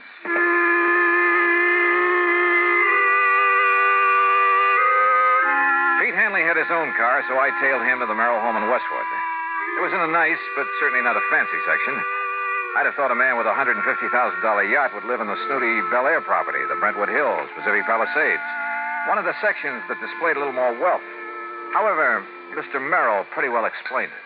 And quite frankly, when I had to take such a loss in selling out my plastics business, I decided we'd better retrench a bit. And really, Mr. Dollar, I don't miss that lovely big place we had in Bel Air one bit. After all, they're just the two of us, and we don't do a lot of entertaining. More coffee? No, thanks. As a matter of fact, Dollar, I was thinking of selling the taters for, well, to be frank about it, for purely economic reasons. Oh? Wouldn't it have been pretty hard to get your price for a boat like that? Possibly. Quite frankly, the maintenance on it alone became quite a burden after I lost my business. But no matter. Now the insurance will pay for her. Mr. and Mrs. Merrill, there is one thing that I must find out. Yes, Mr. Hanley. Mrs. Merrill's jewelry. No, thank heavens. No, that's safe. Oh, careful, dear, of the glass top on that table. Oh, I'm sorry. No, you see, Mr. Hanley, the jewels were the first thing I thought of when the engine on the Tatus started making funny sounds and woke me up. Well, I am glad of that. Here they are, all safe and sound in the little casket I keep them in. Oh, look at them, Mr. Dollar. Aren't they beautiful? Yes, very. But now suppose you tell me just what happened out there on the yacht. They said they'd been cruising peacefully up the coast, all hands on board asleep except for the skipper at the wheel. Then the engine started making strange sounds, shaking the whole yacht. The Merrills and the crew jumped out of their beds and rushed on deck.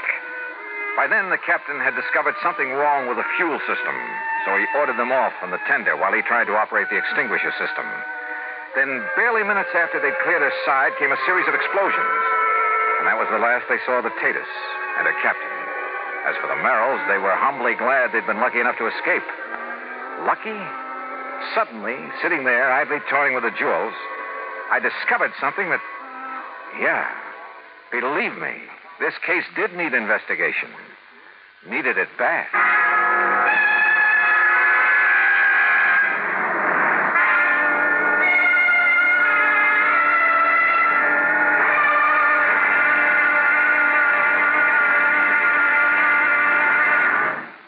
Act 2 of yours truly, Johnny Dollar, in a moment. And now for another episode in the life of Sergeant Donald Bellwether, my husband.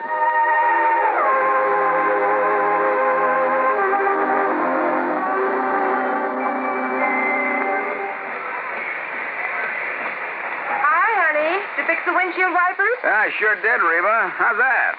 Oh, you fixed them. Good for you, Donald. Thank you, my dear. Well, that's that. Now, if it rains, we're prepared for it, huh? I feel better now. Oh, me too. A driver has to see the danger if he expects to avoid it. That's right. And also keep the back and side windows clear in rain and snowy weather. That's right. Oh, how about the horn? The horn? The horn doesn't work, Sergeant. Aren't you going to fix it? No, I don't think so. Frankly, Reba, I hate horns. Whenever there's a traffic jam, the first thing some guys do is blow their horn. Which does absolutely no good. Of course not. All it does is jar everyone's nerves. No, I don't think I'll fix the horn. Oh, but now wait a minute, Don. Look, supposing we're driving along and suddenly we see a youngster on his bicycle headed right out into the street. Sounding that horn will warn him and possibly avoid a tragic accident. Yes, that's true, but... Or supposing we're driving on the highway, and just as we're about to pass a car, that car decides to pull out into our lane and pass the car ahead of him. He obviously doesn't see us, and he won't hear us shout. But one little beep on that horn, and he'll automatically scoot back and avoid a collision. Reba, you've convinced me. Even though it can be a nuisance, the automobile horn is a necessity. Then you'll repair it? Immediately. Oh, that's my Donald. That's my doll.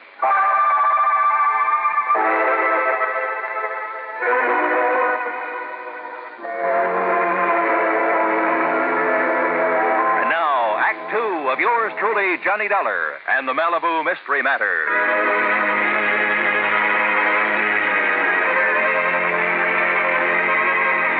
Remember when you were a kid and first found out about how mercury would plate a piece of gold, make it look like silver? How you went around putting it on everything made of gold that you could find? And remember when you first learned that a diamond could put a scratch on glass? How you went around with your mother's engagement ring, cutting grooves in window panes, glass tabletops, and so on? Okay. Sitting there listening to the Merrills tell about the explosion on their yacht, I toyed with some of the beautiful jewelry Mrs. Merrill had been able to save. Jewelry insured for $100,000. Absent-mindedly, I dragged the diamond in one of her rings across the glass top of the coffee table a couple of times. Then again with pressure. And it did not cut into the glass.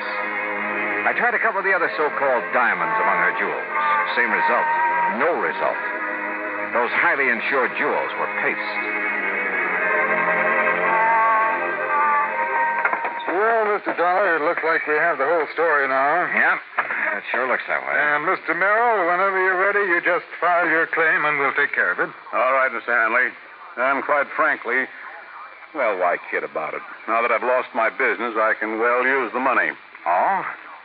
Then I'm kind of surprised you haven't sold some of these jewels. Dollar, there is a thing called sentiment that even money can't buy. Why, of course, Mr. Dollar. Before I part with these jewels... Yes, I'm sure. Shall we go, Hanley?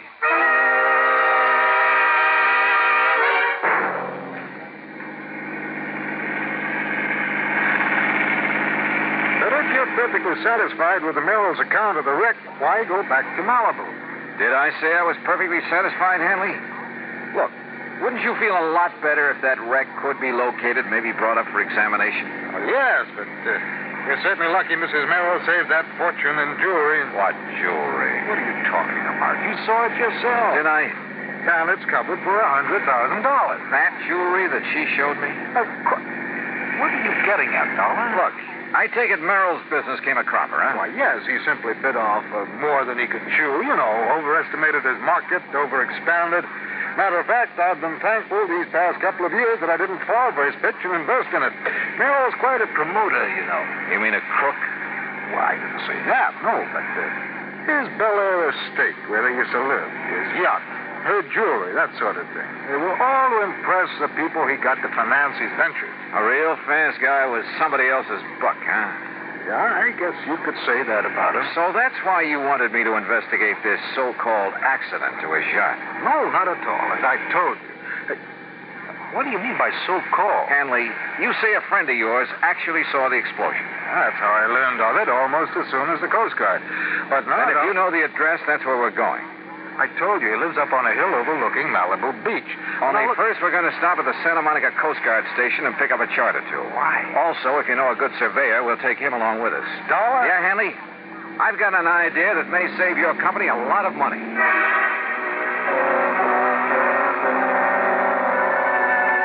At the Coast Guard station, we picked up a navigation chart and a topographical map of the Malibu area. Then we picked up a surveyor named Barkley, who dragged along one of those tripod surveying instruments. Then on to the house of Hanley's friend up in the Malibu Hills. And from him, we got some information that began to bear out some of my suspicions. Yeah, that's right. That's right. When I heard the yacht's whistle and the foghorn, I hopped out of bed and I stood right here in this doorway to the porch. Uh-huh. Yeah. Leaning against it the way you are right now, Mr. Duncan? Yeah, that's right, yeah. Well, of course, it was so dark, it was so foggy out there over the ocean. I was about to go back to bed, and then, boom, the boat exploded. Where? Oh, I can tell you exactly where. From here, that is. What do you mean? Well, the flash it made. It was, right square between those two trees. All right, Mr. Barkley. Set up your transit and get a line on that. Yep. Then plot the line on this map. Right. Dollar, look. You look, Hanley. See that marker buoy where the Coast Guard boats are looking for the wreck? Well, the line Mr. Dobkin has given us is nowhere near that. Well, yeah. Mr. Dobkin, do you suppose any of your neighbors heard the noise and got up for a look? I certainly would think so. Then we really have something to work on. But, Dollar, I still don't understand. You will, Mr. Hanley. You will. Plenty. Act 3 of yours truly, Johnny Dollar, in a moment. Times have changed, and so has the man. How often do we hear the phrase, those were the good old days? But were they?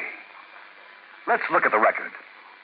During the War of 1812, the man who discharged a missile of destruction had a pretty simple job. A lighted taper, a fuse, some gunpowder, a metal ball, then an explosion. And the metal ball was propelled toward its target, located a few hundred yards away. Now, go back in time to the year 1327. Again, the operation was simple. The taper, the gunpowder, but this time, an enlarged arrow fitted into a block of metal.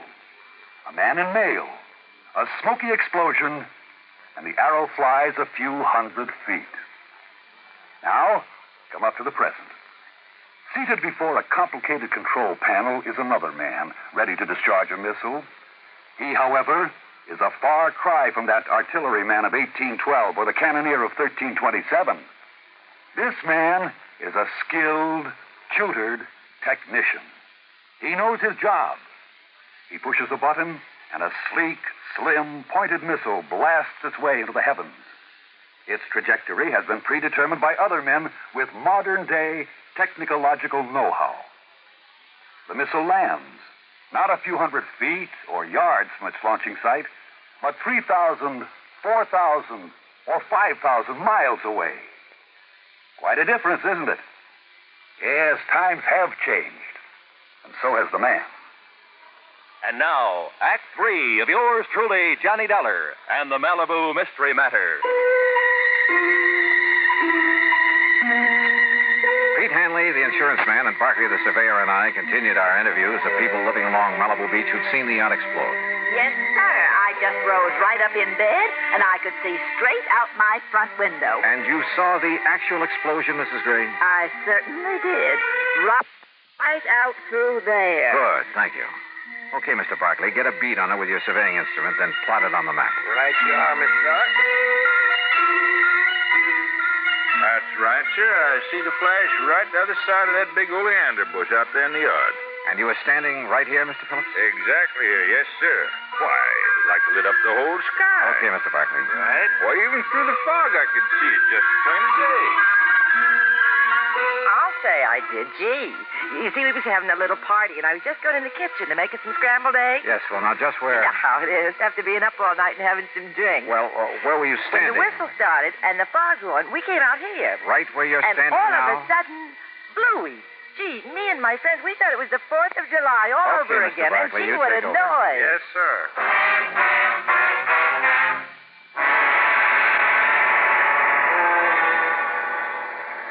So according to our survey, Captain Rollins, your boats have been looking in the wrong area for that wreck. Yeah, Mr. Dollar, according to this chart the surveyor made, the Tatus went down right on top of Calico Rocks. That's a formation only about 30 feet below the surface. That means that our divers will have no trouble at all finding the wreck. Then go to it, Captain. We'll be at the Beverly Hilton. Let me know what you find. Will do, Mr. Dollar. Item 3, $5.25 for some lunch. Then we went up to my room and waited. Finally, a couple of hours later, came the call from Captain Rollins. No, Mr. Dollar, our divers didn't find a sign of her, not a sign of the Tatus or any part of her, but Yes, Captain? we did find a lot of, well, they looked like heavy cans that had burst open. Like maybe they'd contained some kind of explosive? Exactly like that, and some heavy logs and tie chain wedged into the rocks, like an explosion had driven them in. A raft? Maybe loaded with dynamite or something to make the explosion everybody saw? Exactly. But what I don't understand is the oil slick we found, the wreckage floating around. Captain, I think that oil slick and the flotsam were planted out there. Well, then listen. Look, check every port on the Mexican coast, large or small, for the Tatus. I'll talk to you later. Come on, Hanley. We're going out to see the Merrills.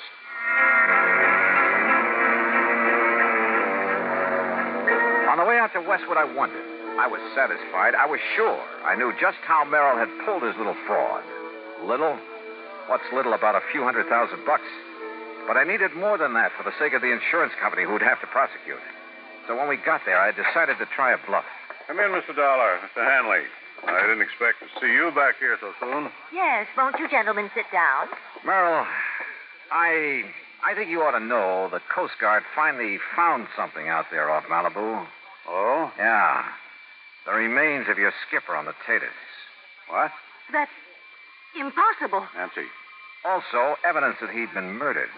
Murdered? Probably by you, Merrill. No, he's still alive. What?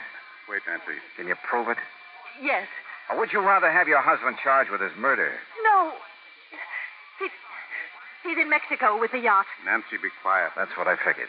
At some remote little port on the coast of Mexico, he and the Tatus. Dollar. Where the yacht can be completely gone over, disguised. Meanwhile, of course, you thought you'd collect the insurance on her because of the completely phony wreck you almost got away with. Thanks to the fog and the darkness. Nancy, you fool. I could...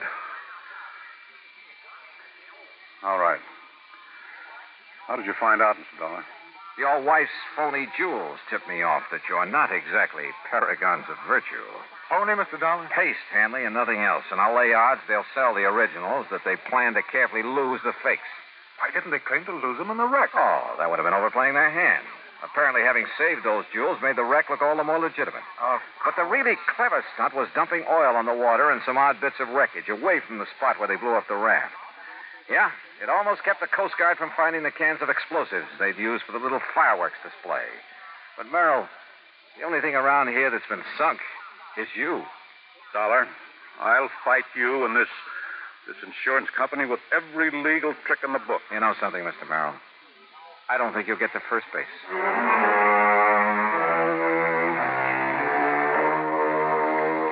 Yeah? When a crook tries to pull a fast one on an honest insurance company, well, you'll see what I mean when the courts get through with Merrill and his wife. Expense account total, including mileage on the rental car and a couple of extra days at the Beverly Hilton, $101.50. Yours truly, Johnny Dollar.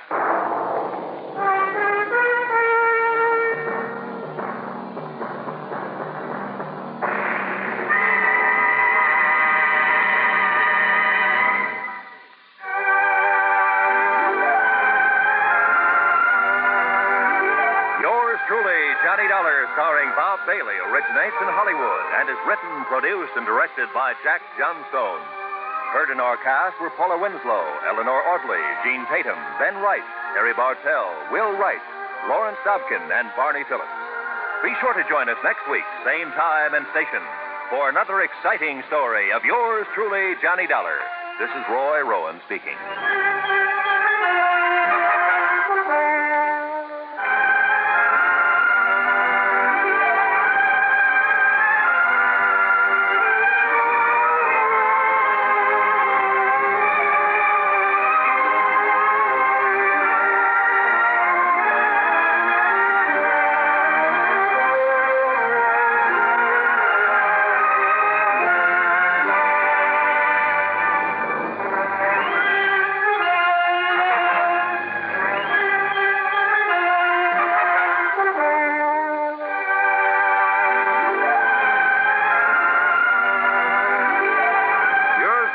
Johnny Dollar has been a presentation of the United States Armed Forces Radio and Television Service.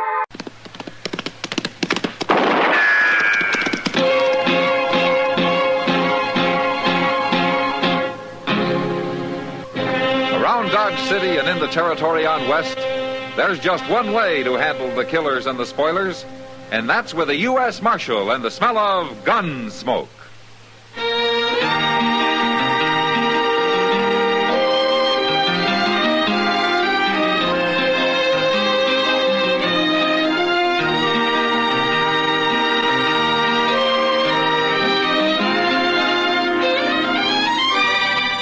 Gunsmoke, starring William Conrad. A transcribed story of the violence that moved west with young America. And the story of a man who moved with it. I'm that man. Matt Dillon, United States Marshal. The first man they look for and the last they want to meet. It's a chancy job, and it makes a man watchful. And a little lonely.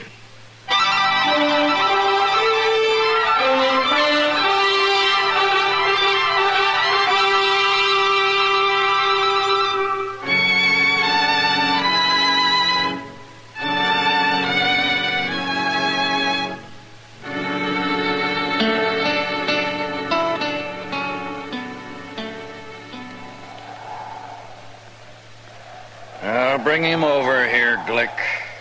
They're ready for you, Digger. Start walking. I'd be lucky to find you so near this cottonwood grove. Don't know what we'd have done otherwise. Oh, you'd have thought of something, Glick. Like what? Well, you ain't above shooting a man in the back, are you? You can make me mad talking like that, Digger. That worries me a lot. You shut up. Oh, hurry up, Glick. Let's get this over with. We've been waiting on you, Pate. Now, what's Robo looking so long-faced about? It's what I told you before. This ain't right. You're telling me it ain't right to hang a horse thief? It ain't right to hang nobody the way you're doing it. I don't hold with lynching. Hanging a horse thief ain't lynching. You can't even prove he's a thief. And what was he doing with our horses? I was camped. I didn't know nothing about your horses. I suppose they wandered up to you in the night, huh? I don't know how they got there. Yeah, we do. That ain't so, Glick. We don't know nothing of the kind. I've lost horses the same as you and Peyton. I don't like it any better than you do.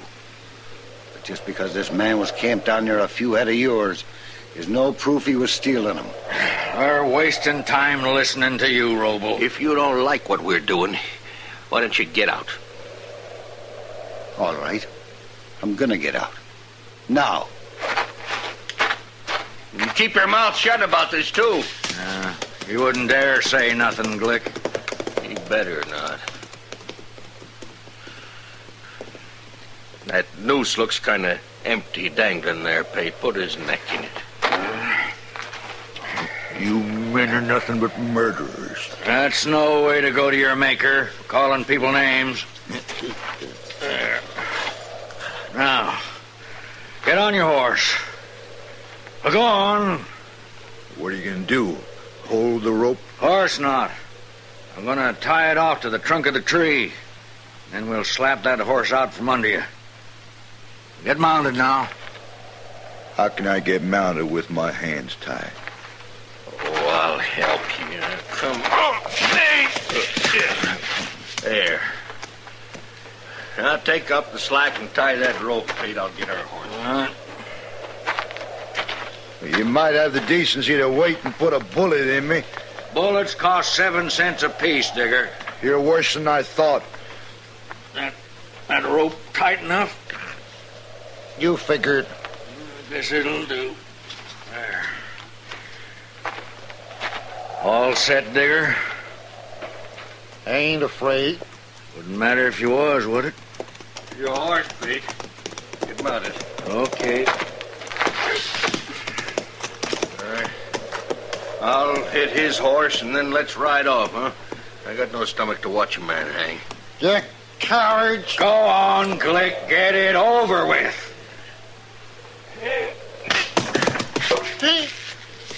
Let's go, huh? Here.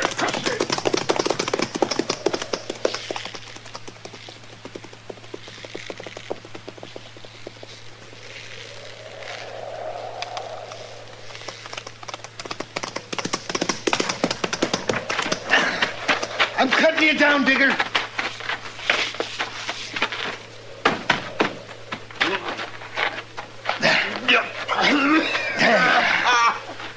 Now you can breathe. It wasn't long. You'd hardly passed out. Air. Feels good. Let me get your hands under. Robo, you come back. Now you can sit up. Sit up. Feel okay? You was waiting. I circled back into them trees. I couldn't fight them, not the two of them. But I sure didn't aim to let them hang you. I don't know how to thank a man for saving me. There's no need to. It's the truth, Robo. It's the honest truth. I ain't a horse thief. I never thought you was, Digger. Look, we ain't but 10 miles from Dodge. I'd be proud to buy you a drink. All right, I'll go with you. I got something mighty interesting to tell you on the way.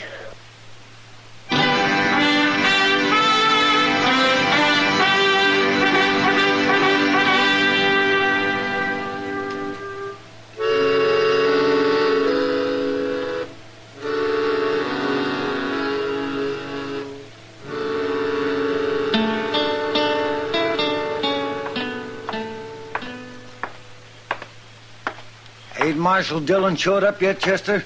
He went in office a minute, Robles. He said for you to sit down, he'll be right out. You tell him about Joe Digger? I told him about the lynching and how you cut him down. That all? I started to tell him the rest, but he was in a hurry. He said he'd hear it from you. It's bad, ain't it? Well, you're doing everything you can about it. I hate informing on people. Murder's worse. Here he is. Evening, Robo. Hello, Marshal. Chester told me about what happened. That was a fine thing you did, Robo. I don't hold with lynching, Marshal. No. And I don't hold with murder either. Now, what do you mean? He's gonna kill him, and he says he don't care how he does it. This Joe Digger, you mean? That's what he said, Marshal. And he meant it, too. Well, you sure can't blame him much after what they done to him. Where is he, Robo? I left him over at the Long Branch, Marshal. I don't want to come point him out to you. But he's a tall fellow, no beard. Wears a black Stetson. Uh-huh. I'll find him. Come on, Chester. Yes, sir. Are Glick and Pate in town, Robo? I ain't seen him, and I sure don't want to. No. You better keep out of sight for a while. I aimed to, Marshal.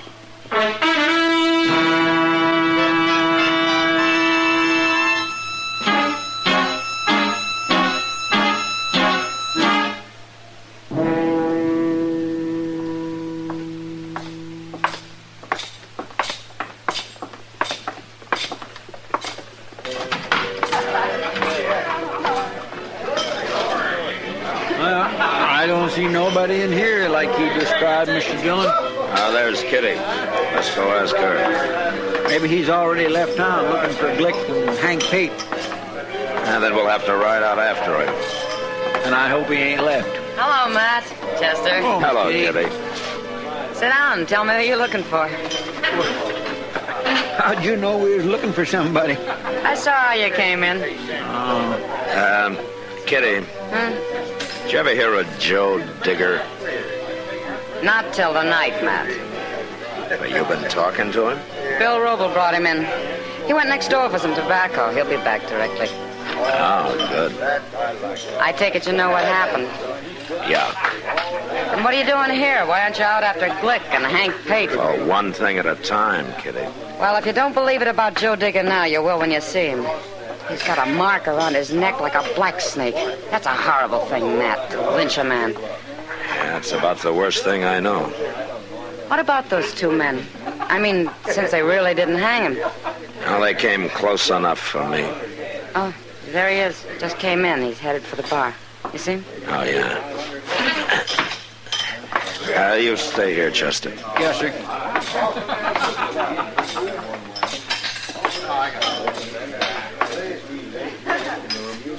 You, Joe Digger? That's me.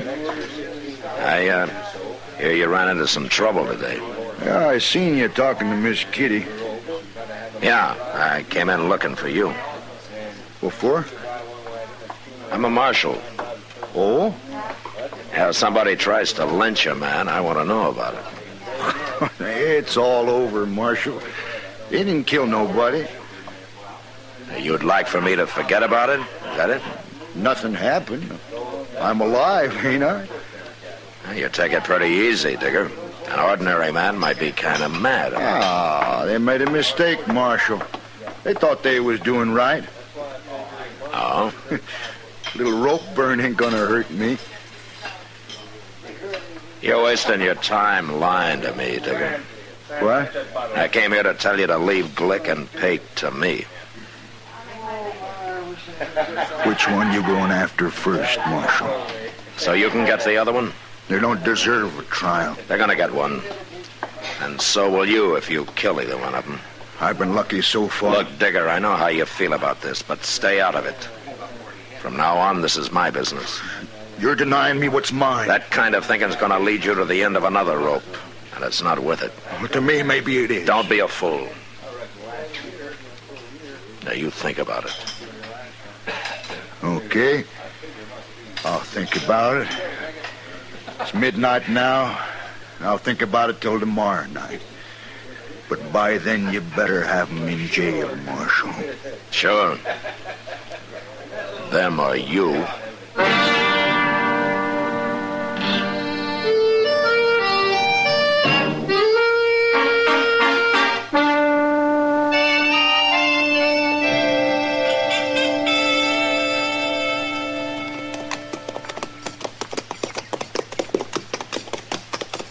I'll bet them Glicks ain't even home, Mr. Dillon. There's smoke coming out of the chimney, Chester. Yeah, dinner.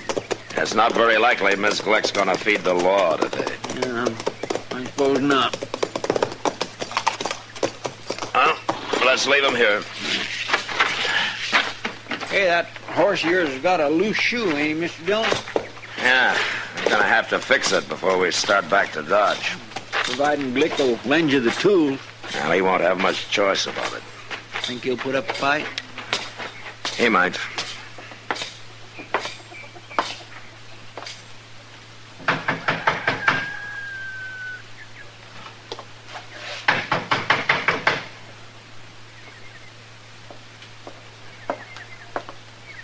Hello, Glick.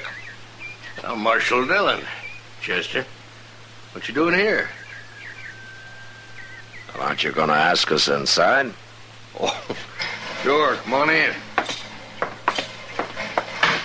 The woman's done with dinner, but I'll tell her to find something for you. Don't bother. I want to talk to you. Yeah? What about? You and Hank Pate. Me and Pate? Yeah, we'll go pick him up when we leave here. What do you mean? I'm taking you both to jail. Oh, now, wait a minute, Do Marshal. I have to explain it to you? Well, it might help. You walk into a man's house and arrest him. You ought to know what it's about. Didn't you and Pate murder a man yesterday? What man? Joe Digger. I never heard of Joe Digger. Then you shouldn't go around lynching strangers. Yeah. Oh, that's what this is about. Well, I seen that feller, Marshal. I was riding by there yesterday, and I seen him hanging. I don't know who did it. It sure wasn't me and Pate. Digger says it was. What? He says you and Pate lynched him. Oh. Roble told you. No, Roble cut him down. Digger's alive. Oh. What are you after us for? Attempted murder. You'll get at least 20 years, Glick, but it'll save your life. What do you mean? Digger's after you, and he's gonna kill you if he gets a chance. I beat him here, and now I want to get to Pate's before he does. Oh, Pate's in Dodge today. We better get moving. You're a prisoner, Glick. Good thing we got here before he put on his gun, Mr. Dillon. Yeah, keep an eye on him, Chester. I'm going to take my horse around to the barn and fix that shoe, then we'll leave. All right, sir. Now, you just sit easy there.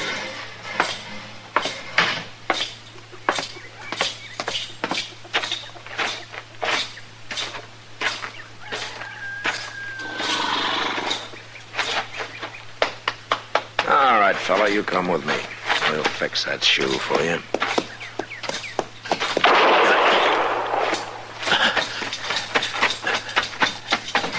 What happened, Chester? Where's Glick? Well, he run out back towards the barn. Oh, we better stop him before he gets on a horse. Come on. Yes, sir. Now, you've been hit, Chester. Well, he got me in the arm. His wife hollered to him from the kitchen, and he went to the door, and she slipped him a gun. He snapped off a shot at me and run out back. And she stood in the door so as I couldn't shoot. How's your arm? Oh, it just tore up a little. Yeah. She must have stood out there in the kitchen and heard everything that was said. I never thought about her aiming to help him. Wait a minute. Right, the barn door is open. Are we going to walk right up there? No, we can't do that. We'll wait here. You get on behind that rain barrel. Might as well. I sure ain't much use, sir. I hope there ain't a back door to that barn. Well, he's seen us. Don't try to stop me, Marshal. It's no use to run, Glick. Stop, Glick! Stop, I said!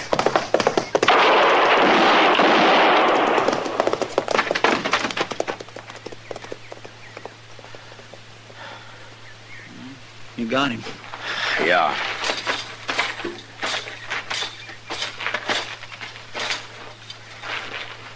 You hit him right in the head, Mr. Dillon. Yeah, he ducked down. I was shooting for his middle.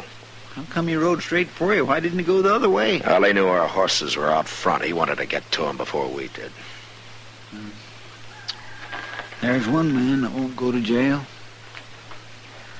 Oh, here's his wife.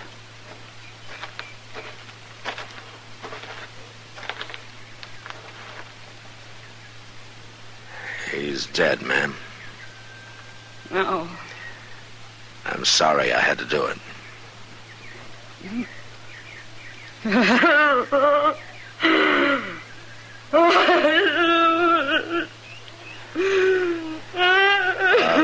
Ms. Glick. Ma'am, if...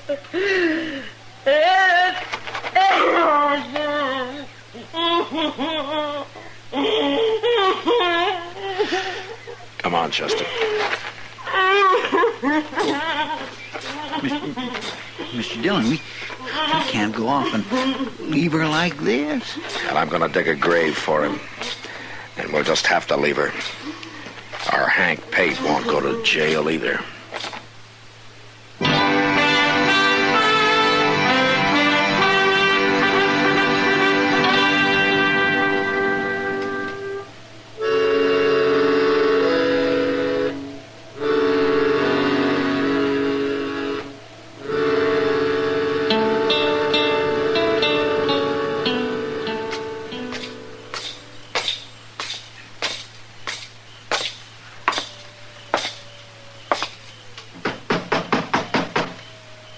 Come in.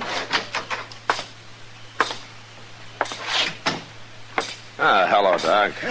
All finished, Matt. Yeah, Doc says a couple of weeks and I can start using it again, Mr. Dillon. Good, Chester. Providing you keep it in that sling, Chester. Well, I will, Doc. I'll be real careful. Is it all right, Doc? Oh, it looks clean, Matt, but I'll change the dressing every day for a while so as I can watch it. You get the horses put up, Mr. Dillon? Yeah, I took care of them.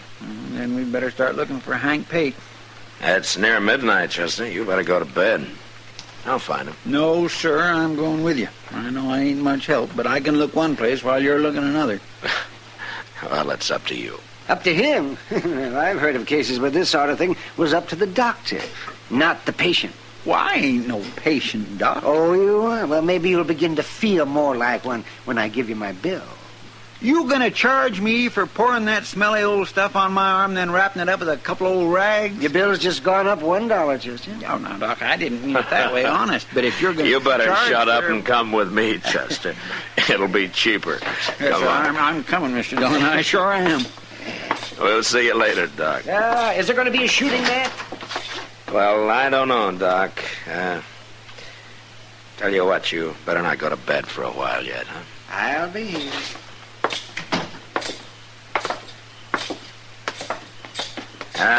Chester, doesn't your arm even hurt? Well, sure it does. But that helps keep me awake. You know, I don't think it hurts at all. You'd be yelling your head off. Well, it does hurt, too. Terrible.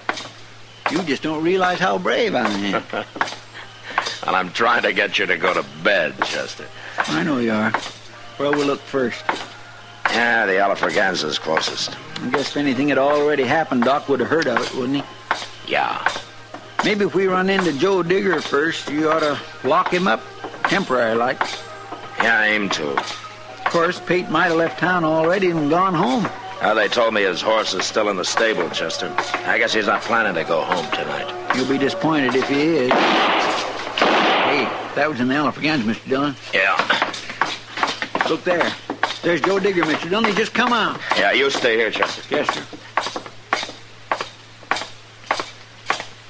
Digger.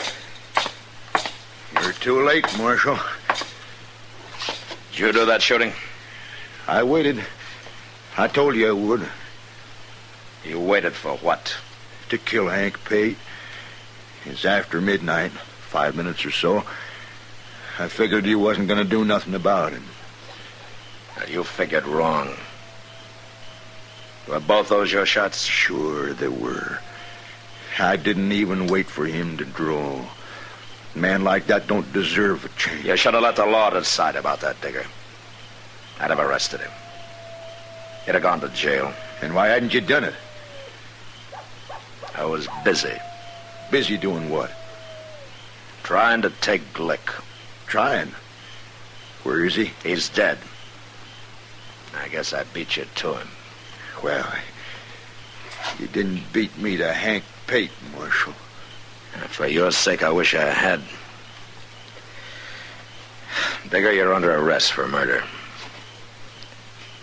No. That ain't fair. I warned you. No,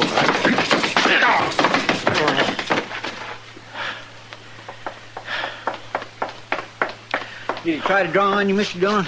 I couldn't see him. Yeah, he tried, Chester. Maybe I should have let him. Yeah, but then you'd have had to shoot him. Yeah, I know. But this way, like I told him, I'd probably just saved him for the end of another rope.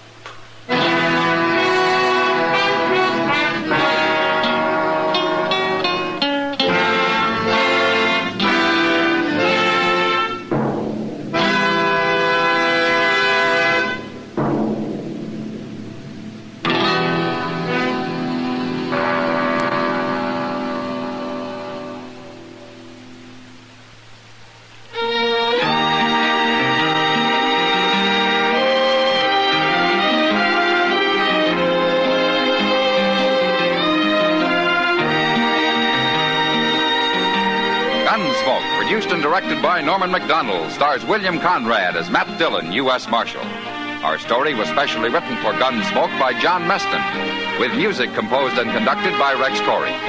Sound patterns by Tom Hanley and Ray Kemper. Featured in the cast were Joseph Kearns, John Daner, Lawrence Dobkin, and James Nusser. Harley Bear is Chester, Howard McNear is Doc, and Georgia Ellis is Kitty. Transcribe. Ladies and gentlemen, the ringing of that phone bell brings you mystery, adventure. Nero Wolfe's office, Archie Goodwin speaking. If it's for me, I'm not here. What if it's a case? If it is, tell them no. I will not. Confound you, Archie. Do as I say. Hello? Hello, is this Mr. Wolfe's residence? Yes. Is this Mr. Wolfe? Yes, Mr. Wolfe speaking. Oh, I am in very much trouble. Could I see you, please, immediately? Well, now, yes. What kind of trouble, miss? Give me that phone, Archie. No. Hello? Sorry, I had to turn the radio down too loud, you know. Oh, may I see you right away? Well, I'll pay you $1,000 for the retainer fee. Yes, indeed. I'll take the case. Come right over. The address is 601 West 35th Street. I cannot, Mr. Wolfe. I just cannot come there. Well, where do you live? I am staying at the Pole Hotel, room 304, and I... Hello? Boss, that was a shot. Hello? Hello?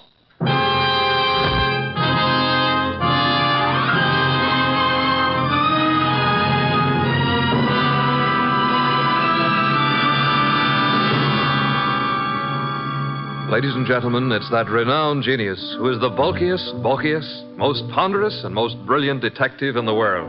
Yes, none other than that chairborne mass of unpredictable intellect, Nero Wolfe, created by Rex Stout and brought to you in a new series of adventures over this NBC network in the person of Mr. Sidney Greenstreet.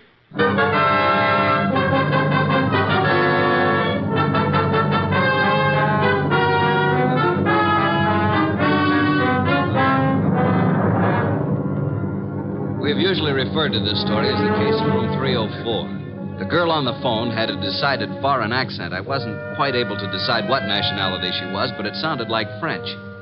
Anyway, there was what sounded like a shot, and then dead silence for a second or two. Hello? Hello? Hello? Well, Archie, another woman? Bah. Mr. Wolfe, I heard a shot, and then the line clicked off. Trouble. Women always trouble. I said I heard a shot on the phone. Indeed. I'm going over to her hotel and see what goes on. By all means, Mr. Wolfe. Yeah. Huh?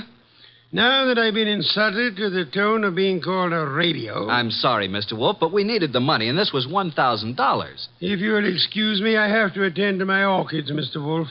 What about the girl, the shot? Fascinating, isn't it? You figure it out. Okay. I've got to get over there. Room 304, Pole Hotel. So long, boss. Good luck, Mr. Wolfe. Please phone me from time to time.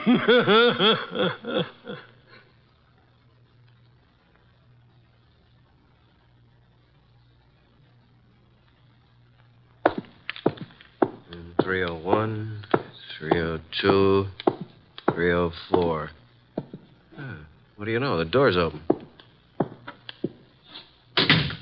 Oh, hello. Who are you? Archie Goodwin. Now it's your turn. I'm Jay Bream, pilot for Jan Airlines. You seen... Yeah, I guess you have. This girl's been shot. Oh, that's all? Yeah, dead. Real dead. What do you know about this? I don't know anything. Say, who are you? Looks like you're in a spot, pal. You better start digging, hadn't you? I got here a few seconds before you did. I knocked on the door. The door was partially open, so I pushed it wide. And... Go on. Well, there was no answer. I couldn't see anyone, so I came in, and there she was. You know her? Well, yes. Why do you think I came here? That's what I'm trying to find out. Look, what right have you got asking me all these questions? What's it to you? Did you ever hear of Nero Wolfe? Of course, who hasn't? Like I said before, I'm Archie Goodwin, Wolfe's assistant. Now, would you rather talk, or should I call the police? I've told you all I know. Who is she? Helen Rennie. French? I don't know. European, anyway. Why'd you come here tonight? I have a dinner date with her. You mean you did have? Yeah. Let's turn her over. There. Got an automatic in her hand. Yeah. I never saw it before. Hey, I wouldn't use the phone. Fingerprints. It's okay. I'll use this handkerchief. Who are you calling? My boss. Oh. Nero Wolfe speaking. Archie, boss. Archie, I thought you were Nero Wolfe. You sound very much like him. Please, boss, be serious. Oh, but I am? I'm here at the girl's apartment, the one who called me. She's dead. Beautiful? Yes, was very beautiful. She would be. How did it happen? Shot. Neat round hole in her right temple. She's married and looks like she shot herself. When I turned her over, I saw a wedding ring on her finger and a .32 automatic still in her hand. Are you alone? No, a fellow named Jay Bream, a pilot. He was here when I arrived. No one heard the shot? Apparently not. No one showed up yet. Very interesting. What do you do now, Mr. Wolfe? Should I call Inspector Kramer? No, say nothing to anyone. Get over here at once and bring Mr. Breen, the pilot, with you. Goodbye.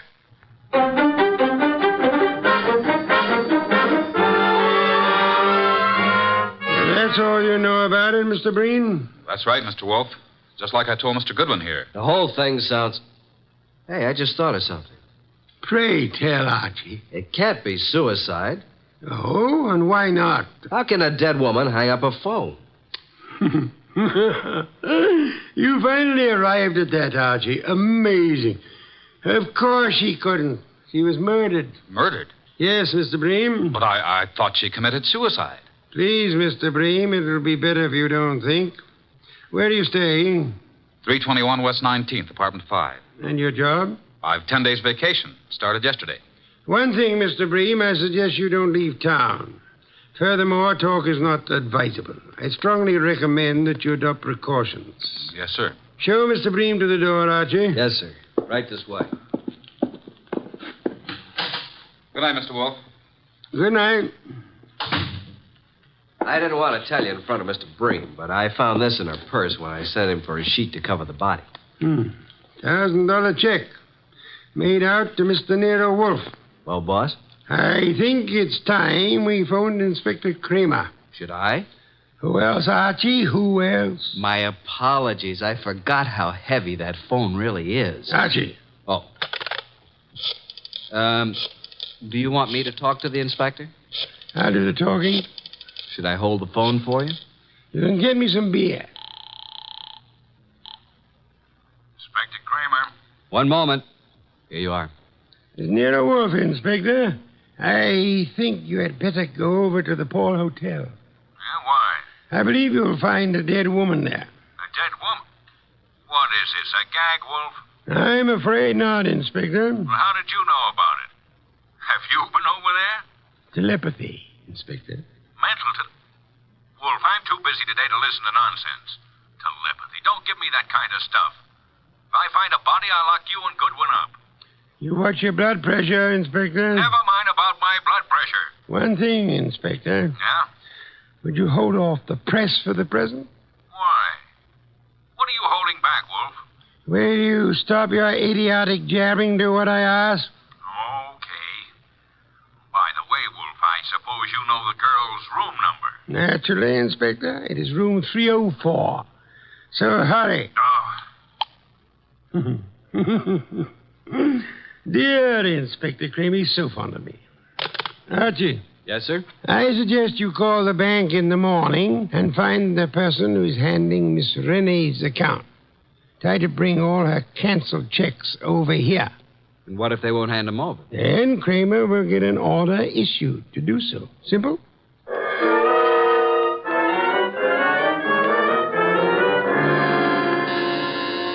Coming.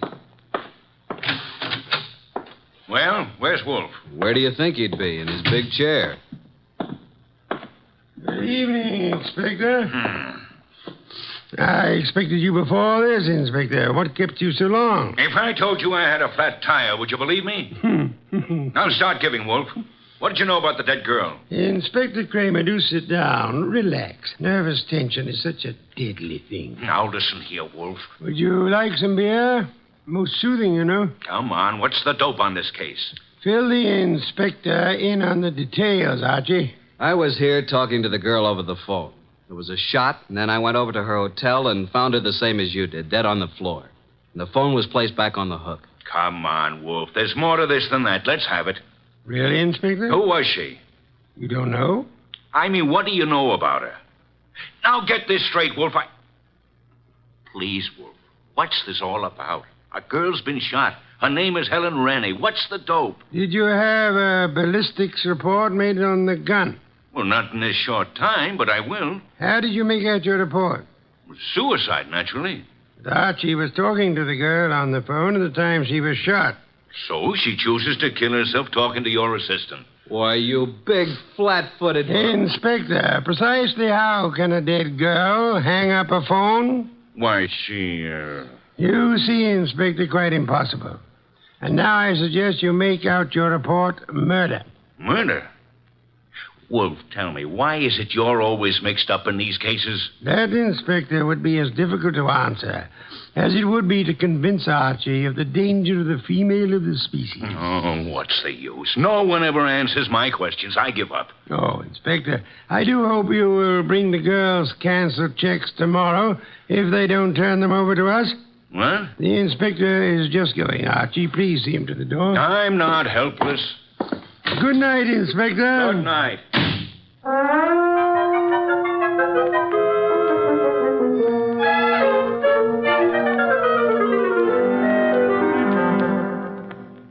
Please, boss, can't we have just a little air in here? You've been out all the morning. Isn't that enough? Gonna get me an oxygen tank to use in here. Did you contact the bank regarding the girl's account? I did. I finally talked to the head of the accounting department. He told me about our personal agent here, Mr. Renfrew. He was handling all our financial affairs. Went to see Renfrew. What did he have to say? Very little. But he seemed very upset when he learned of her death. I didn't tell him how she died. He said Helen Rennie was here buying technical equipment for her government in Europe. Technical equipment? What kind? Laboratory stuff. Did she make any definite purchases? From the Arrow Company here in town, and Mr. Paul Morio is the head man of this Arrow Company. Mr. Renfrew, her agent, gave us quite a bit of an argument about coming over here today, said it was very irregular to show bank statements. But he finally gave in. I didn't need the inspector's help. What time do we have the honor? He said he'd be here at noon. Noon? You know I'll be busy at that time. Well, I didn't think you'd let... Archie, you never do. Your lunch will keep just this once, Mr. Wolfe. Not this once, nor any other time, Archie. You know I have lunch precisely at noon. Not after, not before. Understand? Yeah. I surmise you have the address of the Arrow Lab Supply Company. Yes, sir. You want me to go have a talk with Mr. Morio who runs the place? Sometimes, Archie. Your conclusions are fantastic. I'm leaving. One thing more. And? After you return from your visit with Mr. Morio, would you be so kind as to entertain Mr. Renfrew until after my lunch? And don't stand there with the door open. Sorry, boss. I'll go out through the coal chute. Do forgive me.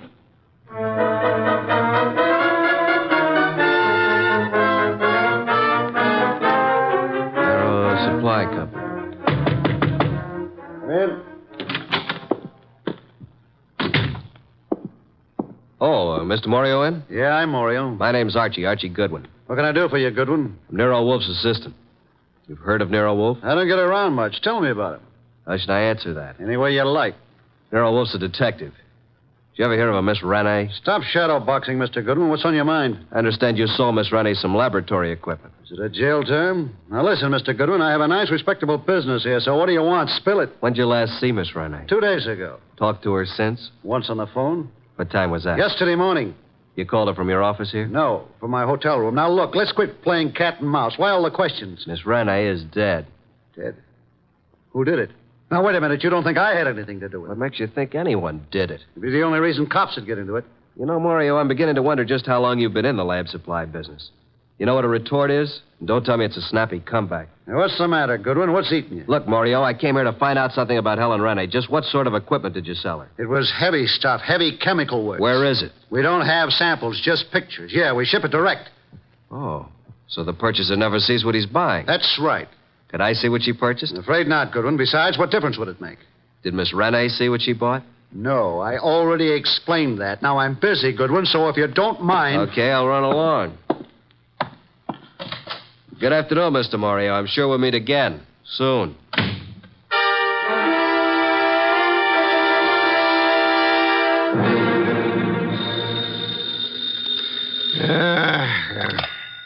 Nero Wolfe speaking. Archie, boss. Yes, Archie? Just left the Aero Lab Supply Company, and as far as I'm concerned, something's rotten in Denmark. Indeed. This guy Morio, who runs the company, doesn't sound like a legitimate lab supply man. I think he's running some kind of a racket. What makes you believe that, Archie? Just not the type to be in a legit business. Things just don't jive. And she didn't see what she bought. You believe, then, that he would have reason to want Miss Rennie out of the way? Yeah. Guy made me see red. I wanted to take a poke at him. Archie, you're an idiotic hothead. He said it was all heavy lab stuff she bought, and it was too late for me to see it. Forget it now. Get over here as soon as you can. Immediately? Immediately. Have you forgotten you have an appointment with Mr. Renfro at noon? Goodbye.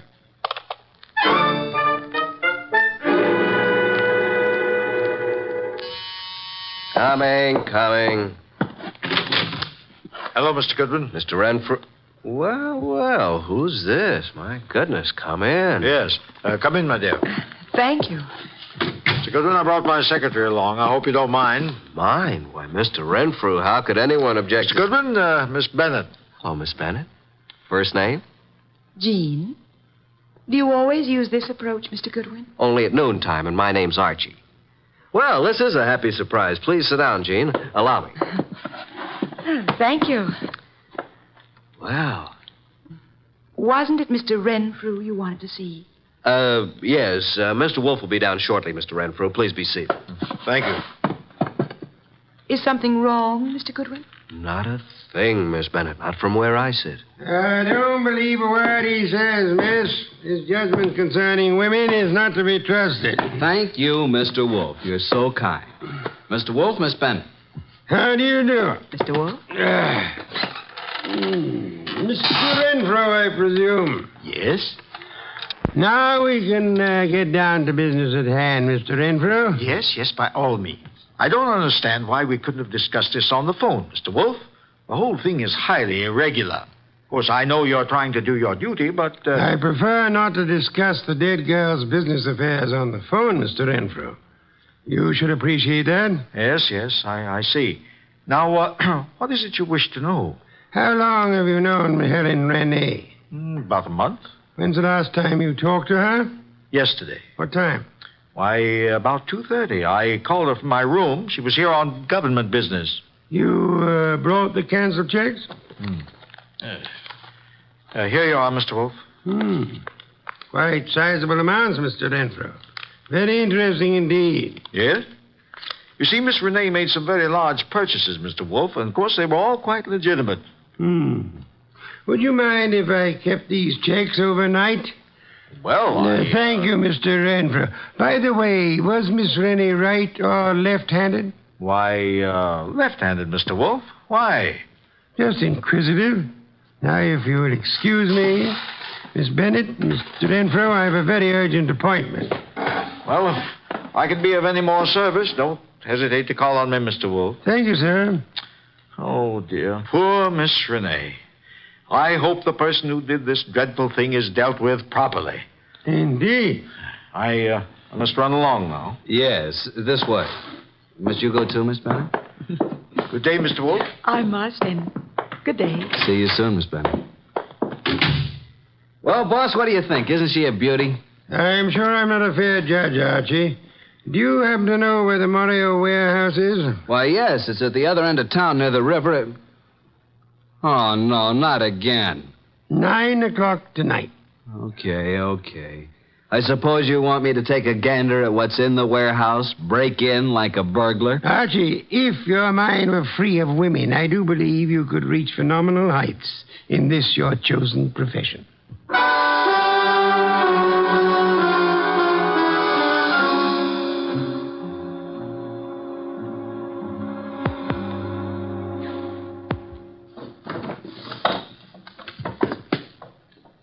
Nothing around here but a bunch of old tubes and glassware. I hope Wolfe knows what he's doing. I don't. All right. Stand where you are and reach. What's it? Flip the lights on, Joe. That's better. Now, sing up and tell me what you're doing here. I beg your pardon. I'm a little deaf. I couldn't hear you. I said, what are you doing here? Oh, Ellen. I was supposed to meet her here. Make sense, will you? You think I can? What's the matter, Mac? Visitors? This bird refuses to talk. Well, then knock it out of. You two talk it over. Don't bother telling me how it comes out. Wait a minute, you. You ain't leaving. All right, you win. This night is just full of surprises. Ain't it? Let's see what you're toting. Hey, who do you think you're shoving around? Just full of questions, ain't you? You know, someday you're going to end up by getting into trouble. It's illegal to push people around. I guess you better understand. Hey, are you kidding? Get the point? Now, get up. Now, talk. Why, you You're still going to play, huh? He's out like a light, Mac. What are you going to do with him? You won't do any more snooping around here. You know something, Mac? You got an awful disposition. I'm actually scared of you. You're that mean. Yeah. Now, dump him outside.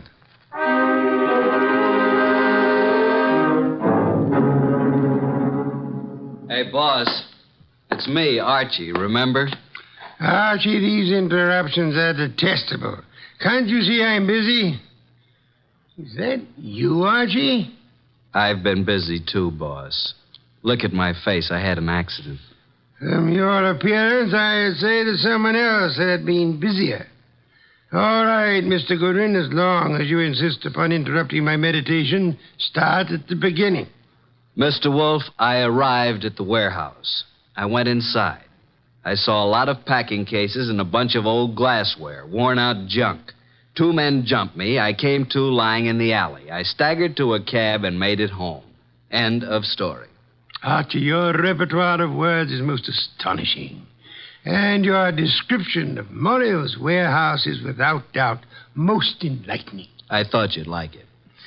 And now, Archie, I suggest you get Fritz to give you a piece of beefsteak for that eye of yours. And after that? I've arranged a gathering for 5 o'clock tomorrow afternoon. Then I shall repair to my bed to suffer in silence. You should be more careful on these nefarious expeditions. You might get hurt sometime. Yes, I've been a careless fellow, Mr. Wolfe. Good night. Good night, Archie. Pleasant dreams.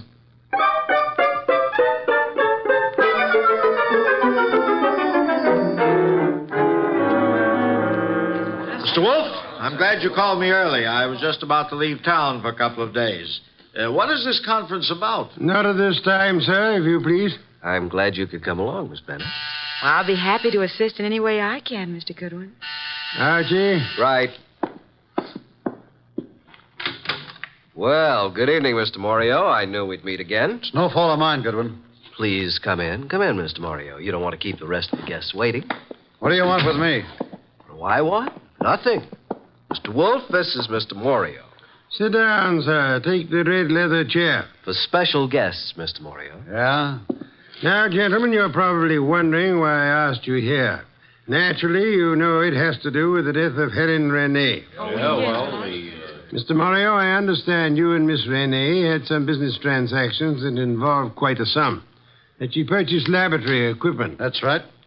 Archie told me that your warehouse contained nothing but second-hand junk.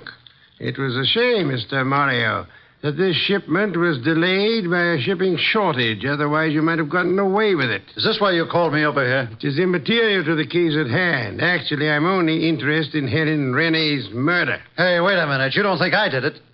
Didn't you? No. Mr. Wolfe, I admit everything you said about the equipment. But I've had no part in any murder. I see.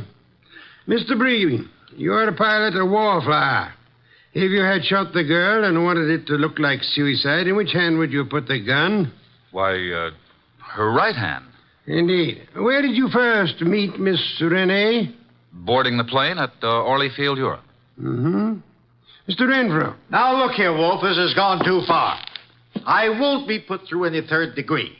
So if you'll excuse me, I have to get to the dip. Sit down, Renfrew. Well, Mr. Renfrew, I'm astonished that anyone would be as amateurish as they were in this case. I don't understand. Could it be that you killed Miss Renee and attempted to make it look like suicide because she was about to tell me that through forgeries her bank account was $50,000 short? Well, what reason would I have to kill her? You told me yourself you phoned Miss Renee from your hotel the day she died. Yet there was no outgoing calls charged to your account. Oh, this is nonsense. Ridiculous. She suddenly became suspicious of you. And you are probably the only person here who knew that she was left-handed. Well, what does that have to do with it? She was shot through the right temple, Mr. Renfrew. while talking on the telephone. With a gun in her left hand, wouldn't it be awkward for her to twist her arm around her face and shoot herself? In your excitement, you forgot you had shot her in the right temple. And what else do you know, Mr. Wolfe? That you once worked in Europe where you met Miss Renee, arranged to represent her in this country. Only you would know how much he had in the account here. I've heard enough of this nonsense. Yesterday, you made a statement. Quote, I hope whoever did this dreadful thing is dealt with properly. Only the police and Archie and I knew Miss Renee had not died naturally. How did you know that? Unless you are the murderer. Don't make a move, any of you. I was forced to eliminate her. She accidentally learned about the shortage, and she became most unreasonable about it. Phoned you about it. Oh, dear me. So utterly weary of these melodramatics. Put up that gun. I've spent 15 years sweating, trying to get enough money to live the way that I want. And now I have it, and neither you nor anybody is going to take it away from me. I'll kill anyone who tries to follow me out of this house. Oh, no, Mr. Wolfe. Stand back. Mr. Renfrew, don't, please. I will take that gun from you and... Stop it, Renfrew. What the... Well, Inspector, you certainly arrived at the proper time, even if you are late. What do you mean, late? I've been standing out there listening to Renfrew for 5 minutes. Boy, that's too close. Glad he missed you, Inspector. Well, good night, Mr. Wolfe. Not so fast, Mr. Morio. I suggest you hold Mr. Morio here for swindling Miss Rennie and her government. And, Archie. Yes, sir? Do you know how to care for a person who has fainted? I certainly do. Then look behind you. Your pretty Miss Bennett has collapsed.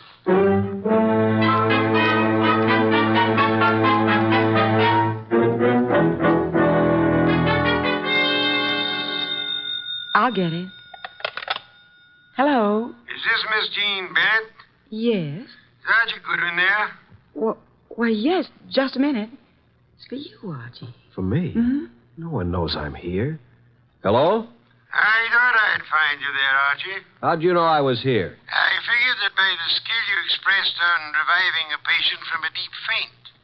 Archie, on the way home, I want you to stop by the delicatessen and pick up the following things. Ham, beer, cheese, olives. My boss. How do you know you were here? Pure deduction. That's why he's called the world's greatest detective. Really? Come here. Yes. Archie, you shouldn't have... Archie.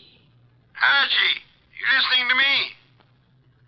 Oh, well, guess you didn't hear a word of it. Good night, Archie.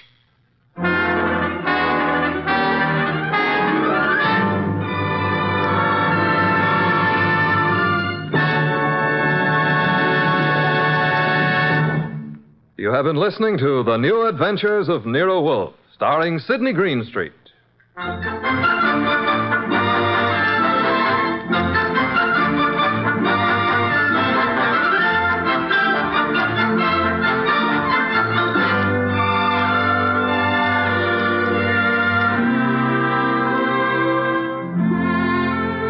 Tonight's transcribed story by Virgil Reimer was based on the characters created by Rex Stout. This is an Edwin Fadiman production, produced and directed by J. Donald Wilson. In the cast were Harry Bartell as Archie Goodwin, and Lucille Alex, Val Brown, Bill Johnstone, Hal Gerard, Betty Lou Gerson, Vic Rodman, and Ed Daly. This is Don Stanley speaking. 3 chimes mean good times on NBC. Just listen to the stars on this Sunday's big show. Jimmy Durante, Ethel Merman, Milton Berle, and Gordon MacRae. Plus Meredith Wilson and his orchestra. Your MC on the big show, of course, is the glamorous Tallulah, and you're invited. And on Theater Guild on the Air this Sunday, you'll hear the comedy The Man in Possession, starring Rex Harrison and Lily Palmer. Don't forget, hear Ethel Merman on the big show Sunday on NBC.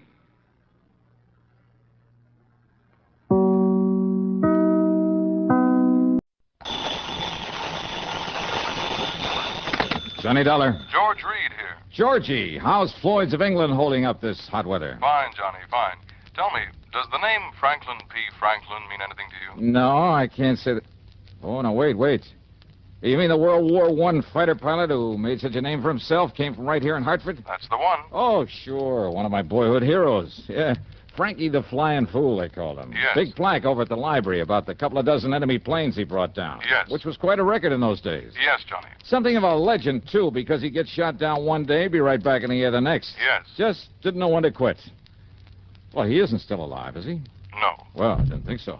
No, Johnny. Mr. Franklin died a few days ago.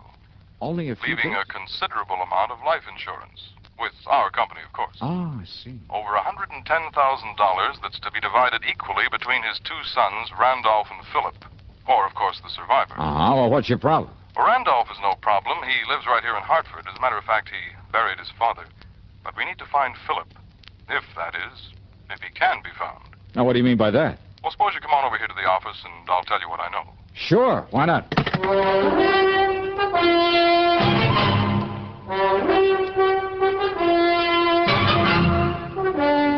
CBS Radio brings you Bob Bailey in the exciting adventures of the man with the action-packed expense account, America's fabulous freelance insurance investigator. Yours truly, Johnny Dollar.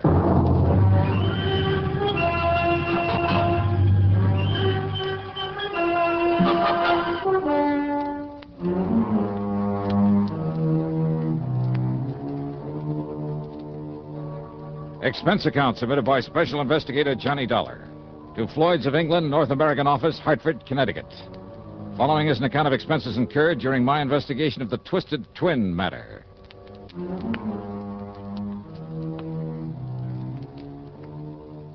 Floyd's of England hands me some pretty screwy cases, but I love them because they always put money in my pocket, sometimes plenty.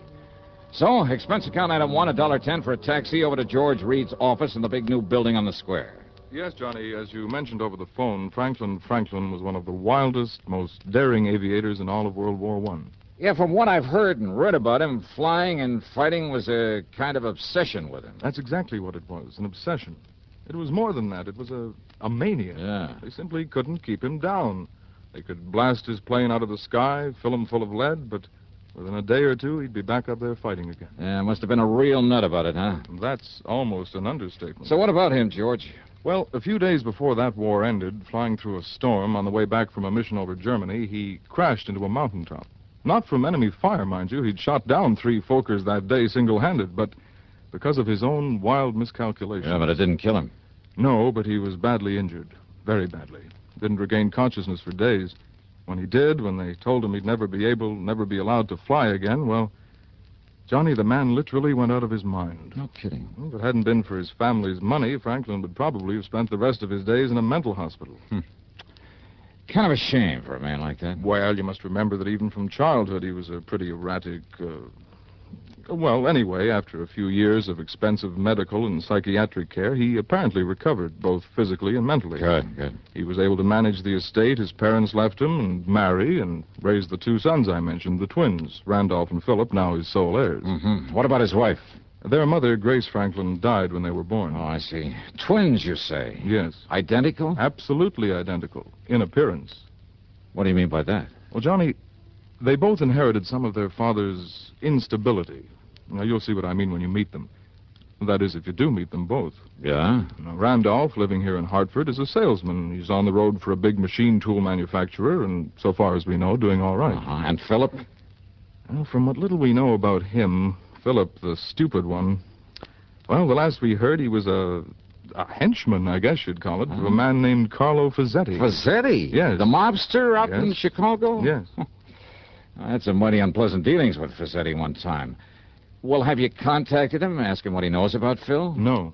Gee, Carlo Fazzetti. Yes. Oh, that's bad medicine. I realize that. But if the company's willing to pay good money for it, I'll try to make contact with him, see if I can enlist his help for a change. So? It may not be necessary. Oh? And your important contact will be Randolph. Okay. Because according to him, Philip died about a year ago. Okay, then I'll... Oh? Yes. Well, in that case, George... But he hasn't been able to give us any proof. And that, of course, is what we must have, proof, one way or the other. Well, Johnny? There's a fee on this one? I mean, after all, if I should end up having a tangle with Carlo Fazzetti. Your usual commission on the face value of the policy. And expenses? And reasonable expenses. Okay, Georgie, here we go again.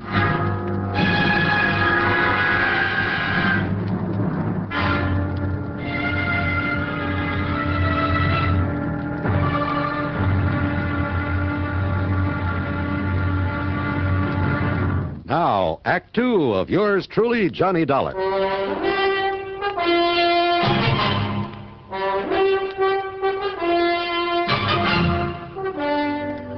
Charlie, the doorman at Randy Franklin's apartment might better have been named Gimpy because of his mental limp. Is that Mr. Franklin? Geez, I don't know. You don't know? Well, how should I? Well, he does live here, doesn't he? Sure, part of the time. Huh? Sure, he's a traveling salesman, some tool company. Yeah, well, ring his Mister, apartment. he's out of town just as much as in. Sometimes a couple of days, sometimes a month away. Yeah, okay, now will you please... Man, what a life. That's what ought to get me, a job like that, traveling all around. Ring his apartment, please. You See if think he's I in... like this? This standing around this fancy dump in this hot uniform. You think it ain't hot this kind of weather? I'm sure it is. Now, please, Boy, if you'll just... When I think how I could be traveling around all over, seeing the sights, meeting a lot of good-looking dames, showing them all a big time... Charlie, would you ring Mr. Franklin's apartment and see if he's in? You think I ain't responsible enough to get as good a job as Mr. Franklin or anybody else? Huh? Ring up his apartment? That's right.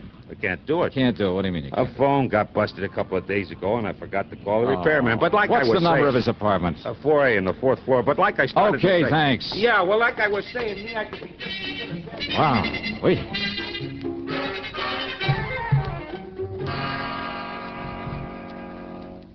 Randy Franklin was in. He was mid-30s, maybe, tall, rather good-looking, with black hair, gray eyes. But there was something about the way he used those eyes, a funny shiftiness about them.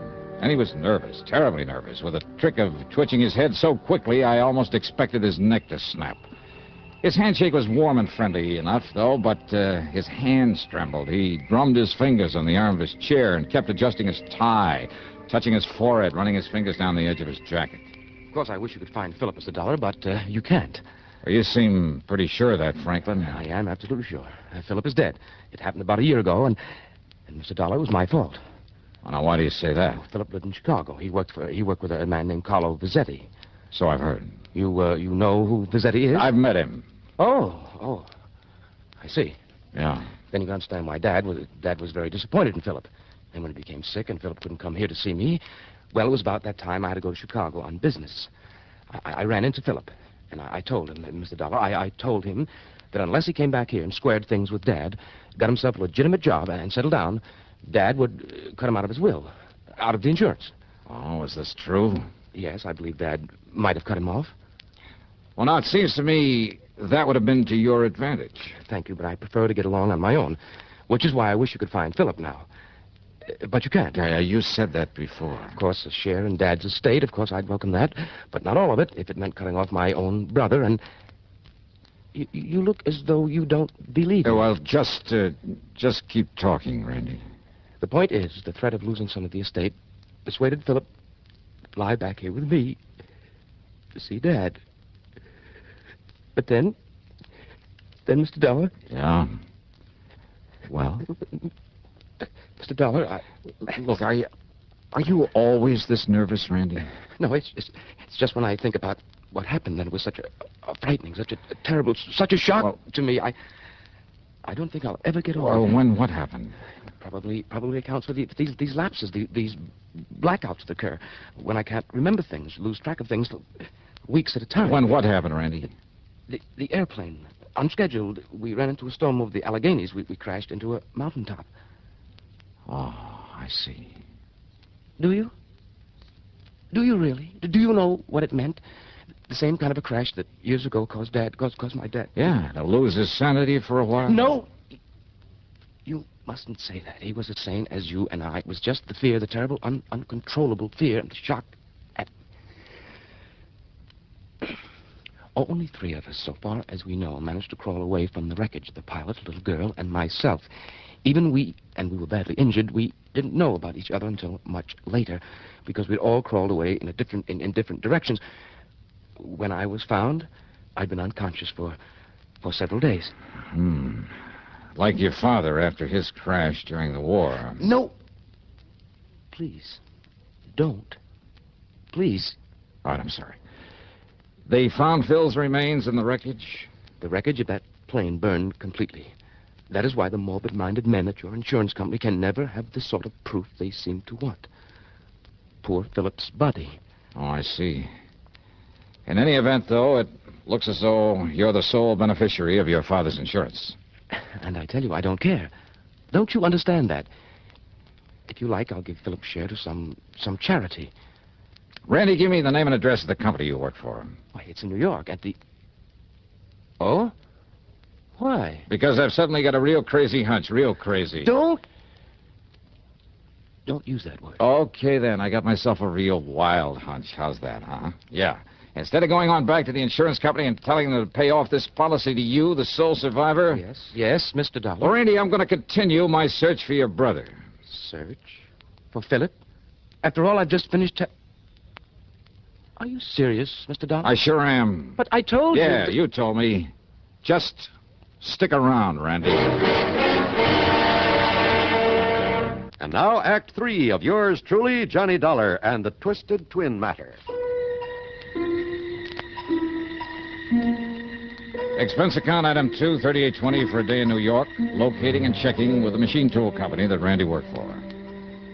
Well, by the time I got back to Hartford the next morning, I'd learned plenty about him. He'd been a good salesman for him for years, but not lately, not since the plane crash. And he never had a satisfactory explanation for long absences from his job. They were seriously considering dropping him from the sales force. Now, in other words, he had plenty of use, maybe need, for his father's insurance money. All of it, despite what he told me. So maybe if Phil was still alive... But when I went over to Randy's apartment again, he wasn't there. Okay, then. Item 3 on the expense account is $52.10, plane fare to Chicago. Items 4, 5, and 6 are 30 cents for telephone calls to my old underworld contact on, an ex-arsonist by the name of Smokey Sullivan. Item 7, $100 cash to Smokey when he dropped me off at Carlo Fazzetti's hangout, which, as might be expected, was an exclusive apartment out near the Ambassador East. What I didn't expect was the man who opened the door. Yeah? I want to see Carlo Fazzetti. My name is Randy. Huh? So this is the answer. What are you talking about, mister? Oh, now, don't give me that, Randy. So you've been playing it both ways, huh? You ain't making no sense, Buster, so go on, get out of here, get lost. Now, just a minute there, Randy. What's this Randy stuff? My name's Phil. Phil Franklin? Oh, you know, no, get out. Just a minute, Phil. Who is it? Should I know, boss? This jerky comes in here Dollar. and starts talk. Well, my dear old friend, Johnny Dollar. Huh? Old friend, huh? Why, of course, since you can't possibly be trying to tie me in with some of your insurance trouble. For once, Fazzetti. Come in, Dollar. Come in. Yeah, sure. Ah, Phil. Yeah, boss? Make an extra one of them drinks for Mr. Dollar here. My old friend, Johnny Dollar. Okay, boss, whatever you say. Now, wait a minute. I want to talk. Phil. Yeah. Sit down here, Dollar. Right in here. That's Phil Franklin, huh? Yeah. Dopey Phil Franklin. You sure of that? Of course I'm sure. He's been with me for years, off and on. Off and on, huh? One of my good boys once, but now, I don't know why I keep him around. See, listen, Did I Fazzetti. say keep him around? Half the time he's here doing odd jobs around the place, serving the booze, helping himself to it. Half the time I get the boys out looking for him. Sometimes he's gone 2 days, sometimes for weeks. Wait a minute. Yeah, Wait he a used to be minute. one of my good boys. But ever since somebody knocked him on the head about a year ago... Say, he cracked up in an airplane. Oh, he did, huh? I know, what would Dopey Phil be doing aboard an airplane, huh? Here's your drinks, boss. Here. Ah, that's the boy. Now, Dollar, why'd you come here to see me, huh, pal? Only, drink up first. Here, Carlo. Just add this drink to yours. Huh? But if you don't mind, I'll hang on to this glass. No, wait a minute. Sorry, I gotta get going. What? See you next time I'm here in Chicago. Wait a minute. Maybe. Dollar.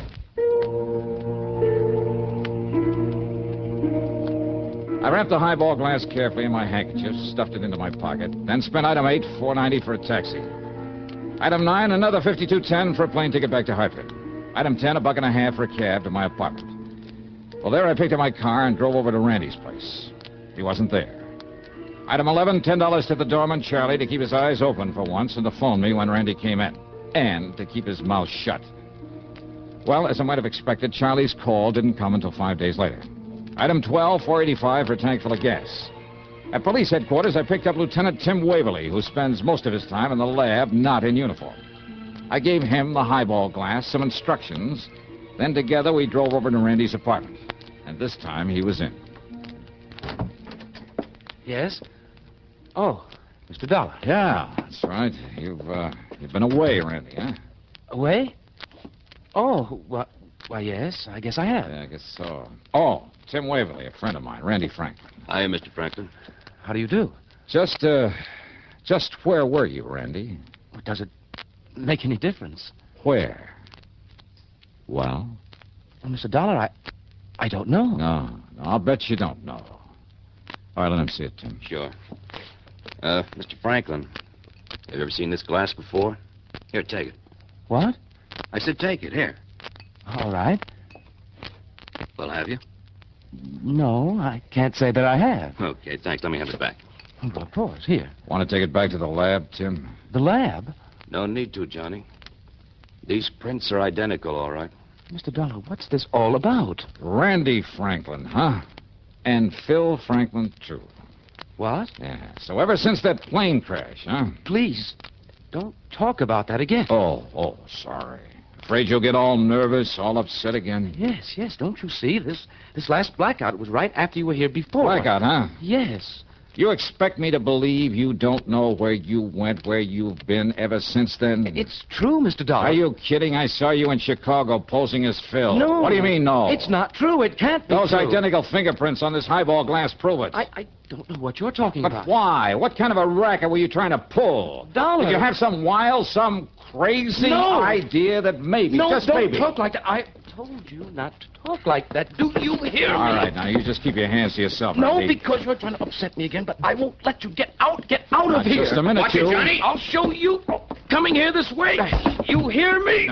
No, you... Don't. Oh. All right, now, Randy. No. Please. Take it easy, Johnny. You hit him pretty hard. And that isn't all, Tim. Let me have your gun. My gun? Yeah, give me. No, wait a minute. Thanks. All right, now, Randy. Johnny, you're out of your mind. Am I? Stand back. No, Johnny. No, please. No. No.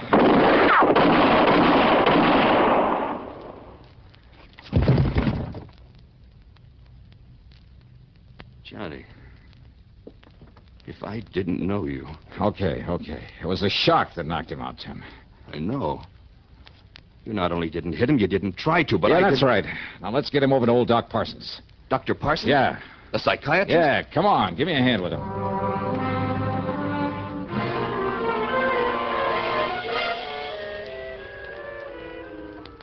Then, Doctor, it was a guilt complex that brought it all about, huh? This condition of his. Plus shock, Mr. Dollar. You see, Randolph had built up this complex as a result of his brother's death in the plane crash. Mm-hmm. And you must remember that Randolph felt responsible for Philip's death. And afterward, during his blackouts, he really thought that he was Phil, huh? Exactly. Of course, you were taking a big chance, Mr. Dollar. This new shock might have killed him. Oh, brother, don't I know it, Doc. But, you know, when I suddenly realized what it was all about, Well, fortunately, it worked. His intense excitement, which ordinarily might have resulted in another one of his blackouts, sent him back into the Phil personality. Well, that excitement, plus the shock and pain when you struck him, then his overpowering fear when you stood over him, pulling that trigger, apparently trying to kill him. Well, Dollar, they were a perfect match for the pain and the terror that existed during the plane crash that made him the way he was. But now, Doctor?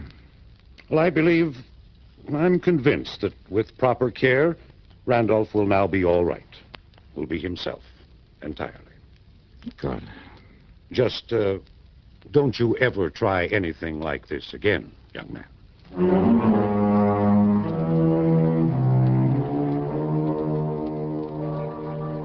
Yeah, Dr. Parsons was right. After this, I'll leave the shock treatment bit to people like him who really know what they're doing. All right, let's see now. Expense account total comes to $196.55. There'll be no fee on this one. Yours truly, Johnny Dollar.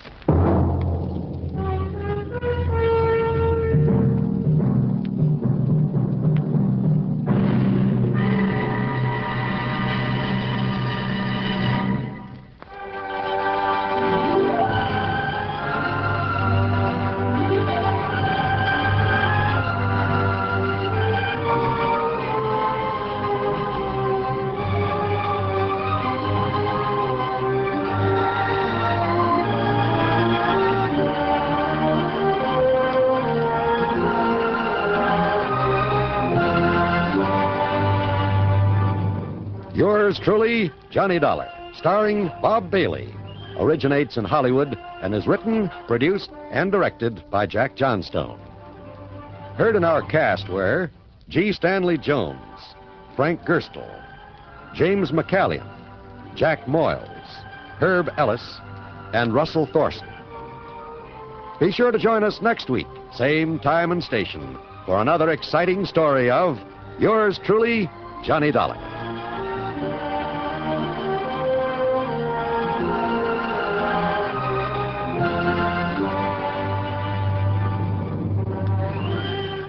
This is John Wall speaking. Johnny Dollar has come to you through the worldwide facilities of the United States Armed Forces Radio and Television Service.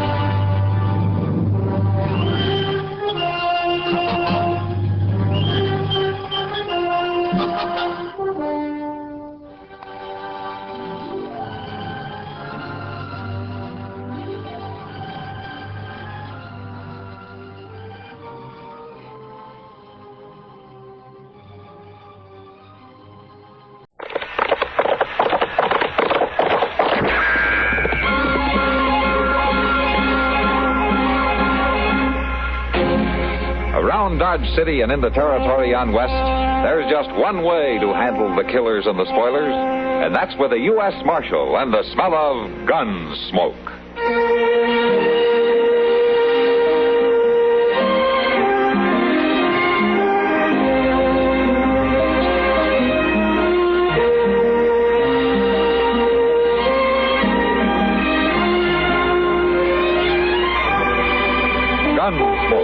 Starring William Conrad, the story of the violence that moved west with young America, and the story of a man who moved with it. I'm that man, Matt Dillon, United States Marshal. The first man they look for and the last they want to meet. It's a chancy job, and it makes a man watchful and a little lonely.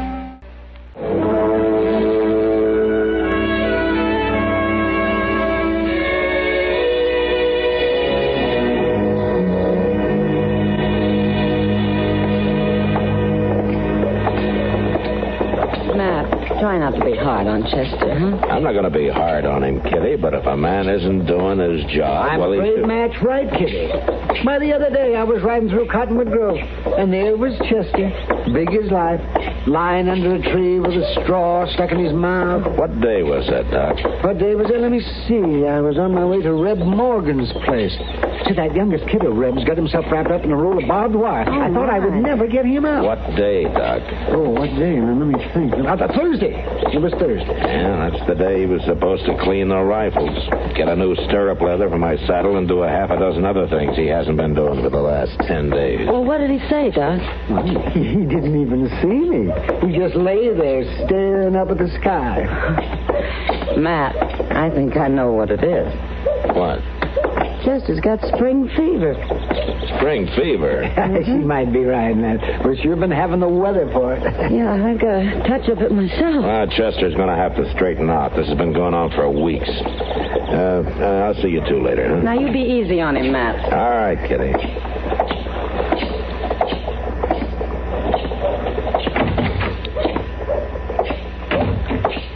Well, Chester, I'm surprised to see you here. I thought you'd be lying out under a tree somewhere about now. Under a tree? Uh-huh. What? No, sir. I've been waiting around for you, Mr. Dillon. Oh? Well, good, because I want to talk to you. Mr. Dillon, did you ever sit and watch a beaver build a dam? Did I ever what? Watch a beaver build a dam. Chester, this is exactly what I want to talk to you about. There's a lot of work to be done around here, and you're not getting it done. Yes, sir, I know, but I was just starting to explain about that. You were? Yes, sir. See, for most of the year, a stream runs in one direction, don't it? Then along comes the beaver, and he builds his dam, and the water kindly starts to go in the other direction. At least for a while it does. What's this got to do with your not doing your work, Chester? Well, that's the way my blood is. Every year about this time, my blood kindly dams up and starts to go the other way, and I feel different. Chester, come here. Hmm? Now, sit down. Go on.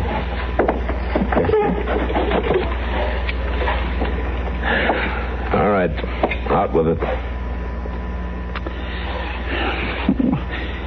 Mr. Dillon, there's a lady at that Dodge house waiting to see me. Well, what's so terrible about that? Well, nothing, I guess. Except she come here from St. Louis expecting me to marry her. She what?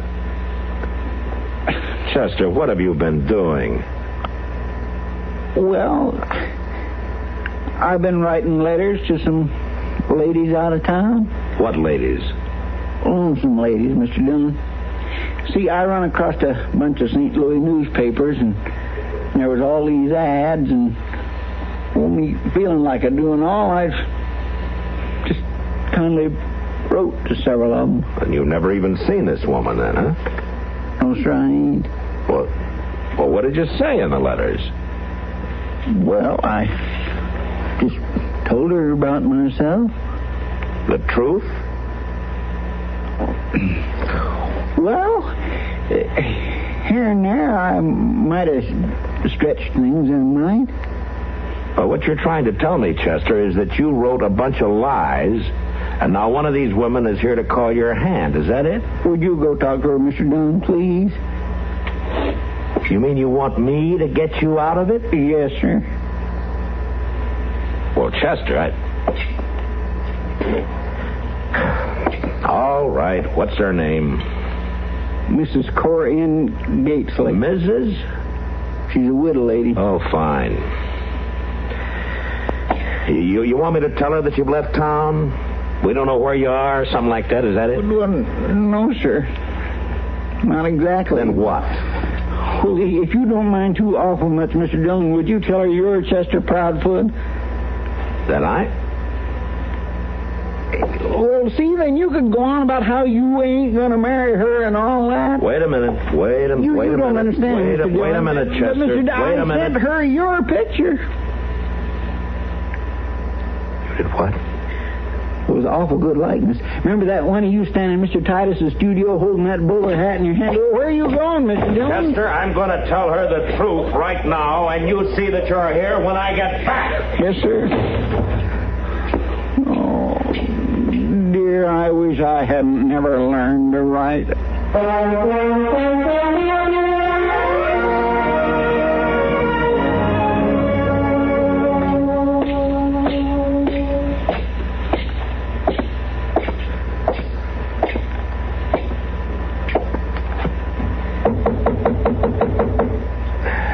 Miss Gatesley? Yes? Who's there? Chester, is that you? It's Matt Dillon. Yeah, what are you... Oh, Chester, darling, you tried to fool Corinne, didn't you? You're a naughty boy. Miss Gatesley, ma'am, I came here to... Chester, you needn't call me that. Just call me Corinne. Well, no, look, ma'am, there's been a little mix-up. Mr. Proudfoot has been kind of playing a game with you. Game? I don't understand. Well, I'm Matt Dillon, and Chester Proudfoot, well, he's another man. He sent you my picture by mistake. Dillon? Seems I've heard that name before. Well, yeah, you have, ma'am. I'm the marshal here in Dodge. The marshal? That's very interesting, Marshal. The way things have worked out, I may have need of you. Marshal Dillon, I want to show you something. These letters. You see, these were written by this Proudfoot person. Would you please read a few passages? Well,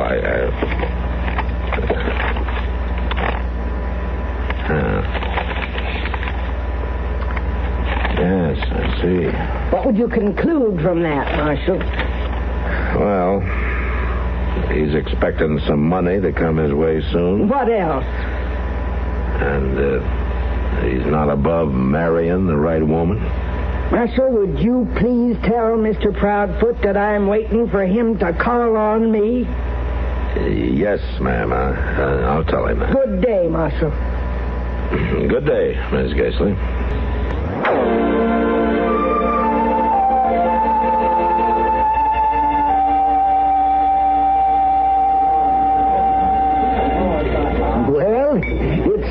Him right. And anyway, Chester should get married. Well, that may be, Doc, but I don't think this is the woman for him. Well, why not, Matt? Well, for one thing, she's sure nothing to look at. She's taller than Chester, and she weighs as much as I do. Oh, Matt, this is wonderful. I can hardly wait for the wedding. Well, don't count on it, Doc. Oh, where is Chester, Matt? He's hiding out down at the office. Yeah, well, let's get him up here, huh? And drink a toast to this, just in case. Oh, Doc, stop. Now, kiddy, I've known Chester a long time, and I want him to know how happy I am for him. Doc, you're just making fun of him. No, I'm not. I may even deliver their first child free. Matt, what are you going to do about this? Well, I'll let Chester worry for a few days just to teach him a lesson, and then I'll try to get her to leave town. Well, how does he explain all this? He'll never believe me, Kitty. But the trouble is, he told her he had money coming in. I've known a few women like that. You know, Matt, there is such a thing as breach of promise. Yeah, if he only hadn't mentioned the money. Matt, wait a minute. What? This woman, you say she's big. Does she have red hair? Yeah, I think she does. She say where she was from? Well, Chester said she's from St. Louis. Why? There's a woman I saw a few times in St. Louis, worked in a saloon. Then a year or so later, the sheriff was looking for her. Yeah? They found the bodies of several men she had married. They'd all been shot and robbed. Well, did they ever find her? Yeah, but they couldn't prove anything on her and had to let her go. Her name then was Bertha Huskowitz. Would she know you? No, I'd sure remember her. Good. Now, she's staying at the Dodge House. You see if you can get a look at her. Oh, sure.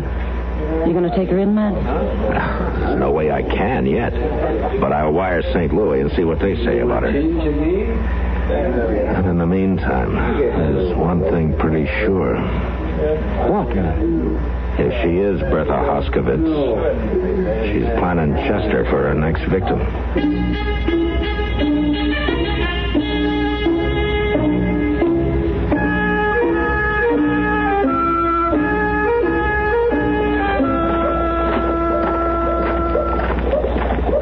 Fine doggone thing. If he don't want me to read him, he just don't need to send me after him. But to let on to Mr. Hightower that I read his telegraph, well... It come in all right, Mr. Dillon. Here. And it ain't been opened. Oh, thanks, Chester. I'll be sitting way over here, Mr. Dillon, where I can't read it.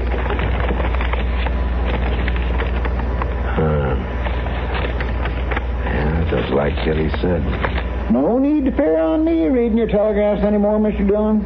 Mr. Hightower made that real plain. Oh, Chester, will you quit your grumbling? When there's something I want you to know, I'll tell you. You probably think I mind some, Mr. Dillon, but I don't. It don't bother me at all. Not one bit. I know. What's going on now, Mr. Dillon? Or ain't I supposed to know about that neither? Have you seen your lady friend yet? No, and I don't intend to. I hope she's on the first train out of here today. You know, you're going to find her a lot harder to get rid of than you think, Chester. I'll see you later.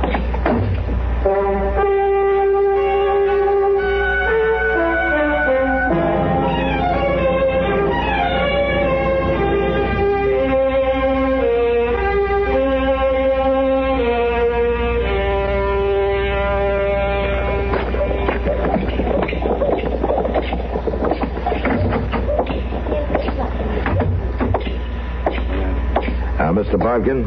Oh, well, good morning, Marshal. What brings you into the bank so early? Look, Mr. Bodkin, there's something I'd like to ask you to do for me. Anything you say, Marshal. Well, this is going to involve the use of some of your money. Well, now, Marshal, that doesn't really belong to me. I know that, Mr. Bodkin. Well, just how much money, Marshal Dillon? $5,000. $5,000? Well, Marshal Dillon, people leave their money here on trust, and it's up to me. Mr. Bodkin, let's go into your office, and I'll tell you what this is all about, huh? Oh, all right, but $5,000 is a lot of money, Marshal. I know that, Mr. Bodkin.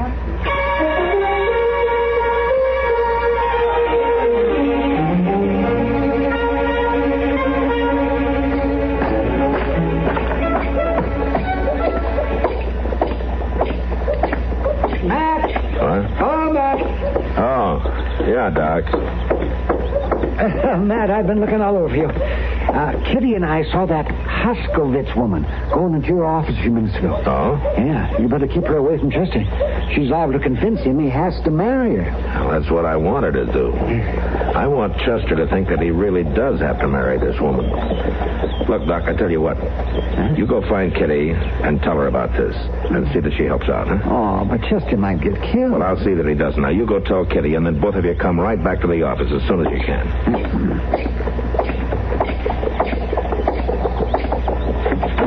Chester Proudfoot, you come out of that cell. No, ma'am, I ain't gonna stop that. Miss Gason, here, ma'am. Chester. Oh, good morning, Marshal Dillon. I've come to get my loved one. Chester, what are you doing in that cell? Well, after what I done, Mr. Dillon, I figured I ought to be locked up. Where are the keys? I got them right here in my pocket. Hand them over. Yes, sir. Here you are. Look, I would like to get married to you, ma'am, but you see how things are. There ain't nothing I can do about it. I just can't. Possibly. Mr. Dillon? Would you like to come out now, Chester? Yes, sir. Oh, thank you, Marshal. It's all right. Let's go on out to the front office, huh?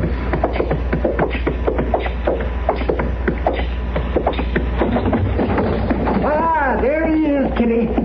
He's a happy bridegroom. Hello, Chester. Is this the big day? Well, no. Say, don't I know you, dearie? Oh, not that I know of. Oh, I guess not. Oh, look at this poor boy. He's scared to death.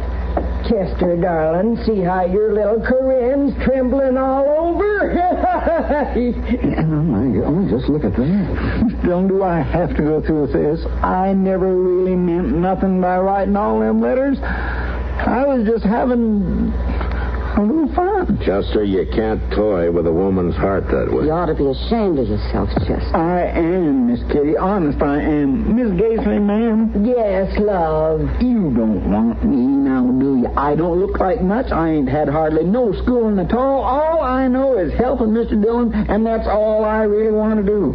Every year at this time, I get these crazy ideas about women and maybe having a home of my own. And spending your money on someone you love? Money? Say, that's... Oh, I told you an awful lie about that. Well, I ain't got no money at all. That was all part of the... Well, that was just talk, like the rest of it. What are you saying? No money? No, ma'am, no money. Oh, Matt, is Chester in here? Yeah, he's here, Mr. Bodkin. Oh, there you are, Chester. Well, my boy, have I got good news for you. Oh, Mr. Bodkin, I sure could use some good news. Well, then look in this bag. There's $5,000 in it, and it's all yours. Now, don't fool me, Mr. Bodkin. I got enough trouble to stay. I am not fooling. It's yours. 5,000, Chester's? Yes, ma'am. He inherited it. No, I didn't. No, I did not. Oh, yes, No. From an old man down in Texas. Who? What old man? Grandpa Drum. Remember him? Grandpa Drum. Now, why did he have to go and do that? Well, isn't that wonderful, Chester? Now you can get married just the way you always wanted to. Mr. Dillon, I don't want to leave here. I'm making coffee for you, holding your horse, and I'll get that saddle fixed right away, I promise. Chester, you don't have any choice. You've asked for this woman's hand. He sure has. No, Chester, dear. Do you want me to read these letters out loud? No. I'll marry you. Now you're talking, Chester. Well, let's all go over to my place and we'll celebrate. That's a good idea, Kitty. And Chester, it's on me. Every last drink. Thank you, Miss Kitty. You always was nice to me.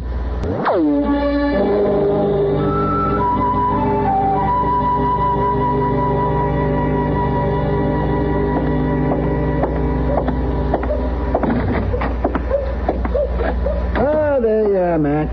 Yeah, here I am. Well, I want... Well, what are you so grumpy about? Oh, I feel kind of bad about what I'm doing to Chester. Well, then why don't you call it off? I can't do that, Doc. I was hoping I was wrong, but... Here, look at this. Huh? What do you mean? What is it? On the telegram? Yeah, this time from Wichita. From Wichita? Let me read this. The woman you describe is Marryin Bertha. She is responsible for 2 disappearances in this area.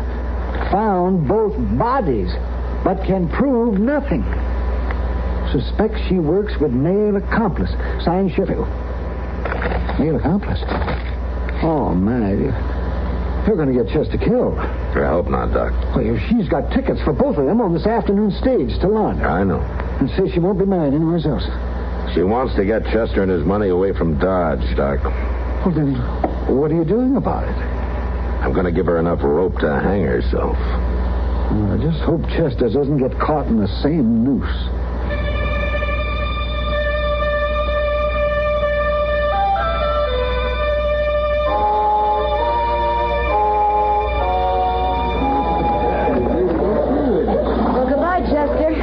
Back to Dodge. Goodbye, Miss Kitty. Somehow this just don't seem real. It's real enough, Chester. Just take a look at that lovely creature next to you. Hello, my dear. Goodbye, Doc. Bye-bye. Bye, Kitty. Bye. Thank you for the party. Ain't nobody seen Mr. Dillon? No, I haven't. Where is Matt, Doc? Well, I don't know, but he better have... well, here he comes. Just look at him. He's wearing a tie, Kitty. And his Sunday suit. Mr. Dillon? Mr. Dillon, did you come to just insist that I get off this stagecoach? No, Chester, I'm going to ride to Larned. You didn't think I'd miss that wedding of yours, did you? I guess not. All right, Jack, let's get this stage going. It's 2 o'clock. All right, Marshal. Everybody out of the way.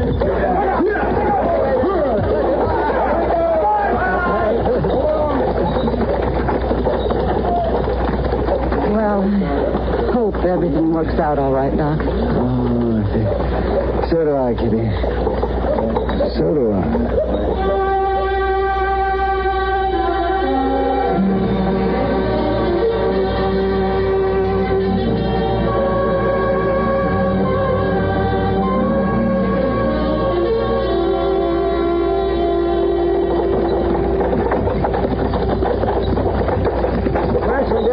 Understand why you're coming along. Chester and I have been friends for a long time, Miss Gately. That's the least I can do. Friends. I thought we was friends, Mr. Dillon, till I seen you all dressed up for my wedding. Poor darling. Chester, dear, you'll be happy. After all, love conquers all. Love. I never knew a man could get into such a mess. Mr. Dillon, I was just funning. There's at least 4 or 5 other ladies that I wrote to. But I've got you. Yes, ma'am, I reckon you have. All right. Stop them horses, mister. What's this all about? Grab Bertha, Chester, and keep her quiet. What is this, a hold-up, Mr. Dillon? Just keep yourself and the woman out of it, Chester. Yes, sir. All right, driver, jump down. I said keep her quiet.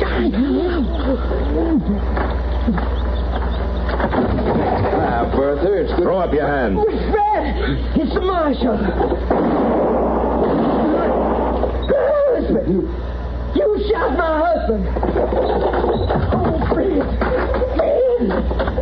Why, you bring the Marshal?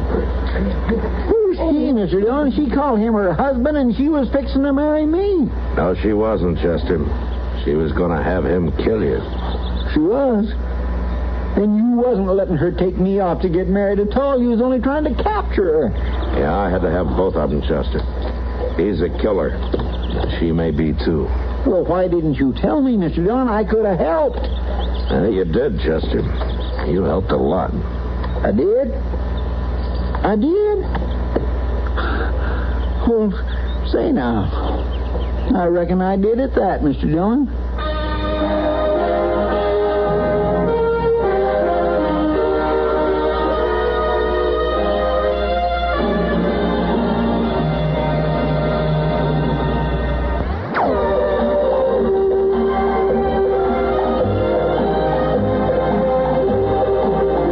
Gunsmoke. Produced and directed in Hollywood by Norman Macdonald, stars William Conrad as Matt Dillon, U.S. Marshal. The story was specially written for Gunsmoke by Tom Hanley, with editorial supervision by John Meston. Featured in the cast were Virginia Gregg, Joseph Kearns, and Vic Caron. Harley Bear is Chester, Howard McNear is Doc, and Georgia Ellis is Kitty. Ladies and gentlemen, the ringing of that phone bell means mystery, adventure. Nero Wolfe's office, Archie Goodwin speaking. You're up. And you've lost your... Oh. Archie, the answer is no. Hold on a second. The answer to what is no, Mr. Wolfe? I shall not attempt to find a blonde for anyone. You've got the man on the phone a little wrong, Mr. Wolfe. He's not looking for a blonde. He's looking for a prize fighter. Indeed. Have him come here. Okay. Mr. Wolfe will see you at 8. So long. I was all set to argue with you about taking the case. You gave in too fast. Nonsense. I'm fascinated by the thought of anyone misplacing a prize fighter. They're usually quite large, aren't they? They are. But what this guy is worried about is not only finding his boy, but finding him alive.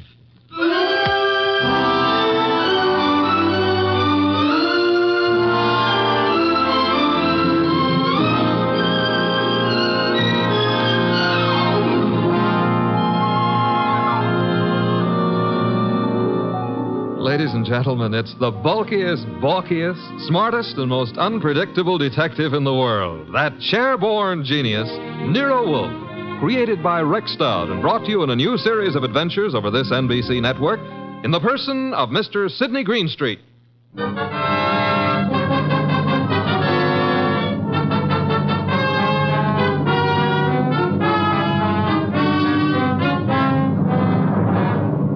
The case of the deadly sellout. That's what my boss, Nero Wolfe, called it. And it almost meant curtains for the firm of Wolfe and Goodwin.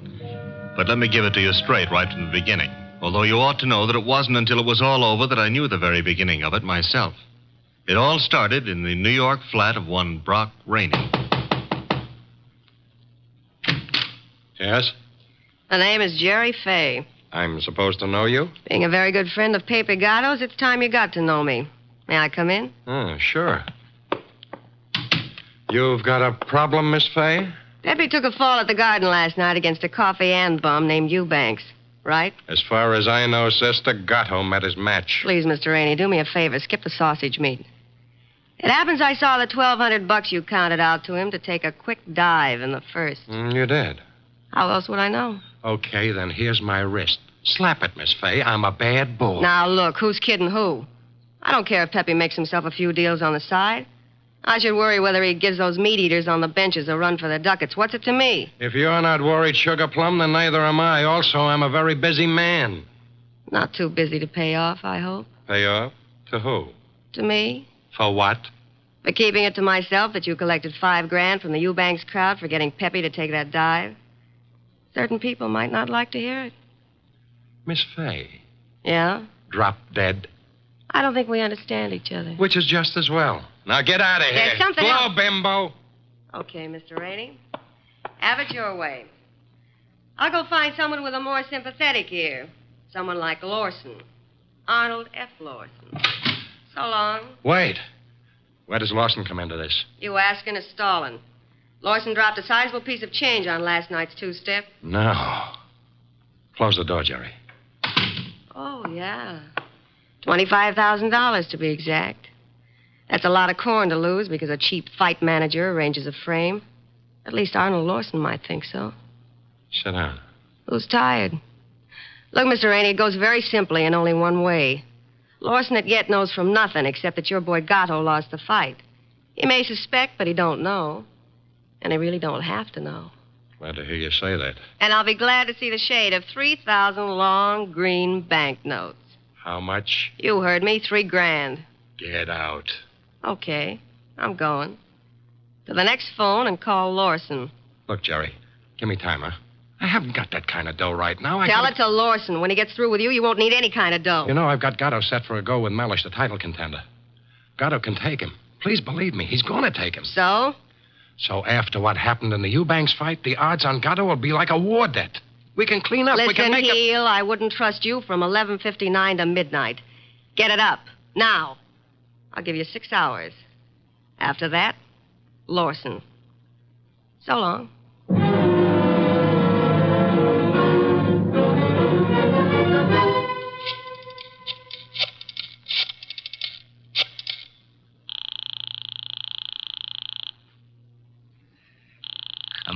Come on. Hello? Hello, Rainey, this is Gatto. Hiya, Pappy. Look, the boys dropped in on me at the office at Mindy's. Lawson wants to see me. What? Lawson? Look, Bum, I'm the one with the cauliflower ears. You heard me, and what do I do? Nothing. But... Don't go near him. Stay home. Let me take care of it. How? What'll you do? I don't know yet, Pappy, but I'll find a way. How did he find out? Your girlfriend. What? She wouldn't do that. She hates the guy. Hate him or love him, she told him. I can't believe it. I suggest you call our little doll Jerry and give her your regards for the double cross. Meanwhile, stay put in your apartment. Don't move. But, Rainey... Hello? 275, 319, 3... Archie. What on earth are you mumbling about? The high cost of blonde. Indeed. Oh, you can say that again. I have no intention of doing so. Okay, be smug. But there must have been a time even in your life when knickknacks from Tiffany figured on the budget. Phooey. Not to mention steak dinners and champagne. Or what did you feed your girls? Peppermint lozenges? Nonsense. Nonsense? They preferred lime. Oh, I'm dying, and he laughs. Mr. Wolfe? Yes? I have decided that you are giving me a raise. Archie, this is not a period in which unilateral decisions are wise. So I'll be a dope and get a raise, huh? As for your future mental attainments, you may be right. As for a raise... You want to drive me to gambling? Like betting on fights or going... Okay, it's the doorbell and I'm answering it. The name's Rainey. You're Goodwin? I'm Goodwin. Come in. Is Wolfe in? Mr. Wolfe is always in. Unlike prize fighters, I guess. Come on. Thank you. Mr. Wolfe, this is Mr. Rainey, the man who lost his prize fighter. How do you do, sir? I'm not doing so good. Mr. Wolfe, you gotta help me. That will depend. On what? The fee? I digress. Your problem is what, Mr. Rainey? Mr. Wolfe, I manage a fighter named Gatto. Maybe you've heard of him. I have not. However, that is of little significance. You are having difficulty with this Mr. Gatto? I'm not having difficulty with him. I can't find him. Maybe you better let me give you the whole picture, huh? Very well. Well, Gatto is an up-and-coming boy, Mr. Wolfe. He had a little upset last week with a guy named Eubanks. But everybody knows in spite of that, Gatto's heading for the big time. I think he'll prove that when he goes against Mellish. Mr. Mellish being another pugilist, huh? That's right, Mr. Wolfe. Now, Pepe, that's Gatto. Pepe was due at the Turf Club this afternoon to meet the opposition management and go over the setup. He was due, but he didn't show. I waited all afternoon, and then I started the phone calls and taxis. The results? No results. I combed every joint I ever knew him to buy a beer in, and the score was 0. Matter of fact, nobody's even seen him for 4 days. You would have tried the gymnasiums, naturally? I did. Does this pugilist have a home? Yeah, 206A Rathburn Street. A penthouse on the roof. He was not at home during all this time? It's where I tried first. It was empty as a bank on Saturday afternoon. I see. And you want me to find him for you? If Pepe blows this fight, Mr. Wolfe, it'll ruin his career. And the preservation of his career is worth a good deal to you? I got a check for $2,000 right here. Archie? I'll get it. $2,000. Very well, Mr. Rainey. I shall take immediate steps. I got a cab waiting outside. We can get started right away. We? I shall remain here. But how do you expect to... Archie. Yes, Mr. Wolfe. You will leave with Mr. Rainey. I need information. You might try the Rathbun Street penthouse to start with. But I've already been there. With all due apologies, Mr. Rainey, suppose you restrict your activities to pugilists. Archie is a trained observer. You are not. Archie, you will pick up whatever you can at Gatto's apartment. I especially suggest a careful check on his wardrobe. Wardrobe? If his clothes are missing, Mr. Rainey, it would indicate that he left voluntarily and deliberately, for whatever reasons he may have had. If they are not, Archie, you will phone me from the apartment after your investigation is over. Okay. I shall, in the meantime, devote some thought to the subject. Huh? For $2,000, all you're going to do is devote some thought? Mr. Rainey, if I were not a modest man, I would point out to you that you're getting quite a bargain.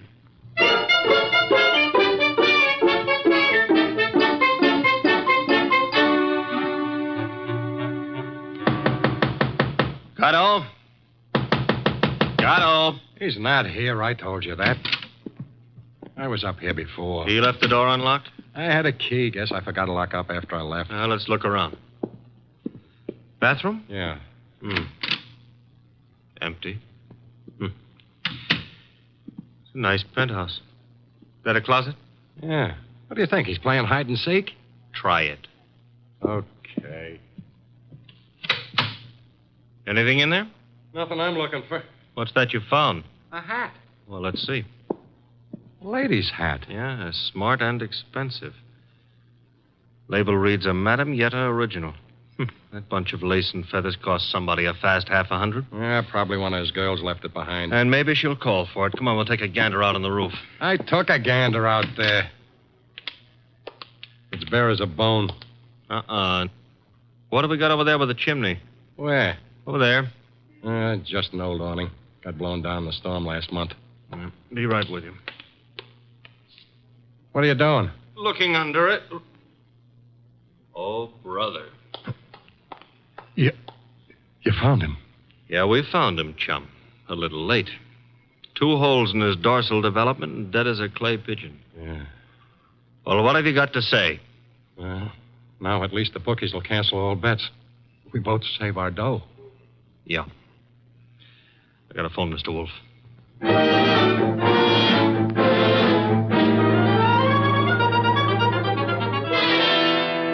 And there he was, Mr. Wolfe, under the old canvas awning.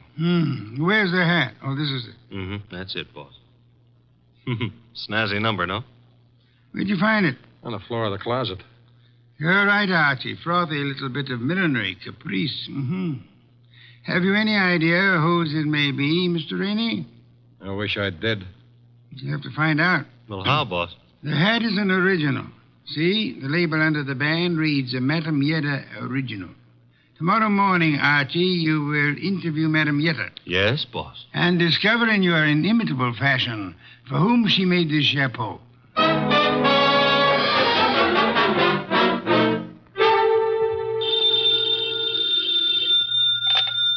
Hello? Archie again, Mr. Wolfe. Per your instructions, I have just talked to Madame Yetta. What did you learn? Madame Yetta tells me she made that hat for a Mrs. Lawson. Who is Mrs. Lawson? Wife of an ex-beer hustler who's in the chips and puts on airs. Lives in a penthouse of the Bradford Arms. I was just about to hop a cab and go up there, boss. Good. Keep this up, Archie. And through sheer practice, you may yet develop a full-blown intelligence. Well, I'm trying, Mr. Wolfe.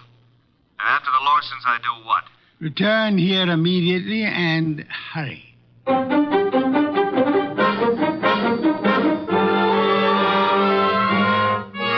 do you do, Mr. Lawson? Oh, Mr. Goodwin. My secretary tells me you're a detective. My boss might argue with you on that, Mr. Lawson. Your boss? It happens I work for Nero Wolfe. I see. And you wish to see me about... About this hat.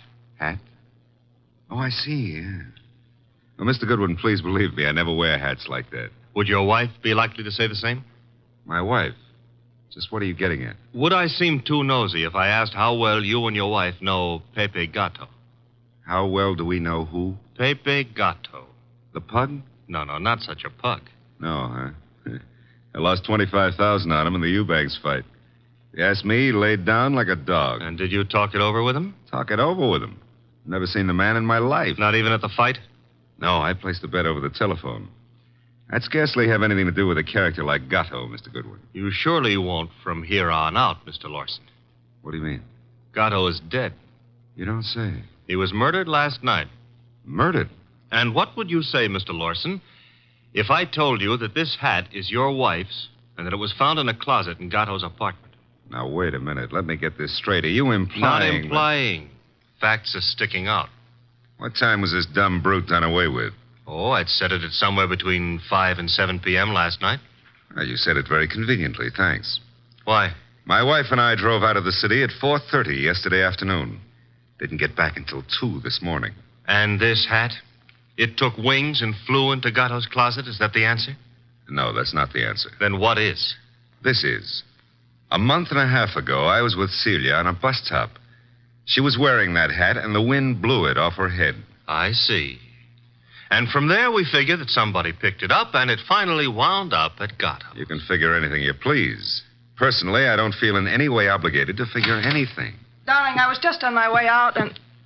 Oh, I'm sorry. I didn't realize you were busy. Yes, I am busy, Celia. Wait a minute. He's not all that Run along busy. now, dear. You'll be late. But I want to talk Run to you. along, Celia. Yes, darling. Sorry. I'll see you later. Beautiful. Really beautiful. I've always thought so, Goodwin. You, didn't give me much of a chance to talk to her, did you, Lawson? If I didn't, it's for your own good. My good? I don't get it. Celia's a sensitive person, and I won't have her bothered.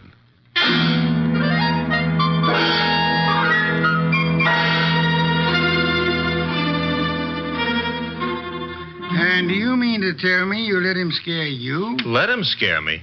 Say, will you stop being so fearless with my life?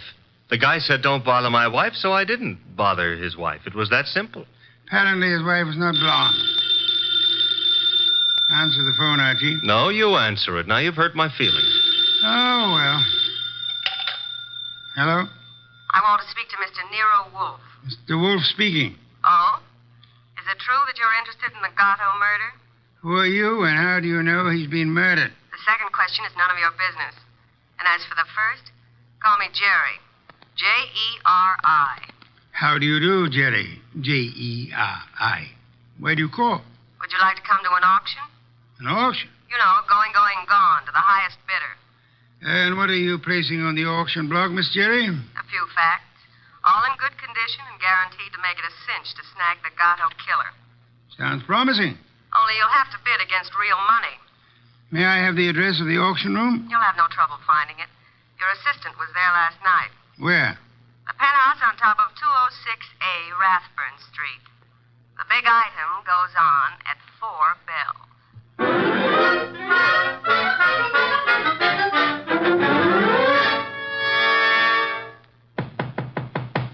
Yeah? Who is it? Man named Wolfe sent me. Just a sec. You're Jerry, huh?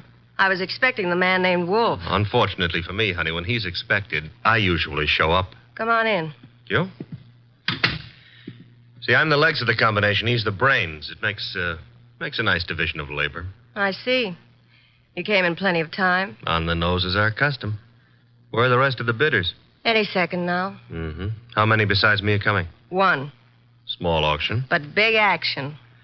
How'd you happen to decide on this? I knew Gatto pretty good. And you were fond of him pretty good, huh? How did you guess? Well, you've got a key to this place of his, or you couldn't let yourself in. It adds, no? Gee, you should have been a detective. Just what I keep telling Mr. Wolfe. Look, tell me, Jerry, darling, this other person who's coming to the auction, who? The killer? You don't say. You sure the killer isn't here already? Look, I didn't kill him. The story you would like me to believe is that you witnessed the killing, huh? Called the killer and Mr. Wolfe and said, come on, kids, you can get me either to talk or shut up, depending on who pays the most. That it? Something like that. Mm-hmm. Okay, prove you know what you're talking about. Who is the killer? Is it Block Rainey? Should also have your head examined, pretty boy. I talk for dough and only for dough. Not that I'm mercenary or anything, but... Okay, tell me this. How come you saw the killer in the act? Simple. I was here with Gatto. Called me to come see him. While I was here, the shot came through the window there from the roof. You know something, sweetheart? What? I can't understand how a girl like you, a pretty nice girl under all that paint and powder and Broadway shellac, how you could do a thing like this. You were in love with Gatto, I know that. Everybody does. And still you're willing to keep your mouth shut if the killer pays enough. How come? What's the matter, honey? Did I hit a tender spot? I don't think you understand. Sure, I was in love with the goof. Then along comes this other dame. She's rich and beautiful, and she has everything to give him. Ooh, do I know her? Of course you do. She... Oh! Jerry! Oh! Jerry.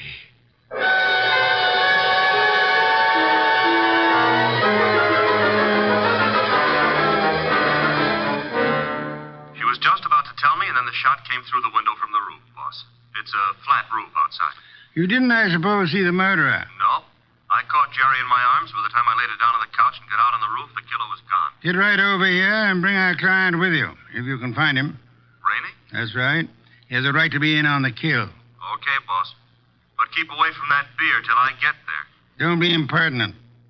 I shall be busy phoning Mr. and Mrs. Lawson. Meanwhile, I want them here, too. Besides, one bottle won't do any harm.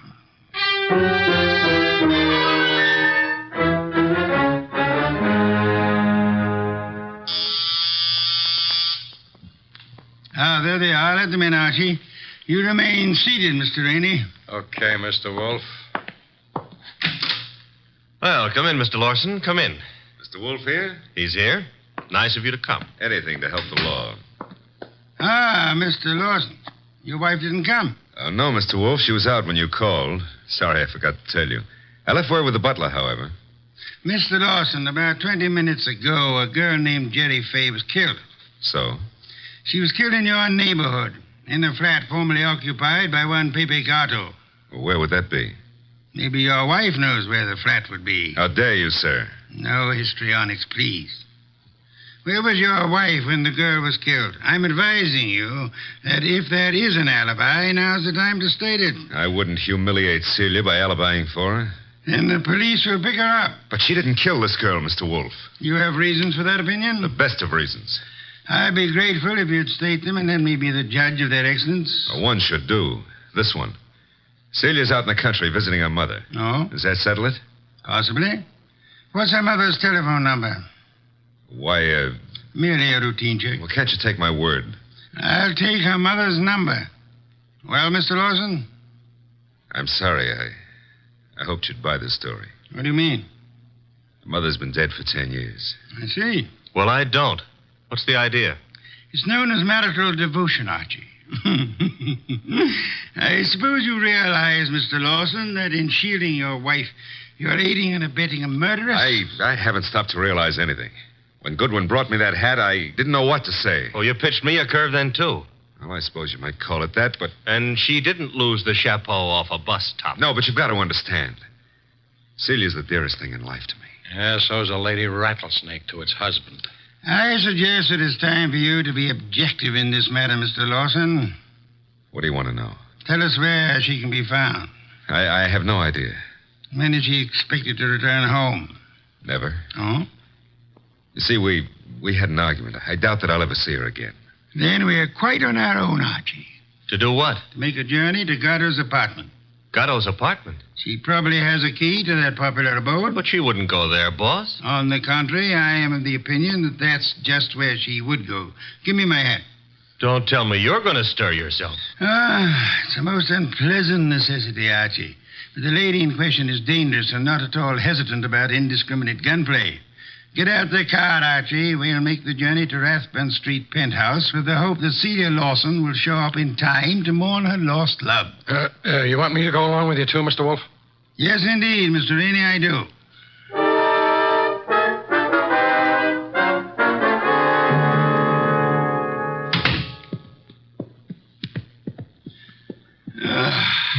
I trust this chair will hold me. Should. Biggest chair in the house. Mr. Wolfe. Yes, Mr. Rainey? Mr. Wolfe, am I to understand that the way you have it figured is that Mrs. Lawson killed Gatto, and then to keep the girl from pinning the crime on her, she killed her, too?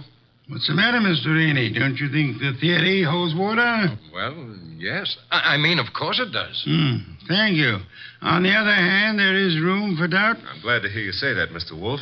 Would you mind explaining? I'll explain, Mr. Lawson. Mr. Goodwin was in this room when Jerry Fay was killed. Right, Archie? Right, boss. He ran as quickly as he could out onto the roof, but your wife was nowhere in evidence. What difference does that make? A good deal, I'd say. Wouldn't you, Archie? Yes, a detail like that would give a jury room for doubt. Oh, don't be a fool. How so, Rainey? Well, I was about to agree with Rainey. I mean on sheer logic.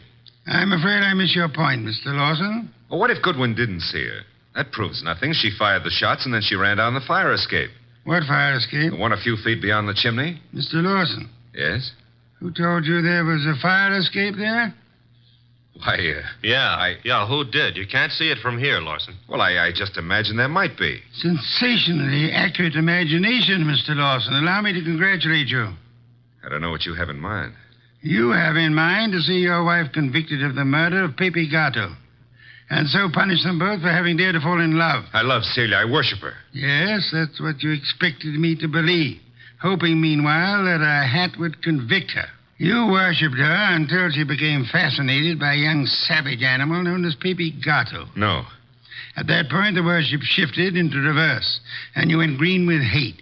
Hate that drove you to climb that fire escape that you know so much about and shoot him in the back. You're dreaming. Jerry Fay saw you in the act, and when she was about to divulge your identity to Archie, you killed her too, meaning to hang her murder on your wife along with the other killing. That's a lie. Mr. Lawson, I didn't bring you here to apprehend your wife. There's really no reason why she should come here.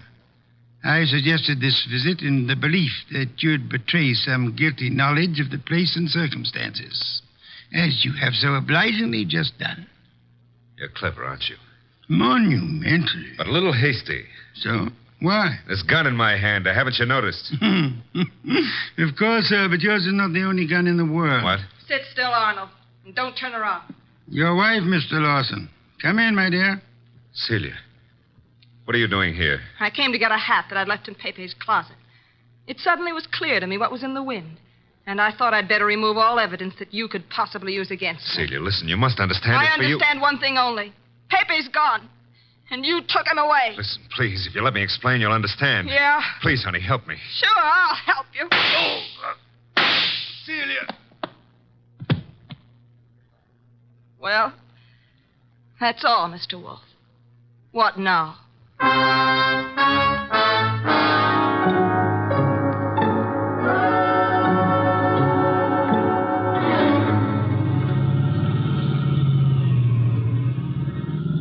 Archie, why is it when you drive it always gets so crowded outside? Will it go tough on her, boss? Why not? She killed a man in cold blood, though she actually saved our lives while doing so. I hope that helps her at the trial. I hope so, Archie. After all, if she hadn't done what she did, what would have happened to the lobster bisque? What lobster bisque? The lobster bisque that Fritz is making for dinner. Hurry, Archie. It really can't be appreciated unless it's eaten hot.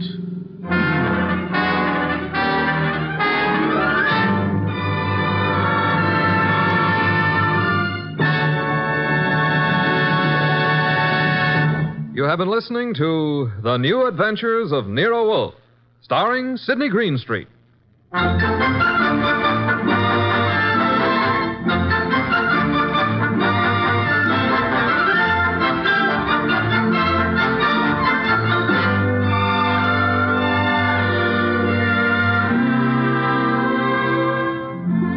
Tonight's transcribed story was based on the characters created by Rex Stout.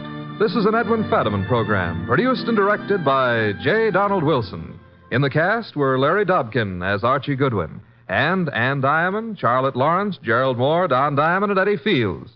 Next week at this same time, Nero Wolfe and Archie will bring you The Case of the Killer Card. Don Stanley speaking. 3 chimes mean good times on NBC. Saturday night is date night, and NBC has a lively lineup of music and fun to help your courting along. Tomorrow, Dennis Day brings you a melodic and mirthful 30 minutes, And then Judy Canova gets together with her gang for a sparkling session of mountain-style song and laughter, followed by singing MC Red Foley and his friends on that exciting parcel of Western tunes and mayhem Grand Ole Opry. Here's Sam Spade. 3 chimes mean good times on NBC.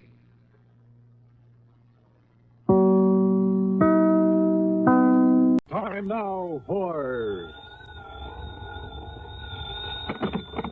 Johnny Dollar. I have your call to Universal Adjustment Bureau in Hartford. Oh, thank you, operator. Hello. Pat McCracken. Johnny Dollar, Pat. Oh, Johnny, I've been trying to reach you. Yeah, I'm in Sarasota, Florida. Oh? Been down here the better part of a week and just thought I'd check to well, see... Johnny, I'm glad you called. Can you grab a plane out to the West Coast? Don't see why not. Good. Now, your contact will be Arthur at Western Maritime and Property, office in Beverly Hills. Got it. What's it all about, Pat? Piracy, according to him. What was that? You heard me. Oh, for a second there, I thought you said piracy.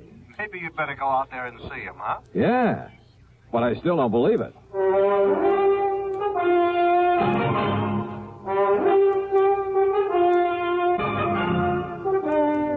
Bob Bailey in the exciting adventures of the man with the action-packed expense account, America's fabulous freelance insurance investigator. Yours truly, Johnny Dollar.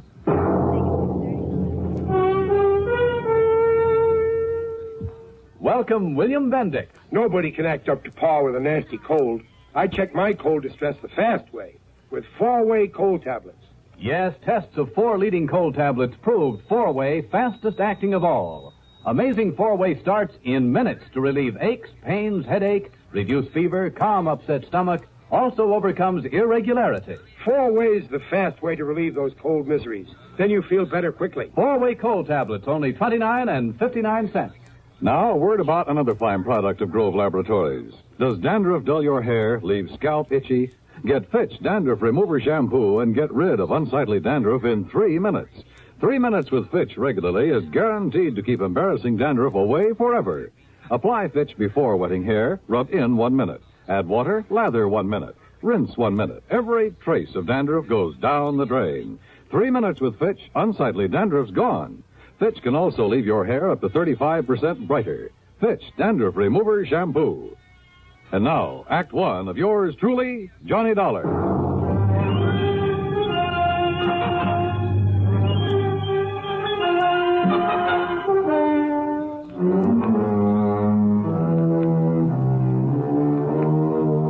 Expense account submitted by Special Investigator Johnny Dollar to the Western Maritime and Property Insurance Company, Beverly Hills office.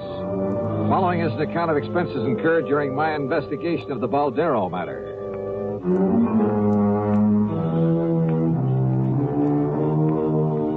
Expense account item 1, $146.85 plane ticket to Los Angeles. Earl Poorman, with whom I just finished working on a case, drove me from Sarasota to the International Airport in Tampa. Well, I don't know why not, Johnny.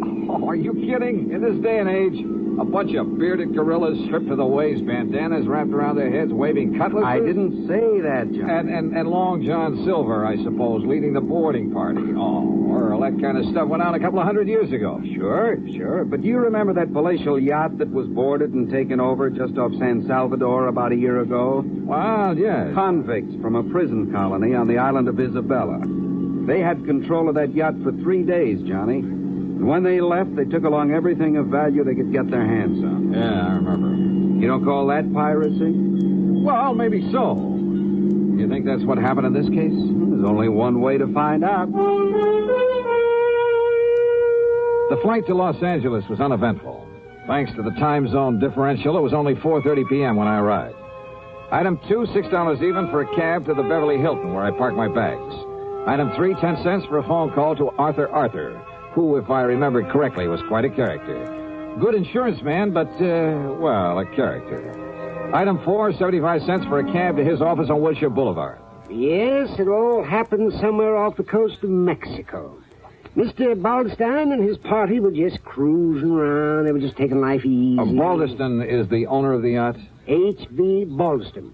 Oh, he's a big stockbroker. He lives here in Beverly Hills at 3124 North Roxbury Drive. And what's the name of his yacht? The Baldero. Oh, it is a tremendous thing. It's over 100 feet from stem to stern. Wow. It's 100 Where is it now? feet long. Arthur, where does he keep it now? What is it? Oh, at his dock. He's down there in Balboa. Oh, you know where Balboa is. Yes, I know. Oh, one of the nicest places by the ocean in all of California. Yes. Now, Johnny, if I ever wanted to retire, that would who be were the guests on board?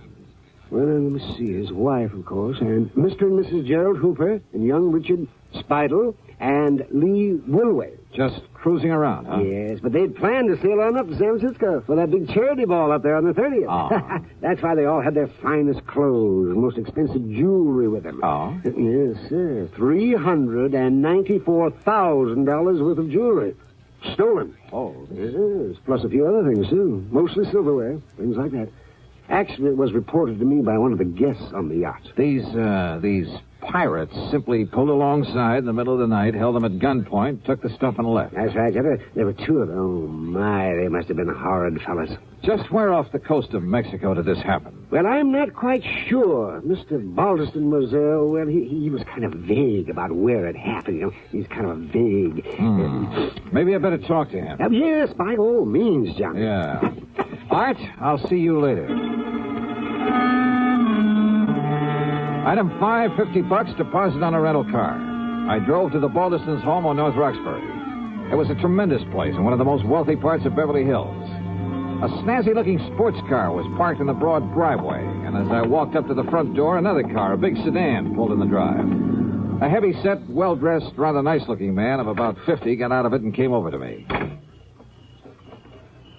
Are you looking for someone, young man? Well, I believe this is the Baldeston residence. That's right. And I'm Harry Baldeston. Oh, well, my name is Dollar, Mr. Baldeston. Johnny Dollar? The insurance investigator that Mr. Arthur sent for? That's right, sir. Well, come in. We'll have a cocktail or two. I understand it's that time of day, and I'm sure you won't object. Not a bit. Good. And I'll tell you all about the unfortunate affair aboard the Baldero. Happened just night before last, you know. So I understand. But I'm not quite clear as to just exactly where you were when it happened. Down off the Mexican coast, Dollar. Sit down. Thanks. Yes, it took us nearly 12 hours to get back to Balboa. And at 11 knots, well, you can figure it out for yourself. Mary Lee. Yes, Harry? Come on down, dear. I want you to meet Mr. Johnny Dollar. Oh, all right, dear. Now, I'll pour us a drink and tell you all about it. So he poured. His wife joined us, and we talked. But I'm afraid I didn't learn much more than I already knew. They'd both been asleep when it happened. The so-called pirates had come aboard very quietly. Both they and their guests had been held in their respective cabins by one of the men while the other gathered the loot. The men had worn long oilskin raincoats, had nylon stockings pulled over their faces to conceal their identity. Only one of the guests, Lee Wilway, had even seen the boat they'd used. Baldeston never did tell me definitely where it happened. And the more I listened, the more suspicious I got. Yeah, suspicious of him. Act 2 of yours truly, Johnny Dollar, in a moment. There goes a treasure car. There goes another. And another. And one of them may be your car. Yes, folks, you may have a Fram treasure hunt filter in your car worth $1,000 and not even know it. A Fram filter worth 1,000 silver dollars. A filter change is important to today's cars, so important that Fram Corporation, in conjunction with its silver anniversary, is paying $60,000 in cash to get you to check your filters now. Last year, 10,000 secretly numbered Fram filters were distributed all over the United States and installed in cars during regular servicing. These filters are worth from $1 to $1,000. You may have one in your car and not even know it. A Fram filter worth 1,000 silver dollars. Check your oil filter and air filter now. If there's a specially numbered Fram filter in your car, you will win up to 1,000 silver dollars, and your dealer will win the same amount. Get in on Fram's big silver treasure hunt. Check your car filters now. And now, Act 2 of yours truly, Johnny Dollar and the Baldero Matter.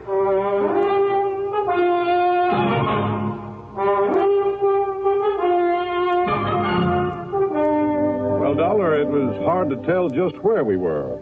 I keep an engineer on board, and he'd been at the wheel most of the day. But you were anchored for the night. That's right. You see, we were just killing time until it was time to head north to San Francisco and that charity ball the ladies wanted to go to. Yes, the charity ball. And after waiting 2 months, now I suppose we'll just have to forget it with all our jewelry gone. Didn't you check your position to find your way back to Balboa? Just headed east, then followed the shoreline. You say that one of your guests... Incidentally, I want to check with them. Oh, by all means. I'll give you their addresses. Yes, there may have been details that we've forgotten, overlooked. After all, we were a bit upset over what had happened, and probably more than a little confused. Well, I know I was. You said that one of your friends got a look at the boat these men used. Yes. Lee Wilway ran up on deck. Of course, it was dark and there was some fog, but Lee said it was a black boat. Well, now you A can't... long black speedboat. Maybe. By the time the rest of us got up there, it had completely disappeared. Then I had Beacon start the diesels, and we made the run back to Balboa. You notified the Coast Guard, of course. Not until he got in. What? Well, Lee had been fooling with the radio earlier. The rest of us were in the main cabin playing cards. And, when we tried to send out a call, the transmitter wouldn't work. Where'll I find this Lee Wilway? Here, I've written down the address for you. And our other guests, too. Mr. and Mrs. Hooper and Richard Spidle. Thank you. Now, Mr. Dollar... Mr. Baldeston... Yes? I'll see you later. Yeah, there was something very funny about this whole thing. But I wasn't quite sure just what. I checked with Mr. and Mrs. Hooper. Elderly, very quiet and dignified. Their story was the same as the Baldestons. Except in one thing. They weren't at all sure it had taken them any 12 hours to get back to port. I drove to the address of Lee Wilway. It was a small apartment below Wilshire. After all, if Lee was the only one awake and alert enough to have taken a good look at the pirates in their boat. Yeah, and what about the yacht's radio that wouldn't work after Lee had spent the evening fooling with it? Yes? Oh, I beg... Well, that is, I'm looking for Lee Wilway. I'm Lee. Who are you? Believe me, Charles of the Ritz would have been proud of this one. A living doll. 23 or 4, she was tall, slim, and her pretty face topped with red hair that looked oh so carefully disarranged. Yeah, she was a beauty. And yet, as we talked, I couldn't quite picture this gal on a yachting trip with the Baldestons. Gee, no, I haven't the least idea where we were when it happened, Johnny. It could have been a million miles out to sea, but if Baldy... Mr. Baldeston says it took us 12 hours to get back, it must have taken us 12 hours. And you're sure you didn't recognize either of the men who boarded the yacht, Lee, huh? No, I certainly didn't, but I saw the boat they had. It was a long black one. Solid black? Solid black. Did anyone else on board see that boat? No, at least... I don't think so. What did you do after they left? Went up to the bridge to the radio. Didn't they tell you? To call the Coast Guard? Well, yeah, sure, only... They said you were at the radio earlier. Yes, just listening. But after it was over and I tried to call the Coast Guard, well, it just wouldn't work. Like another drink, Johnny? The Baldestons and Hoopers were playing bridge earlier. Yes. Look, Johnny, have you had dinner yet? Where were the other guests? Dickie boy? Yes, Dick Spidle. No, I don't know. And what did he do after you were boarded and robbed? He was probably down in his cabin with his head under the covers, scared to death. If he had any nerve, he could have stopped them, too. What do you mean? Well, his was the one cabin they didn't go into. They didn't bother him. And he knew there was a rifle they used for shooting sharks. He knew it was on the rack just outside his door. And if he'd come up shooting with it, why, those pirates would have jumped overboard and run for home. I'll just bet they would. Apparently you don't think much of this Dick Spidle. Would you? Acting like that? Doing nothing when he could have? Incidentally, when I stopped at the Baldestons, I saw a sports car outside. Oh, yeah. Isn't that a dreamboat? It's Larry's. Who's Larry? Larry Baldeston. He's my... Oh, gee, Johnny, I'm getting hungry. Why don't we have another drink and then have some dinner? Sorry, but I'm afraid I can't. I'm not used to being turned down, Johnny. Well, I'm sorry, but there are a couple of people I've got to see. Oh, like who? Your friend Dick Spidle, among others. Oh. I'll see you later, Lee. I'll be here, Johnny. I guess I'm not as familiar with the streets of Los Angeles as I thought. It took me over half an hour to find Spidle's apartment. It was one of those ultra-swank affairs just off Sweetser Avenue below the famous Sunset Strip. I parked under a big palm tree. Then, as I backed out of my car, another one roared up and stopped behind me. The glare of the headlights partly blinded me. Just a minute, you. Huh? Johnny Dollar, huh? That's right. Who are you? Here. Oh!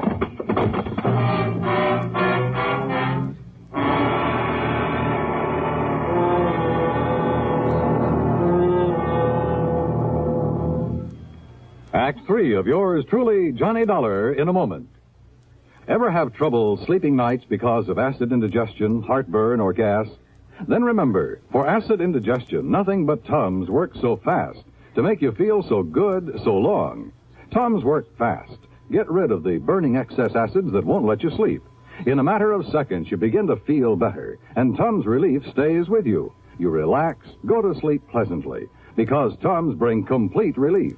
Get rid of burning excess stomach acids completely. Nothing but Tums works so fast to make you feel so good so long. So when acid indigestion keeps you awake, take Tums. Keep a handy roll of Tums on the night table within easy reach. And remember, there's no mixing or fixing with Tums. You don't even need to get out of bed. Get the very best. Get Tums, 10 cents, 3-roll pack, a quarter. Or get the new 6-roll pack with free metal carrier, only 49 cents. Always carry Tums, T-U-M-S. Keep your tummy under Tums control. And now, Act 3 of yours truly, Johnny Dollar. The headlights of my attacker's car had partly blinded me, but I'd seen enough of it to know it was the same one I'd seen at the home of Mr. Balderston. Yeah, his son Larry's. But I came to find myself parked behind the wheel of my own car. And lying on the seat beside me were 5 crisp $100 bills and a note. Take this money and get out of town, it said. You have no case anyway because the things that were stolen off the yacht have been returned. So you may as well leave while you have your health. No signature. There was only one person in the world I wanted to see at that moment, Larry Balderston. But I felt a bit rocky since I was at the front door of Dick Spidle's apartment, since I'd really come to see him, and if I was lucky, he might have a good stiff drink handy. Feeling better now, Mr. Dollar? Yeah, I am. Thanks, Dick. It's Richard, if you don't mind. Oh, yeah, sure. But go on with what you were saying. Well, the whole thing was absurd, of course. But the only reason Mrs. Balderston insisted on taking Lee on that yachting trip and to the charity affair, and of course I was supposed to be her escort, was to shame her, to show her up. How do you mean? Well, after all, in spite of her beauty, she is a rather common person, rather cheap. So Mrs. Balderston hoped that facing her with the ladies and gentlemen who attend the ball would embarrass her. Oh, I see. And that she'd realize she has no place among people like ourselves. People like you are just too good for her. Well, to put it bluntly, yes. In any event, Mrs. Balderston hoped it would break off this rather sordid romance. Romance? She and Lawrence Balderston. Larry, she calls him. And Lee is only after his money. But I take it Larry got wind of this little plan. Lawrence said that he would prevent its being carried out if it was the last thing he ever did. So he staged the piracy bet? Oh, I'm sure it was he. He's always done silly things like that, Mr. Dollar. Rich, headstrong, spoiled as he is. So, when I heard the noise up on deck, I simply locked myself in my cabin and refused to budge when he and whoever he had helping him boarded the yacht. Or because you were scared? I beg your pardon. Thanks a lot, Dick. It's Richard. You've been a lot of help. Oh, and incidentally... Yes? You think Lee Wilway was in on it, too? That's why she spent so much time on the ship's radio earlier in the evening? Indubitably, so that she could guide him to the yacht in his speedboat. His speedboat, of course, has all sorts of radio equipment aboard. What color is that speedboat? A mahogany. Why? Lee said the pirates were using a solid black boat. Which simply proves she was onto his plan. What do you mean? Well, the wench was lying, that's all. Maybe you're right. Thanks, Dick. It's Richard, if you don't know.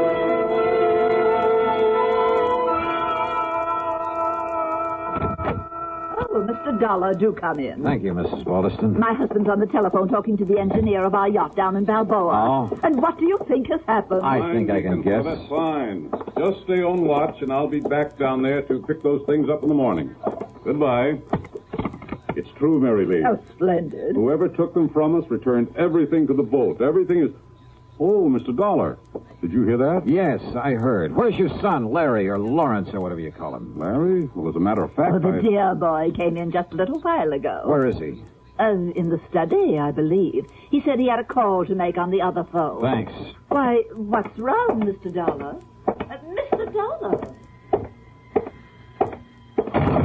Yes, I saw you through the window, Lee, trying to make up to that guy Dollar. And let me tell you this. Let me give you this.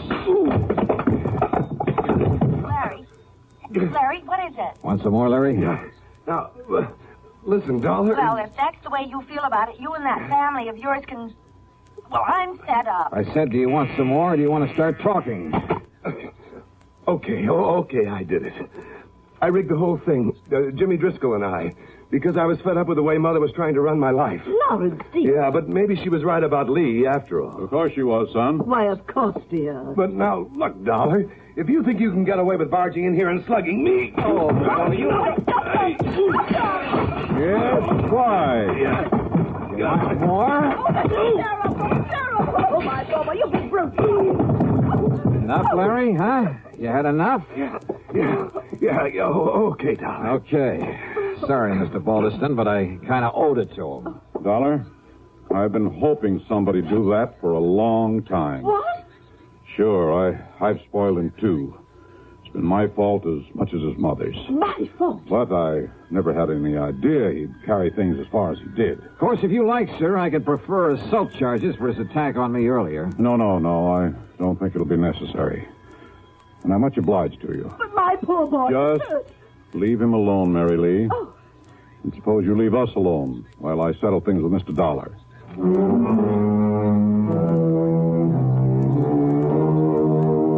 Fee on this case? Forget it. The $500 that Larry mistakenly tried to bribe me with, plus a nice fat check for Mr. Balderston. Well, much as the thought of it hurts me, let's forget the expense account, too. Okay? Okay. Yours truly, Johnny Dollar.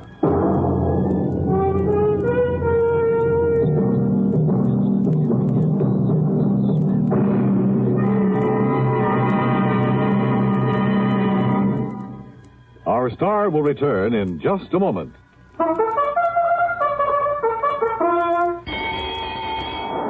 Hey, who's gonna win the Thoroughbred Kentucky Club's Thoroughbred? Who's gonna win that horse and make it pay lots of money? Well, Kentucky Club Pipe Tobacco has to find the winner. So the horse is here, the time is near. Get your entry blank today. Yes, enter the annual Derby Day contest sponsored by Kentucky Club's 9 brands of pipe tobaccos. First prize, a thoroughbred bay colt, son of famous oil capital, who won over $580,000. Jockey Ted Atkinson helped select this prize colt. You name him and he's yours. He could win a fortune for you. Get Kentucky Club Derby Day contest entry blanks free at tobacco counters now. Hey, who's gonna win the Thoroughbred Kentucky Club's Thoroughbred? Who's gonna win that horse and make it pay lots of money? Well, Kentucky Club Pipe Tobacco has to find the winner. So the horse is here, the time is near. Get your entry blank today. Now, here's our star to tell you about next week's story. Next week? Oh, wait a minute. Belated congratulations to station WJLS in Beckley, West Virginia on its 20th anniversary. Next week, I really go fishing. Yeah, for a body in the middle of Lake Mead. Join us, won't you? Yours truly, Johnny Dollar.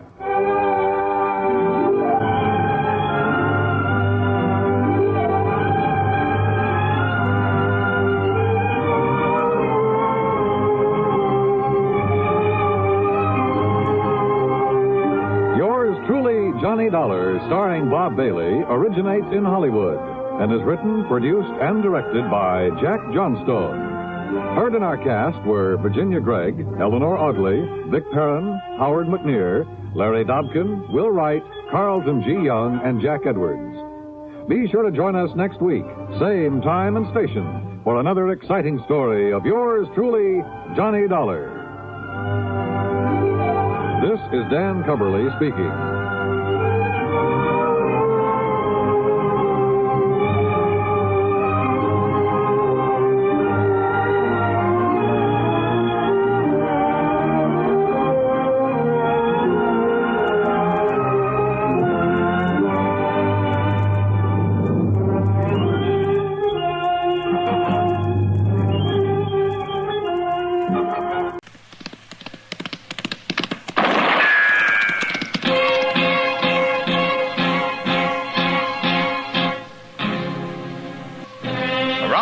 City and in the territory on West, there's just one way to handle the killers and the spoilers, and that's with a U.S. Marshal and the smell of Gunsmoke.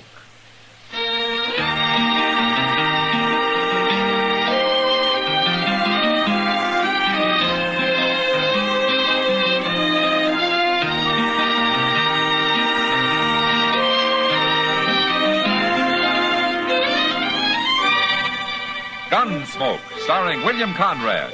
The transcribed story of the violence that moved west with young America. And the story of a man who moved with it. I'm that man. Matt Dillon, United States Marshal. The first man they look for and the last they want to meet. It's a chancy job, and it makes a man watchful. And a little lonely.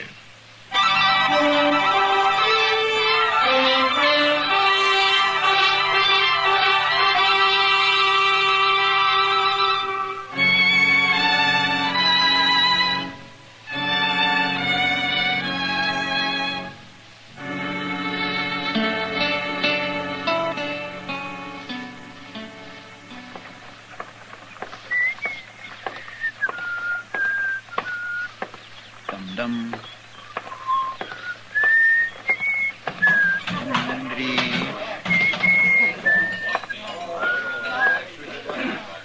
Hello, Chester. Well, hi, Miss Kitty. Hey, look what I got. Oh, what about it? Why, that's a whole $1, Miss Kitty. Well, congratulations, Chester. I borrowed it off Mr. Dillon. He's outside there talking to some fella. Huh? I'd be mighty proud if you'd have a beer with me, Miss Kitty. Well, you know I don't like to drink at the bar, Chester. Well, we can sit down. And I'm tired of sitting. I'll have a beer with you right here. All right, that's fine. Sam? Yeah? Draw a couple beers for me and this lady. Well, sure. Coming up, Chester. Chester, you talk about me like I was a stranger around here. What do you mean? This lady. Why, I always think of you as a lady, Miss Kitty. Well, I mean, I don't never... Thank you, Chester. Here. Here's your beer. Here's your money, Sam. Okay. Oh, my, it looks nice and cold, don't it? You look like you're about to swim in it, Chester. That's right, I'd like to. Hey, Kitty. Hmm? They told me your name's Kitty. It is. Well, then why don't you say hello? Hello. Let's drink, Chester. Now, that ain't no way to act. All right, now leave her alone, mister. Well, I didn't come over here to leave her alone. Stop that. What do you think? No, Chester, I'll handle this. Get out of the way, Miss Kitty. Chester. Get out of the way, I said. It's all right, Kitty. I'll see you afterwards. I'm going. And I know where, too.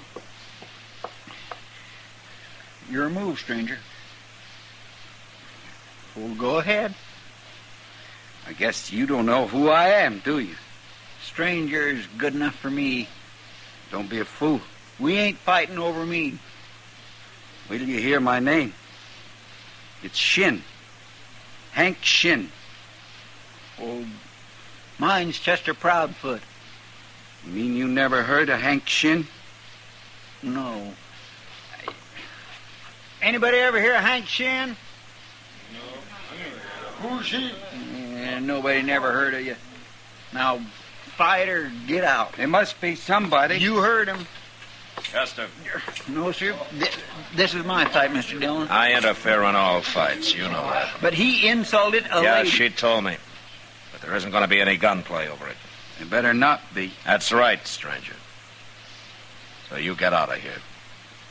You don't know who you're talking to. Hey, Marshal. Marshal? Yeah, what is it, Davy? I followed you in here, Marshal. It's a good thing, too. Oh, why? This here's Hank Shin. I've been telling him that. I never met him, but I seen him. So? Well, maybe you never heard of him here, Marshal, but I was up in Dakota Territory last year. Hank Shin's got quite a reputation up there. Oh? For what? For gunman, Marshal. Why, there ain't nobody up there to go against him. Ain't that so, Shin? 3 men tried it once. By golly, that's right. That was in the town of Blackhawk, wasn't it, Shin? That's where it happened. 3 men tried to take him in a saloon there, Marshal, and he killed every one of them. It was all gunmen, too. But people are still talking about it. Hank Shin's got about the biggest reputation of anybody up there. I guess the word don't get to Dodge very fast. Well, maybe I ought to apologize to you, Shin. Oh, it's all right, Marshal. You didn't know. Forget it. Okay, I'll forget it. But I want you to remember something. What? You're going to impress a lot of citizens around here. But I don't care how big a man you are in Black Hawk or anyplace else. You start trouble in Dodge and I'll cut your string. You're talking mighty loose, Marshal. You know, somehow I got a feeling you kind of thrive on talk. I don't think I like that. Don't you? Come on, Chester. Yes, sir. I'd have fought him anyway, Mr. Dillon. I don't care who he is. I didn't step in to help you out, Chester. I did it to stop a gunfight. Oh, somebody's going to fight him if he keeps going on like that. Maybe. And I hope there's no trouble while I'm gone. Yeah. Say, I plumb forgot. You're taking Santa Fe up to Abilene tonight, ain't you? Yeah, I'll be back in about a week. But if this Hank Shin starts on a killing spree, you telegraph me. Yes, sir, I sure will, Mr. Dillon.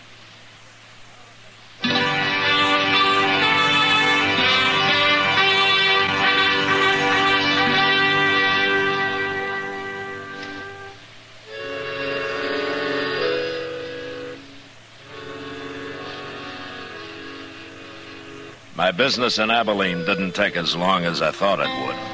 And I was back in Dodge 4 or 5 days later. And I found that the growth of Hank Shin's reputation hadn't taken long either.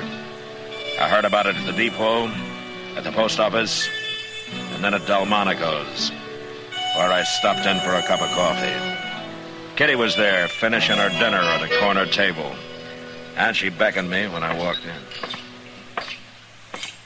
Hello, Matt. Hello, Kitty. How are you? How's Abilene? Well, it's still growing. Bill Hickok sent his regards. That's nicer. Is he as handsome as ever? Yeah, he is. You know, I'm kind of worried about him, Kitty. Oh, why, Matt? That's his eyes. I don't think they're as good as they used to be. Well, that's bad. Yeah. Well, how are things around here?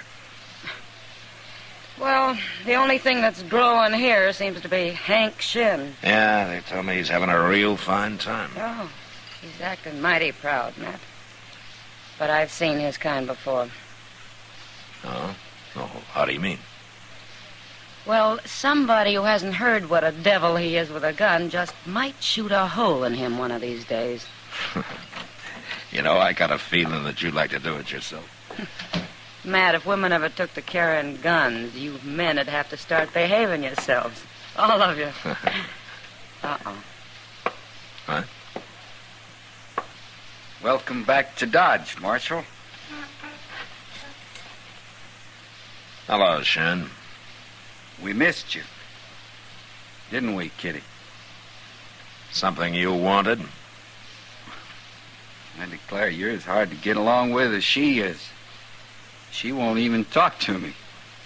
Just 'cause a person lives around hogs, he doesn't have to wallow with them. I wouldn't take that from a man. Well, from what I hear, no man's dared to talk to you like that, Shin. You bet they haven't. Yeah, you got the town pretty well buffaloed, haven't you? A little respect is all I ask for, Marshal. Uh-huh.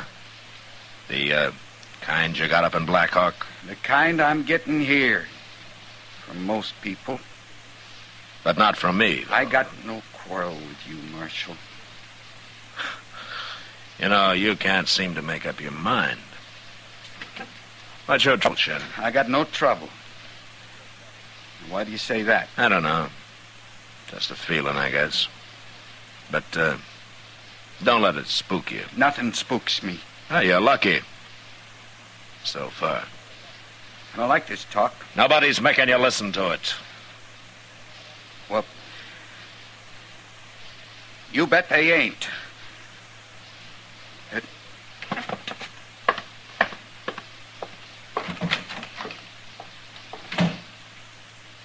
You know what I think, Matt? No, what, Kitty? I think Hank Shin's off-center. Way off. Well, we'll find out how far, Kitty. Any day now.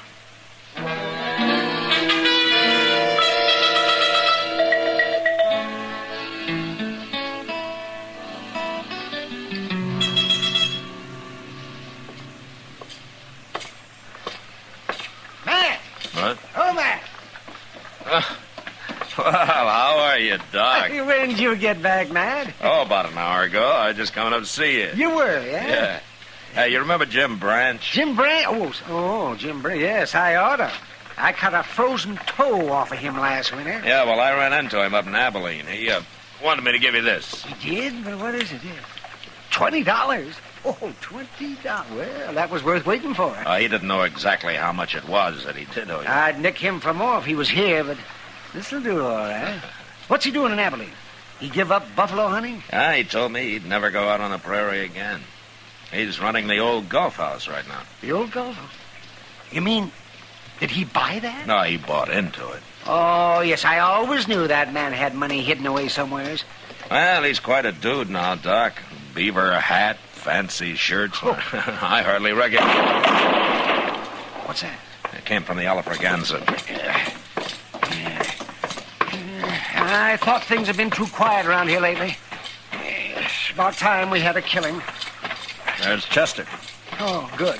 At least it wasn't him that got shot. Mr. Dillon? What happened, Chester? It was Hank Shin, Mr. Dillon. He just killed a man in there. What, a fight? Yes, sir.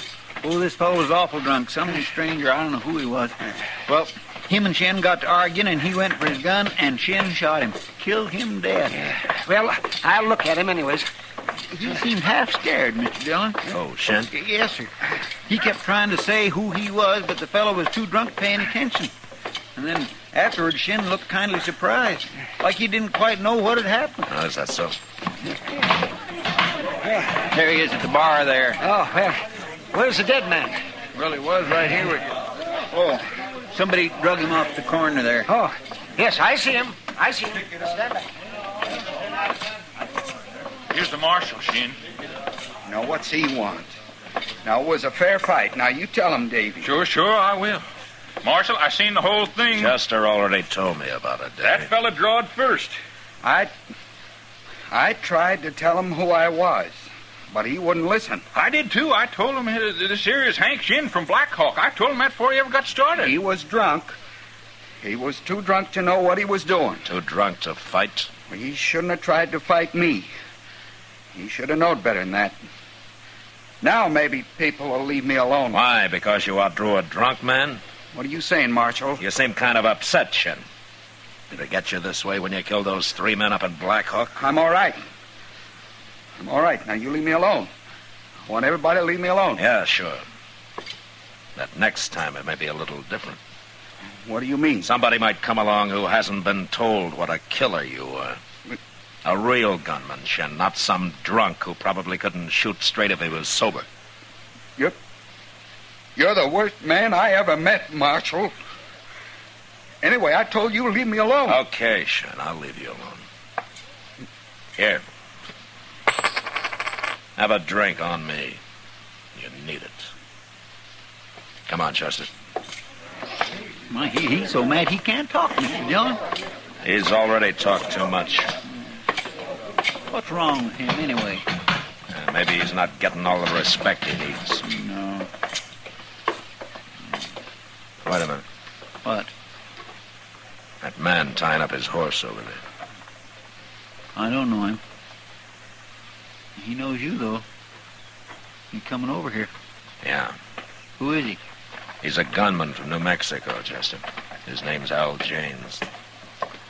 By golly, I was right. Matt Dillon. Yeah, that's right. Hello, Janes. It's Marshal Dillon now, ain't it? Uh-huh. Oh, this is Chester Proudfoot. Al Janes. How you do? Chester? Oh, what are you doing in Dodge? Oh, nothing, Marshal.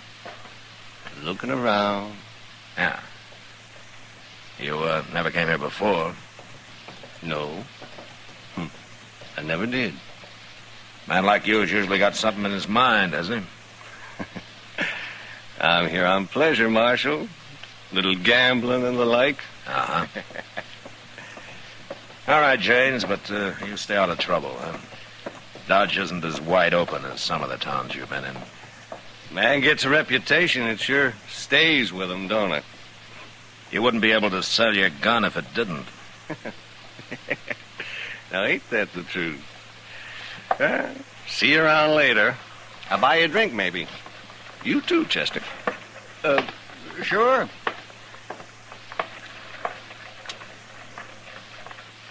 What do you suppose he is doing here, Mr. Dillon?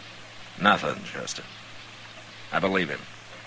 He's a paid gunman, but I've never known him to lie. Yeah. Then there ain't nothing so much to worry about, huh? Chester, around a man like Al James, there's always something to worry about.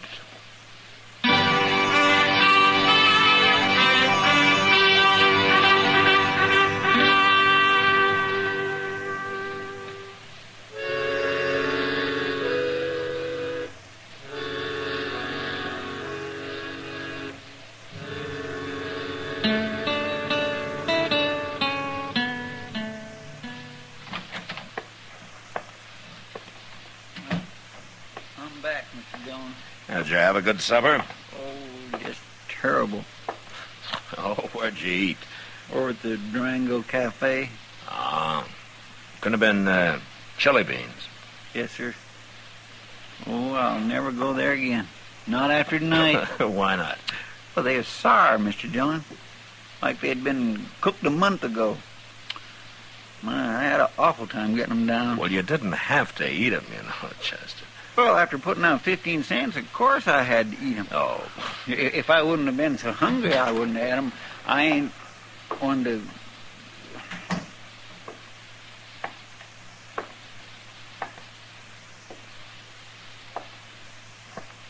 Marshal? Evening, Shin. Marshal, I've been thinking. What? I've been thinking about this afternoon. Yeah? You was right. I needed a drink. So? I don't like killing people, Marshal. And that's the truth. I don't like it. Why are you telling me about it? I tried to tell Davy and some of them fellas, but they wouldn't believe me. I'm tired of it, Marshal. I just don't want no part of it. Oh? I thought maybe you could explain it to them, to everybody. And they'd listen to you. You tell them I'm through, Marshal. Tell them I ain't a gunman no more. Just a plain, ordinary man.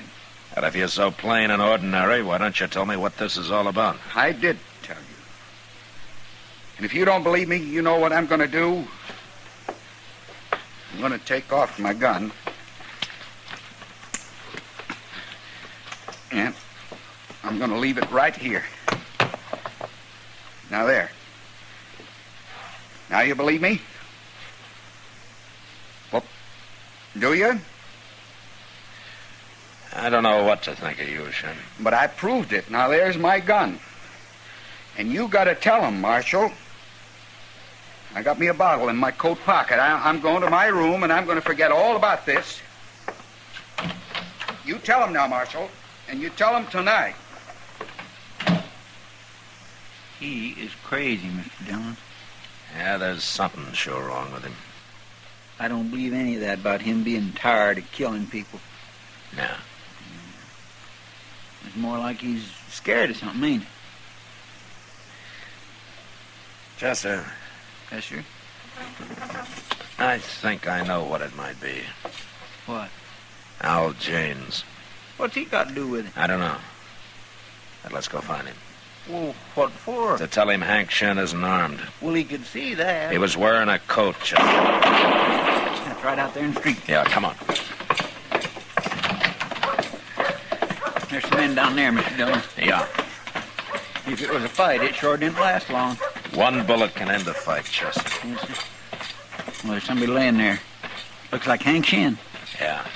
Nobody ain't paying any attention to him. They're all crowded around Al James. By golly, that is James. I'm going to go take a look at Shin, Chester. You better go back and get Doc, huh? Yes, Mr. Dillon. I'll hurry.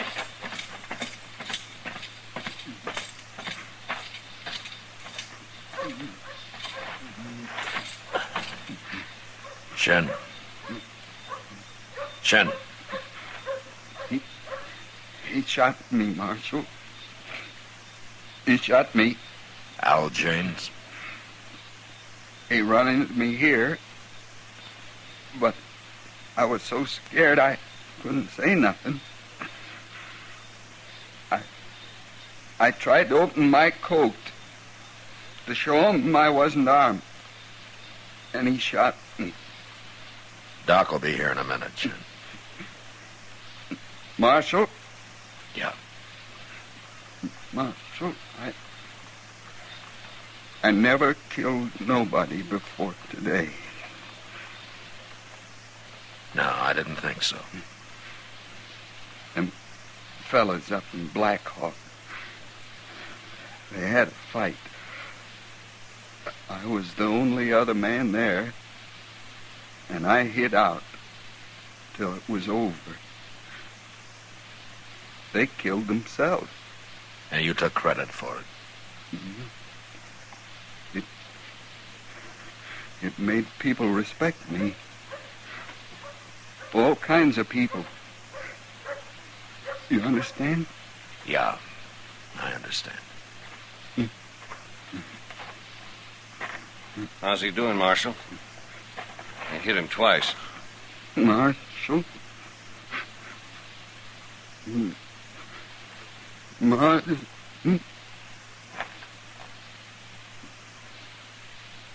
Well, he sure died slow. Pretty slow, James. He went for his gun, Marshal.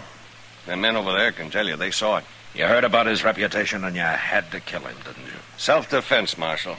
There's nothing to talk about. Hank Shen was a liar, James. His reputation was a fake. What?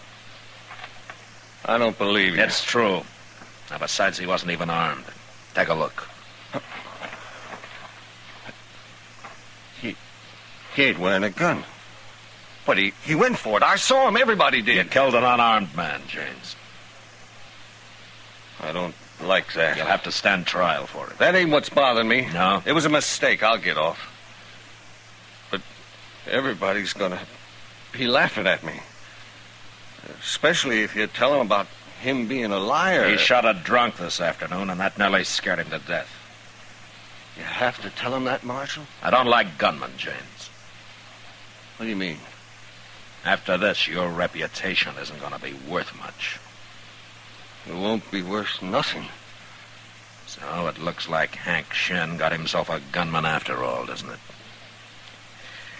All right, come on, let's go to jail.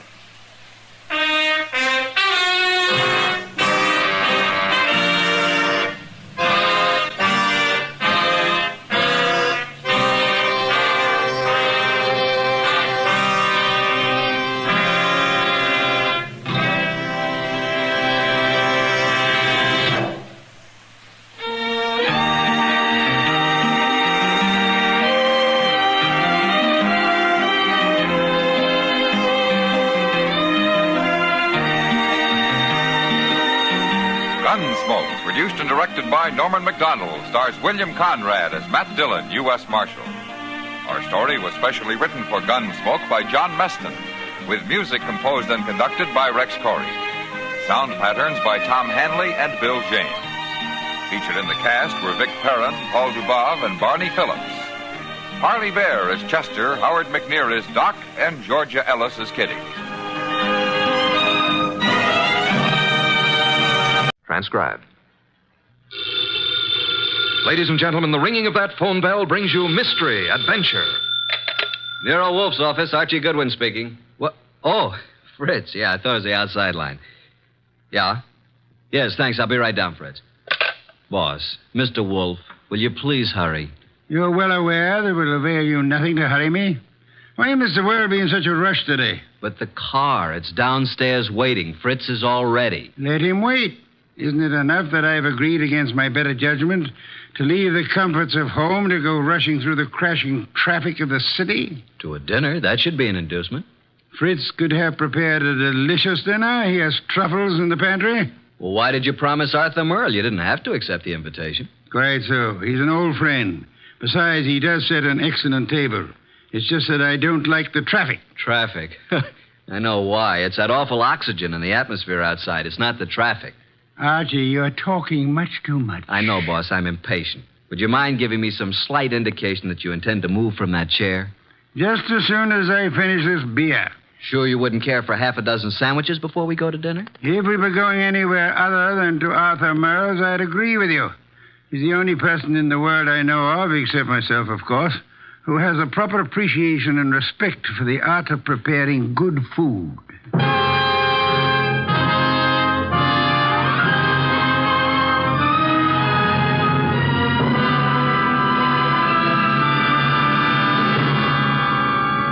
Ladies and gentlemen, it's that renowned genius who is the bulkiest, balkiest, most ponderous, and most brilliant detective in the world. Yes, none other than that chairborne mass of unpredictable intellect, Nero Wolfe, created by Rex Stout and brought to you in a new series of adventures over this NBC network in the person of Mr. Sidney Greenstreet.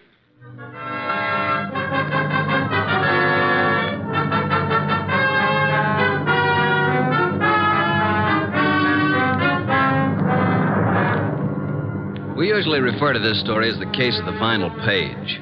Under normal circumstances, the last page of a manuscript would be absolutely worthless unless you read all the preceding pages. But in this instance, the final page held the answer to a murder. Without that page, we couldn't arrive at the solution. Actually, we didn't even know the problem. Anyhow, I finally got Nero Wolfe to the lobby of Arthur Merle's apartment building. Going up. Up, please. Are you going up, gentlemen? Are you, honey? Certainly. It's my job. Then so are we. After you, boss. When did they install women elevator operators in this building? I've been here for 2 years. Floor, please. Arthur Merle's apartment, I believe it's 814. That's right. Are you Mr. Wolfe? No, this is Mr. Wolfe. I'm Archie Goodwin. Although the name Wolfe would be much more appropriate for him than for me. How did you know he was Mr. Wolfe? Mr. Merle came in half an hour ago. He mentioned that he was expecting you. You see, Archie, you rushed me unnecessarily. We practically preceded him here, and we'll probably have to wait interminably for dinner. I just hate to be late. Arthur Merle has never been on time in his life. He's no more punctual than any other writer. He's never been known to meet a deadline on time. This is your floor, gentlemen. Arthur Merle is just down the hall to the right, 814. Thank you. And by the way, I want to compliment you on your congenial attitude, miss. I'll speak to the management. Oh, thank you, sir. Decent of you. What's your name, huh? Women are usurping everything. Really costs to live here. Merle's really in the chips. Every book he writes sells 1 million copies. Remember the last time we had dinner with Arthur Merle? I do. Delicious. Mountain quail. Shot them himself. Yeah, he's quite a marksman. Archie, such proficiency as Arthur Merle displayed in hunting is evidence of a wasted life. Sure, he probably never made over $500,000 a year in his whole life. Well, ring again. Don't just stand there. Surely he's expecting us. The elevator operator said he was? Yeah, she seemed quite well informed. If I were a judge of women, which I'm not, I'd say she has a line on every male in the building. She can get a line on me anytime she wants. Archie, your insatiable interest in the female seems sometimes to border on the psychopathic.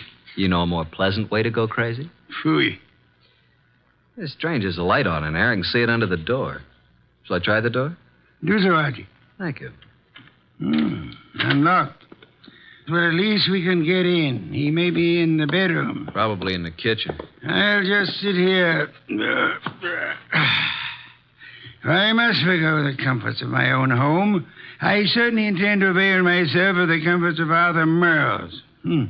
Very much overdecorated. You wouldn't like heaven unless they had orchids and beer. Not a chair in the place worthy of the name. Well, I'll try that divan while you have a look around. For what? Arthur Merle, of course. Suppose you have a look in the study. Maybe writing. Have a look, my boy. I'm exhausted and thirsty. See if he has any... Boss! Boss! Good heavens, Archie, don't shout. I'm coming. It's Arthur Merle. Look, slumped over his desk, a knife in his back. Yeah, he's quite dead.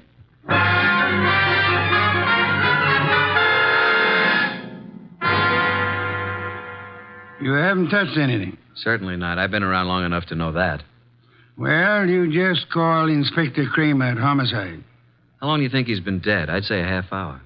From all appearances, yes. And perhaps only 10 minutes. I can't understand it. Why would anyone want to kill Arthur Merle? Everybody liked him. Last man I'd expect such a thing to happen to. The answer is probably a considerable distance from the question, Archie. Inspector Kramer, homicide. Archie Goodwin, Inspector. Just a minute. Nero Wolfe wants to speak to you. Oh, no. Don't tell me you I'm sorry. Here you are, boss. Hello, Inspector. Yes? What is it this time, Wolf? Find a dead body under Grant's tomb? I'm sorry you'll forgive any apparent failure to find humor in your little witticism. But I'm at Arthur Merle's apartment. I suggest you come here at once. Seems that Arthur finally met a deadline.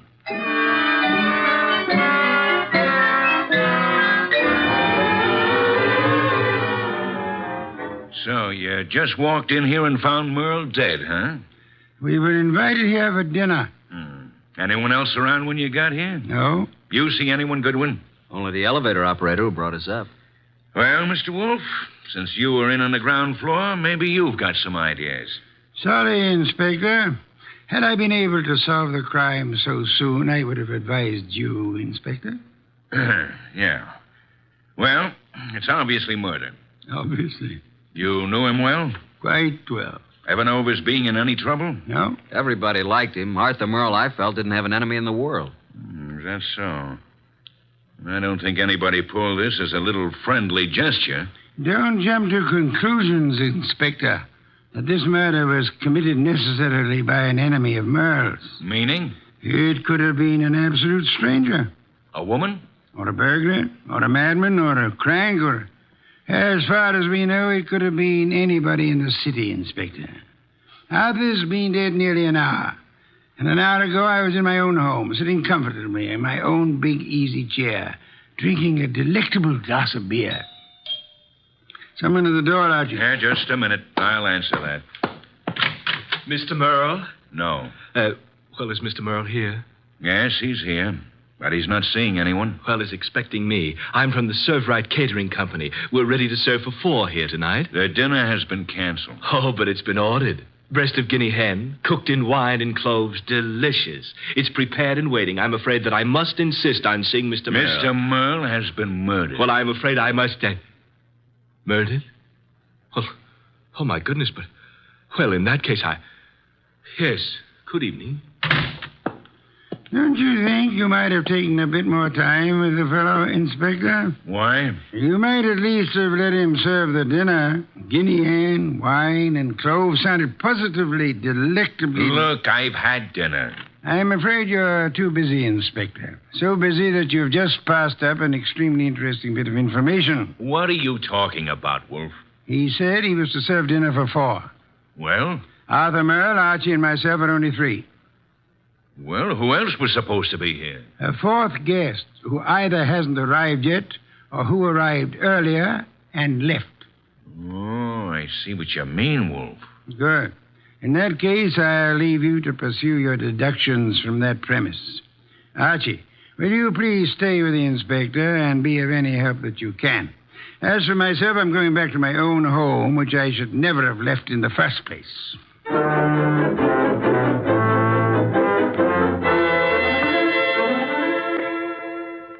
Okay, that finishes the apartment search, Goodwin. And what have we? Nothing.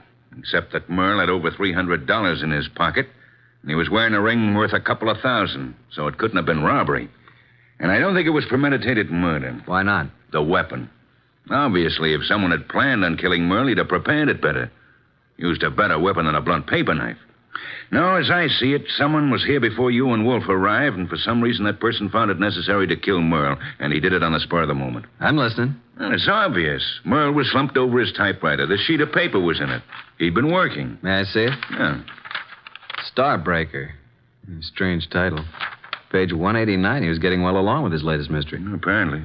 Okay. Gregory Thorne slipped the paper into his pocket. It was just an ordinary piece of paper, but Gregory knew its value. Used properly, as Greg knew how to use it, it would be worth $100,000. He walked away briskly, and as he... That's all. Yeah, that's all. Must have been writing. No, I'd like to read the rest of it. We didn't find any more of it. Any other ideas? No, at the moment we seem to be right where the murderer himself left off. Oh, what is this, open house? Sorry to be so... Oh. Oh, what? I expected to see Mr. Merle. Is he here? Well, who are you? Cynthia Roberts. He expecting you? Well, no. That is... Come on in, Miss Roberts. Thank you. Maybe the young lady is trying to say that he didn't have to expect her. Maybe she felt free to call without advance notice, Inspector. Inspector? What did you want to see Mr. Merle about? Well, I'm his fiancée. Oh. Had dinner yet, Miss Roberts? Why, yes, I had dinner earlier. When were you last here, Miss Roberts? Last night after the theater. Arthur and I were... What's the matter? Is something wrong? I'm sorry to have to tell you this, Miss Roberts, but Arthur Merle was murdered.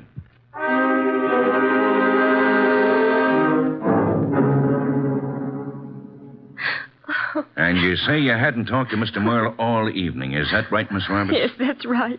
You didn't have a date with him tonight? Oh, no.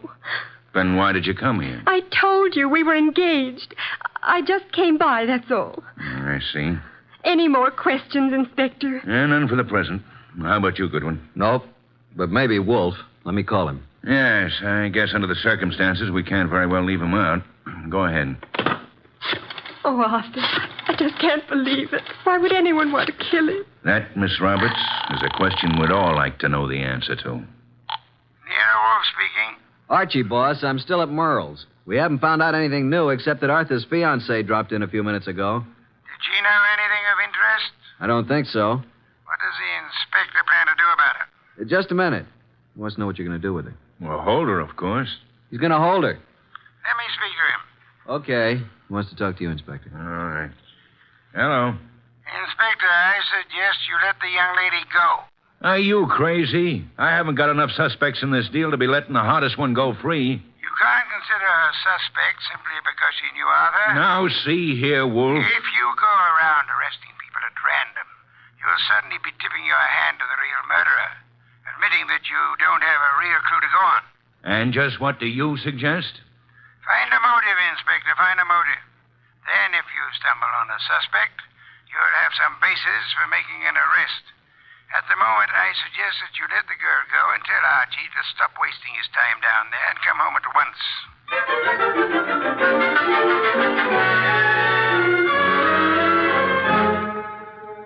So that's the story, boss. We went over that place with a fine-tooth comb. Nothing. There's not a single suspect. The last person to see Arthur alive was the elevator girl. Correction, Archie. The last person to see Arthur Merle alive was the person who ended his life. Well, I just can't imagine that pretty little elevator gal. You don't solve crimes by imagination, Archie. Then there's Cynthia Roberts, his fiancée. You suspect her? Not exactly, but just suppose she did have a motive. Maybe he threw her over. Wouldn't it have been very clever of her to come back to Arthur's apartment after the police arrived, allegedly looking for her? I thought you were the admirer of the fairer sex, Archie. So far, the best you can do is practically accuse the elevator girl and Arthur's fiancée of murder. Well, who else is there? Certainly the fellow who came with the food doesn't count. I repeat, who else is there? The entire population of the city, Archie. Thanks. Well, that's all I get. Oh, there was something else. What? This. Page 189 of what appears to be Arthur's latest novel. It was in his typewriter. As you can see, just started the page. Starbreaker. Very interesting. What's the rest of it? That's all we found. What? And there was something missing. Archie. Yes, boss? First thing tomorrow morning, get the address of Mr. Morton, who publishes Arthur's books. Then get over to see him right away.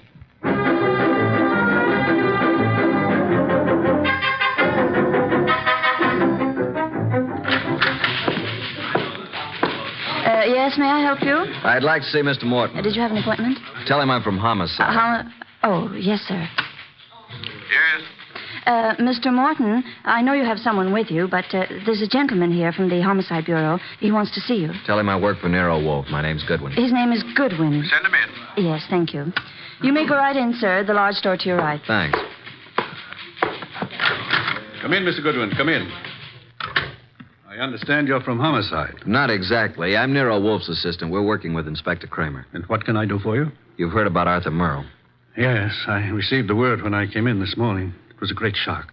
Oh, excuse me, Mr. Goodwin. This gentleman is Henry Childs. How do you do, Mr. Childs? Glad to meet you, Mr. Goodwin. You're with Nero Wolfe? I'm his assistant, man Friday. Mr. Childs is a publicity agent. He handled all publicity for Arthur Merle. I've not only lost an excellent client, but a very good friend. Did you know Mr. Merle? Yes, I'd met him a number of times with Mr. Wolfe. Yes, indeed. Arthur Merle was a great writer and a fine citizen. He'll be missed by millions. Mr. Goodwin, when was the murder discovered? Last night, shortly before dinner. Well, what did the police, what do you think the motive was? Don't know as yet, Mr. Childs. A little early for that. Well, it's certainly a shame. I wanted to ask you a few questions, Mr. Morton, privately. I hope you don't mind, Mr. Childs. Oh, no, not at all. I was about to leave. I'll run along now, Mr. Morton. See you again soon, Mr. Childs. Good morning, gentlemen. Well, Mr. Goodwin? You did a lot of business with Mr. Merle, Mr. Morton? I published every one of his novels for the past 8 years. And you intended to publish his new one, the one he was working on? Yes, we had a contract. The usual agreement between you. Naturally. Although I didn't know the story, I was always sure that if Arthur wrote it, it was good. Mr. Merle's name on the novel was a guarantee that it would sell 1 million copies. You don't know what this last one was about? Haven't the faintest idea. We relied completely on Arthur's judgment. Not even any carbon copies, huh? Not that I know of. Why? When Mr. Merle was killed, the only thing missing from his apartment was the novel. The novel? The first 188 pages, all we found of it were a few lines of page 189 in his typewriter. He must have been working on it when the murderer stabbed him. The rest of it's gone. You mean, Goodwin, the novel's gone? Oh, this will cost me $1 million. Well, it cost Arthur Merle his life. Arthur Merle dead and his novel gone. I can hardly believe it. Well, thank you, Mr. Morton. Oh, I hope I've been of some help, although I'm don't sorry quite see. You haven't. But we may call on you again. Before it's over, you may be a great help.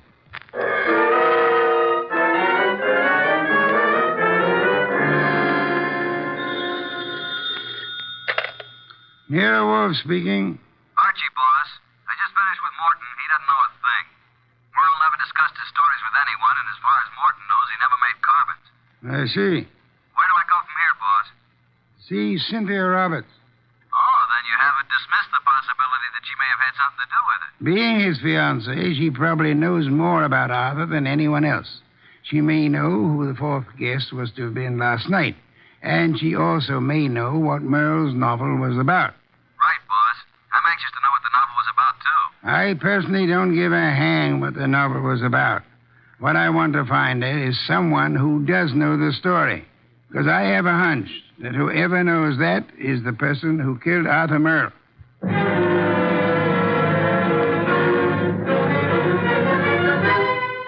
Miss Roberts, I know you want to help us find out who killed Arthur. Oh, yes, of course. I'll do anything. Nero, Wolfe, and I were invited to have dinner with Arthur Merle last night. Well, I knew he was having friends in for dinner, but I didn't know who they were. Oh, I'm sorry. I hoped you'd know whom he invited. No, he didn't tell me. Miss Roberts, we have reason to believe that there was to have been a fourth person there last night. A fourth? The caterer came to deliver dinner for 4. Now, the fourth party never did show up, or else came earlier and left after Arthur was killed. You mean someone Arthur invited to dinner might have killed him? Maybe. Oh, there's no one that I can think of who bore any ill will toward Arthur. We're convinced that this was done on the spur of the moment. Unpremeditated murder. Arthur Merle suddenly became a threat to someone. Now we've got to find out what the threat was and who was threatened. We'd hoped you could help. I'm sorry. Did he ever discuss his new novel with you? Oh, no, he never talked about his stories until he'd finished them. So his latest mystery contains the answer to an even greater mystery. Unless we find the first, they'll both go unanswered.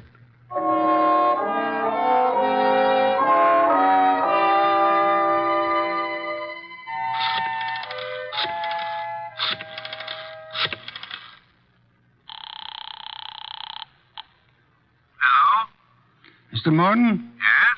Nero Wolfe speaking. Oh, yes. Your man Goodwin was here to see me.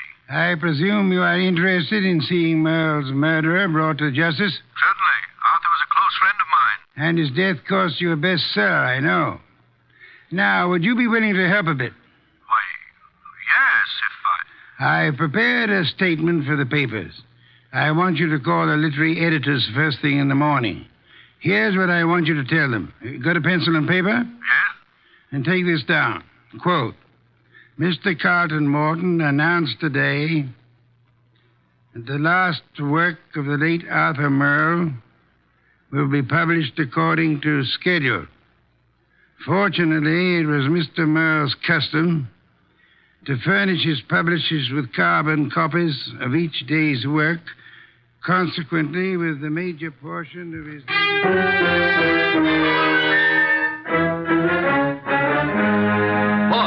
Boss! Good heaven, Archie. Please don't be so loud. Look here. In this morning's paper, why, that rat, he lied to me. That... What on earth are you talking about? That publisher, Morton, he said he didn't have copies of Merle's manuscript, that he didn't know what it was about. And listen to this. Mr. Carlton Morton announced today that the last work of the late Arthur Merle will be published according to schedule. Fortunately, it was Mr. Merle's custom to furnish his publisher with carbon copies of each day's work. Consequently, with a major portion of his latest work, Starbreaker, in the hands of his publisher, together with a complete synopsis, including the denouement, it will be possible for a ghostwriter to complete the novel. It will be published posthumously and proceeds with... Boss, did you hear that? I did, and it couldn't have been more to my liking if I'd written it myself. Now, excuse me. I want to make a telephone call. Who? Publisher Morton. Yeah, I'm beginning to see. He lied about the whole thing. I still don't see why he'd kill Merle, but on... Hello, Mr. Morton. This is Nero Wolfe. Yes, perfect. Now I'll call Kramer, and he and Archie will be waiting for you. Remember now, if anything comes of it, you are to say the manuscript is in the safe in your home, and you steer the party here. Say you've recently rented this place. I hope we'll be seeing you. Yes. Goodbye. Oh, and be careful. Remember what happened to Arthur. The manuscript is in my desk in the middle drawer. What the... You mean... Archie, look out of that window. Huh? Yeah? Out there is a city of some 5 million people. In that 5 million, there is one who murdered Arthur Merle. Now, we don't know who it is, so we can't go out and put a finger on him. But, Archie, since we can't go to him, we have only one other choice: make him come to us.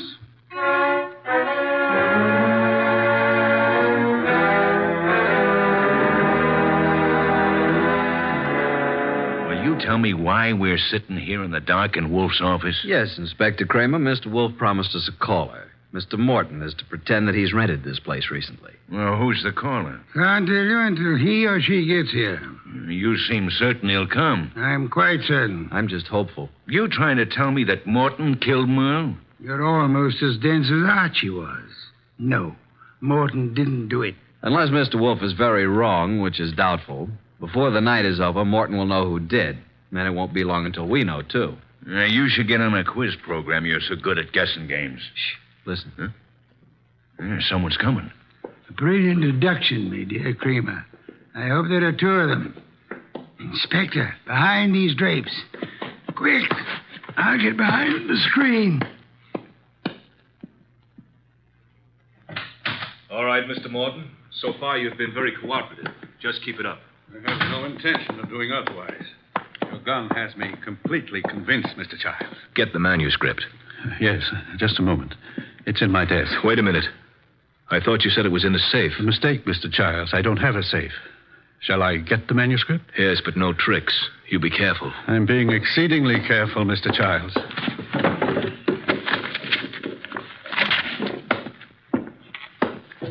There you are. Starbreaker by Arthur Merle. Yes, this is it. Thank you, Mr. Morton. Now, I trust that's all you want of me. I'm sorry. I wish that were true. Unfortunately, you see, it's not the actual novel that I want. Oh? My interest in this copy is the same as it was in the original. And that is? That no one should ever learn the content. I take it you know what it's about, then. Yes. You see, Mr. Merle made the mistake of telling me when I called a bit early at his apartment for dinner last evening. I was forced to deprive him of his life once I learned the storyline of this novel. This story must be kept secret. Why? Most of you people in the publishing business know me as a public relations and publicity agent for several prominent writers. Yes? Actually, I've been as successful as I might in this business because a few years ago I stumbled onto a very neat and foolproof method of blackmail. Unfortunately, Arthur Merle thought of the same thing and based this story on it. If it got out, I'd be exposed and sent to prison. So you can see why I had to stop it, why I had to kill Arthur, and why... Now I'll have to kill you, too. Oh, child, for heaven's sake. The contents of these pages condemn me. You know what's in them. Further, I've confessed to murder to you.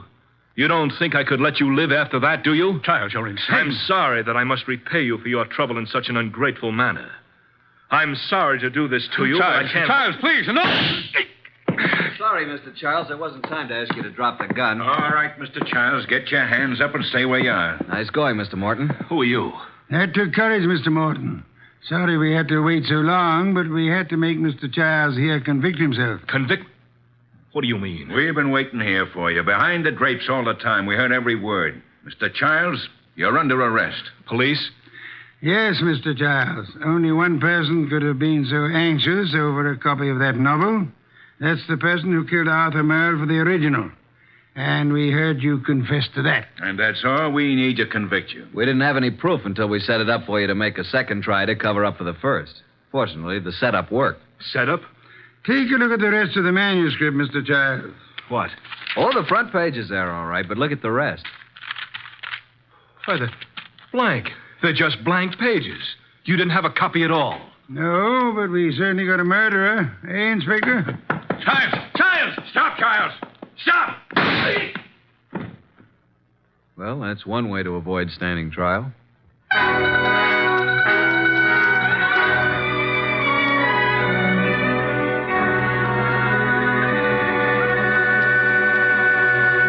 Well, Archie, I'm glad you and Kramer got Childs. Some beer, please. That was a clever scheme, boss, making him think there was a copy. Yes. In a way, though, I wish it hadn't been just a scheme. Meaning? I wish there had been a copy of Arthur Merle's novel. Why? You never read detective stories. No, but I've drummed up so much curiosity over this one, I'd like to know exactly what that blackmail gimmick really was. Good night, Archie.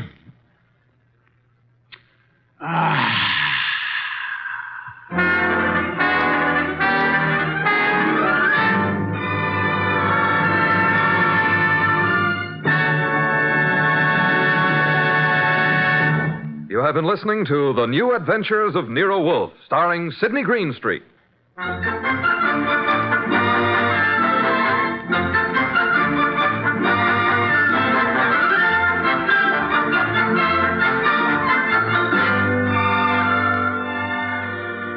Tonight's transcribed story by Don Arthur was based on the characters created by Rex Stout. This is an Edwin Fadiman production and is directed by J. Donald Wilson. In the cast were Harry Bartell as Archie Goodwin, and Evelyn Eaton, Peter Leeds, Lucille Alex, Marna Keneally, Herb Butterfield, and Bill Johnstone. Next week at this same time, Nero Wolfe and Archie will bring you The Case of the Telltale Ribbon. Don Stanley speaking. 3 chimes mean good times on NBC. There's excitement for you Sunday when talented servicemen compete on The Phil Regan Show. And Sunday on NBC also means another delightful adventure with Cary Grant and Betsy Drake when they star as Mr. and Mrs. Blandings, the proud but bewildered owners of the famous Dream House. The chimes are your invitation every Sunday to Mr. and Mrs. Blandings. Tomorrow for excitement, hear Herbert Marshall in The Man Called X on NBC.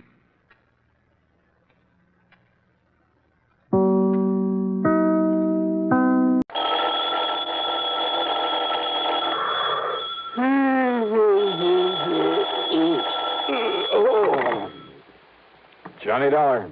Betty Lewis. Huh? Oh, hi, honey. Marry me? Well, what's that? I said, will you marry me? Oh, just round up a preacher and I'll meet you at the church. Serious, Johnny? Oh, I wish you were, you rascal. Well, with you, Betty, I sometimes wish I could. No, wait a minute. Catch me still half asleep this way.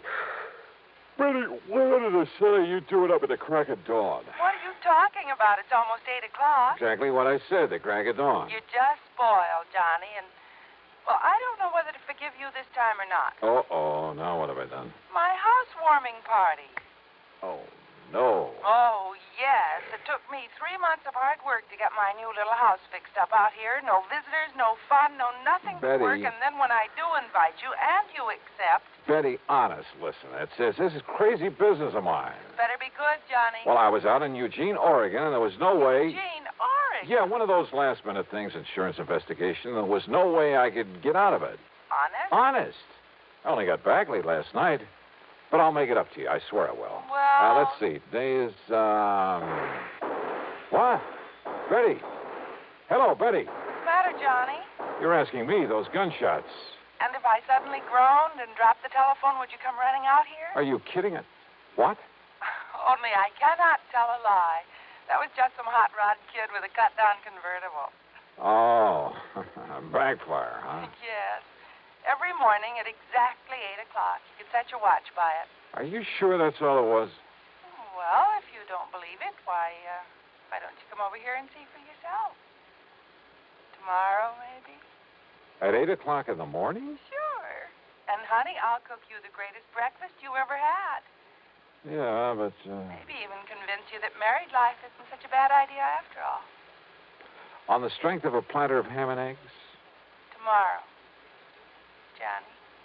Hey, look, why don't we go somewhere tonight? I'll take you out to dinner and...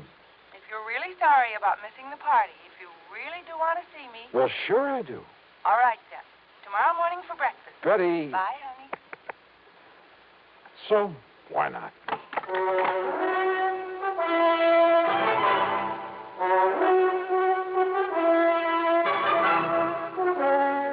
CBS Radio brings you Bob Bailey in the exciting adventures of the man with the action-packed expense account. America's fabulous freelance insurance investigator. Yours truly, Johnny Dollar.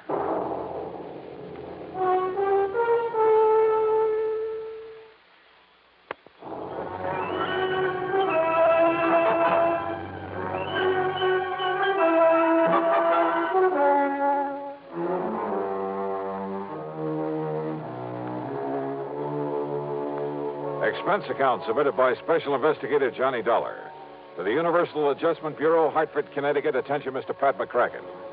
Following is an account of expenses incurred during my investigation of the Backfire That Backfired Matter. I know, Pat, you haven't assigned me to a case. I also know I hadn't the least idea that having breakfast with my best gal was to be only the beginning of an insurance investigation. That before it was over, I'd be lucky to get out of the whole mess alive. But believe me, that's the way it worked out. So if there's any question about your company paying this expense account, well, just read on. Okay, then. Expense account item 1, the following morning, that is, $4.25 for a tank full of gas for my car. By the unearthly hour of 7:40 a.m., I was on my way to far out beyond the edge of town to 11325 East Maple Drive and the newly acquired domicile of my date for breakfast, Betty Lewis. Now, I'm not used to this early morning stuff and was kind of surprised to find so much of the world wide awake. It was warm and pleasant, too early for the scorching summer sun. Front lawns of the rather nice homes in this section glistened with dew. The fields and trees were filled with millions of birds, all singing their heads off, with squirrels chattering away. Yep, real pleasant. Something I'd have to try again sometime. Betty's place, which I hadn't seen before, turned out to be a very cute one-story affair, coral roof and shutters to match. It was set comfortably in between a couple of somewhat larger homes. As for Betty, who stood there at the front door waiting for me, well, I don't know how she does it, but that ever-loving doll, even at this hour, looked as smart and attractive as any man could want. I just can't believe it. And it's still a full 6 minutes before 8 o'clock. Hi, honey. Mwah. Yeah, so early in the morning? You mind? I do not. Come here, yeah? Oh, Johnny. Gee, what this morning air does for you. Come in, huh? Said the spider to the fly? Oh, sure. I make no bones about it. Your neighbors used to seeing this sort of thing? Oh, sure. I've been having strange men in for breakfast every day. Uh-huh. You know, just so the neighbors wouldn't be shocked when I finally dragged you into my trap. How do you like it, Johnny? Oh, yeah. Hey, looks real nice, Betty. Of course, if I had some nice guy to share it with. If you had any sense, you'd marry me, you know. Yeah. And if I had any sense, I'd get out of this crazy business of mine. Then maybe I could settle down to something like a normal life. 9 to 5 in some air-conditioned office, a nice home to come home to, maybe raise a family. Johnny, you know darn well you'd never be happy with that kind of a routine, humdrum existence. Oh, no? You know it as well as I do. And I guess a gal could get pretty miserable wondering where you are, if you're getting slugged or shot at, maybe dead somewhere.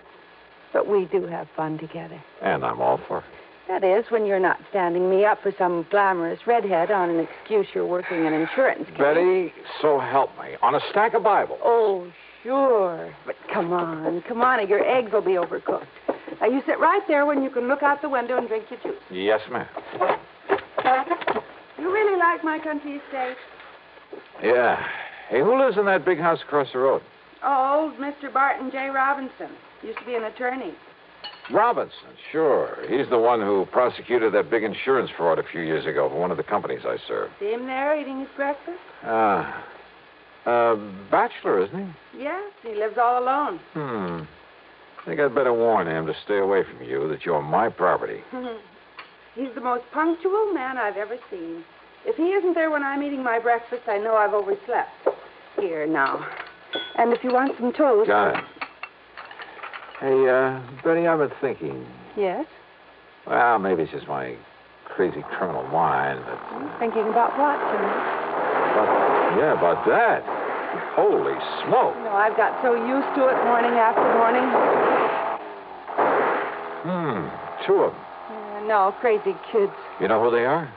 Oh, somebody had the police come out here a couple of mornings, but of course they didn't show up then.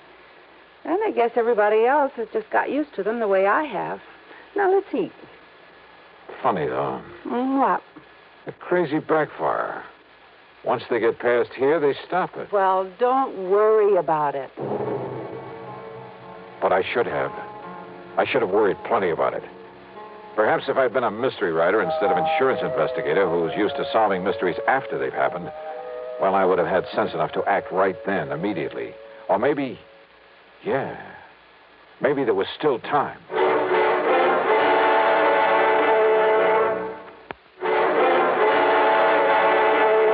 And you have no idea who those two are, the ones who go barreling by in that hot rod every morning? Nobody could seem to find out, Johnny, and as I said... Yeah, everybody's got used to the noise of that backfiring. But listen, Betty... Why don't you eat your breakfast, honey? You call them kids, but they aren't. Honey, please. I thought we were just going to have breakfast and talk and sort of make up for lost time. Yeah, I'm sorry for them. But now look. Honestly, do you have to dream up a lot of mystery and intrigue about even the most normal things that happen? They cut the backfiring just as soon as they got around that curve. 3CFU 160. What? The license on that car. Oh, Johnny. Hey, listen, honey, let me use your phone. Didn't I see one right here in the living room? Oh, yeah. But why? And, Johnny, your breakfast will get cold. Be right back.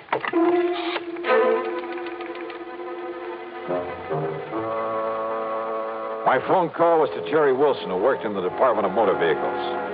It took him a few minutes to dig into the files for me, but when he came back to the phone, his answer was short and to the point. Sorry, Johnny, but you must have made a mistake. You're sure about that? Absolutely. But what happened? Why do you want to know? Well, just curious, that's all. Oh, now, Johnny, I know you better than that. Back, Jerry, and thanks. Thanks a lot. Now, Johnny... Oh, sorry, buddy. Oh, I guess you're right, Johnny. About driving a wife crazy, I mean. I was right about that car. What? That license on it is a phony. There ain't no such number here in Connecticut. All right, so a couple of kids didn't have enough money to buy a license. I tell you, they aren't kids. Now that I've had a chance to think about it, I'd swear there was something familiar about the looks of the one beside the driver. Oh, sure. Some nasty criminal you've tangled with and... Oh, Johnny, listen. This isn't why I asked you out here, to cook up some deep mystery. Hey, Betty, this lawyer, this Barton Robinson, who lives in the big house across the road. I don't care about him, Johnny. I care about you. You say that every morning at the same time he's there beside that window eating his breakfast? The same time that car comes roaring by? Yes. When he's here, that is. He was away for 5 or 6 weeks. Until when? He must have come back last night. This morning's the first time in 5 or 6. And when did those hot rodders start coming around? Oh, well, I guess it was about a week after Mr. Robinson went away. Casing the joint, huh? What? Johnny, for heaven's Betty, listen to me. You probably won't forgive me for this. Johnny. Now, listen. Sometimes when I'm working on a case... You're not, dear. Well, sometimes when I run out of leads, all I have to work on is a hunch. 3 months I've been But waiting. strangely enough, the hunches usually pay I off. wasn't going to tell you until So later. maybe my hunch is right this But time. I called the office and told them I wouldn't Because be in. I got a real big fat one I about thought that you car. and I could go somewhere, drive out in the country, Oh, I'm maybe. sorry, honey. I really am like sorry. I said, kind of make up for lost But time. I got to get on this thing, and right now. Oh, Johnny, how can you do this Look, to I'll me? pick you up tonight. We'll have dinner, taking a show, make a night of it, anything you want. I know that walking out on you this way's a dirty trick, and if you want to, you can just tell me to... Please, honey, tonight for sure. Oh, sure, Johnny. You know what a pushover I am. Thanks, hon. See you later. I set out to find that car, who owned it, and why the big backfire racket in that particular spot day after day. There was a purpose there, I was sure of it. Not just a couple of kids out on a tear. Besides, they weren't kids. I'd seen that for myself. Because of the way the car had taken the curve down the road, it left a very clear set of tire marks. So I started a careful inspection of driveways, even asked the people who lived along there what they knew about that car. And it took me most of the day. Expense account item 2, by the way, is $1.25 for a late afternoon lunch at a roadside tavern. It was there I finally got some information. You want another bottle of beer, huh, Charlie? Okay. I got one already. Now, as I was saying, mister, I think I know the very car you mean. Yeah? At a 1941, tied down with straight pipes. Must have been a convertible before they throwed the top away. Makes a lot of noise. You know who owns it? Where I can find it? Well, I think I seen it take the cutoff one morning. Cutoff? Yeah, when I was on my way to work here. What cutoff? About a mile up the road to cut off over to Barley Swamp. Good. Thanks a lot. Here's for the food. Well, you interested in buying that old crate? Something like that.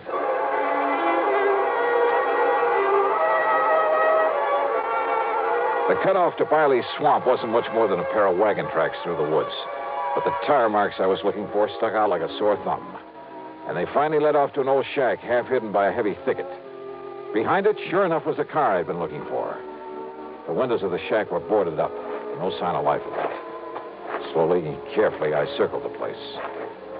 Then I walked over to the door, turned the knob, opened it. And you know something? I'd been awfully wrong about there being nobody around. Okay, mister. Oh, no, you Kill him! You asked for it. Clip him, Ringer, clip him! Yeah. Oh.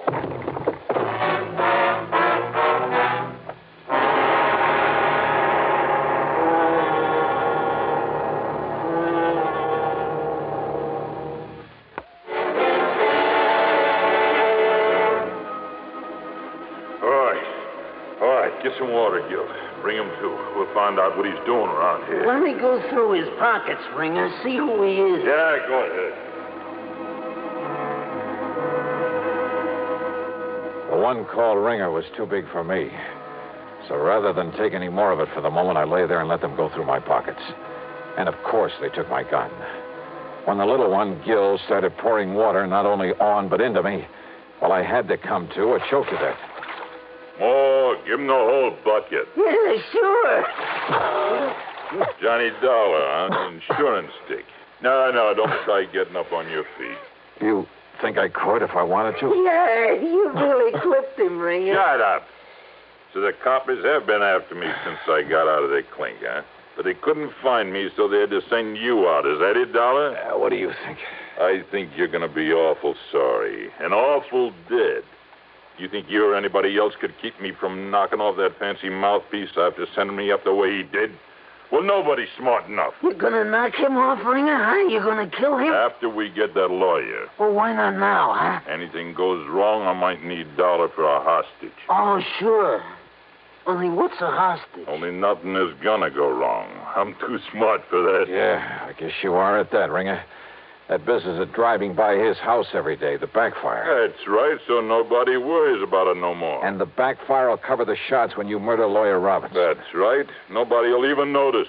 And all it takes is one good shot through his window. Just a little hole in that window nobody will notice unless they go up and look at it. An elaborate scheme like that just to show how smart you are? No, because knowing I'm on the loose again, he has that house locked up like a bank vault.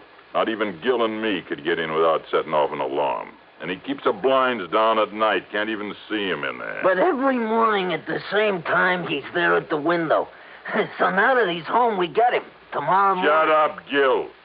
Soak up some of that rawhide so we can tie him up and get out of here. Yeah, sure, Ringer. I want to get some food and some sleep. Then, Dollar, we'll be back to see you in the morning. And after we do, you won't see anything anywhere anymore. Wet rawhide that shrinks when it dries, cuts into ankles and wrists like a steel band. By the time they finally left in their hot rod, the pain was excruciating. Sure, I could roll around a bit, maybe even out the door. What good was that? There was nobody. Nobody ever came around this neck of the woods. So I lay there, straining against the bonds, hoping they wouldn't cut off the circulation completely as the rawhide slowly, inexorably... Wait. It was raining hard. I rolled myself painfully out the door into a puddle in front of it. It seemed like hours. It was hours. It was long after daylight before the rawhide finally stretched enough for me to get a hand free and take off the rest of the thongs that bound me. I looked at my watch. 8:15, which meant they'd done their job. And yeah, now they'd come back here to... Then I heard it. The hot rod coming down the soggy wagon road. Quickly, I ducked back into the shack, waited behind the door.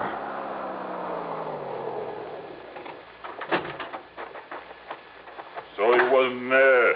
We had the storm to cover us, too. I don't get it, Ringer. So he wasn't there at that window means somebody warned him. Means that Johnny Dollar warned him. That means we're taking care of Dollar right now. No, wait. Listen. What? That car coming down the road. Yeah, I see it. It's a girl that lives across the street from that mouthpiece. What's she doing out here? I don't know. If she pulls in here, we start shooting first and find out afterwards. Hey, she is. Here she comes. Look out! Shoot! Let her have it! Yeah! Oh, no, you don't, baby. Dollar, I'll kill you. I'll blast you. Oh, no! Betty. Johnny, if I hadn't run into him, he would have killed me. That's okay, honey. You did the right thing. Johnny, when you didn't come last night, and this morning when the man at the roadhouse told me where he'd sent you to find that hot rod. Honey, now. So I told Mr. Robinson to stay away from his window, and I came as fast as... Oh, are you all right, honey? Are you all right? Yeah, sure. A little wet and tired. Johnny, I was so worried. I was so worried about you. I'm sure glad you were. Thanks, honey. Oh, do that again. That's the sweetest kiss. Run over me. Try to shoot Oh, me. shut up, Ringer. You think I'm gonna... Yeah. Oh. Can't you see I'm busy? Yes. More, Johnny.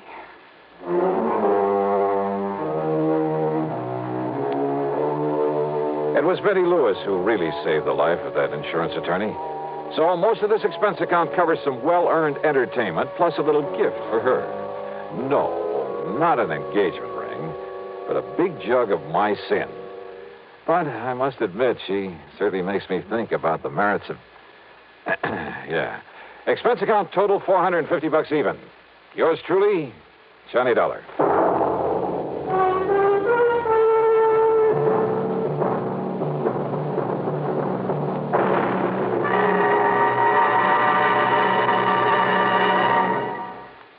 Now, here is our star to tell you about next week's story. Next week? Well, next week, the funniest combination of names I ever saw. And, brother, what trouble they cause. Join us, won't you? Yours truly, Johnny Dollar.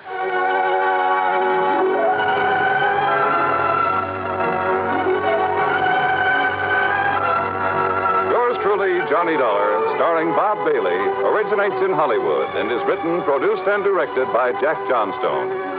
Heard in our cast were Virginia Gregg, Forrest Lewis, Barney Phillips, and Tom Holland.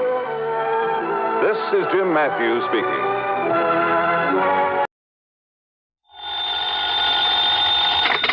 Johnny Dollar. This is Frederick Keeley at Masters Insurance and Trust Company. How are you, Mr. Keating? Why, fine, thank you, but that's rather beside the point. I have a bit of a problem, Mr. Dollar. Haven't we all? Huh? Beg your pardon? Nothing, sir. Just go on, please. But, Mr. Dollar, one of our claimants, that is to say the beneficiary of a small insurance policy, apparently never received the check for $3,000 we sent him. I'm afraid I don't get it, Mr. Keating. Why call on me? What do you mean, sir? Well, all you have to do is call the bank, stop payment on that check, and issue another. I'm afraid not, sir. Why not? I said apparently never received it. I use that word advisedly. Well? Because it so happens the check we sent him has been cashed. Oh. Yes, properly endorsed and apparently cashed by the claimant, the beneficiary himself. Apparently. Yes, and again, I use the word advisedly. Well, then it kind of means one of two things. Either this beneficiary is trying to collect the money twice, yes, or somebody else got to that check first. In which case, we have a little matter of forgery on our hands. Which, of course, should exact the fullest possible penalty of the law. Will you look into it for us? Sure, Mr. Keeley. Why not?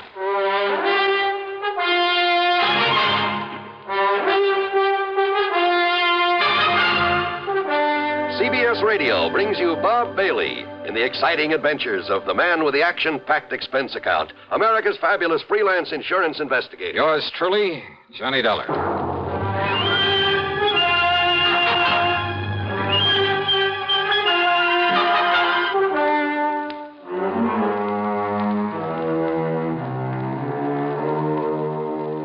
Expense account submitted by Special Investigator Johnny Dollar to the Masters Insurance and Trust Company, Home Office, Hartford, Connecticut. Following is an account of expenses incurred during my investigation of the double exposure matter.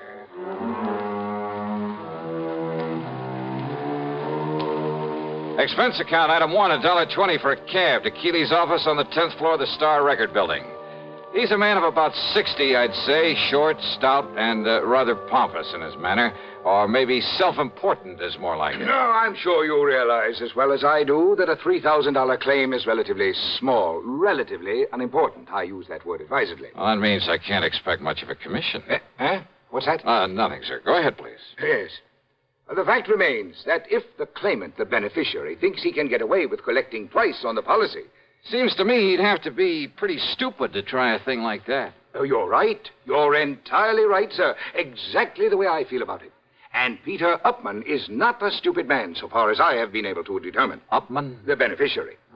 In other words, it becomes evident, and I use that word advisedly, that someone else got hold of that check, endorsed it with Peter Upman's name, signed the receipt, of course, and, shall we say, left for parts unknown.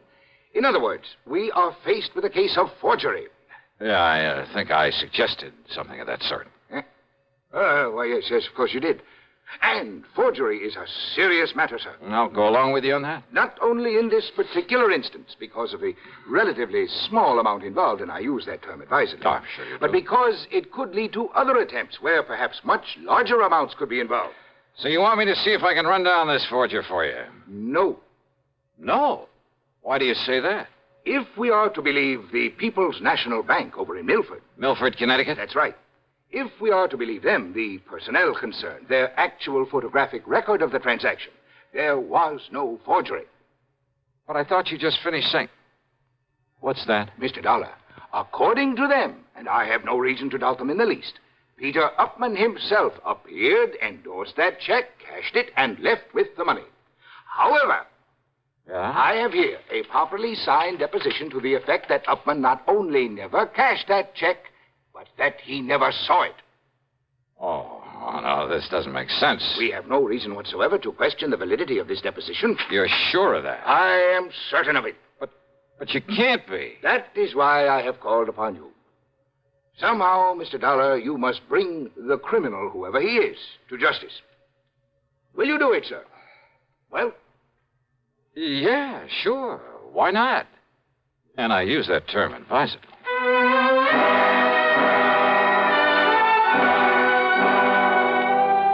Naturally, my first move was to drive on down to Milford.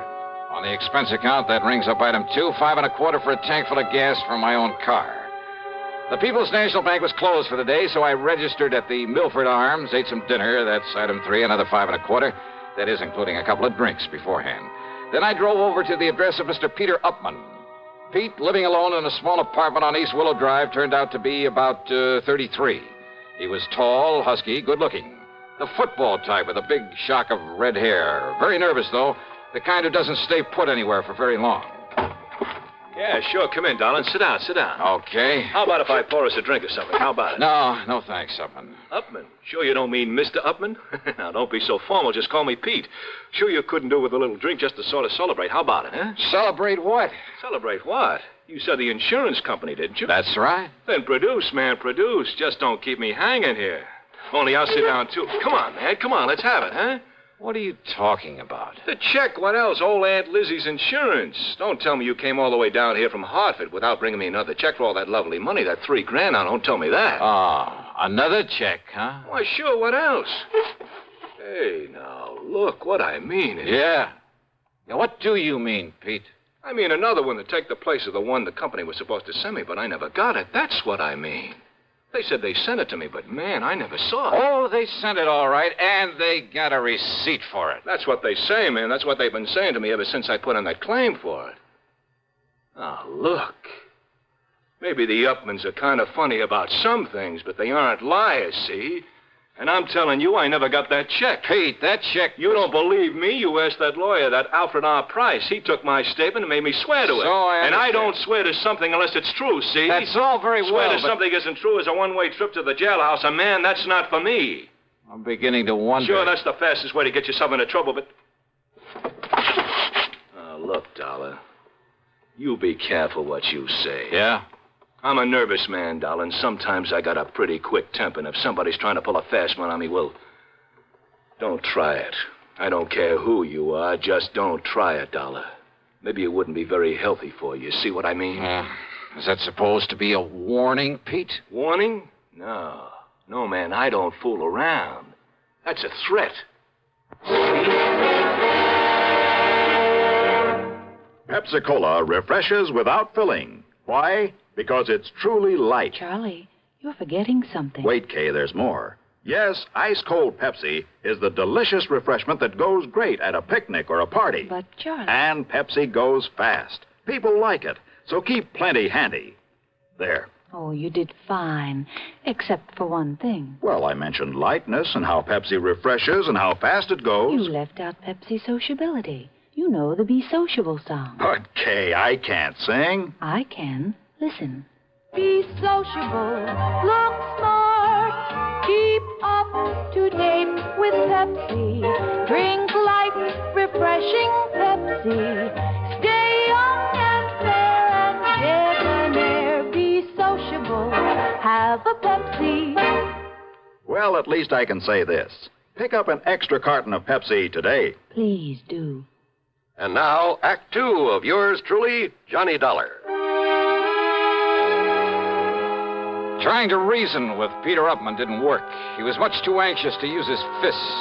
And from the looks of him, he might have done very well with them. He maintained he'd never received the insurance check, that he wanted the money, wanted it fast, and that's all there was to it. That I had my choice of getting it for him or else.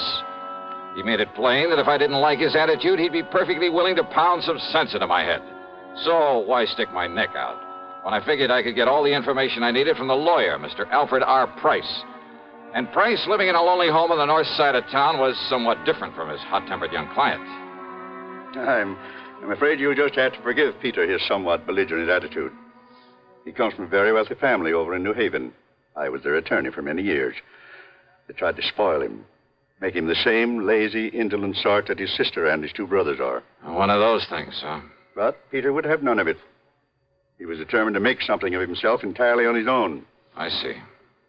As a result of his stubbornness, his defiance, and his father's unreasonable attitude, well, his father blandly told him he was cutting him off without a penny.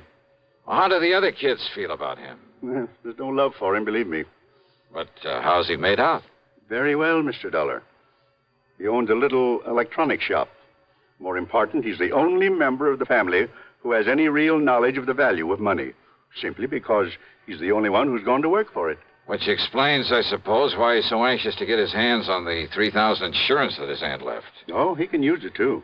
That is, if he hasn't already got it and is simply trying to bluff his way into another $3,000. No, don't you believe it, Mr. Dollar. Peter could no more think of such a thing. Well, you seem pretty sure of that. Well, I've known him since the day he was born, and have liked him in spite of his hot temper. And I'm absolutely certain he would never attempt anything out of line. Well, you're pretty convincing, Mr. Price. Well, after all, I'm a lawyer, Mr. Dollar. But the fact remains the company sent him a check. It was properly endorsed. The money was paid out. But not to him. Well, how can you be sure? Because he says it wasn't. And that's good enough for me. But in that case... Have you talked to the people at the bank, to the teller who made the payment? No, I haven't. Have you seen the photograph of the actual transaction as it took place? See, you're the second one to mention such a photograph. Very ingenious device there at that bank. I suggest the first thing in the morning you go down there, see it, talk with the president, Mr.